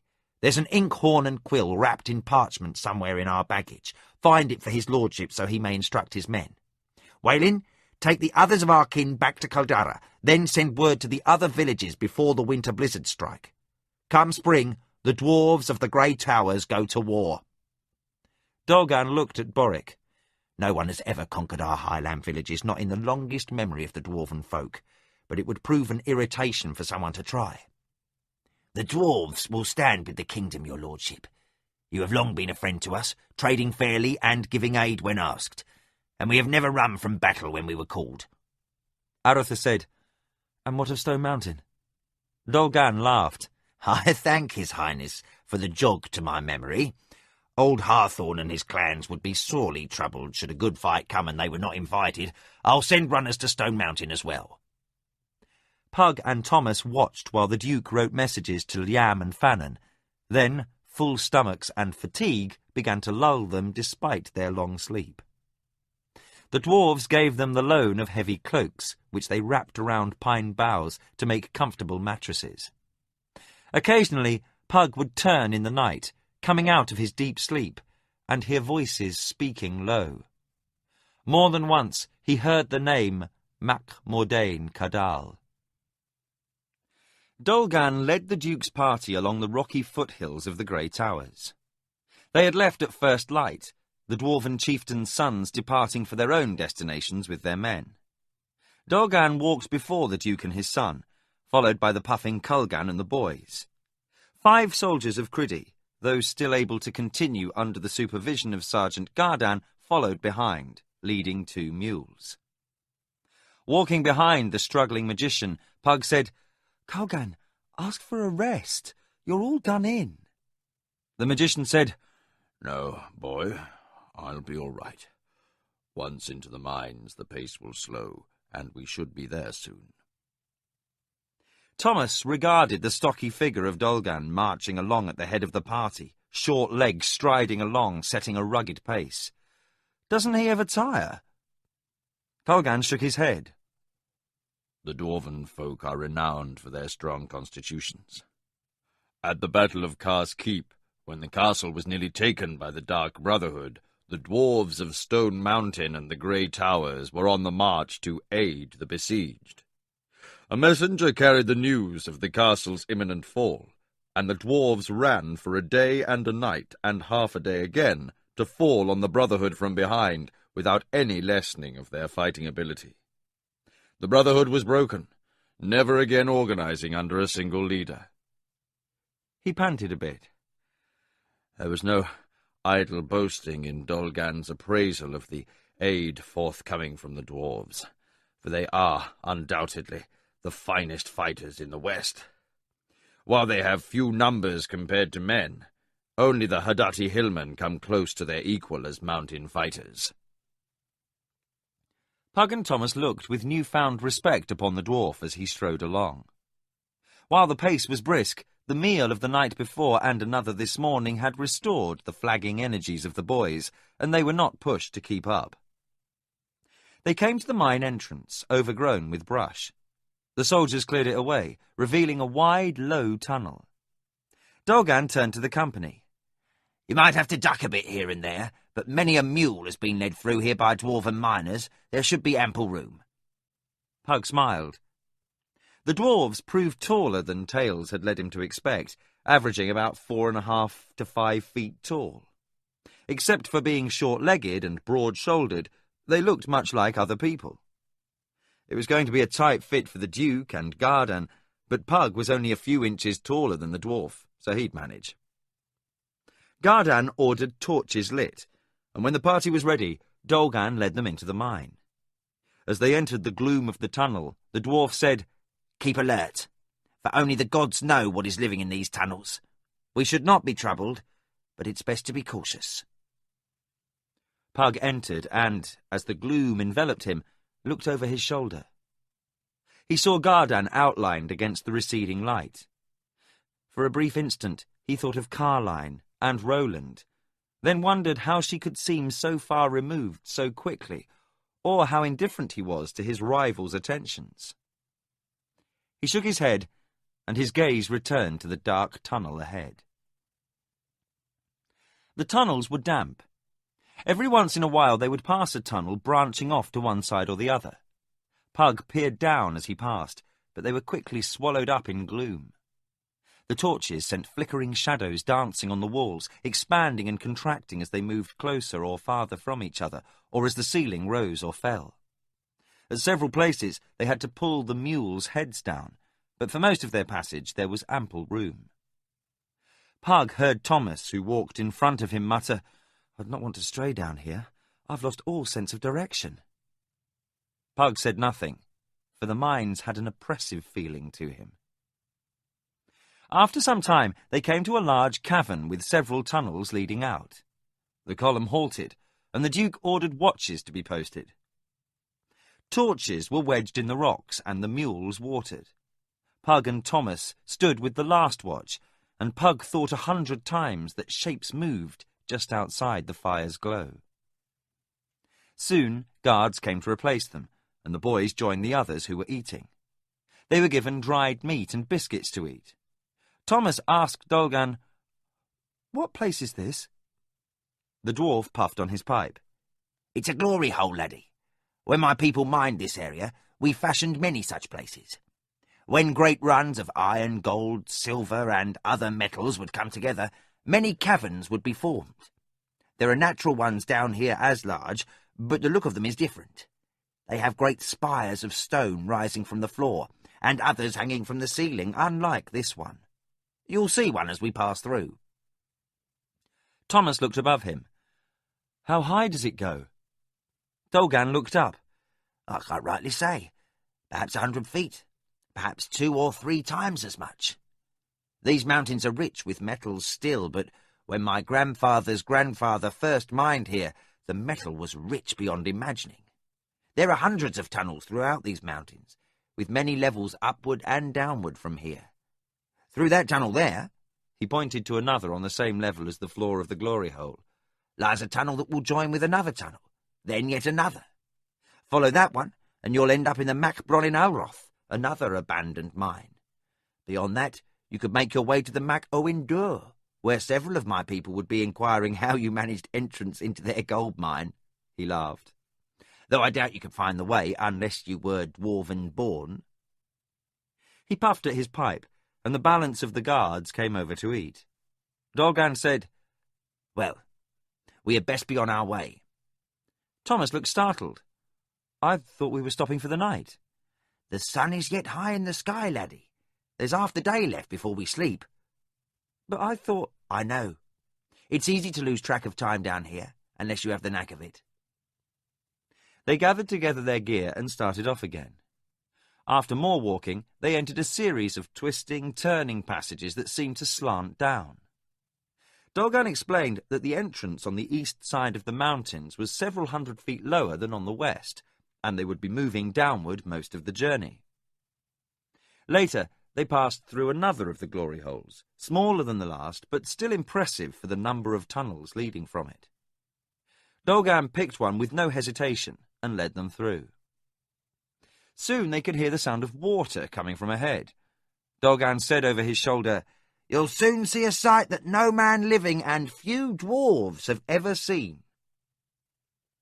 As they walked, the sound of rushing water became louder. They entered another cavern, this one natural and larger than the first by several times. The tunnel they had been walking in became a ledge, 20 feet wide, that ran along the right side of the cavern. They all peered over the edge and could see nothing but darkness stretching away below.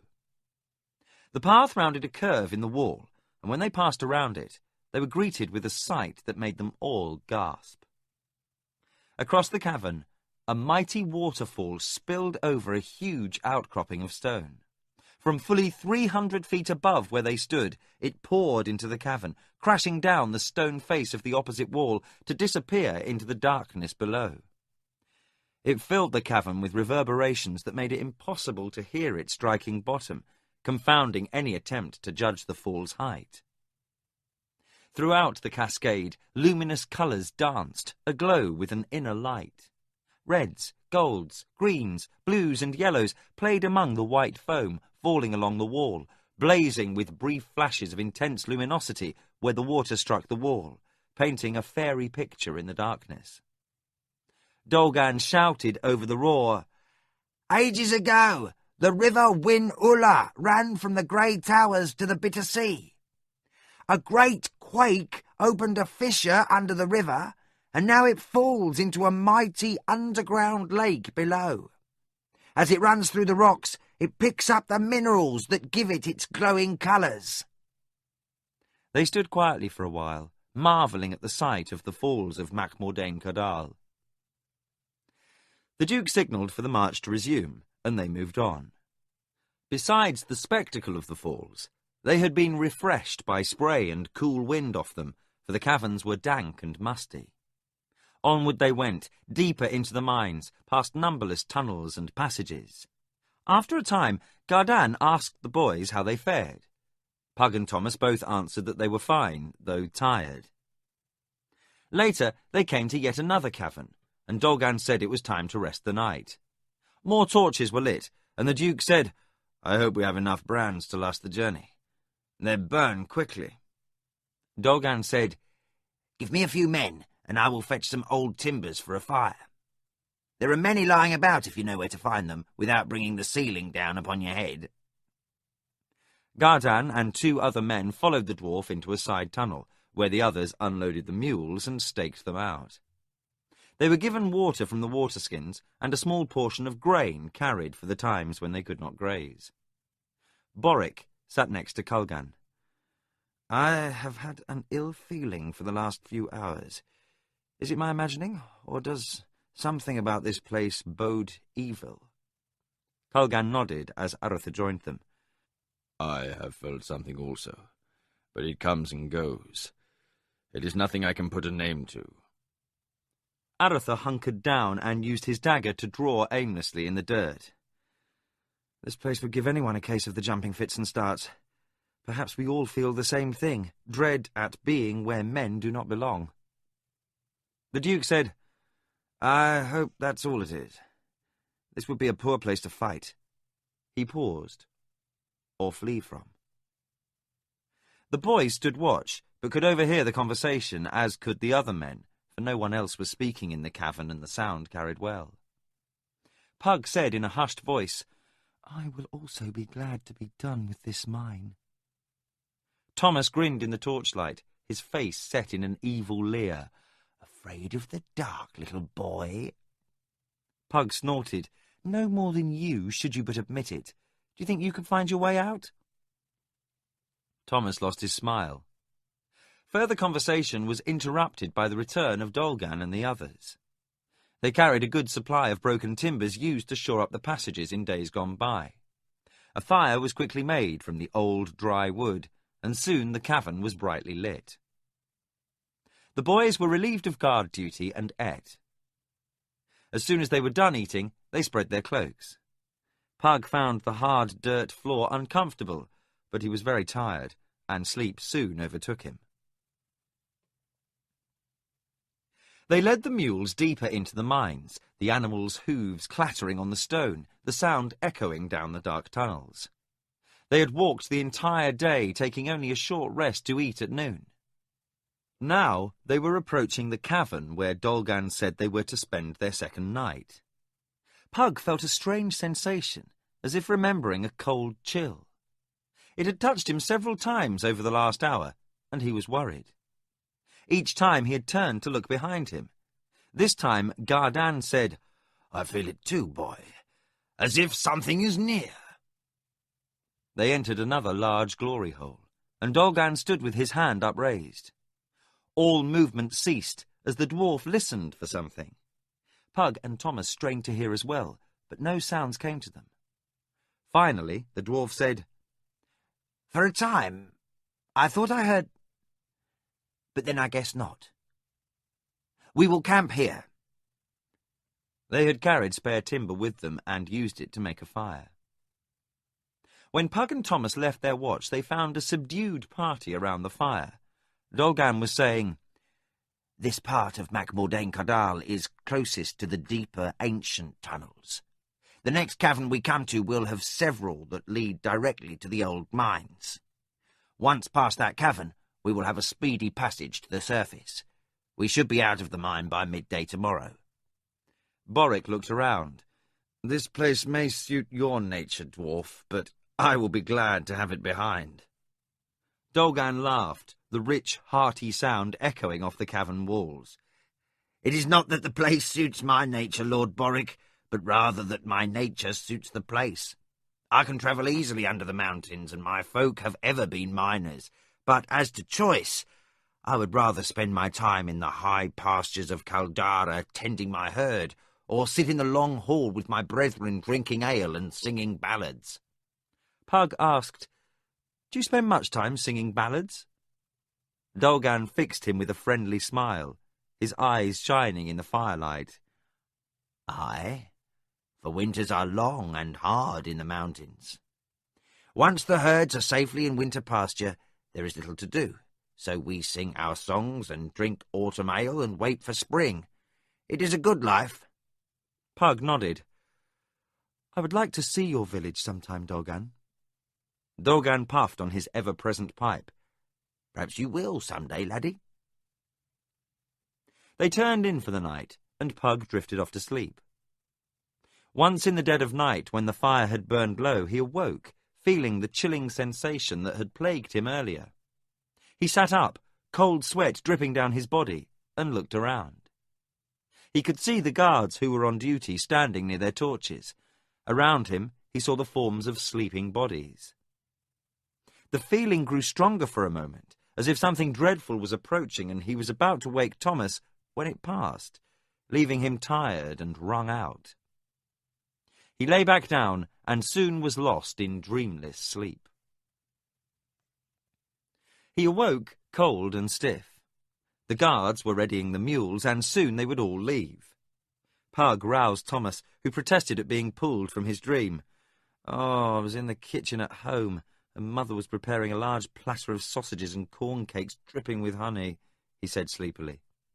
Pug threw a biscuit at him. "This will have to do until Borden. Then we shall eat."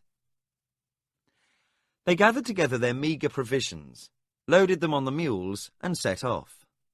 As they made their way along, Pug began to experience the icy feeling of the night before. Several times it came and went. Hours passed, and they came to the last great cave. Here, Dolgan stopped them while he looked into the gloom. Pug could hear him saying, "For a moment, I thought—" Suddenly, the hairs on Pug's neck stood up, and the feeling of icy terror swept over him more horrible than before. "Dolgan! Lord Boric!" he cried. "Something terrible is happening!" Dolgan stood stock still, listening. A faint moan echoed from down another tunnel. Kulgan shouted, "I feel something also." Suddenly the sound repeated, closer, a chilling moan that echoed off the vaulted ceiling, making its origins uncertain. "By the gods!" shouted the dwarf. "'Tis a wraith! Hurry! Form a circle, or it will be upon us and we'll be lost!" Gardan pushed the boys forward, and the guards moved the mules to the centre of the cavern. They quickly staked the 2 mules down and formed a circle around the frantic animals. Weapons were drawn.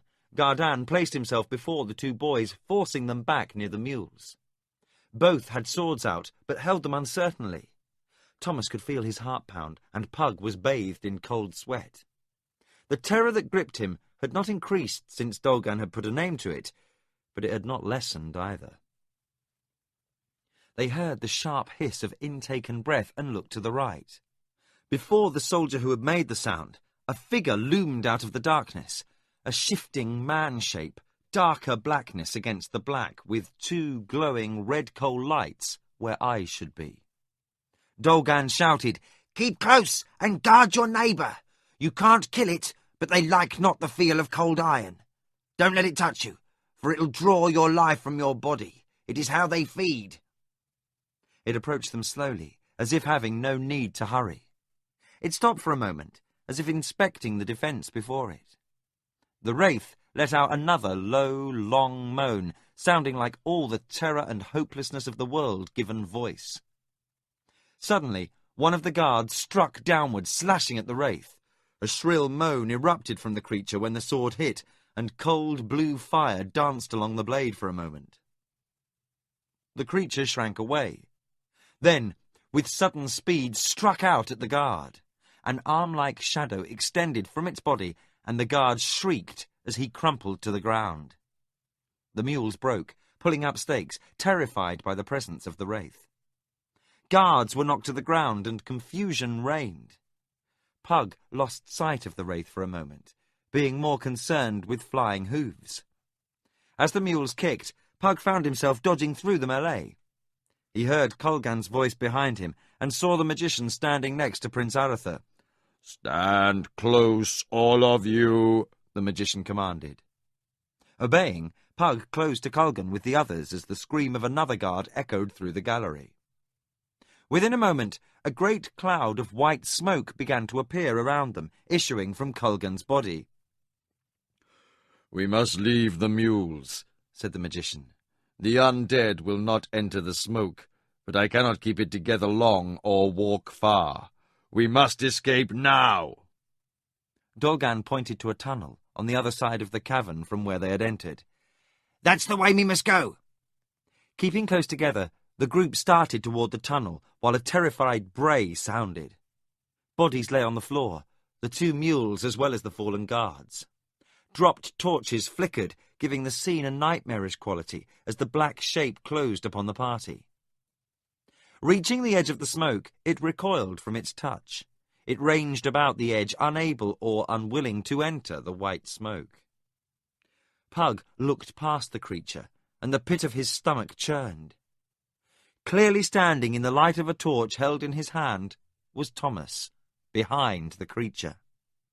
Thomas looked helplessly past the wraith at Pug and the escaping party. "Thomas!" ripped from Pug's throat, followed by a sob. The party halted for a brief second, and Dolgan said, "We can't stop. We'd all perish for the sake of the boy. We must press on." A firm hand clutched at Pug's shoulder as he started forward to aid his friend. He looked back and saw that it was Gardan holding him. "We must leave him, Pug," he said, a grim expression on his ebony face. "Thomas is a soldier. He understands." Pug was pulled along helplessly. He saw the wraith follow along for a moment, then stop and turn toward Thomas. Whether alerted by Pug's cries or by some evil sense, the undead creature started toward Thomas, slowly stalking him. The boy hesitated, then spun and ran to another tunnel. The wraith shrieked and started after him. Pug saw the glow of Thomas's torch disappear down the tunnel, then flicker into blackness. Thomas saw the pained expression on Pug's face as Gardan pulled his friend away. When the mules had broken, he had dodged away from the others and now found himself separated from them. He looked for a way to circle around the wraith, but it was too close to the passage his companions were taking. As Kargan and the others escaped up the tunnel, Thomas saw the wraith turn toward him. It started to approach, and he hesitated a moment, then ran toward a different tunnel. Shadows and light danced madly on the walls as Thomas flew down the passage, his footfalls echoing in the gloom. His torch was held tightly in his left hand, the sword clutched in his right. He looked over his shoulder and saw the two glowing red eyes pursuing him, though they seemed not to be gaining.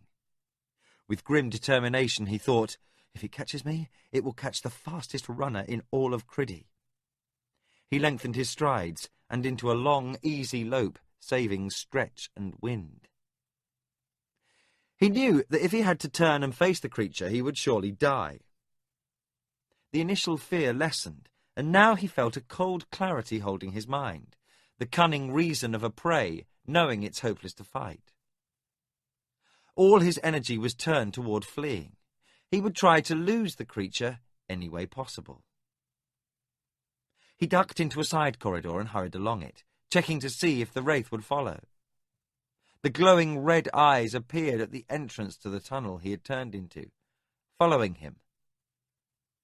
The distance between them seemed to have increased. The thought that many might have died at the thing's hand because they were too frightened to run crossed his mind. The wraith's strength lay in the numbing terror it caused. Another corridor and another turn. Still the wraith followed. Ahead lay a large cavern, and Thomas found himself entering the same hall in which the wraith had attacked the party. He had circled around and entered through another tunnel. Racing across the floor, he saw the bodies of mules and guards lying in his path. He paused long enough to grab a fresh torch, for his was nearly spent, and transferred the flame. He looked backward to see the undead creature closing on him and started off again. Hope briefly flickered in his breast, for if he could pick the proper corridor, he might catch up with the others. Dolgan had said that from this cavern it was a straight journey to the surface. He picked what he thought was the proper one, though he was disoriented and couldn't be sure. The wraith let out a howl of rage at its prey's eluding it again, and followed. Thomas felt terror bordering on elation as his long legs stretched out, eating up the distance ahead of him. He gained his second wind and set a steady pace for himself. Never had he run so well, but then never had he possessed such a reason. After what seemed an endless time of running, he found himself coming to a series of side tunnels set closely together. He felt hope die, for this was not the straight path the dwarf had mentioned. Picking one at random, he turned into a passage and found more tunnels close by. Cutting through several more, he turned as quickly as possible, weaving his way through a maze of passages. Ducking around a wall formed between two such tunnels, he stopped briefly and caught his breath. He listened for a moment and heard only the sound of his pounding heart. He had been too busy to look behind and was unsure of the wraith's whereabouts. Suddenly, a shriek of rage echoed faintly down the corridors, sounding far off. Thomas sank to the floor of the tunnel and felt his body go limp. Another shriek echoed more faintly, and Thomas felt certain that the wraith had lost his trail and was moving off in another direction. A sense of relief flooded through him, nearly causing him to laugh giddily. It was closely followed by the sudden realization of his situation. He sat up and took stock. If he could find his way back to the dead animals, he would at least have food and water. But as he stood up, he realized that he had no notion which way the cavern lay. Cursing himself for not counting the turns as he had made them, he tried to remember the general pattern he had followed. He had turned mostly to the right, he reminded himself, so if he retraced his steps mostly to the left, he should be able to find one of the many tunnels that led to the glory hole. Looking cautiously around the first corner, Thomas set off, searching his way through the maze of passages. After an unknown time had passed, Thomas stopped and looked around in the second large cavern he had come to since he had fled the wraith. Like the first, this cavern was devoid of mules and men, and the hoped-for food and water. Thomas opened his pouch and took out the small biscuit he had hoarded to nibble while walking. It gave him little relief from his hunger. When he was done, he set off again, trying to find some clue to the way out. He knew he had only a short time before his torch died, but he refused to simply sit and wait for a nameless death in the dark. After some time, Thomas could hear the sound of water echoing through the tunnel. Hurrying forward, his thirst spurring him on, he entered a large cavern, the biggest yet as far as he could tell. Far away, he could hear the faint roar of the Macmordain Cadal Falls, but in which direction he couldn't be sure. Somewhere high in the darkness lay the path that they had taken 2 days earlier. Thomas felt his heart sink. He had moved deeper into the earth than he had thought. The tunnel widened to a landing of some sort and disappeared beneath what appeared to be a large lake, constantly lapping against the sides of the cavern, filling it with muted echoes. Quickly, he fell to his knees and drank. The water tasted rich with minerals, but was clear and fresh. Sitting back on his haunches, he looked about. The landing was packed earth and sand, and appeared to be fashioned rather than natural. Thomas guessed the dwarves might have used boats to cross the underground lake, but could only wonder what lay on the other side. Then the thought hit him that perhaps someone other than the dwarves had used boats to cross the lake, and he felt fear again. To his left, he spied a pile of wood, nestled against a junction of the landing and the cavern wall. Crossing to it, he pulled out several pieces and started a small fire. The wood was mostly timber pieces used to shore up the tunnels, but mixed in were several branches and twigs. They must have been brought down by the falls from above, where the river enters the mountain, he thought. Underneath the pile, he found some fibrous weeds growing.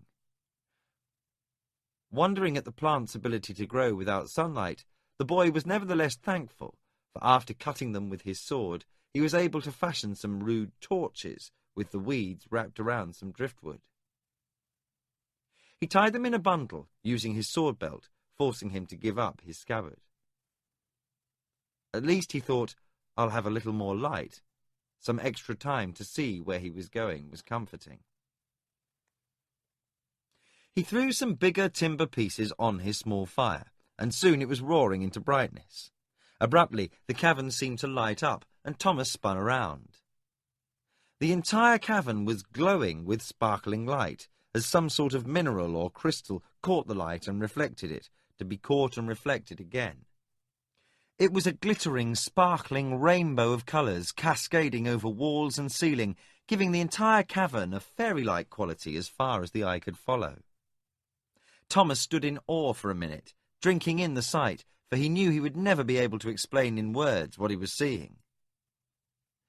The thought struck him that he might be the only human ever to have witnessed the display.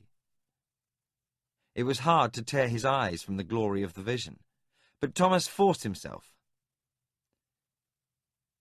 He used the extra illumination to examine the area he was in. There was nothing beyond the landing, but he did spy another tunnel off to the left, leaving the cavern at the far end of the sand. He gathered together his torches and walked along the landing. As he reached the tunnel, his fire died down, the dry timber being quickly consumed. Another glorious vision assaulted his senses, for the gem-like walls and ceiling continued to glimmer and glow.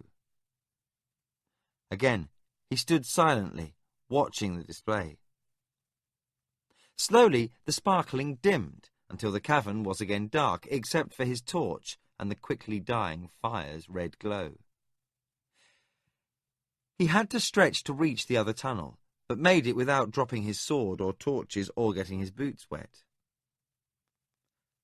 Turning away from the cavern, he resumed his journey. He made his way for hours, the torch burning lower. He lit one of the new ones and found that it gave a satisfactory light. He was still frightened, but felt good about keeping his head under these conditions, and was sure Swordmaster Fannon would approve of his actions. After walking for a while, he came to an intersection. He found the bones of a creature in the dust, its fate unknowable. He spotted the tracks of some other small creature leading away, but they were faint. With no other notion than the need for a clear path, Thomas followed them. Soon they also vanished in the dust. He had no means to reckon time, but thought that it must be well into night by now. There was a timeless feeling to these passages, and he felt lost beyond recovery. Fighting down what he had recognized as budding panic, he continued to walk. He kept his mind on pleasant memories of home and dreams of the future. He would find a way out, and he would become a great hero in the coming war. And, most cherished dream of all, he would journey to Elvender and see the beautiful Lady of the Elves again. He followed the tunnel downward. This area seemed different from the other caverns and tunnels, its manner of fashioning unlike the others. He thought that Dolgan could tell if this was so, and who had done the work. He entered another cavern and looked around. Some of the tunnels that entered the cavern were barely tall enough for a man to walk through upright. Others were broad enough for a company of men to walk through 10 abreast, with long spears upon their shoulders. He hoped this meant the dwarves had fashioned the smaller tunnels, and he could follow one upward back to the surface. Looking around, he spied a likely ledge to rest upon, within jumping distance. He crossed to it and tossed up his sword and the bundle of torches. He then gently tossed up his torch, so as not to put it out, and pulled himself up. It was large enough to sleep upon without rolling off. 4 feet up the wall was a small hole, about 3 feet in diameter, looking down to it. Thomas could see that it opened up quickly to a size large enough to stand in, and stretched away into blackness. Satisfied that nothing lurked immediately above him, and that anything coming from below would awaken him, Thomas pulled his cloak around him, rested his head on his hand, and put out the torch. He was frightened, but the exhaustion of the day lulled him quickly to sleep. He lay in fitful dreams of red glowing eyes chasing him down endless black corridors, terror washing over him. He ran until he came to a green place where he could rest, feeling safe under the gaze of a beautiful woman with red gold hair and pale blue eyes. He started awake to some nameless call. He had no idea of how long he had slept, but he felt as if it had been long enough for his body to run again, if need be. He felt in the dark for his torch, and took flint and steel from out of his pouch. He struck sparks into the wadding of the torch and started a glow. Quickly bringing the torch close, he blew the spark into flame. Looking about, he found the cavern unchanged. A faint echoing of his own movements was all he heard. He realized he could have had a chance of survival only if he kept moving and found a way up. He stood and was about to climb down from the ledge when a faint noise sounded from the hole above. He peered down, but could see nothing. Again, there came a faint sound, and Thomas straightened to hear what it was. It was almost like the tread of footfalls, but he could not be sure. He nearly shouted, but held off, for there was no assurance it was his friends. His imagination provided many other possibilities, all of them unpleasant. He thought for a moment, then decided. Whatever was making the noise might lead him out of the mines, even if only providing a trail to follow. With no other option appearing more attractive, he pulled himself up through the small hole, entering the new tunnel. Chapter 10. Rescue. It was a dispirited group that emerged from the mine. The survivors sank to the ground near exhaustion. Pug had fought tears for hours after Thomas had fled, and now he lay on the wet ground staring upward at the grey sky, feeling numb. Culgan had fared worst of all, being completely drained of energy by the spell used to repel the wraith. He had been carried on the shoulders of the others most of the way, and they showed the price of their burden. All fell into an exhausted sleep, except Dolgan, who lit a fire and stood watch. Pug awoke to the sound of voices and a clear, starry night. The smell of food cooking greeted him. When Gardan and the 3 remaining guards awakened, Dolgan had left them to watch over the others and had snared a brace of rabbits. They were roasting over a fire. The others awoke, except Culgan, who snored deeply. Arthur and the Duke saw the boy wake, and the prince came to where he sat. The younger son of the Duke, ignoring the snow, sat down on the ground next to Pug, who had his cloak wrapped around him. "How do you feel, Pug?" Arthur asked, concern showing in his eyes. This was the first time Pug had seen Arthur's gentler nature. Pug tried to speak and found tears coming to his eyes. Thomas had been his friend as long as he could remember, more a brother than a friend. As he tried to speak, great racking sobs broke from his throat, and he felt hot, salty tears run down into his mouth. Arthur placed his arm around Pug, letting the boy cry on his shoulder. When the initial flood of grief had passed, the prince said, "There is nothing shameful in mourning the loss of a friend, Pug. My father and I share your pain." Dolgan came to stand behind the prince. "I also, Pug, for he was a likeable lad. We all share your loss." The dwarf seemed to consider something and spoke to the Duke. Culgan had just awakened, sitting up like a bear waking from winter's sleep. He regained his bearings and, seeing Arthur with Pug, quickly forgot his own aching joints and joined them. There was little they could say, but Pug found comfort in their closeness. He finally regained his composure and pulled away from the prince. "Thank you, Your Highness," he said, sniffing. "I will be all right." They joined Dolgan, Gardan, and the Duke near the fire. Boric was shaking his head at something the dwarf had said. "I thank you for your bravery, Dolgan, but I can't allow it." Dolgan puffed on his pipe, a friendly smile splitting his beard. "And how do you intend to stop me, Your Grace? Surely not by force." Boric shook his head. "No, of course not, but to go would be the sheerest folly." Culgan and Arthur exchanged questioning looks. Pug paid little attention, being lost in a cold, numb world. In spite of having just awakened, he felt ready for sleep again, welcoming its warm, soft relief. Boric told them, "This mad dwarf means to return to the mines." Before Culgan and Aratha could voice a protest, Dolgan said, "I know it is only a slim hope, but if the boy has eluded the foul spirit, he'll be wandering lost and alone. There are tunnels down there that have never known the tread of a dwarf's foot, let alone a boy's. Once down a passage, I have no trouble making my way back, but Thomas has no such natural sense. If I can find his trail, I can find him. If he is to have any chance of escaping the mines, he'll be needing my guidance. I'll bring home the boy if he lives. On this you have the word of Dolgan Tuggerson, chief of village Caldara.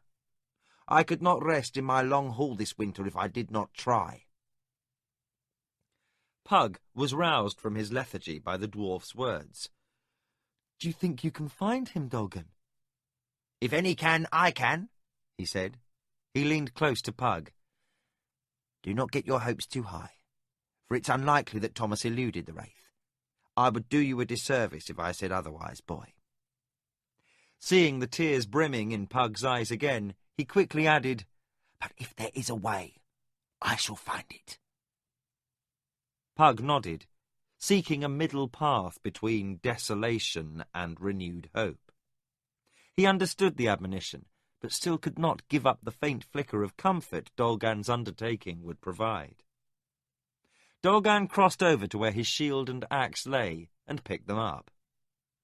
"When the dawn comes, quickly follow the trail down the hills through the woodlands. While not the Green Heart, this place has menace aplenty for so small a band.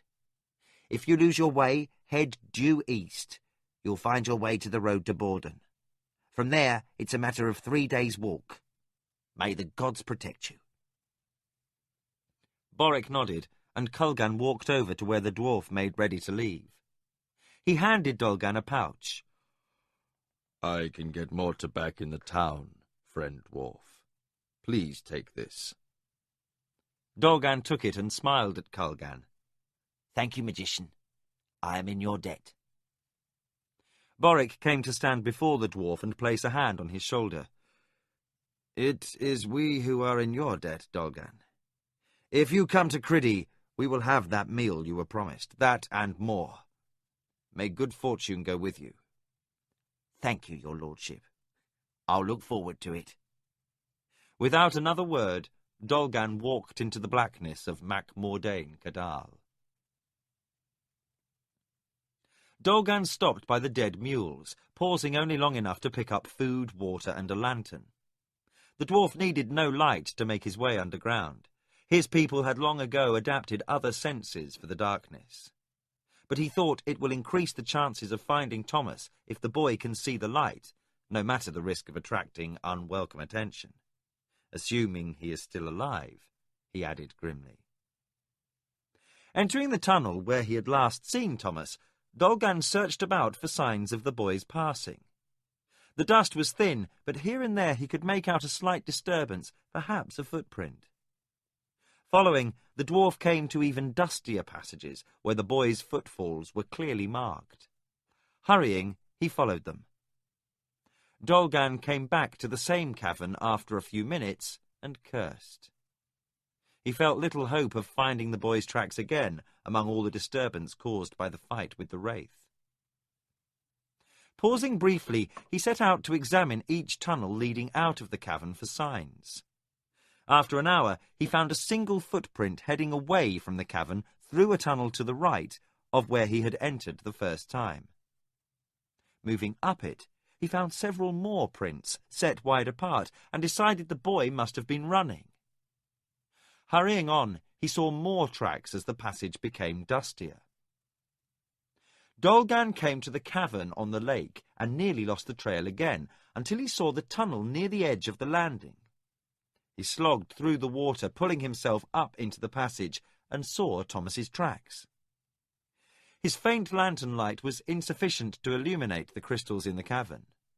But even if it had, he would not have paused to admire the sight, so intent was he on finding the boy. Downward he followed, never resting. He knew that Thomas had long been outdistanced by the wraith. There were signs that most of his journey was at a slower pace. Footprints in the dust showed he had been walking, and the cold campfire showed he had stopped. But there were other terrors besides the wraith down here, just as dreadful. Dolgan again lost the trail in the last cavern, finding it only when he spied the ledge above where the tracks ended. He had difficulty climbing to it, but when he did, he saw the blackened spot where the boy had snuffed out his torch. Here Thomas must have rested. Dolgan looked around the empty cavern. The air did not move this deep below the mountains. Even the dwarf who was used to such things found this an unnerving place. He looked down at the black mark on the ledge, but how long did Thomas stay? And where did he go? Dolgan saw the hole in the wall and, since no tracks led away from the ledge, decided that was the way Thomas must have gone. He climbed through and followed the passage until it came to a larger one, heading downward into the bowels of the mountain. Dolgan followed what seemed to be a group of tracks, as if a band of men had come this way. Thomas's tracks were mixed in, and he was worried, for the boy could have been along this way before or after the others, or could have been with them. If the boy was held prisoner by someone, then Dolgan knew every moment was critical. The tunnel wound downward and soon changed into a hall fashioned from great stone blocks fitted closely together and polished smooth. In all his years, he had never seen its like. The passage levelled out, and Dolgan walked along quietly. The tracks had vanished, for the stone was hard and free of dust. High overhead, Dolgan could make out the first of several crystal chandeliers hung from the ceiling by chains. They could be lowered by means of a pulley, so the candles might be lit. The sound of his boots echoed hollowly off the high ceiling. At the far end of the passage, he spied large doors, fashioned from wood, with bands of iron and a great lock. They were ajar, and light could be seen coming through. Without a sound, Dolgan crept close to the doors and peered in. He gaped at what he saw, his shield and axe coming up instinctively. Sitting on a pile of gold coins and gems the size of a man's fist was Thomas, eating what looked to be a fish. Opposite him crouched a figure that caused Dolgan to doubt his eyes. A head the size of a small wagon rested on the floor. Shield-sized scales of a deep golden colour covered it, and the long, supple neck led back to a huge body extending into the gloom of the giant hall. Enormous wings were folded across its back, their drooping tips touching the floor. Two pointed ears sat atop its head, separated by a delicate-looking crest flecked with silver. Its long muzzle was set in a wolf-like grin, showing fangs as long as broadswords, and a long forked tongue flicked out for a moment. Dolgan fought down the overwhelming and rare urge to run. For Thomas was sitting, and to all appearances sharing a meal, with the dwarven folk's most feared hereditary enemy, a great dragon. He stepped forward, and his boots clacked on the stone floor. Thomas turned at the sound, and the dragon's great head came up. Giant ruby eyes regarded the small intruder. Thomas jumped to his feet, an expression of joy upon his face. "Dolgan!" He scrambled down from the pile of wealth and rushed to the dwarf. The dragon's voice rumbled through the great hall, echoing like thunder through a valley. "Welcome, dwarf. Thy friend hath told me that thou wouldst not forsake him." Thomas stood before the dwarf, asking a dozen questions while Dolgan's senses reeled. Behind the boy, the prince of all dragons sat quietly observing the exchange, and the dwarf was having trouble maintaining the equanimity that was normally his. Making little sense of Thomas's questions, Dolgan gently pushed him to one side to better see the dragon. "I came alone," he said softly to the boy. "The others were loath to leave the search to me, but they had to press on, so vital was the mission." Thomas said, "I understand." "What manner of wizardry is this?" asked Dolgan softly. The dragon chuckled, and the room rumbled with the sound. "Come into my home, dwarf, and I will tell thee." The great dragon's head returned to the floor, his eyes still resting above Dolgan's head. The dwarf approached slowly, shield and axe unconsciously at the ready. The dragon laughed, a deep, echoing sound, like water cascading down a canyon. "Stay thy hand, small warrior. I'll not harm thee or thy friend." Dolgan let his shield down and hung his axe on his belt. He looked around and saw that they were standing in a vast hall fashioned out of the living rock of the mountain. On all its walls could be seen large tapestries and banners, faded and torn. Something about their look set Dolgan's teeth on edge, for they were as alien as they were ancient. No creature he knew of human, elf, or goblin fashioned those pennants. More of the giant crystal chandeliers hung from timbers across the ceiling. At the far end of the hall, a throne could be seen on a dais, and long tables with chairs for many diners stood before it. Upon the tables were flagons of crystal and plates of gold, and all was covered with the dust of ages. Elsewhere in the hall lay piles of wealth, gold, gems, crowns, silver, rich armour, bolts of rare cloth, and carved chests of precious woods, fitted with inlaid enamels of great craft. Dolgan sat upon a lifetime's riches of gold, absently moving it around to make as comfortable a seat as was possible. Thomas sat next to him as the dwarf pulled out his pipe. He didn't show it, but he felt the need to calm himself, and his pipe always soothed his nerves. He lit a taper from his lantern and struck it to his pipe. The dragon watched him, then said, "Canst thou now breathe fire and smoke, dwarf? Art thou the new dragon? Hath ever a dragon been so small?" Dolgan shook his head. "'Tis but my pipe." He explained the use of tobacco. The dragon said, "This is a strange thing, but thine are a strange folk in truth." Dolgan cocked a brow at this, but said nothing. "Thomas, how did you come to this place?" Thomas seemed unmindful of the dragon, and Dolgan found this reassuring. If the great beast had wished to harm them, he could have done so with little effort. Dragons were undisputedly the mightiest creatures of Midkemia, and this was the mightiest dragon Dolgan had heard of, half again the size of those he had fought in his youth. Thomas finished the fish he had been eating and said, "I wandered for a long time and came to a place where I could sleep. "Aye, I found it." I awoke at the sound of something and found tracks that led here. "Those I saw also. I was afraid you had been taken." I wasn't. It was a party of goblins and a few dark brothers coming to this place.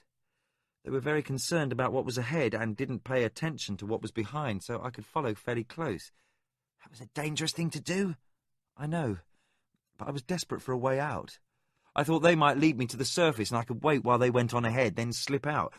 If I could get out of the mines, I could have headed north towards your village." "A bold plan, Thomas," said Dolgan, an approving look in his eyes.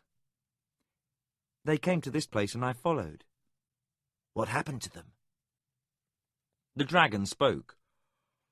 "I sent them far away, dwarf, for they were not company I would choose." "Sent them away? How?" The dragon raised his head a little, and Dolgan could see that his scales were faded and dull in places. The red eyes were filmed over slightly, and suddenly Dolgan knew the dragon was blind. "The dragons have long had magic, though it is unlike any other. It is by my arts that I can see thee, dwarf, for the light hath long been denied me. I took the foul creatures, and sent them far to the north. They do not know how they came to that place, nor remember this place. Dolgan puffed on his pipe, thinking of what he was hearing. In the tales of my people there are legends of dragon magicians, though you are the first I have seen. The dragon lowered his head to the floor slowly, as if tired. For I am one of the last of the golden dragons, dwarf, and none of the lesser dragons have the art of sorcery. I have sworn never to take a life, but I would not have their kind invade my resting place. Thomas spoke up. Ruarg has been kind to me, Dolgan. He let me stay until you found me, for he knew that someone was coming. Dolgan looked at the dragon, wondering at his foretelling. Thomas continued, He gave me some smoked fish to eat and a place to rest. Smoked fish? The dragon said, The kobolds, those thou knowest as gnomes, worship me as a god, and bring me offerings, fish caught in the deep lake and smoked, and treasure gleaned from deeper halls. Aye, said Dolgan. Gnomes have never been known for being overly bright. The dragon chuckled. True, the kobolds are shy, and harm only those who trouble them in their deep tunnels. They are a simple folk, and it pleaseth them to have a god. As I am not able to hunt, it is an agreeable arrangement. Dolgan considered his next question. I meant no respect, Ruarg, but it has ever been my experience with dragons that you have little love for others not your own kind. Why have you aided the boy? The dragon closed his eyes for a moment, then opened them again to stare blankly toward the dwarf. Know this, dwarf, that such was not always the way of it. Thy people are old, but mine are the oldest of all save one. We were here before the elves and the Moradel. We served those whose names may not be spoken, and were a happy people. The Dragon Lords? So your legends call them. They were our masters, and we were their servants, as were the elves and the Moradel. When they left this land on a journey beyond imagining, we became the most powerful of the free people, in a time before the dwarves or men came to these lands. Ours was a dominion over the skies and all things, for we were mighty beyond any other. Ages ago, men and dwarves came to our mountains, and for a time we lived in peace. But ways change, and soon strife came. The elves drove the Moradel from the forest now called Elvandar, and men and dwarves warred with dragons. We were strong, but humans are like the trees of the forest, their numbers uncountable. Slowly, my people fled to the south, and I am the last in these mountains. I have lived here for ages, for I would not forsake my home.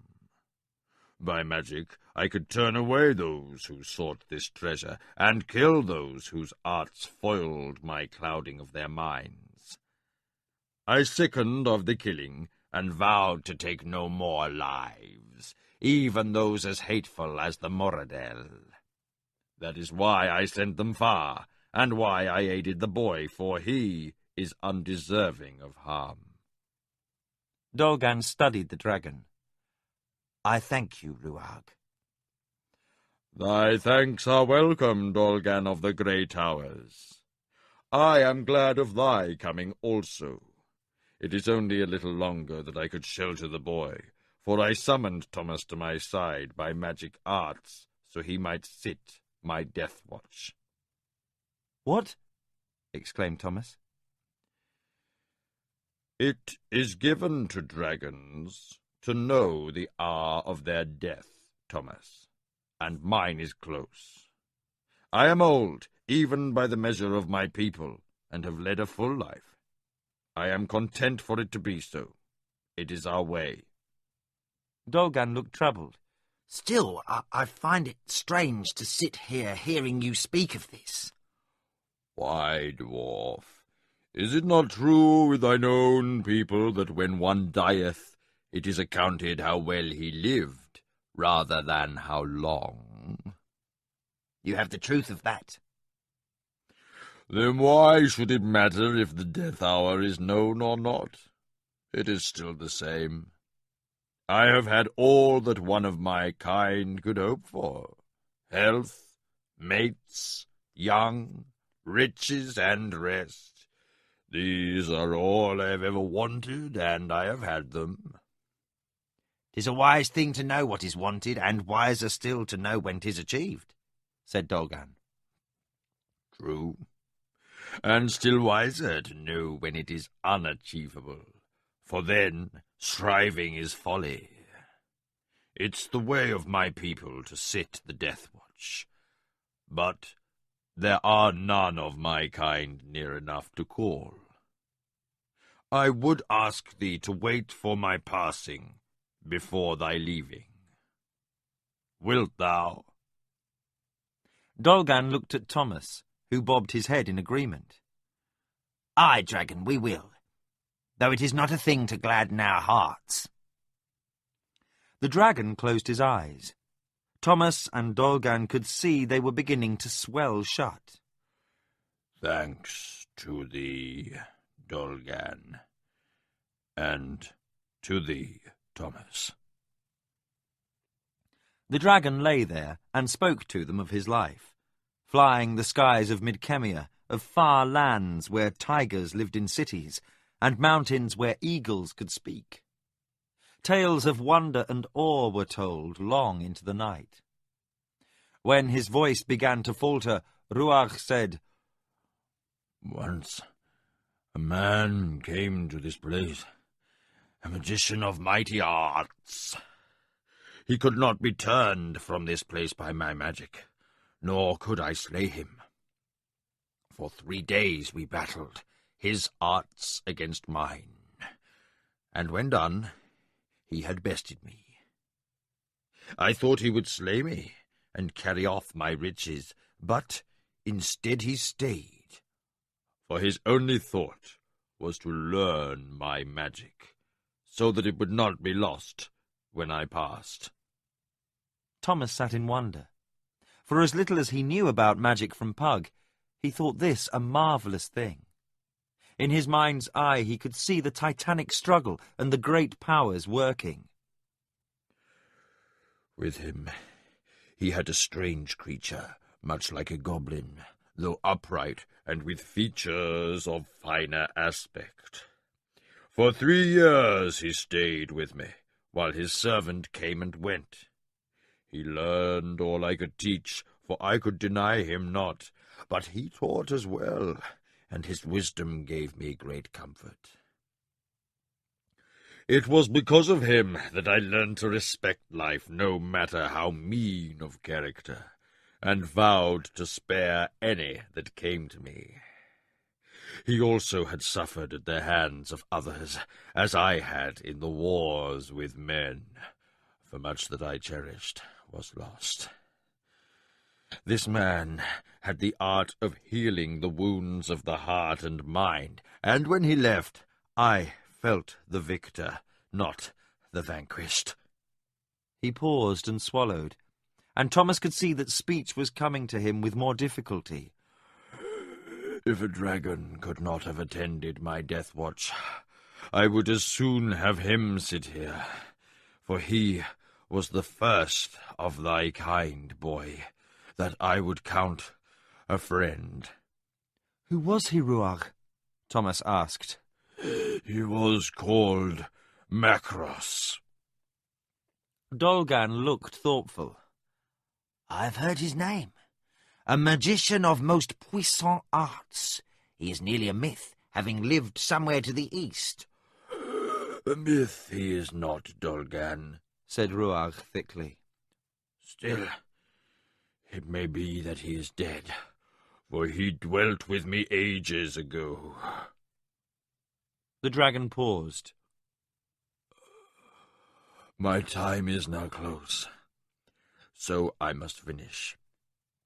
I would ask a boon of thee, dwarf." He moved his head slightly and said, "In yon box is a gift from the mage to be used at this time.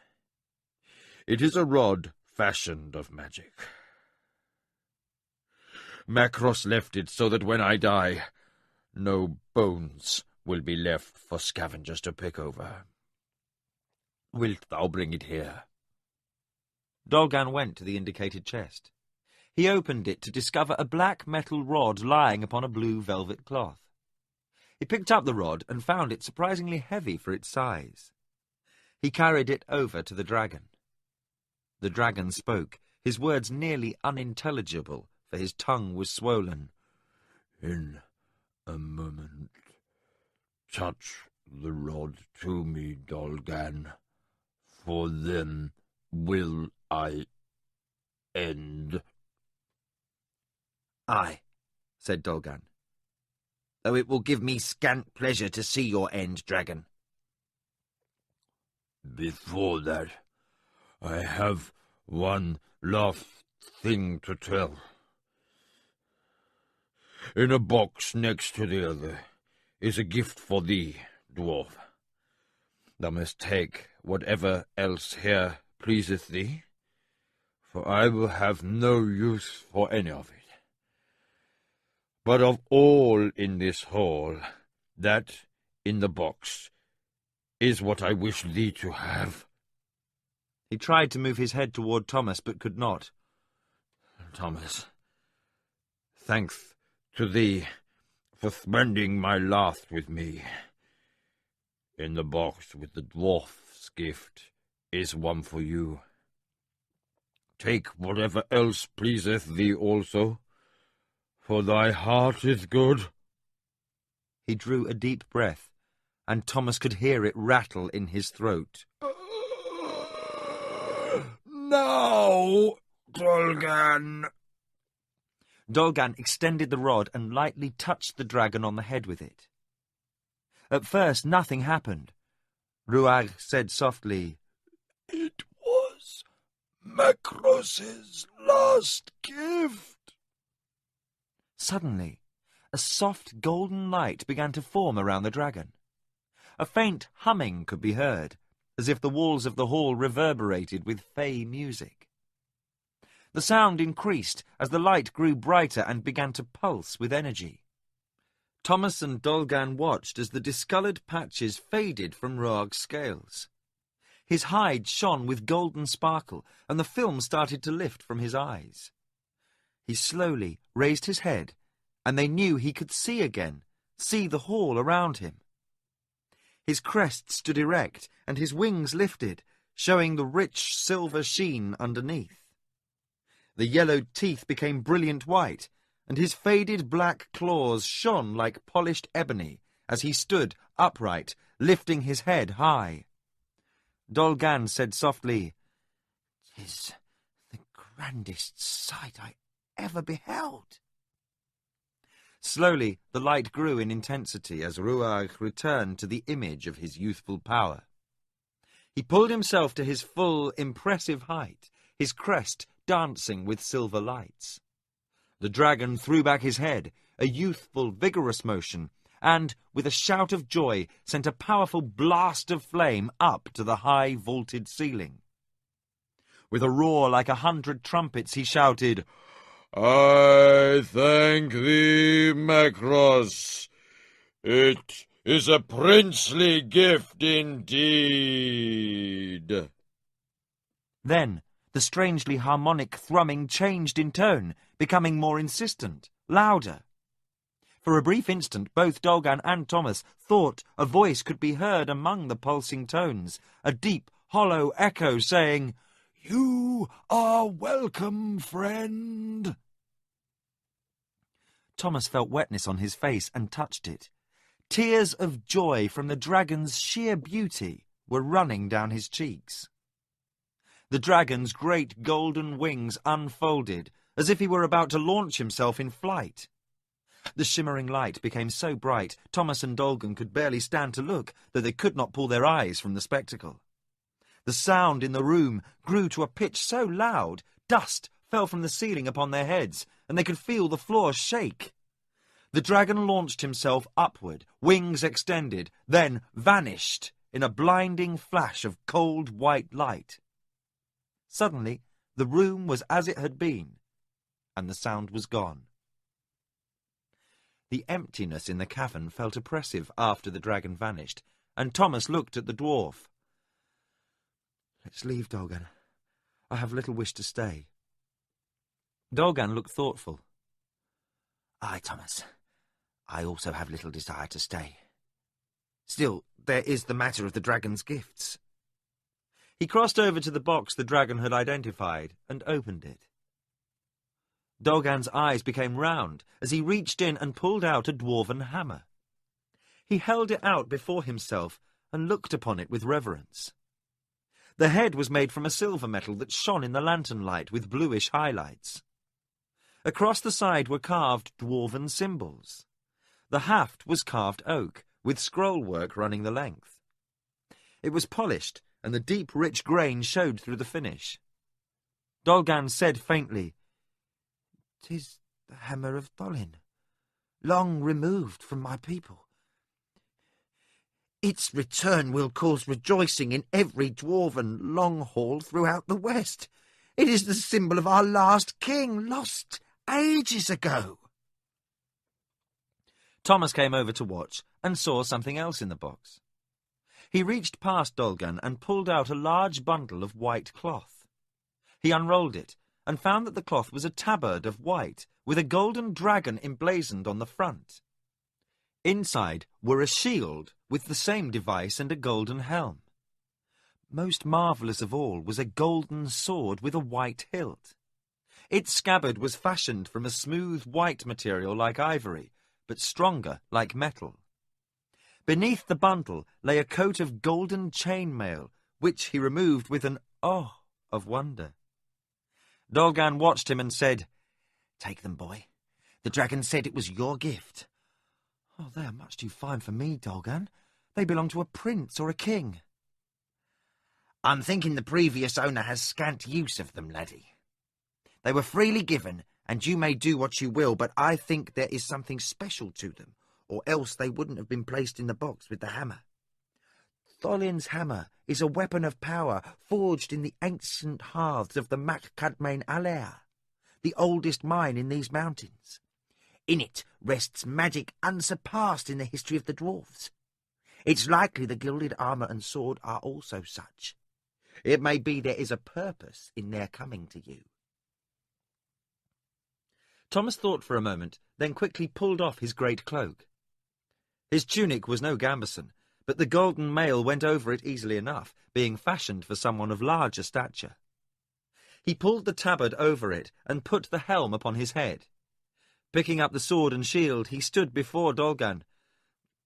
"Do I look foolish?" The dwarf regarded him closely. "They are a bit large, but you'll grow into them, no doubt."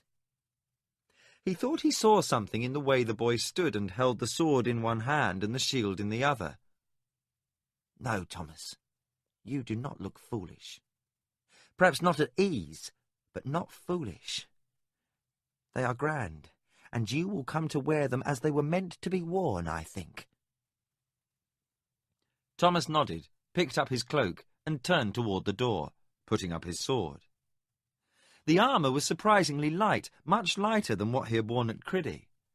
The boy said, "I don't feel like taking anything else, Dolgan. I suppose that sounds strange." Dolgan walked over to him. "No, boy, for I also wish nothing of the dragon's riches. With a backward glance at the hall, he added, "Though there will be nights to come when I will wonder at the wisdom of that. I may return some day, but I doubt it. Now let us find a way home." They set off, and soon were in tunnels Dolgan knew well, taking them to the surface. Dolgan gripped Thomas's arm in silent warning. The boy knew enough not to speak. He also felt the same alarm he had experienced just before the wraith had attacked the day before. But this time it was almost physically felt. The undead creature was near. Putting down the lantern, Thomas shuttered it. His eyes widened in sudden astonishment, for instead of the expected blackness, he saw, faintly, the figure of the dwarf moving slowly forward. Without thought, he said, "Dolgan!" The dwarf turned, and suddenly a black form loomed up at his back. "Behind you!" shouted Thomas. Dolgan spun to confront the wraith, instinctively bringing up his shield and Tholin's hammer. The undead creature struck at the dwarf, and only Dolgan's battle-trained reflexes and dwarven ability to sense movement in the inky darkness saved him, for he took the contact on his iron-bosked shield. The creature howled in rage at the contact with iron. Then Dolgan lashed out with the legendary weapon of his ancestors, and the creature screamed as the hammer struck its form. Blue-green light sprang about the head of the hammer, and the creature retreated, wailing in agony. "Stay behind me," shouted Dolgan. "If iron irritates it, then Tholin's hammer pains it. I may be able to drive it off." Thomas began to obey the dwarf, then found his right hand crossing to pull the golden sword free of the scabbard on his left hip. Suddenly, the ill-fitting armour seemed to settle more comfortably about his shoulders, and the shield balanced upon his arm as if he had carried it for years. Without volition of his own, Thomas moved behind Dolgan, then stepped past, bringing the golden sword to the ready. The creature seemed to hesitate, then moved toward Thomas. Thomas raised his sword, readying to strike. With a sound of utter terror, the wraith turned and fled. Dolgan glanced at Thomas, and something he saw made him hesitate, as Thomas seemed to come to an awareness of himself and put up his sword. Dolgan returned to the lantern and said, "Why did you do that, lad?" Thomas said, "I don't know." Feeling suddenly self-conscious at having disobeyed the dwarf's instructions, he said, "But it worked. The thing left." "Aye, it worked," agreed Dolgan, removing the shutter from the lantern. In the light, he studied the boy. Thomas said, I think your ancestor's hammer was too much for it." Dolgan said nothing, but he knew that wasn't the case. The creature had fled in fear from the sight of Thomas in his armour of white and gold.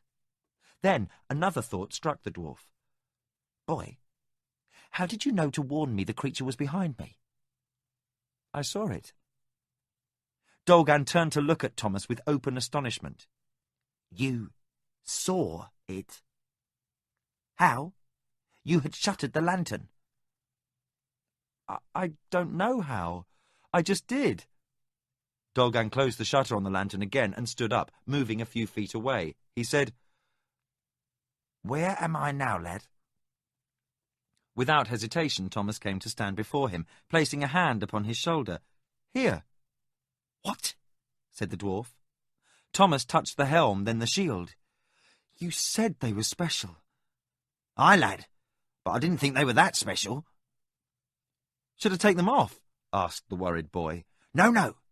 Leaving the lantern upon the floor, Dolgan said, "We can move more quickly if I don't have to worry about what you can and can't see." He forced a note of cheeriness into his voice.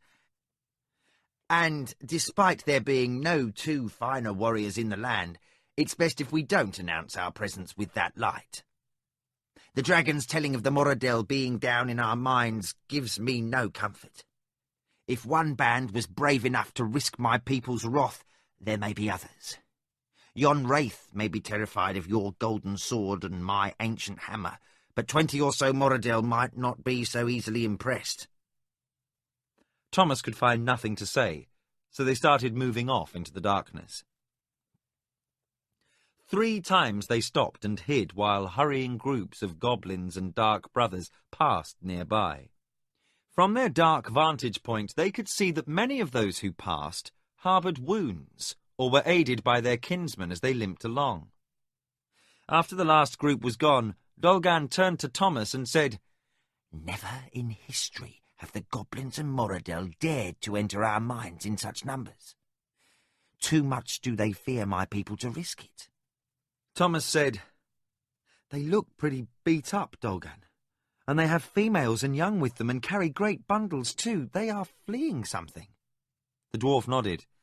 "They are all moving from the direction of the northern valley in the Grey Towers, heading toward the Green Heart. Something still drives them south." "The Tsurani?" Dolgan nodded. "My thought also. Come, we had best return to Caldara as quickly as we can."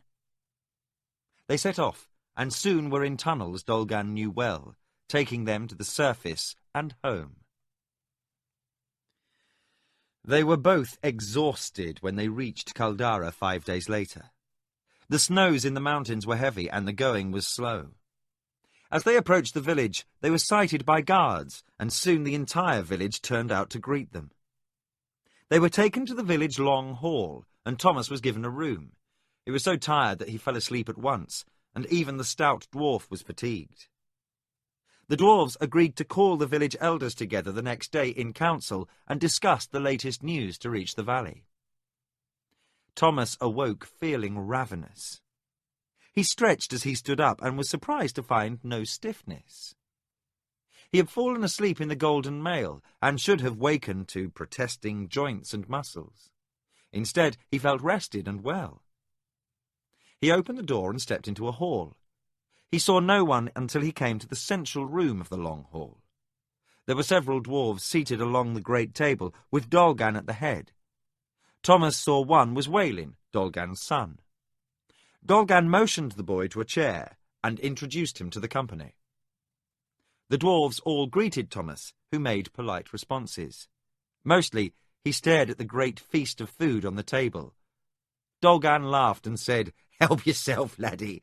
There's little cause for you to be hungry with the board full." Thomas heaped a plate with beef, cheese and bread and took a flagon of ale, though he had little head for it, and it was early in the day. He quickly consumed what was on the platter and helped himself to another portion, looking to see if anyone disapproved. Most of the dwarves were involved in a complicated discussion of an unknown nature to Thomas, having to do with the allocation of winter stores to various villages in the area. Dolgan called a halt to the discussion and said, "Now that Thomas is with us, I think we had best speak of these Tsurani." Thomas's ears pricked up at that, and he turned his attention fully to what was being said. Dolgan continued, "Since I left on patrol, we have had runners from Elvendar and Stone Mountain. There have been many sightings of these aliens near the North Pass. They have made camp in the hills south of Stone Mountain." One of the dwarves said, "That is Stone Mountain's business unless they call us to arms." Dolgan said, "True, Orwin, but there is also the news they have been seen moving in and out of the valley just south of the pass. They have intruded on lands traditionally ours, and that is the business of the Grey Towers." The dwarf addressed as Orwin nodded. "Indeed it is, but there is naught we can do until spring." Dolgan put his feet up on the table, lighting a pipe. "And that is true also. But we can be thankful that Tsurani can do naught until spring as well." Thomas put down a joint of beef he was holding. "Has the blizzard struck?" Dolgan looked at him. "Aye, laddie. The passes are all solid with snow, for the first winter blizzard came upon us last night. There will be nothing that can move out there, least of all an army." Thomas looked at Dolgan. "Then—" "Aye, you'll guest with us this winter, for not even our hardiest runner could make his way out of these mountains to Criddy." Thomas sat back, for in spite of the comforts of the dwarven long hall, he wished for more familiar surroundings. Still, there was nothing that could be done. He resigned himself to that, and returned his attention to his meal. Chapter 11. Sorcerer's Isle. The weary group trudged into Borden. Around them rode a company of Natalie's rangers, dressed in their traditional grey tunics, trousers and cloaks. They had been on patrol, had encountered the travellers a mile out of town, and were now escorting them. Boric was irritated that the rangers had not offered to let the exhausted travellers ride double, but he hid it well. They had little reason to recognise this group of ragamuffins as the Duke of Criddy and his party, and even if he should have arrived in state, there was little warmth between the free cities of Natal and the kingdom. Pug looked at Borden with wonder. It was a small city by kingdom standards, little more than a seaport town, but far larger than Criddy. Everywhere he looked, people were hurrying about on unknown tasks, busy and preoccupied. Little attention was paid the travellers except for an occasional glance from a shopkeeper or a woman at market. Never had the boy seen so many people, horses, mules and wagons all in one place. It was a confusion of colours and sounds, overwhelming his senses. Barking dogs ran behind the rangers' horses, nimbly avoiding kicks by the irritated mounts. A few street boys shouted obscenities at the party, all obviously outlanders from their look, and most likely prisoners from the escort. Pug was vaguely troubled by this rudeness, but his attention was quickly distracted by the newness of the city. Borden, like the other cities in the area, had no standing army, but instead supported a garrison of Natalie's rangers, descendants of the legendary Imperial Keshian guides, and counted among the best horse soldiers and trackers in the West. They could provide ample warning of approaching trouble and allow the local militia time to turn out. Nominally independent, the rangers were free to dispose of outlaws and renegades on the spot. But after hearing the Duke's story, and at mention of the name Martin Longbow, whom they knew well, the leader of the patrol decided this matter should be turned over to the local prefects. They were taken to the office of the local prefect, located in a small building near the city square. The rangers appeared pleased to be shed of the prisoners and returned to their patrol, as they gave over custody to the prefect. The prefect was a short, swarthy man given to brightly coloured sashes about his ample girth and large golden rings upon his fingers. He smoothed his dark, oiled beard as the ranger captain explained his company's meeting with the Duke's party. As the rangers rode off, the prefect greeted Boric coolly. When the Duke made it clear they were expected by Talbot Kilrain, the largest ship's broker in the city and Boric's trading agent in the Free Cities, the prefect's manner changed abruptly. They were taken from the office to the prefect's private quarters and offered hot, dark coffee. The prefect sent one of his servants with a message to the house of Kilrain and waited quietly, only occasionally making non-committal small talk with the Duke. Colgan leaned over to Pug and said, "Our host is the sort who sees which way the wind blows before making up his mind. He waits word from the merchant before deciding if we're prisoners or guests." The magician chuckled. "You'll find, as you grow older, that minor functionaries are the same the world over." An angry storm, in the person of Meacham, appeared suddenly in the door of the prefect's home a short time later, one of Kilrain's senior clerks at his elbow. The clerk quickly made it clear that this was indeed the Duke of Criddy, and, yes, he was expected by Talbot Kilrain. The prefect was abjectly apologetic, and hopeful the Duke would forgive the inconvenience, but under the present conditions, in these troubled times, he could understand. His manner was fawning, and his smile unctuous. Boric indicated that yes, he did understand all too well. Without any further delay, they left the prefect and went outside, where a group of grooms waited with horses. Quickly they mounted up, and Meacham and the clerk led them through the town toward a hillside community of large, imposing houses. The house of Talbot Kilrain stood topmost upon the highest hill overlooking the city. From the road, Pug could see ships standing at anchor. Dozens of them were sitting with masts removed, obviously out of service during the harsh weather. A few coast-huggers bound for Yrith in the north of the other free cities. were making their way cautiously in and out of the harbour. But for the most part, the harbour was quiet. They reached the house and entered an open gate in a low wall, where servants ran to take their horses. As they dismounted, their host came through the large entrance to the house. "Welcome, Lord Boric, welcome," he said, a warm smile splitting his gaunt face. Talbot Kilrain looked like a vulture reincarnated into human form, with a balding head, sharp features, and small dark eyes. His expensive robes did little to hide his gauntness, but there was an ease to his manner and a concern in his eyes that softened the unattractive aspect. In spite of the man's appearance, Pug found him likeable. He shooed servants off to make ready rooms and hot meals for the party. He would not listen as the Duke tried to explain the mission. Raising a hand, he said, "Later, Your Grace, we can speak at length after you have had rest and food. I will expect you for dinner tonight, but for now there are hot baths and clean beds for your party. I will have warm meals delivered to your quarters. Good food, rest, and clean clothes, and you'll feel like a new man. Then we can speak." He clapped his hands, and a housecarl came to show them their rooms. The Duke and his son were given separate quarters, while Pug and Culgan shared another. Garden was shown to Meacham's room, and the Duke's soldiers were taken to the servants' quarters. Culgan told Pug to take the first bath, while the magician spoke with his servant for a while. Meacham and Culgan went off to the Franklin's room, and Pug stripped off his dirty clothes. In the centre of the room was a large metal tub filled with scented water, hot and steaming.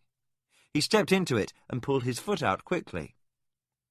After 3 days of walking through snow, the water felt as if it were boiling. Gently, he placed his foot back in and, when he had become used to the heat, slowly entered the water. He sat back in the tub, the sloping back providing support.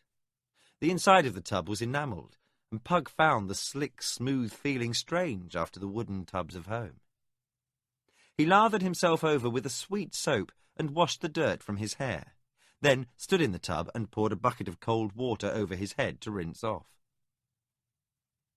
He dried himself and put on the clean nightshirt that had been left for him. In spite of the early hour, he fell into the warm bed. His last thought was of the sandy-haired boy with the ready grin. As Pug slipped into deep sleep, he wondered if Dolgan had found his friend. He awoke once during the day, hearing a nameless tune being hummed, while water was being splashed about with great zeal as Culgan soaped his large body. Pug closed his eyes and was quickly asleep again. He was hard asleep when Culgan roused him for dinner. His tunic and trousers had been cleaned and a small rent in the shirt mended. His boots were polished and shone with a black gleam. As he stood inspecting himself in a mirror, he noticed for the first time a soft black shadow on his cheeks. He leaned closer and saw the early signs of a beard. Culgan watched him and said, "Well, Pug, shall I have them fetch you a razor so you can keep your chin bare like Prince Arthur? Or do you wish to cultivate a magnificent beard?" He exaggeratedly brushed his own grey beard. Pug smiled for the first time since leaving Macmordain Cadal. "I think I can leave off worrying about it for a time." Culgan laughed, glad to see the boy's spirits returning. The magician had been troubled at the depth of Pug's mourning for Thomas, and was relieved to see the boy's resilient nature assert itself. Culgan held the door open. "Shall we?" Pug inclined his head, imitating a courtly bow, and said, "Certes, Master Magician, after you," and broke into a laugh. They made their way to the dining-room, a large and well-lit hall, though nothing as large as in the castle of Criddy. The Duke and Prince Arthur were already seated, and Culgan and Pug quickly took their places at the table. Boric was just finishing his account of the events at Criddy and in the Great Forest when Pug and Culgan sat. "So," he said, "I chose to carry this news myself, so important I believe it to be." The merchant leaned back in his chair as servants brought a wide variety of dishes for the diners.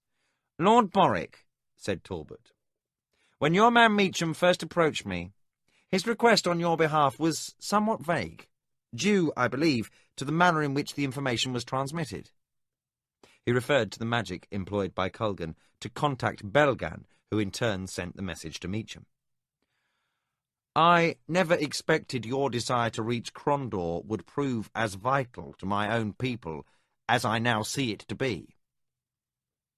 He paused, then continued. I am of course alarmed by the news you bear. I was willing to act as a broker to find you a ship, but now I will undertake to send you in one of my own vessels. He picked up a small bell that sat near his hand and rang. In a moment, a servant was standing at his shoulder. Send word to Captain Abram to ready the Storm Queen. He leaves on tomorrow's afternoon tide for Crondor. I will send more detailed instructions later. The servant bowed and left. The Duke said, I thank you, Master Kilrain. I had hoped you would understand, but I did not expect to find a ship so quickly. The merchant looked directly at Boric. Duke Boric, let me be frank. There is little love lost between the free cities and the kingdom, and, to be franker still, less love for the name Condouam. It was your grandfather who laid waste to Wallinor and siege to Natal. He was stopped only 10 miles north of this very city, and that memory still rankles many of us. We are Keshian by ancestry, but free men by birth, and have little affection for conquerors. Kilrain continued, as the Duke sat stiffly in his chair. Still, we are forced to admit that your father, later, and yourself now, have been good neighbours, treating fairly with the free cities, even generously at times. I believe you to be a man of honour, and realise these Tirani people are likely all you say they are. You are not the sort of man given to exaggeration, I think. The Duke relaxed a little at this. Talbot took a sip of wine, then resumed his conversation. We would be foolish not to recognise that our best interests lie with those of the kingdom, for alone we are helpless. When you have departed, I will summon a meeting of the Council of Guilds and Merchants, and will argue for support of the kingdom in this. He smiled, and all at the table could see that here was a man as confident in his influence and authority as the Duke was in his. I think I will have little difficulty in making the council see the wisdom of this. A brief mention of the Tirani war galley and a little conjecture on how our ships would fare against a fleet of such ships should convince them. Boric laughed and slapped his hand upon the table. Master Merchant, I can see your wealth was not acquired by a lucky cast of fate's knucklebones. Your shrewd mind is a match for my own father Tully's, as is your wisdom. I give you my thanks. The Duke and the merchant continued to talk late into the night, but Pug was still tired and returned to his bed. When Culgan came in hours later, he found the boy lying restfully, a peaceful expression on his face.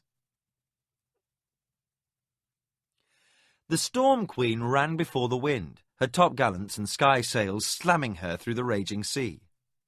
The swirling, stinging, icy rain made the night so black that the tops of her tall masts were lost in hazy darkness to those who stood on her decks. On the quarterdeck, figures huddled under great fur-lined oilcloth cloaks, trying to stay warm and dry in the bitterly cold wetness. Twice, during the last 2 weeks, they had run through high seas, but this was by far the worst weather they'd encountered. A cry went up from the rigging, and word was carried to the captain that 2 men had fallen from the yards. Duke Boric shouted to Captain Abram, "Can nothing be done?" "Nay, my lord, they are dead men, and to search would be folly, even if possible, which it's not," the captain shouted back, his voice carrying over the storm's roar. A full watch was above in the treacherous rigging, knocking away the ice that was forming on the spars, threatening to crack them with additional weight, disabling the ship.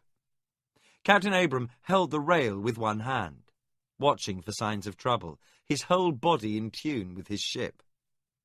Next to him stood the Duke and Culgan, less sure of their footing on the pitching deck. A loud, groaning, cracking sound came from below, and the captain swore. Moments later, a sailor appeared before them. "Captain, we cracked a timber and she's taking water." The captain waved to one of his mates who stood on the main deck. "Take a crew below and shore up the damage, then report." The mate quickly picked 4 men to accompany him below. Colgan seemed to go into a trance for a minute before he said, "Captain, this storm will blow another 3 days." The captain cursed the luck the gods had sent him, and said to the Duke, "I can't run her before the storm for 3 days taking water.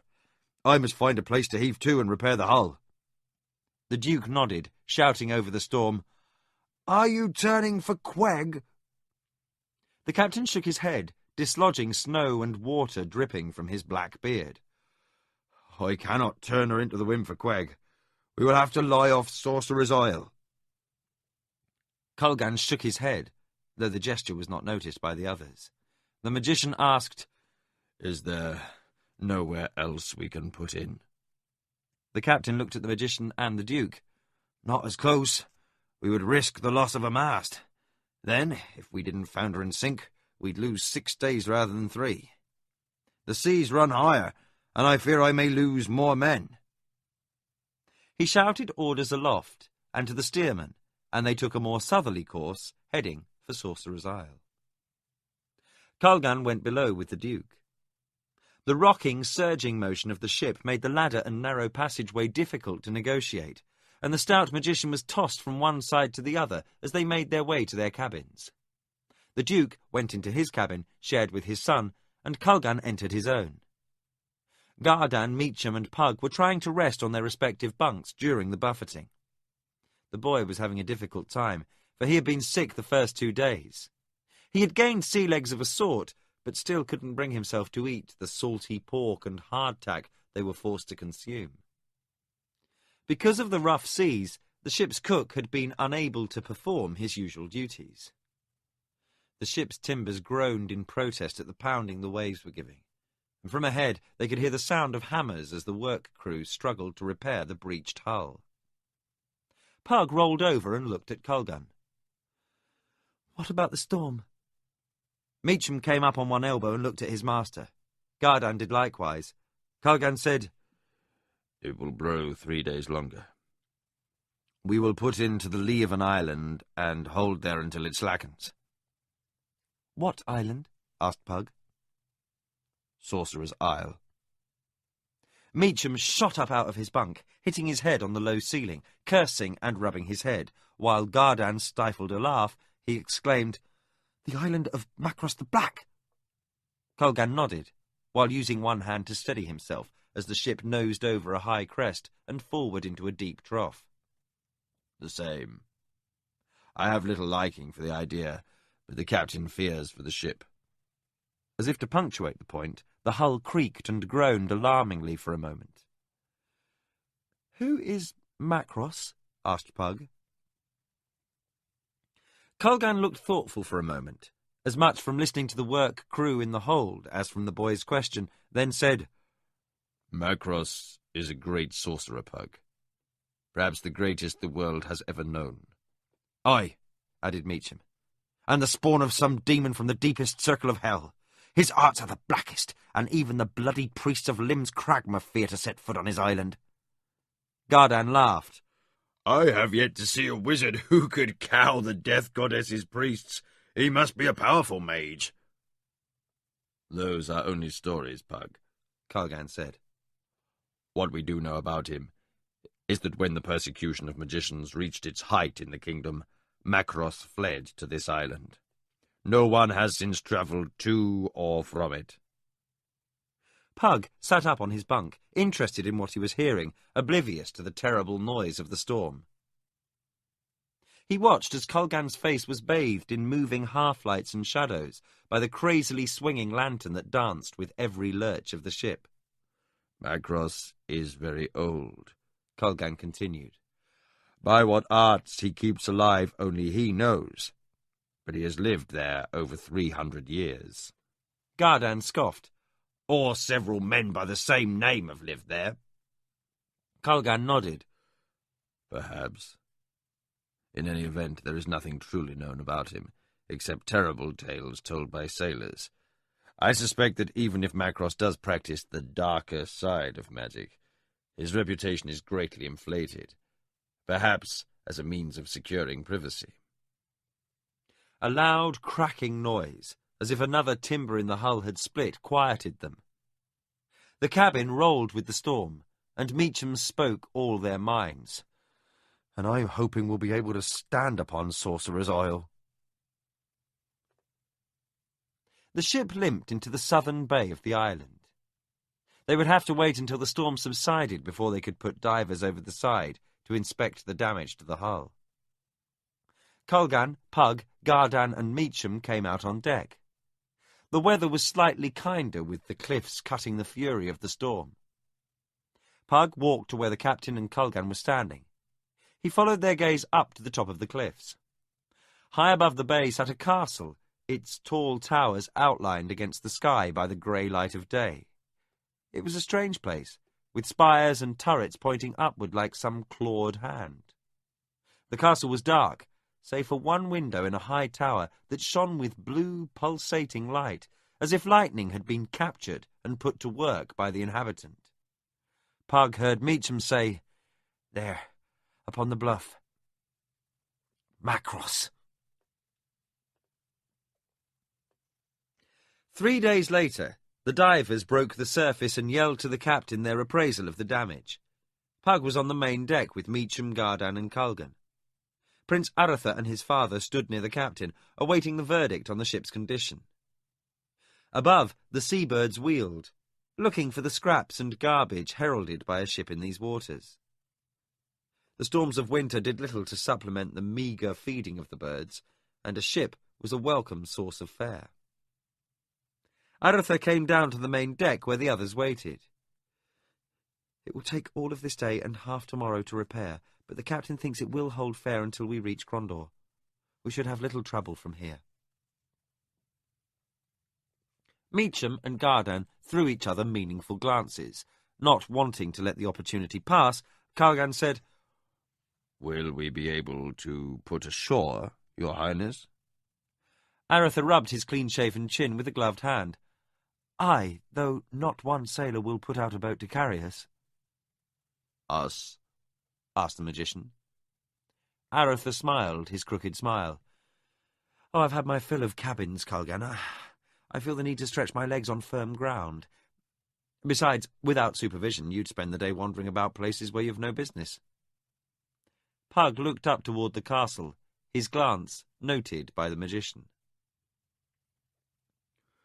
"We'll keep clear of that castle and the road up from the beach, to be sure.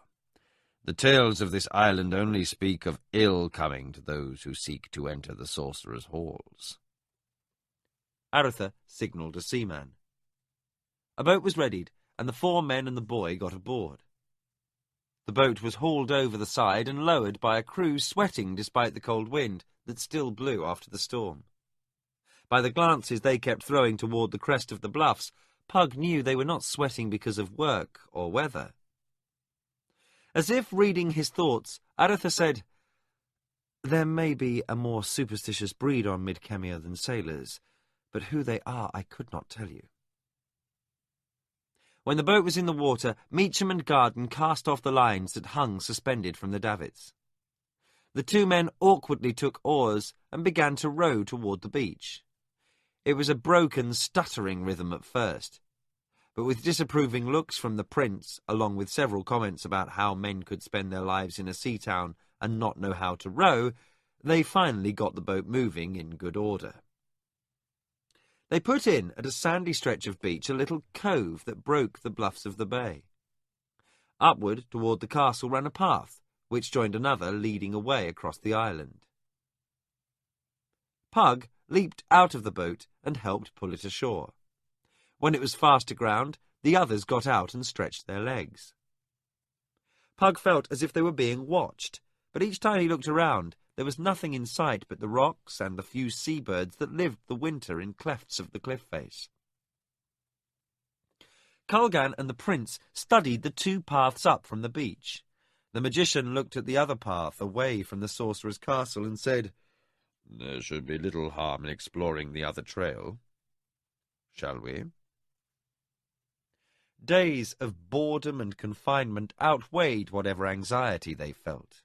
With a brusque nod, Arthur led the way up the trail. Pug followed last, behind Meacham. The big-shouldered Franklin was armed with a broadsword upon which his hand rested. Pug kept his sling handy, for he still didn't feel comfortable with the sword, though Gardan was giving him lessons when possible. The boy fingered the sling absently, his eyes taking in the scene before them. Along the trail they startled several colonies of turnstones and plovers, which took flight when the party came near. The birds squawked their protests and hovered near their roosts until the hikers passed, then returned to the scant comfort of the hillside. They crested the first of a series of hills, and the path away from the castle could be seen to dip behind another crest. Colgan said, "It must lead somewhere. Shall we continue?" Arthur nodded, and the others said nothing. They continued their journey until they came to a small valley, little more than a dell between two ranges of low hills. On the floor of the valley sat some buildings. Arthur said softly, "What do you think, Colgan? Are they inhabited?" Colgan studied them for a moment, then turned to Meacham, who stepped forward. The Franklin inspected the vista below, his gaze travelling from the floor of the vale to the hills around. "I think not. There is no sign of smoke from cook fires, nor sound of people working." Arthur resumed his march down toward the floor of the valley, and the others followed. Meacham turned to watch Pug for a moment, then noticed the boy was unarmed except for his sling. The Franklin pulled a long hunting knife from his belt and handed it to the boy without comment. Pug bobbed his head once in acknowledgement and took the knife in silence. They reached a plateau above the buildings, and Pug could see an alien-looking house. The central building circled by a large court and several outbuildings. The entire property was surrounded by a low wall no more than 4 feet tall. They worked their way down the hillside to a gate in the wall. There were several barren fruit trees in the courtyard, and a garden area overgrown with weeds. Near the front of the central building, a fountain stood, topped with a statue of 3 dolphins. They approached the fountain and saw that the interior of the low pool, surrounding the statue, was covered in blue tiles, faded and discoloured with age. Colgan examined the construction of the fountain. "This is fashioned in a clever manner. I believe that water should issue from the mouths of the dolphins." Arthur agreed. "I have seen the king's fountains in Rilannon, and they are similar, though lacking the grace of this." There was little snow on the ground, for it seemed the sheltered valley and the entire island received little even in the most severe winters. But it was still cold. Pug wandered a little way off and studied the house. It had a single story with windows every 10 feet along the wall. There was but one opening for a double door in the wall he stood facing, though the doors were long off their hinges. "Whoever lived here expected no trouble." Pug turned to see Gardan standing behind him, staring at the house as well. "There is no tower for lookout," continued the sergeant, "and the low wall seems more likely to keep livestock out of the gardens than for defence." Meacham joined them, hearing Gardan's last remark. "Aye, there's little concern for defence here. This is the lowest spot on the island, save for that small stream you could see behind the house when we came down the hill." He turned to stare up at the castle, the highest spires of which could still be seen from the valley. "There is where you build for trouble. This place," he said, indicating the low buildings with a sweep of his hand, "was fashioned by those who knew little of strife." Pug nodded as he moved away. Gardan and Meacham headed in a different direction, toward an abandoned stable. Pug moved around to the back of the house and found several smaller buildings. He clutched his knife in his right hand and entered the closest. It was open to the sky, for the roof had collapsed. Red roof tiles, shattered and faded, lay about the floor in what seemed to be a storeroom, with large wooden shelves along 3 walls. Pug investigated the other rooms in the building, finding them all to be of a similar configuration. The entire building was some sort of storage area. He moved to the next building and found a large kitchen.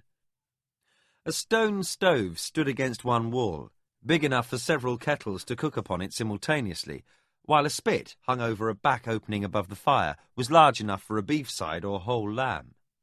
A mammoth butcher's block stood in the centre of the room, scarred from countless blows of cleaver and knife.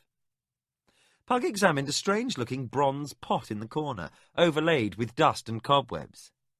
He turned it over and found a wooden spoon. As he looked up, he thought he saw a glimpse of someone outside the door of the cookhouse. "Meet you? Gardan?" he asked as he slowly approached the door. When he stepped outside, there was no one in sight, but he did catch another glimpse of movement at the rear door of the main house. He hurried toward that door, assuming his companions had already entered the building. As he entered the main house, he caught a hint of movement down a side corridor. He stopped for a moment to survey this strange house. The door before him stood open, a sliding door, fallen from railings that had once held it in place. Through the door, he could see a large central courtyard open to the sky above. The house was actually a hollow square, with pillars holding up the interior of the partial roof. Another fountain and a small garden occupied the very centre of the courtyard. Like the one outside, the fountain was in disrepair, and this garden was also choked with weeds. Pug turned toward the hall down which he had seen movement. He passed through a low side door into a shadowy corridor. In places, the roof had lost several tiles, so that occasionally light shone down from above, making it easy for the boy to find his way. He passed 2 empty rooms. He suspected they might be sleeping quarters. He turned a corner to find himself before the door of an odd-looking room and entered. The walls were tile mosaics of sea creatures sporting in the foam with scantily dressed men and women. The style of art was new to Pug. The few tapestries and fewer paintings on display in the Duke's halls were all very lifelike, with muted colours and detailed execution in the finish. These mosaics were suggestive of people and animals without capturing details. In the floor was a large depression like a pool, with steps leading down before him. Out of the wall opposite obtruded a brass fish head hanging over the pool. The nature of the room was beyond Pug. As if someone had read his thoughts, a voice from behind him said, "It is a tepidarium." Pug turned and saw a man standing behind him. He was of average height, with a high forehead and deep-set black eyes. There were streaks of grey at the temples of his dark hair, but his beard was black as night. He wore a brown robe of simple material, a whipcord belt around the waist. In his left hand he held a sturdy oak staff. Pug came on guard, holding the long hunting knife before him. "Nay, lad, put up your scrammersacks. I mean you no harm." He smiled in a way that made Pug relax. Pug lowered his knife and said, "What did you call this room?" "A tepidarium," he said, entering the room. "Here, warm water was piped into the pool, and bathers would remove their clothing and place them on those shelves." He pointed to some shelves against the rear wall.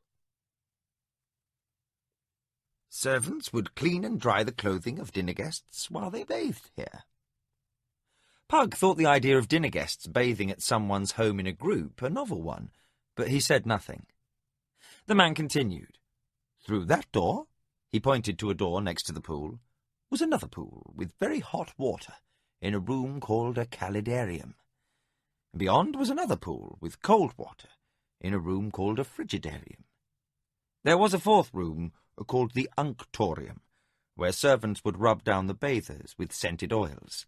And they scraped their skins with wooden sticks. They didn't use soap then." Pug was confused by all the different bathing rooms. "That sounds like a lot of time spent getting clean. This is all very odd." The man leaned on his staff. "So it must seem to you, Pug. Still, I expect those that built this house would consider your keep halls strange as well." Pug started. "How did you know my name?" The man smiled again. "I heard the tall soldier call you by name as you approached the building. I was watching you, keeping out of sight until I was sure you were not pirates come to seek ancient loot. Few pirates come so young, so I thought it would be safe to talk to you." Pug studied the man. There was something about him that suggested hidden meanings in his words. "Why would you speak with me?" The man sat on the edge of the empty pool. The hem of his robe was pulled back, revealing cross-gartered sandals of sturdy construction. "I am alone, mostly, and the chance to speak with strangers is a rare thing, so I thought to see if you would visit with me a while, for a few moments at least, until you return to your ship." Pug sat down also, but kept a comfortable distance between himself and the stranger. "Do you live here?" The man looked around the room. "No, though I once did, long ago." There was a contemplative note in his voice, as if the admission were calling up long-buried memories. "Who are you?" The man smiled again, and Pug felt his nervousness vanish. There was something reassuring about his manner, and Pug could see that he intended no harm. "Mostly I am called the Traveller. For many lands have I seen. Here I am sometimes known as the Hermit, for so I live. You may call me what you like, it's all the same." Pug looked at him closely. "Have you no proper name?" "Many. So many that I've forgotten a few. At the time of my birth I was given a name, as you were, but among those of my tribe it is a name known only to the father and the mage priest." Pug considered this. "It's all very strange, much like this house. Who are your people?" The man called the Traveller laughed, a good-natured chuckle. "You have a curious mind, Pug, full of questions. That's good." He paused for a moment and then said, "Where are you and your companions from?" "The ship in the bay flies the Nuttallese banner of Borden, but your accent and dress are of the kingdom." Pug said, "We are of Criddy," and gave the man a brief description of the journey. The man asked a few simple questions, and without being aware of it, Pug found that soon he had given a full accounting of the events that had brought them to the island, and the plans for the rest of the journey. When he had finished, the Traveller said, "That is a wondrous story indeed. I should think there will be many more wonders before this strange meeting of worlds is finished." Pug questioned him with a look. "I don't understand." The Traveller shook his head. "I don't expect you to, Pug. Let us say that things are occurring that can be understood only by examination after the fact, with a distance of time separating the participants from the participating." Pug scratched his knee. "You sound like Culgan trying to explain how magic works." The Traveller nodded. "An apt comparison. Though sometimes the only way to understand the workings of magic is to work magic." Pug brightened. "Are you also a magician?" The Traveller stroked his long black beard. "Some have thought me one, but I doubt that Culgan and I share the same understanding of such things." Pug's expression showed that he considered this an unsatisfactory explanation, even if he didn't say so. The Traveller leaned forward. "I can effect a spell or two, if that answers your question, young Pug." Pug heard his name shouted from the courtyard. "Come," said the Traveller. "Your friends call. We had best go and reassure them that you are all right." They left the bathing room and crossed the open court of the inner garden. A large anteroom separated the garden from the front of the house, and they passed through to the outside. When the others saw Pug in the company of the Traveller, they looked around quickly, their weapons drawn.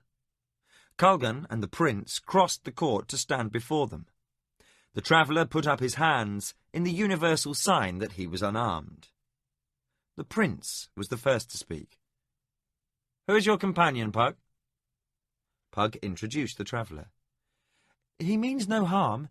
He hid until he could see that we were not pirates. He handed the knife to Meacham. If the explanation was unsatisfactory, Arthur gave no sign. "What is your business here?" The traveller spread his hands with the staff in the crook of his left arm. "I abide here, Prince of Criddy. I should think that the question better serves me." The prince stiffened at being addressed so, but after a tense moment relaxed. "If that is so, then you are correct, for we are the intruders. We came seeking relief from the solitary confines of the ship, nothing more." The traveller nodded. "Then you are welcome at Villa Beata." Colgan said, "What is Villa Beata?" The traveller made a sweeping motion with his right hand. "This home is Villa Beata. In the language of the builders, it means blessed home, and so it was for many years, as you can see. It has known better days." Everyone was relaxing with the traveller, for they also felt a reassurance in his easy manner and friendly smile. Colgan said, "What of those who built this strange place?" "Dead or gone. They thought this the Insula Beata, or Blessed Isle, when they first came here. They fled a terrible war, which changed the history of their world." His dark eyes misted over, as if the pain of remembering was great.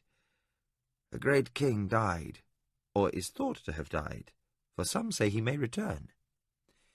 It was a terrible and sad time. Here they sought to live in peace." "What happened to them?" asked Pug. The traveller shrugged. "Pirates, or goblins, sickness or madness, who can tell? I saw this home as you see it now, and those who lived here were gone." Arthur said, "You speak of strange things, friend traveller. I know little of such, but it seems that this place has been deserted for ages. How is it you knew those who lived here?" The traveller smiled. "It is not so long ago as you would imagine, Prince of Criddy, and I am older than I look. It comes from eating well and bathing regularly." Meacham had been studying the stranger the entire time, for of all those who had come ashore, his was the most suspicious nature. "And, what of the black one? Does he not trouble you?" The traveller looked over his shoulder at the top of the castle. "Macross the Black. The magician and I have little cause to be at odds. He suffers me the run of the island as long as I don't interfere with his work." A suspicion crossed Pug's mind, but he said nothing, as the traveller continued. "Such a powerful and terrible sorcerer has little to fear from a simple hermit, I'm sure you'll agree." He leaned forward and added in conspiratorial tones, "Besides, I think much of his reputation is inflated and over-boasted to keep intruders away. I doubt he's capable of the feats attributed to him." Arthur said, "Then perhaps we should visit this sorcerer." The hermit looked at the prince. "I don't think you would find a welcome at the castle. The sorcerer is oftentimes preoccupied with his work and suffers interruption with poor grace. He may not be the mythical author of all the world's ills that some imagine him to be, but he could still cause more trouble than it's worth to visit him. On the whole, he is often poor company." There was a faint, wry hint of humour in his words. Arthur looked around and said, "I think we have seen all of interest we're likely to. Perhaps we should return to the ship." When none disagreed, the prince said, "What of you, friend traveller?" The stranger spread his hands in a general gesture. "I continue my habit of solitude, your highness. I have enjoyed this small visit, and the boy's news of the occurrences of the world outside, but I doubt that you would find me tomorrow if you were to seek me." It was evident he was unlikely to provide any more information, and Arthur found himself growing irritated with the man's obscure answers. "Then we bid you farewell, traveller. May the gods watch over you. And you as well, Prince of Criddy. As they turned to leave, Pug felt something trip his ankle, and he fell hard against Culgan. Both went down in a tangle of bodies, and the traveller helped the boy up. Meacham and Gardan assisted the stout mage to his feet. Culgan put weight upon his foot and started to fall.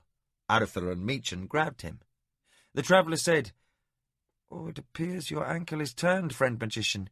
Here." He held out his staff. "My staff is stout oak, and will bear your weight as you return to the ship." Culgan took the offered staff and put his weight on it. He took an experimental step and found that he could negotiate the path with the aid of the staff. "Oh, thank you, but what of yourself?" The stranger shrugged. "A simple staff, easily replaced, friend magician. Perhaps I shall have the opportunity of reclaiming it some day." "I will keep it against that day." The traveller turned away, saying, "Good. Then, until that day, again, farewell." They watched as he walked back into the building, and then turned to face each other, expressions of wonder upon their faces. Arthur was the first to speak. A strange man, this traveller. Culgan nodded. "More strange than you know, Prince. At his leaving, I feel the lifting of some enchantment, as if he carries a spell about him, one that makes all near him trusting." Pug turned to Culgan. "I wanted to ask him so many questions, but I didn't seem to be able to make myself." Meacham said, I felt that also." Gardan said, "There is a thought in my mind. I think we have been speaking to the sorcerer himself." Pug said, "That is my thought." Culgan leaned on the staff and said, "Perhaps. If it is so, then he has his own reasons for masking his identity." They talked about this as they walked slowly up the path from the villa. As they reached the cove where the boat was beached, Pug felt something brush against his chest. He reached inside his tunic and found a small, folded piece of parchment. He withdrew it, startled by his find. He had not picked it up as well as he could remember. The traveller must have slipped it inside his shirt when he had helped Pug to his feet. Culgan looked back as he started for the boat, and seeing Pug's expression said, "What have you there?" Pug handed the parchment over, while the others gathered around the magician. Culgan unfolded the parchment. He read it, and a surprised expression crossed his face. He read it again, aloud. "I welcome those who come with no malice in their hearts. You will know in days to come that our meeting was not by chance. Until we meet again, keep the hermit's staff as a sign of friendship and goodwill. Seek me not until the appointed time, for that too is foreordained. Macross." Culgan handed the message back to Pug, who read it. Then the hermit was Macross. Meacham rubbed his beard. "This is something beyond my understanding." Culgan looked up to the castle where the light still flashed in the single window. "As it is beyond mine, old friend. But whatever it means, I think the sorcerer wishes us well, and I find that a good thing." They returned to the ship and retired to their cabins. After a night of rest, they found the ship ready to leave on the midday tide. As they raised sail, they were greeted with unseasonably light breezes, blowing them directly for Crondor. Chapter 12. Councils. Pug was restless. He sat looking out a window of the prince's palace in Crondor. Outside, the snow was falling, as it had been for the last 3 days. The Duke and Arthur had been meeting with the Prince of Crondor daily. On the first day, Pug had told his story about finding the Sirani ship, then had been dismissed. He remembered that awkward interview. He had been surprised to find the prince to be young, in his 30s, if not a vigorous and well man. Pug had been startled during their interview when the prince's remarks were interrupted by a violent attack of coughing.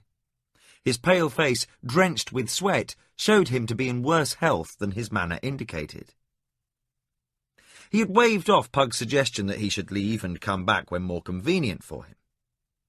Erland of Crondor was a reflective person, who listened patiently to Pug's narration, lessening the boy's discomfort at being before the heir apparent to the throne of the kingdom. His eyes regarded Pug with reassurance and understanding, as if it were a common thing to have awkward boys standing before him. After listening to Pug's narration, he had spent a short time talking with Pug about small things, such as his studies and his fortuitous rise to the nobility, as if these were important matters to his realm. Pug decided he liked Prince Erland, the second most powerful man in the kingdom, and the single most powerful man in the West, was warm and friendly, and cared for the comfort of his least important guest. Pug looked all around the room, still not used to the splendour of the palace. Even this small room was richly appointed, with a canopied bed instead of a sleeping pallet. It was the first time Pug had ever slept in one, and he found it difficult to get comfortable on the deep, soft, feather-stuffed mattress. In the corner of the room stood a closet with more clothing in it than he thought he could wear in his lifetime, all of costly weave and fine cut, and all seemingly in his size. Kulgan had said it was a gift from the prince. The quiet of his room reminded Pug how little he had seen of Kulgan and the others. Gardan and his soldiers had left that morning with a bundle of dispatches for Prince Liam from his father, and Meacham was housed with the palace guard. Kulgan was involved in the meetings as often as not, so Pug had a lot of time to himself. He wished he had his books with him, for then at least the time could be put to some good use. Since his arrival in Crondor there had been little for him to do. More than once, Pug had thought of how much Thomas would have loved the newness of this place, seemingly fashioned from glass and magic more than stone, and the people in it. He thought about his lost friend, hoping Dolgan had somehow found him, but not believing he had. The pain of loss was now a dull ache, but still tender. Even after the last month, he would find himself turning, expecting to see Thomas close by. Not wishing to sit idle any longer, Pug opened the door and looked down the hallway that ran the length of the east wing of the prince's palace. He hurried down the hall, looking for any familiar face to break the monotony. A guard passed him by, going the other way, and saluted. Pug still couldn't get used to the idea of being saluted every time a guard passed, but, as a member of the Duke's party, he was given full honours due his squire's rank by the household staff. Reaching a smaller hallway, he decided to explore. One way was the same as another, he thought. The prince had personally told him he had the run of the palace, but Pug had been shy about overstepping himself. Now boredom drove him to adventuring, or at least as much adventuring as possible under the circumstances. Pug found a small alcove with a window providing a different view of the palace grounds. Pug sat upon the window seat. Beyond the palace walls, he could see the port of Crondor lying below like a white-shrouded toy village. Smoke was coming from many of the buildings, the only sign of life in the city. The ships in the harbour looked like miniatures, lying at anchor, waiting for more propitious conditions under which to sail. A small voice behind him brought Pug out of his reverie.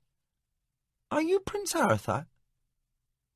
A girl was standing behind him, about 6 or 7 years old, with big green eyes and dark reddish-brown hair done up in silver netting. Her dress was simple but fine-looking, of red cloth with white lace at the sleeves. Her face was pretty, but was set in an expression of deep concentration that gave it a comic gravity. Pug hesitated for a moment and then said, "No, I'm Pug. I came with the prince." The girl made no attempt to hide her disappointment. With a shrug, she came over and sat next to Pug. She looked up at him with the same grave expression and said, "I was so hoping that you might be the prince, for I wanted to catch a glimpse of him before you leave for Salador." "Salador," Pug said flatly. He had hoped the journey would end with the visit to the prince. Lately, He had been thinking of Carline. "Yes, Father says you are all to leave at once for Salador, and then take a ship for Rilannon to see the king." "Who's your father?" "The prince, silly. Don't you know anything?" "I guess not." Pug looked at the girl, seeing another Carline in the making. "You must be Princess Anita." "Of course, and I'm a real princess too. Not the daughter of a duke, but the daughter of a prince. My father would be king if he had wanted, but he didn't want to. If he had, I would be the queen some day, but I won't be. What do you do?" The question, coming so suddenly without preamble, caught Pug off guard. The child's prattling wasn't very irksome, and he wasn't following closely, being more intent on the scene through the window. He hesitated and then said, "I'm apprenticed to the Duke's magician." The princess's eyes grew round, and she said, "A real magician?" "Real enough." Her little face lit up with delight. "Can he turn people into toads? Mummy said magicians turn people into toads if they're bad." "I don't know. I'll ask him when I see him. If I see him again," he added under his breath. "Oh, would you? I would so very much like to know." She seemed utterly fascinated by the prospect of finding out if the tale was true. "And could you please tell me where I might see Prince Arthur?" "I don't know. I haven't seen him myself in 2 days. What do you want to see him for?" "Mummy says I may marry him some day. I want to see if he's a nice man." The prospect of this tiny child's being married to the Duke's younger son confounded Pug for a moment. It was not an uncommon practice for nobles to pledge their children in marriage years before their coming of age. In 10 years she would be a woman, and the prince would still be a young man, the earl of some minor keep in the kingdom. Still, Pug found the prospect fascinating. "Do you think you would like living with an earl?" Pug asked, realizing at once it was a stupid question. The princess confirmed the opinion with a glance that would have done Father Tully credit. She said, "Silly. How could I possibly know that when I don't even know who Mummy and Father will have me marry?" The child jumped up. "Well, I must go back. I'm not supposed to be here. If they find me out of my rooms, I'll be punished. I hope you have a nice journey to Salador and Rilannon." "Thank you." With a sudden expression of worry, she said, "You won't tell anyone I was here, will you?" Pug gave her a conspiratorial smile. "No, your secret's safe." With a look of relief, she smiled and peeked both ways down the hallway. As she started to leave, Pug said, "He's a nice man." The princess stopped. "Who?" "The prince. He's a nice man, given to brooding and moods, but on the whole a nice person." The princess frowned for a moment as she digested the information. Then, with a bright smile, she said, "That's good. I'd not want to marry a man who's not nice." And with a giggle, she turned the corner and was gone. Pug sat a while longer watching the snow fall, musing over the fact of children being concerned about matters of state, and over a child with big, serious green eyes. That night the entire party was feted by the prince. The whole population of nobles at court and most of the rich commoners of Crondor were attending the gala. Over 400 people sat to dine, and Pug found himself at a table with strangers who, out of respect for the quality of his clothing and the simple fact of his being there in the first place, politely ignored him. The Duke and Prince Arthur were seated at the head table with Prince Erland and his wife, Princess Alicia, along with Duke Dulanic, Chancellor of the Principality and Knight Marshal of Crondor. Owing to Erland's ill health, the business of running Crondor's military fell to Dulanic and the man he was deep in conversation with, Lord Barry, Erland's Lord Admiral of the Crondorian fleet. Other royal ministers were seated nearby, while the rest of the guests were at smaller tables. Pug was seated at one of the farthest removed from the royal table. Servants were bustling in and out of the hall, carrying large platters of food and decanters of wine. Jongleurs strolled the hall, singing the newest ballads and ditties. Jugglers and acrobats performed between the tables, mostly ignored by the dinner guests, but giving their best, for the master of ceremony would not call them back again, should he judge their efforts lacking. The walls were covered with giant banners and rich tapestries. The banners were of every major household in the kingdom, from the gold and brown of Criddy in the far west to the white and green of far Ran in the east. Behind the royal table hung the banner of the kingdom, a golden lion rampant, holding a sword, with a crown above his head upon a field of purple, the ancient crest of the Condoin kings. Next to it hung Crondor's banner, an eagle flying above a mountain peak, silver upon the royal purple. Only the prince and the king in Rilannan could wear the royal colour. Boric and Aretha wore red mantles over their tunics, signifying they were princes of the realm, related to the royal family. It was the first time Pug had ever seen the two wearing the formal marks of their station. Everywhere were sights and sounds of gaiety, but even from across the room Pug could tell that the talk at the prince's table was subdued. Boric and Erlen spent most of the dinner with their heads close together, speaking privately. Pug was startled by a touch on his shoulder, and turned to see a doll-like face peering through the large curtains not 2 feet behind him. Princess Anita put her finger to her lips and beckoned for him to step through. Pug saw the others at the table were looking at the great and near-great in the room, and would scarcely notice the departure of a nameless boy. He rose and moved through the curtain, finding himself in a small servant's alcove. Before him was another curtain, leading to the kitchen, Pug supposed, through which peeked the tiny fugitive from bed. Pug moved to where Anita waited, discovering it was indeed a long connecting corridor between the kitchen and the great hall. A lengthy table covered with dishware and goblets ran along the wall. Pug said, "What are you doing here?" "Shh!" she said in a loud whisper. "I'm not supposed to be here." Pug smiled at the child. "I don't think that you have to worry about being heard. There's too much noise for that." "I came to see the prince. Which one is he?" Pug motioned for her to step into the small alcove, then drew aside the curtain a little. Pointing at the head table, he said, "He's 2 removed from your father, in the black and silver tunic and red mantle." The child stretched up on tiptoe and said, "I can't see." Pug held the girl up for a moment. She smiled at him. "I'm in your debt." "Not at all," Pug intoned with mock gravity. They both giggled. The princess started as a voice spoke close to the curtain. "I must fly." She darted through the alcove, passed through the second curtain, and disappeared from sight, heading toward the kitchen and her getaway. The curtain into the banquet hall parted, and a startled servant stared at Pug. Uncertain what to say, the serving man nodded. The boy, by rights, shouldn't be there. But by his dress he was certainly someone. Pug looked about and, without much conviction, finally said, "I was, looking for the way to my room. I must be going the wrong way." "The guest wing is through the first door on the left in the dining hall, young sir. This way lies the kitchen. Would you care to have me show you the way?" The servant obviously didn't care to do so, and Pug was equally lacking any desire for a guide.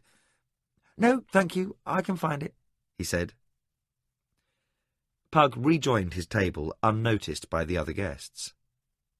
The balance of the meal passed without incident, except for an occasional strange glance by a serving man.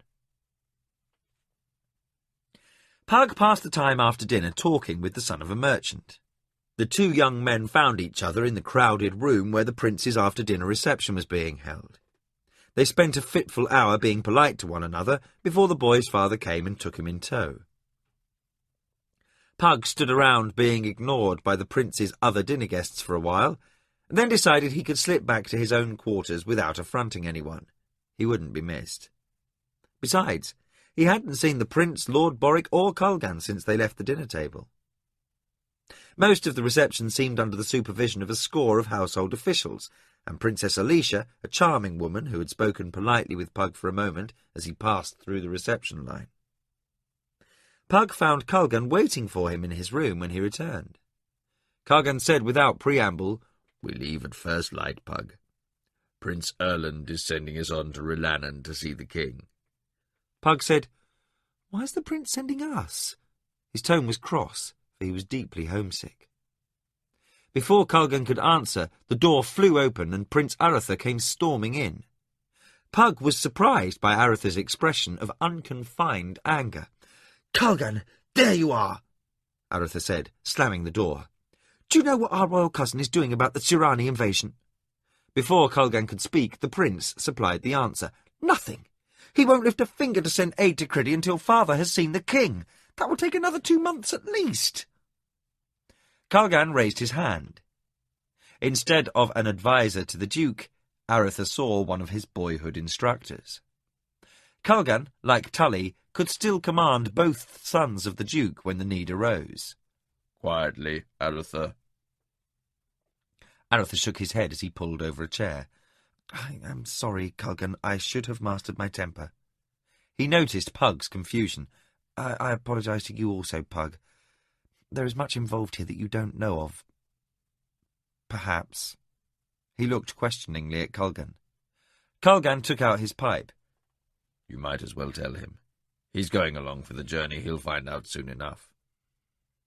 Aratha drummed his fingers on the arm of the chair for a moment, then, sitting forward, said, "My father and Erland have been conferring for days on the best way to meet these outworlders should they come. The prince even agrees it is likely they will come." He paused. "But he will do nothing to call the armies of the West together until he has been given permission by the king." "I don't understand," said Pug. "Aren't the armies of the West the prince's to command as he sees fit?" "No longer," said Aratha, with a near grimace. "The king sent word less than a year ago that the armies may not be mustered without his permission." Aratha sat back in his chair as Culgan blew a cloud of smoke. "It's in violation of tradition. Never have the armies of the West had another commander than the Prince of Crondor, as the armies of the East are the king's." Pug was still unclear about the significance of all this. Culgan said, "The prince is the king's Lord Marshal in the West, the only man besides the king who may command Duke Boric and the other knight generals. Should he call, every duke from Malek's Cross to Criddy would respond with their garrisons and levies. King Roderick, for his own reasons, has decided that none may gather the armies without his authority." Aratha said, "Father would come to the prince's call regardless, as would the other dukes." Culgan nodded. "That may be what the king fears, for the armies of the West have long been more the prince's armies than the king's. If your father called, most would gather, for they revere him nearly as much as they revere Erland, and if the king should say not—" He let the sentence slip away. Aratha nodded. "Strife within the kingdom." Culgan looked at his pipe. "Even to civil war, perhaps." Pug was troubled by the discussion. He was a keep boy in spite of his newly acquired title, even if it is in the defence of the kingdom. Culgan shook his head slowly. "Even then.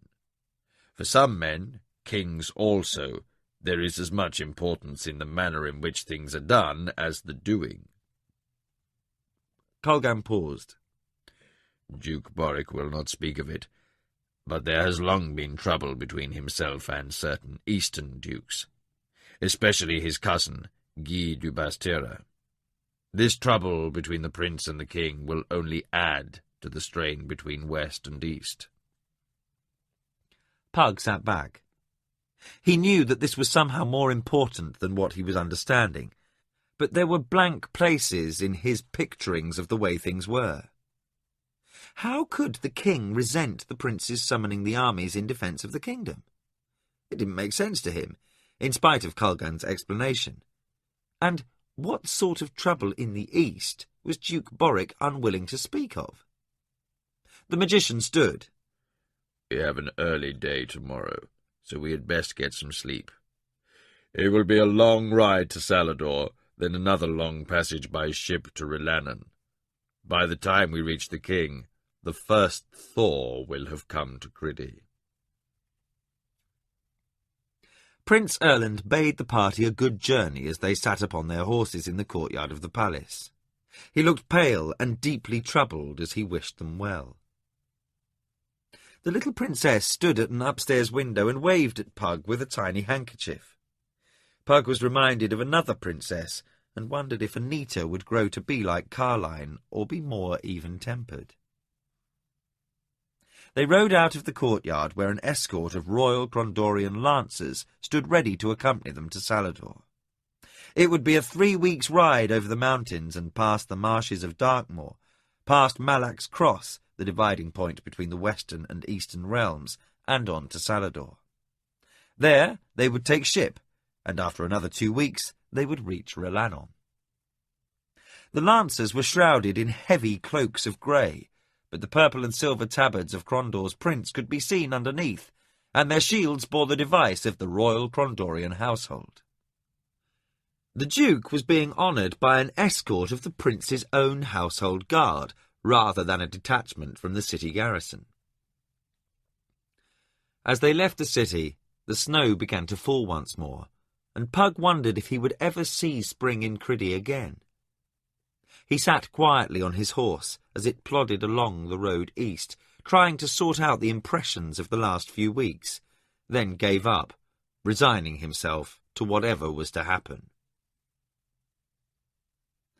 The ride to Salador took 4 weeks instead of 3, for there had been a storm of unusual intensity in the mountains west of Darkmoor. They had been forced to take lodging at an inn outside the village that took its name from the marshes. It had been a small inn, and they had all been forced to crowd together regardless of rank for several days.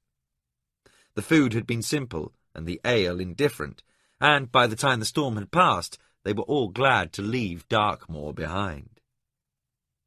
Another day had been lost when they chanced upon a village being troubled by bandits. The sight of approaching cavalry had driven the brigands away, but the Duke had ordered a sweep of the area to ensure that they didn't return as soon as the soldiers rode off. The villagers had opened their doors to the Duke's party, welcoming them and offering their best food and warmest beds. Poor offerings by the Duke's standards, yet he received their hospitality with graciousness, for he knew it was all they had. Pug enjoyed the simple food and company, the closest yet to home since he had left Criddy. When they were a half-day's ride short of Salador, they encountered a patrol of city guards. The guard captain rode forward, pulling up his horse. He shouted, "What business brings the prince's guard to the lands of Salador?" There was little love lost between the two cities, and the Crondorians rode without a heraldic banner. His tone left no doubt that he regarded their presence as an infringement upon his territory. Duke Boric threw back his cloak, revealing his tabard. "Carry word to your master that Boric, Duke of Criddy, approaches the city and would avail himself of Lord Garrus's hospitality." The guard captain was taken aback. He stammered, "My apologies, Your Grace. I had no idea. There was no banner." Aretha said dryly, "We mislaid it in a forest some time back." The captain looked confused. "My lord?" Boric said, "Never mind, Captain. Just send word to your master." The captain saluted. "At once, Your Grace." He wheeled his horse and signalled for a rider to come forward. He gave him instructions, and the soldier spurred his horse toward the city, and soon galloped out of sight. The captain returned to the Duke. "If Your Grace will permit, my men are at your disposal." The Duke looked at the travel-weary Crondorians, all of whom seemed to be enjoying the captain's discomfort. "I think 30 men-at-arms are sufficient, Captain. The Salador City Guard is renowned for keeping the environs near the city free of brigands." The captain, not realising he was being made sport of, seemed to puff up at this. "Oh, thank you, Your Grace."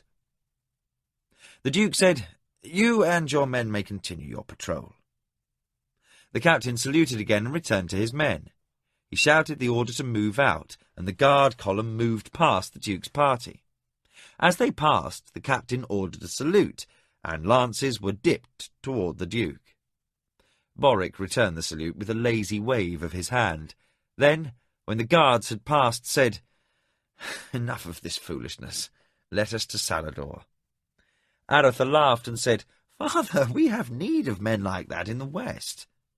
Boric turned and said, "Oh, how so?" As the horses moved forward, Aretha said, "Or to polish shields and boots." The Duke smiled, and the Crondorians laughed. The western soldiers held those of the east in low regard. The east had been pacified long before the west had been opened to kingdom expansion, and there was little trouble in the eastern realm requiring real skill in warcraft. The Prince of Crondor's guards were battle-proved veterans, while those of Salador were considered by the guardsmen from the west to do their best soldiering on the parade ground. Soon they saw signs that they were nearing the city: cultivated farmland, villages, roadside taverns, and wagons laden with trade goods. By sundown they could see the walls of distant Salador. As they entered the city, a full company of Duke Keris's own household guards lined the street to the palace. As in Crondor, there was no castle, for the need for a small, easily defensible keep had passed as the lands around became civilized.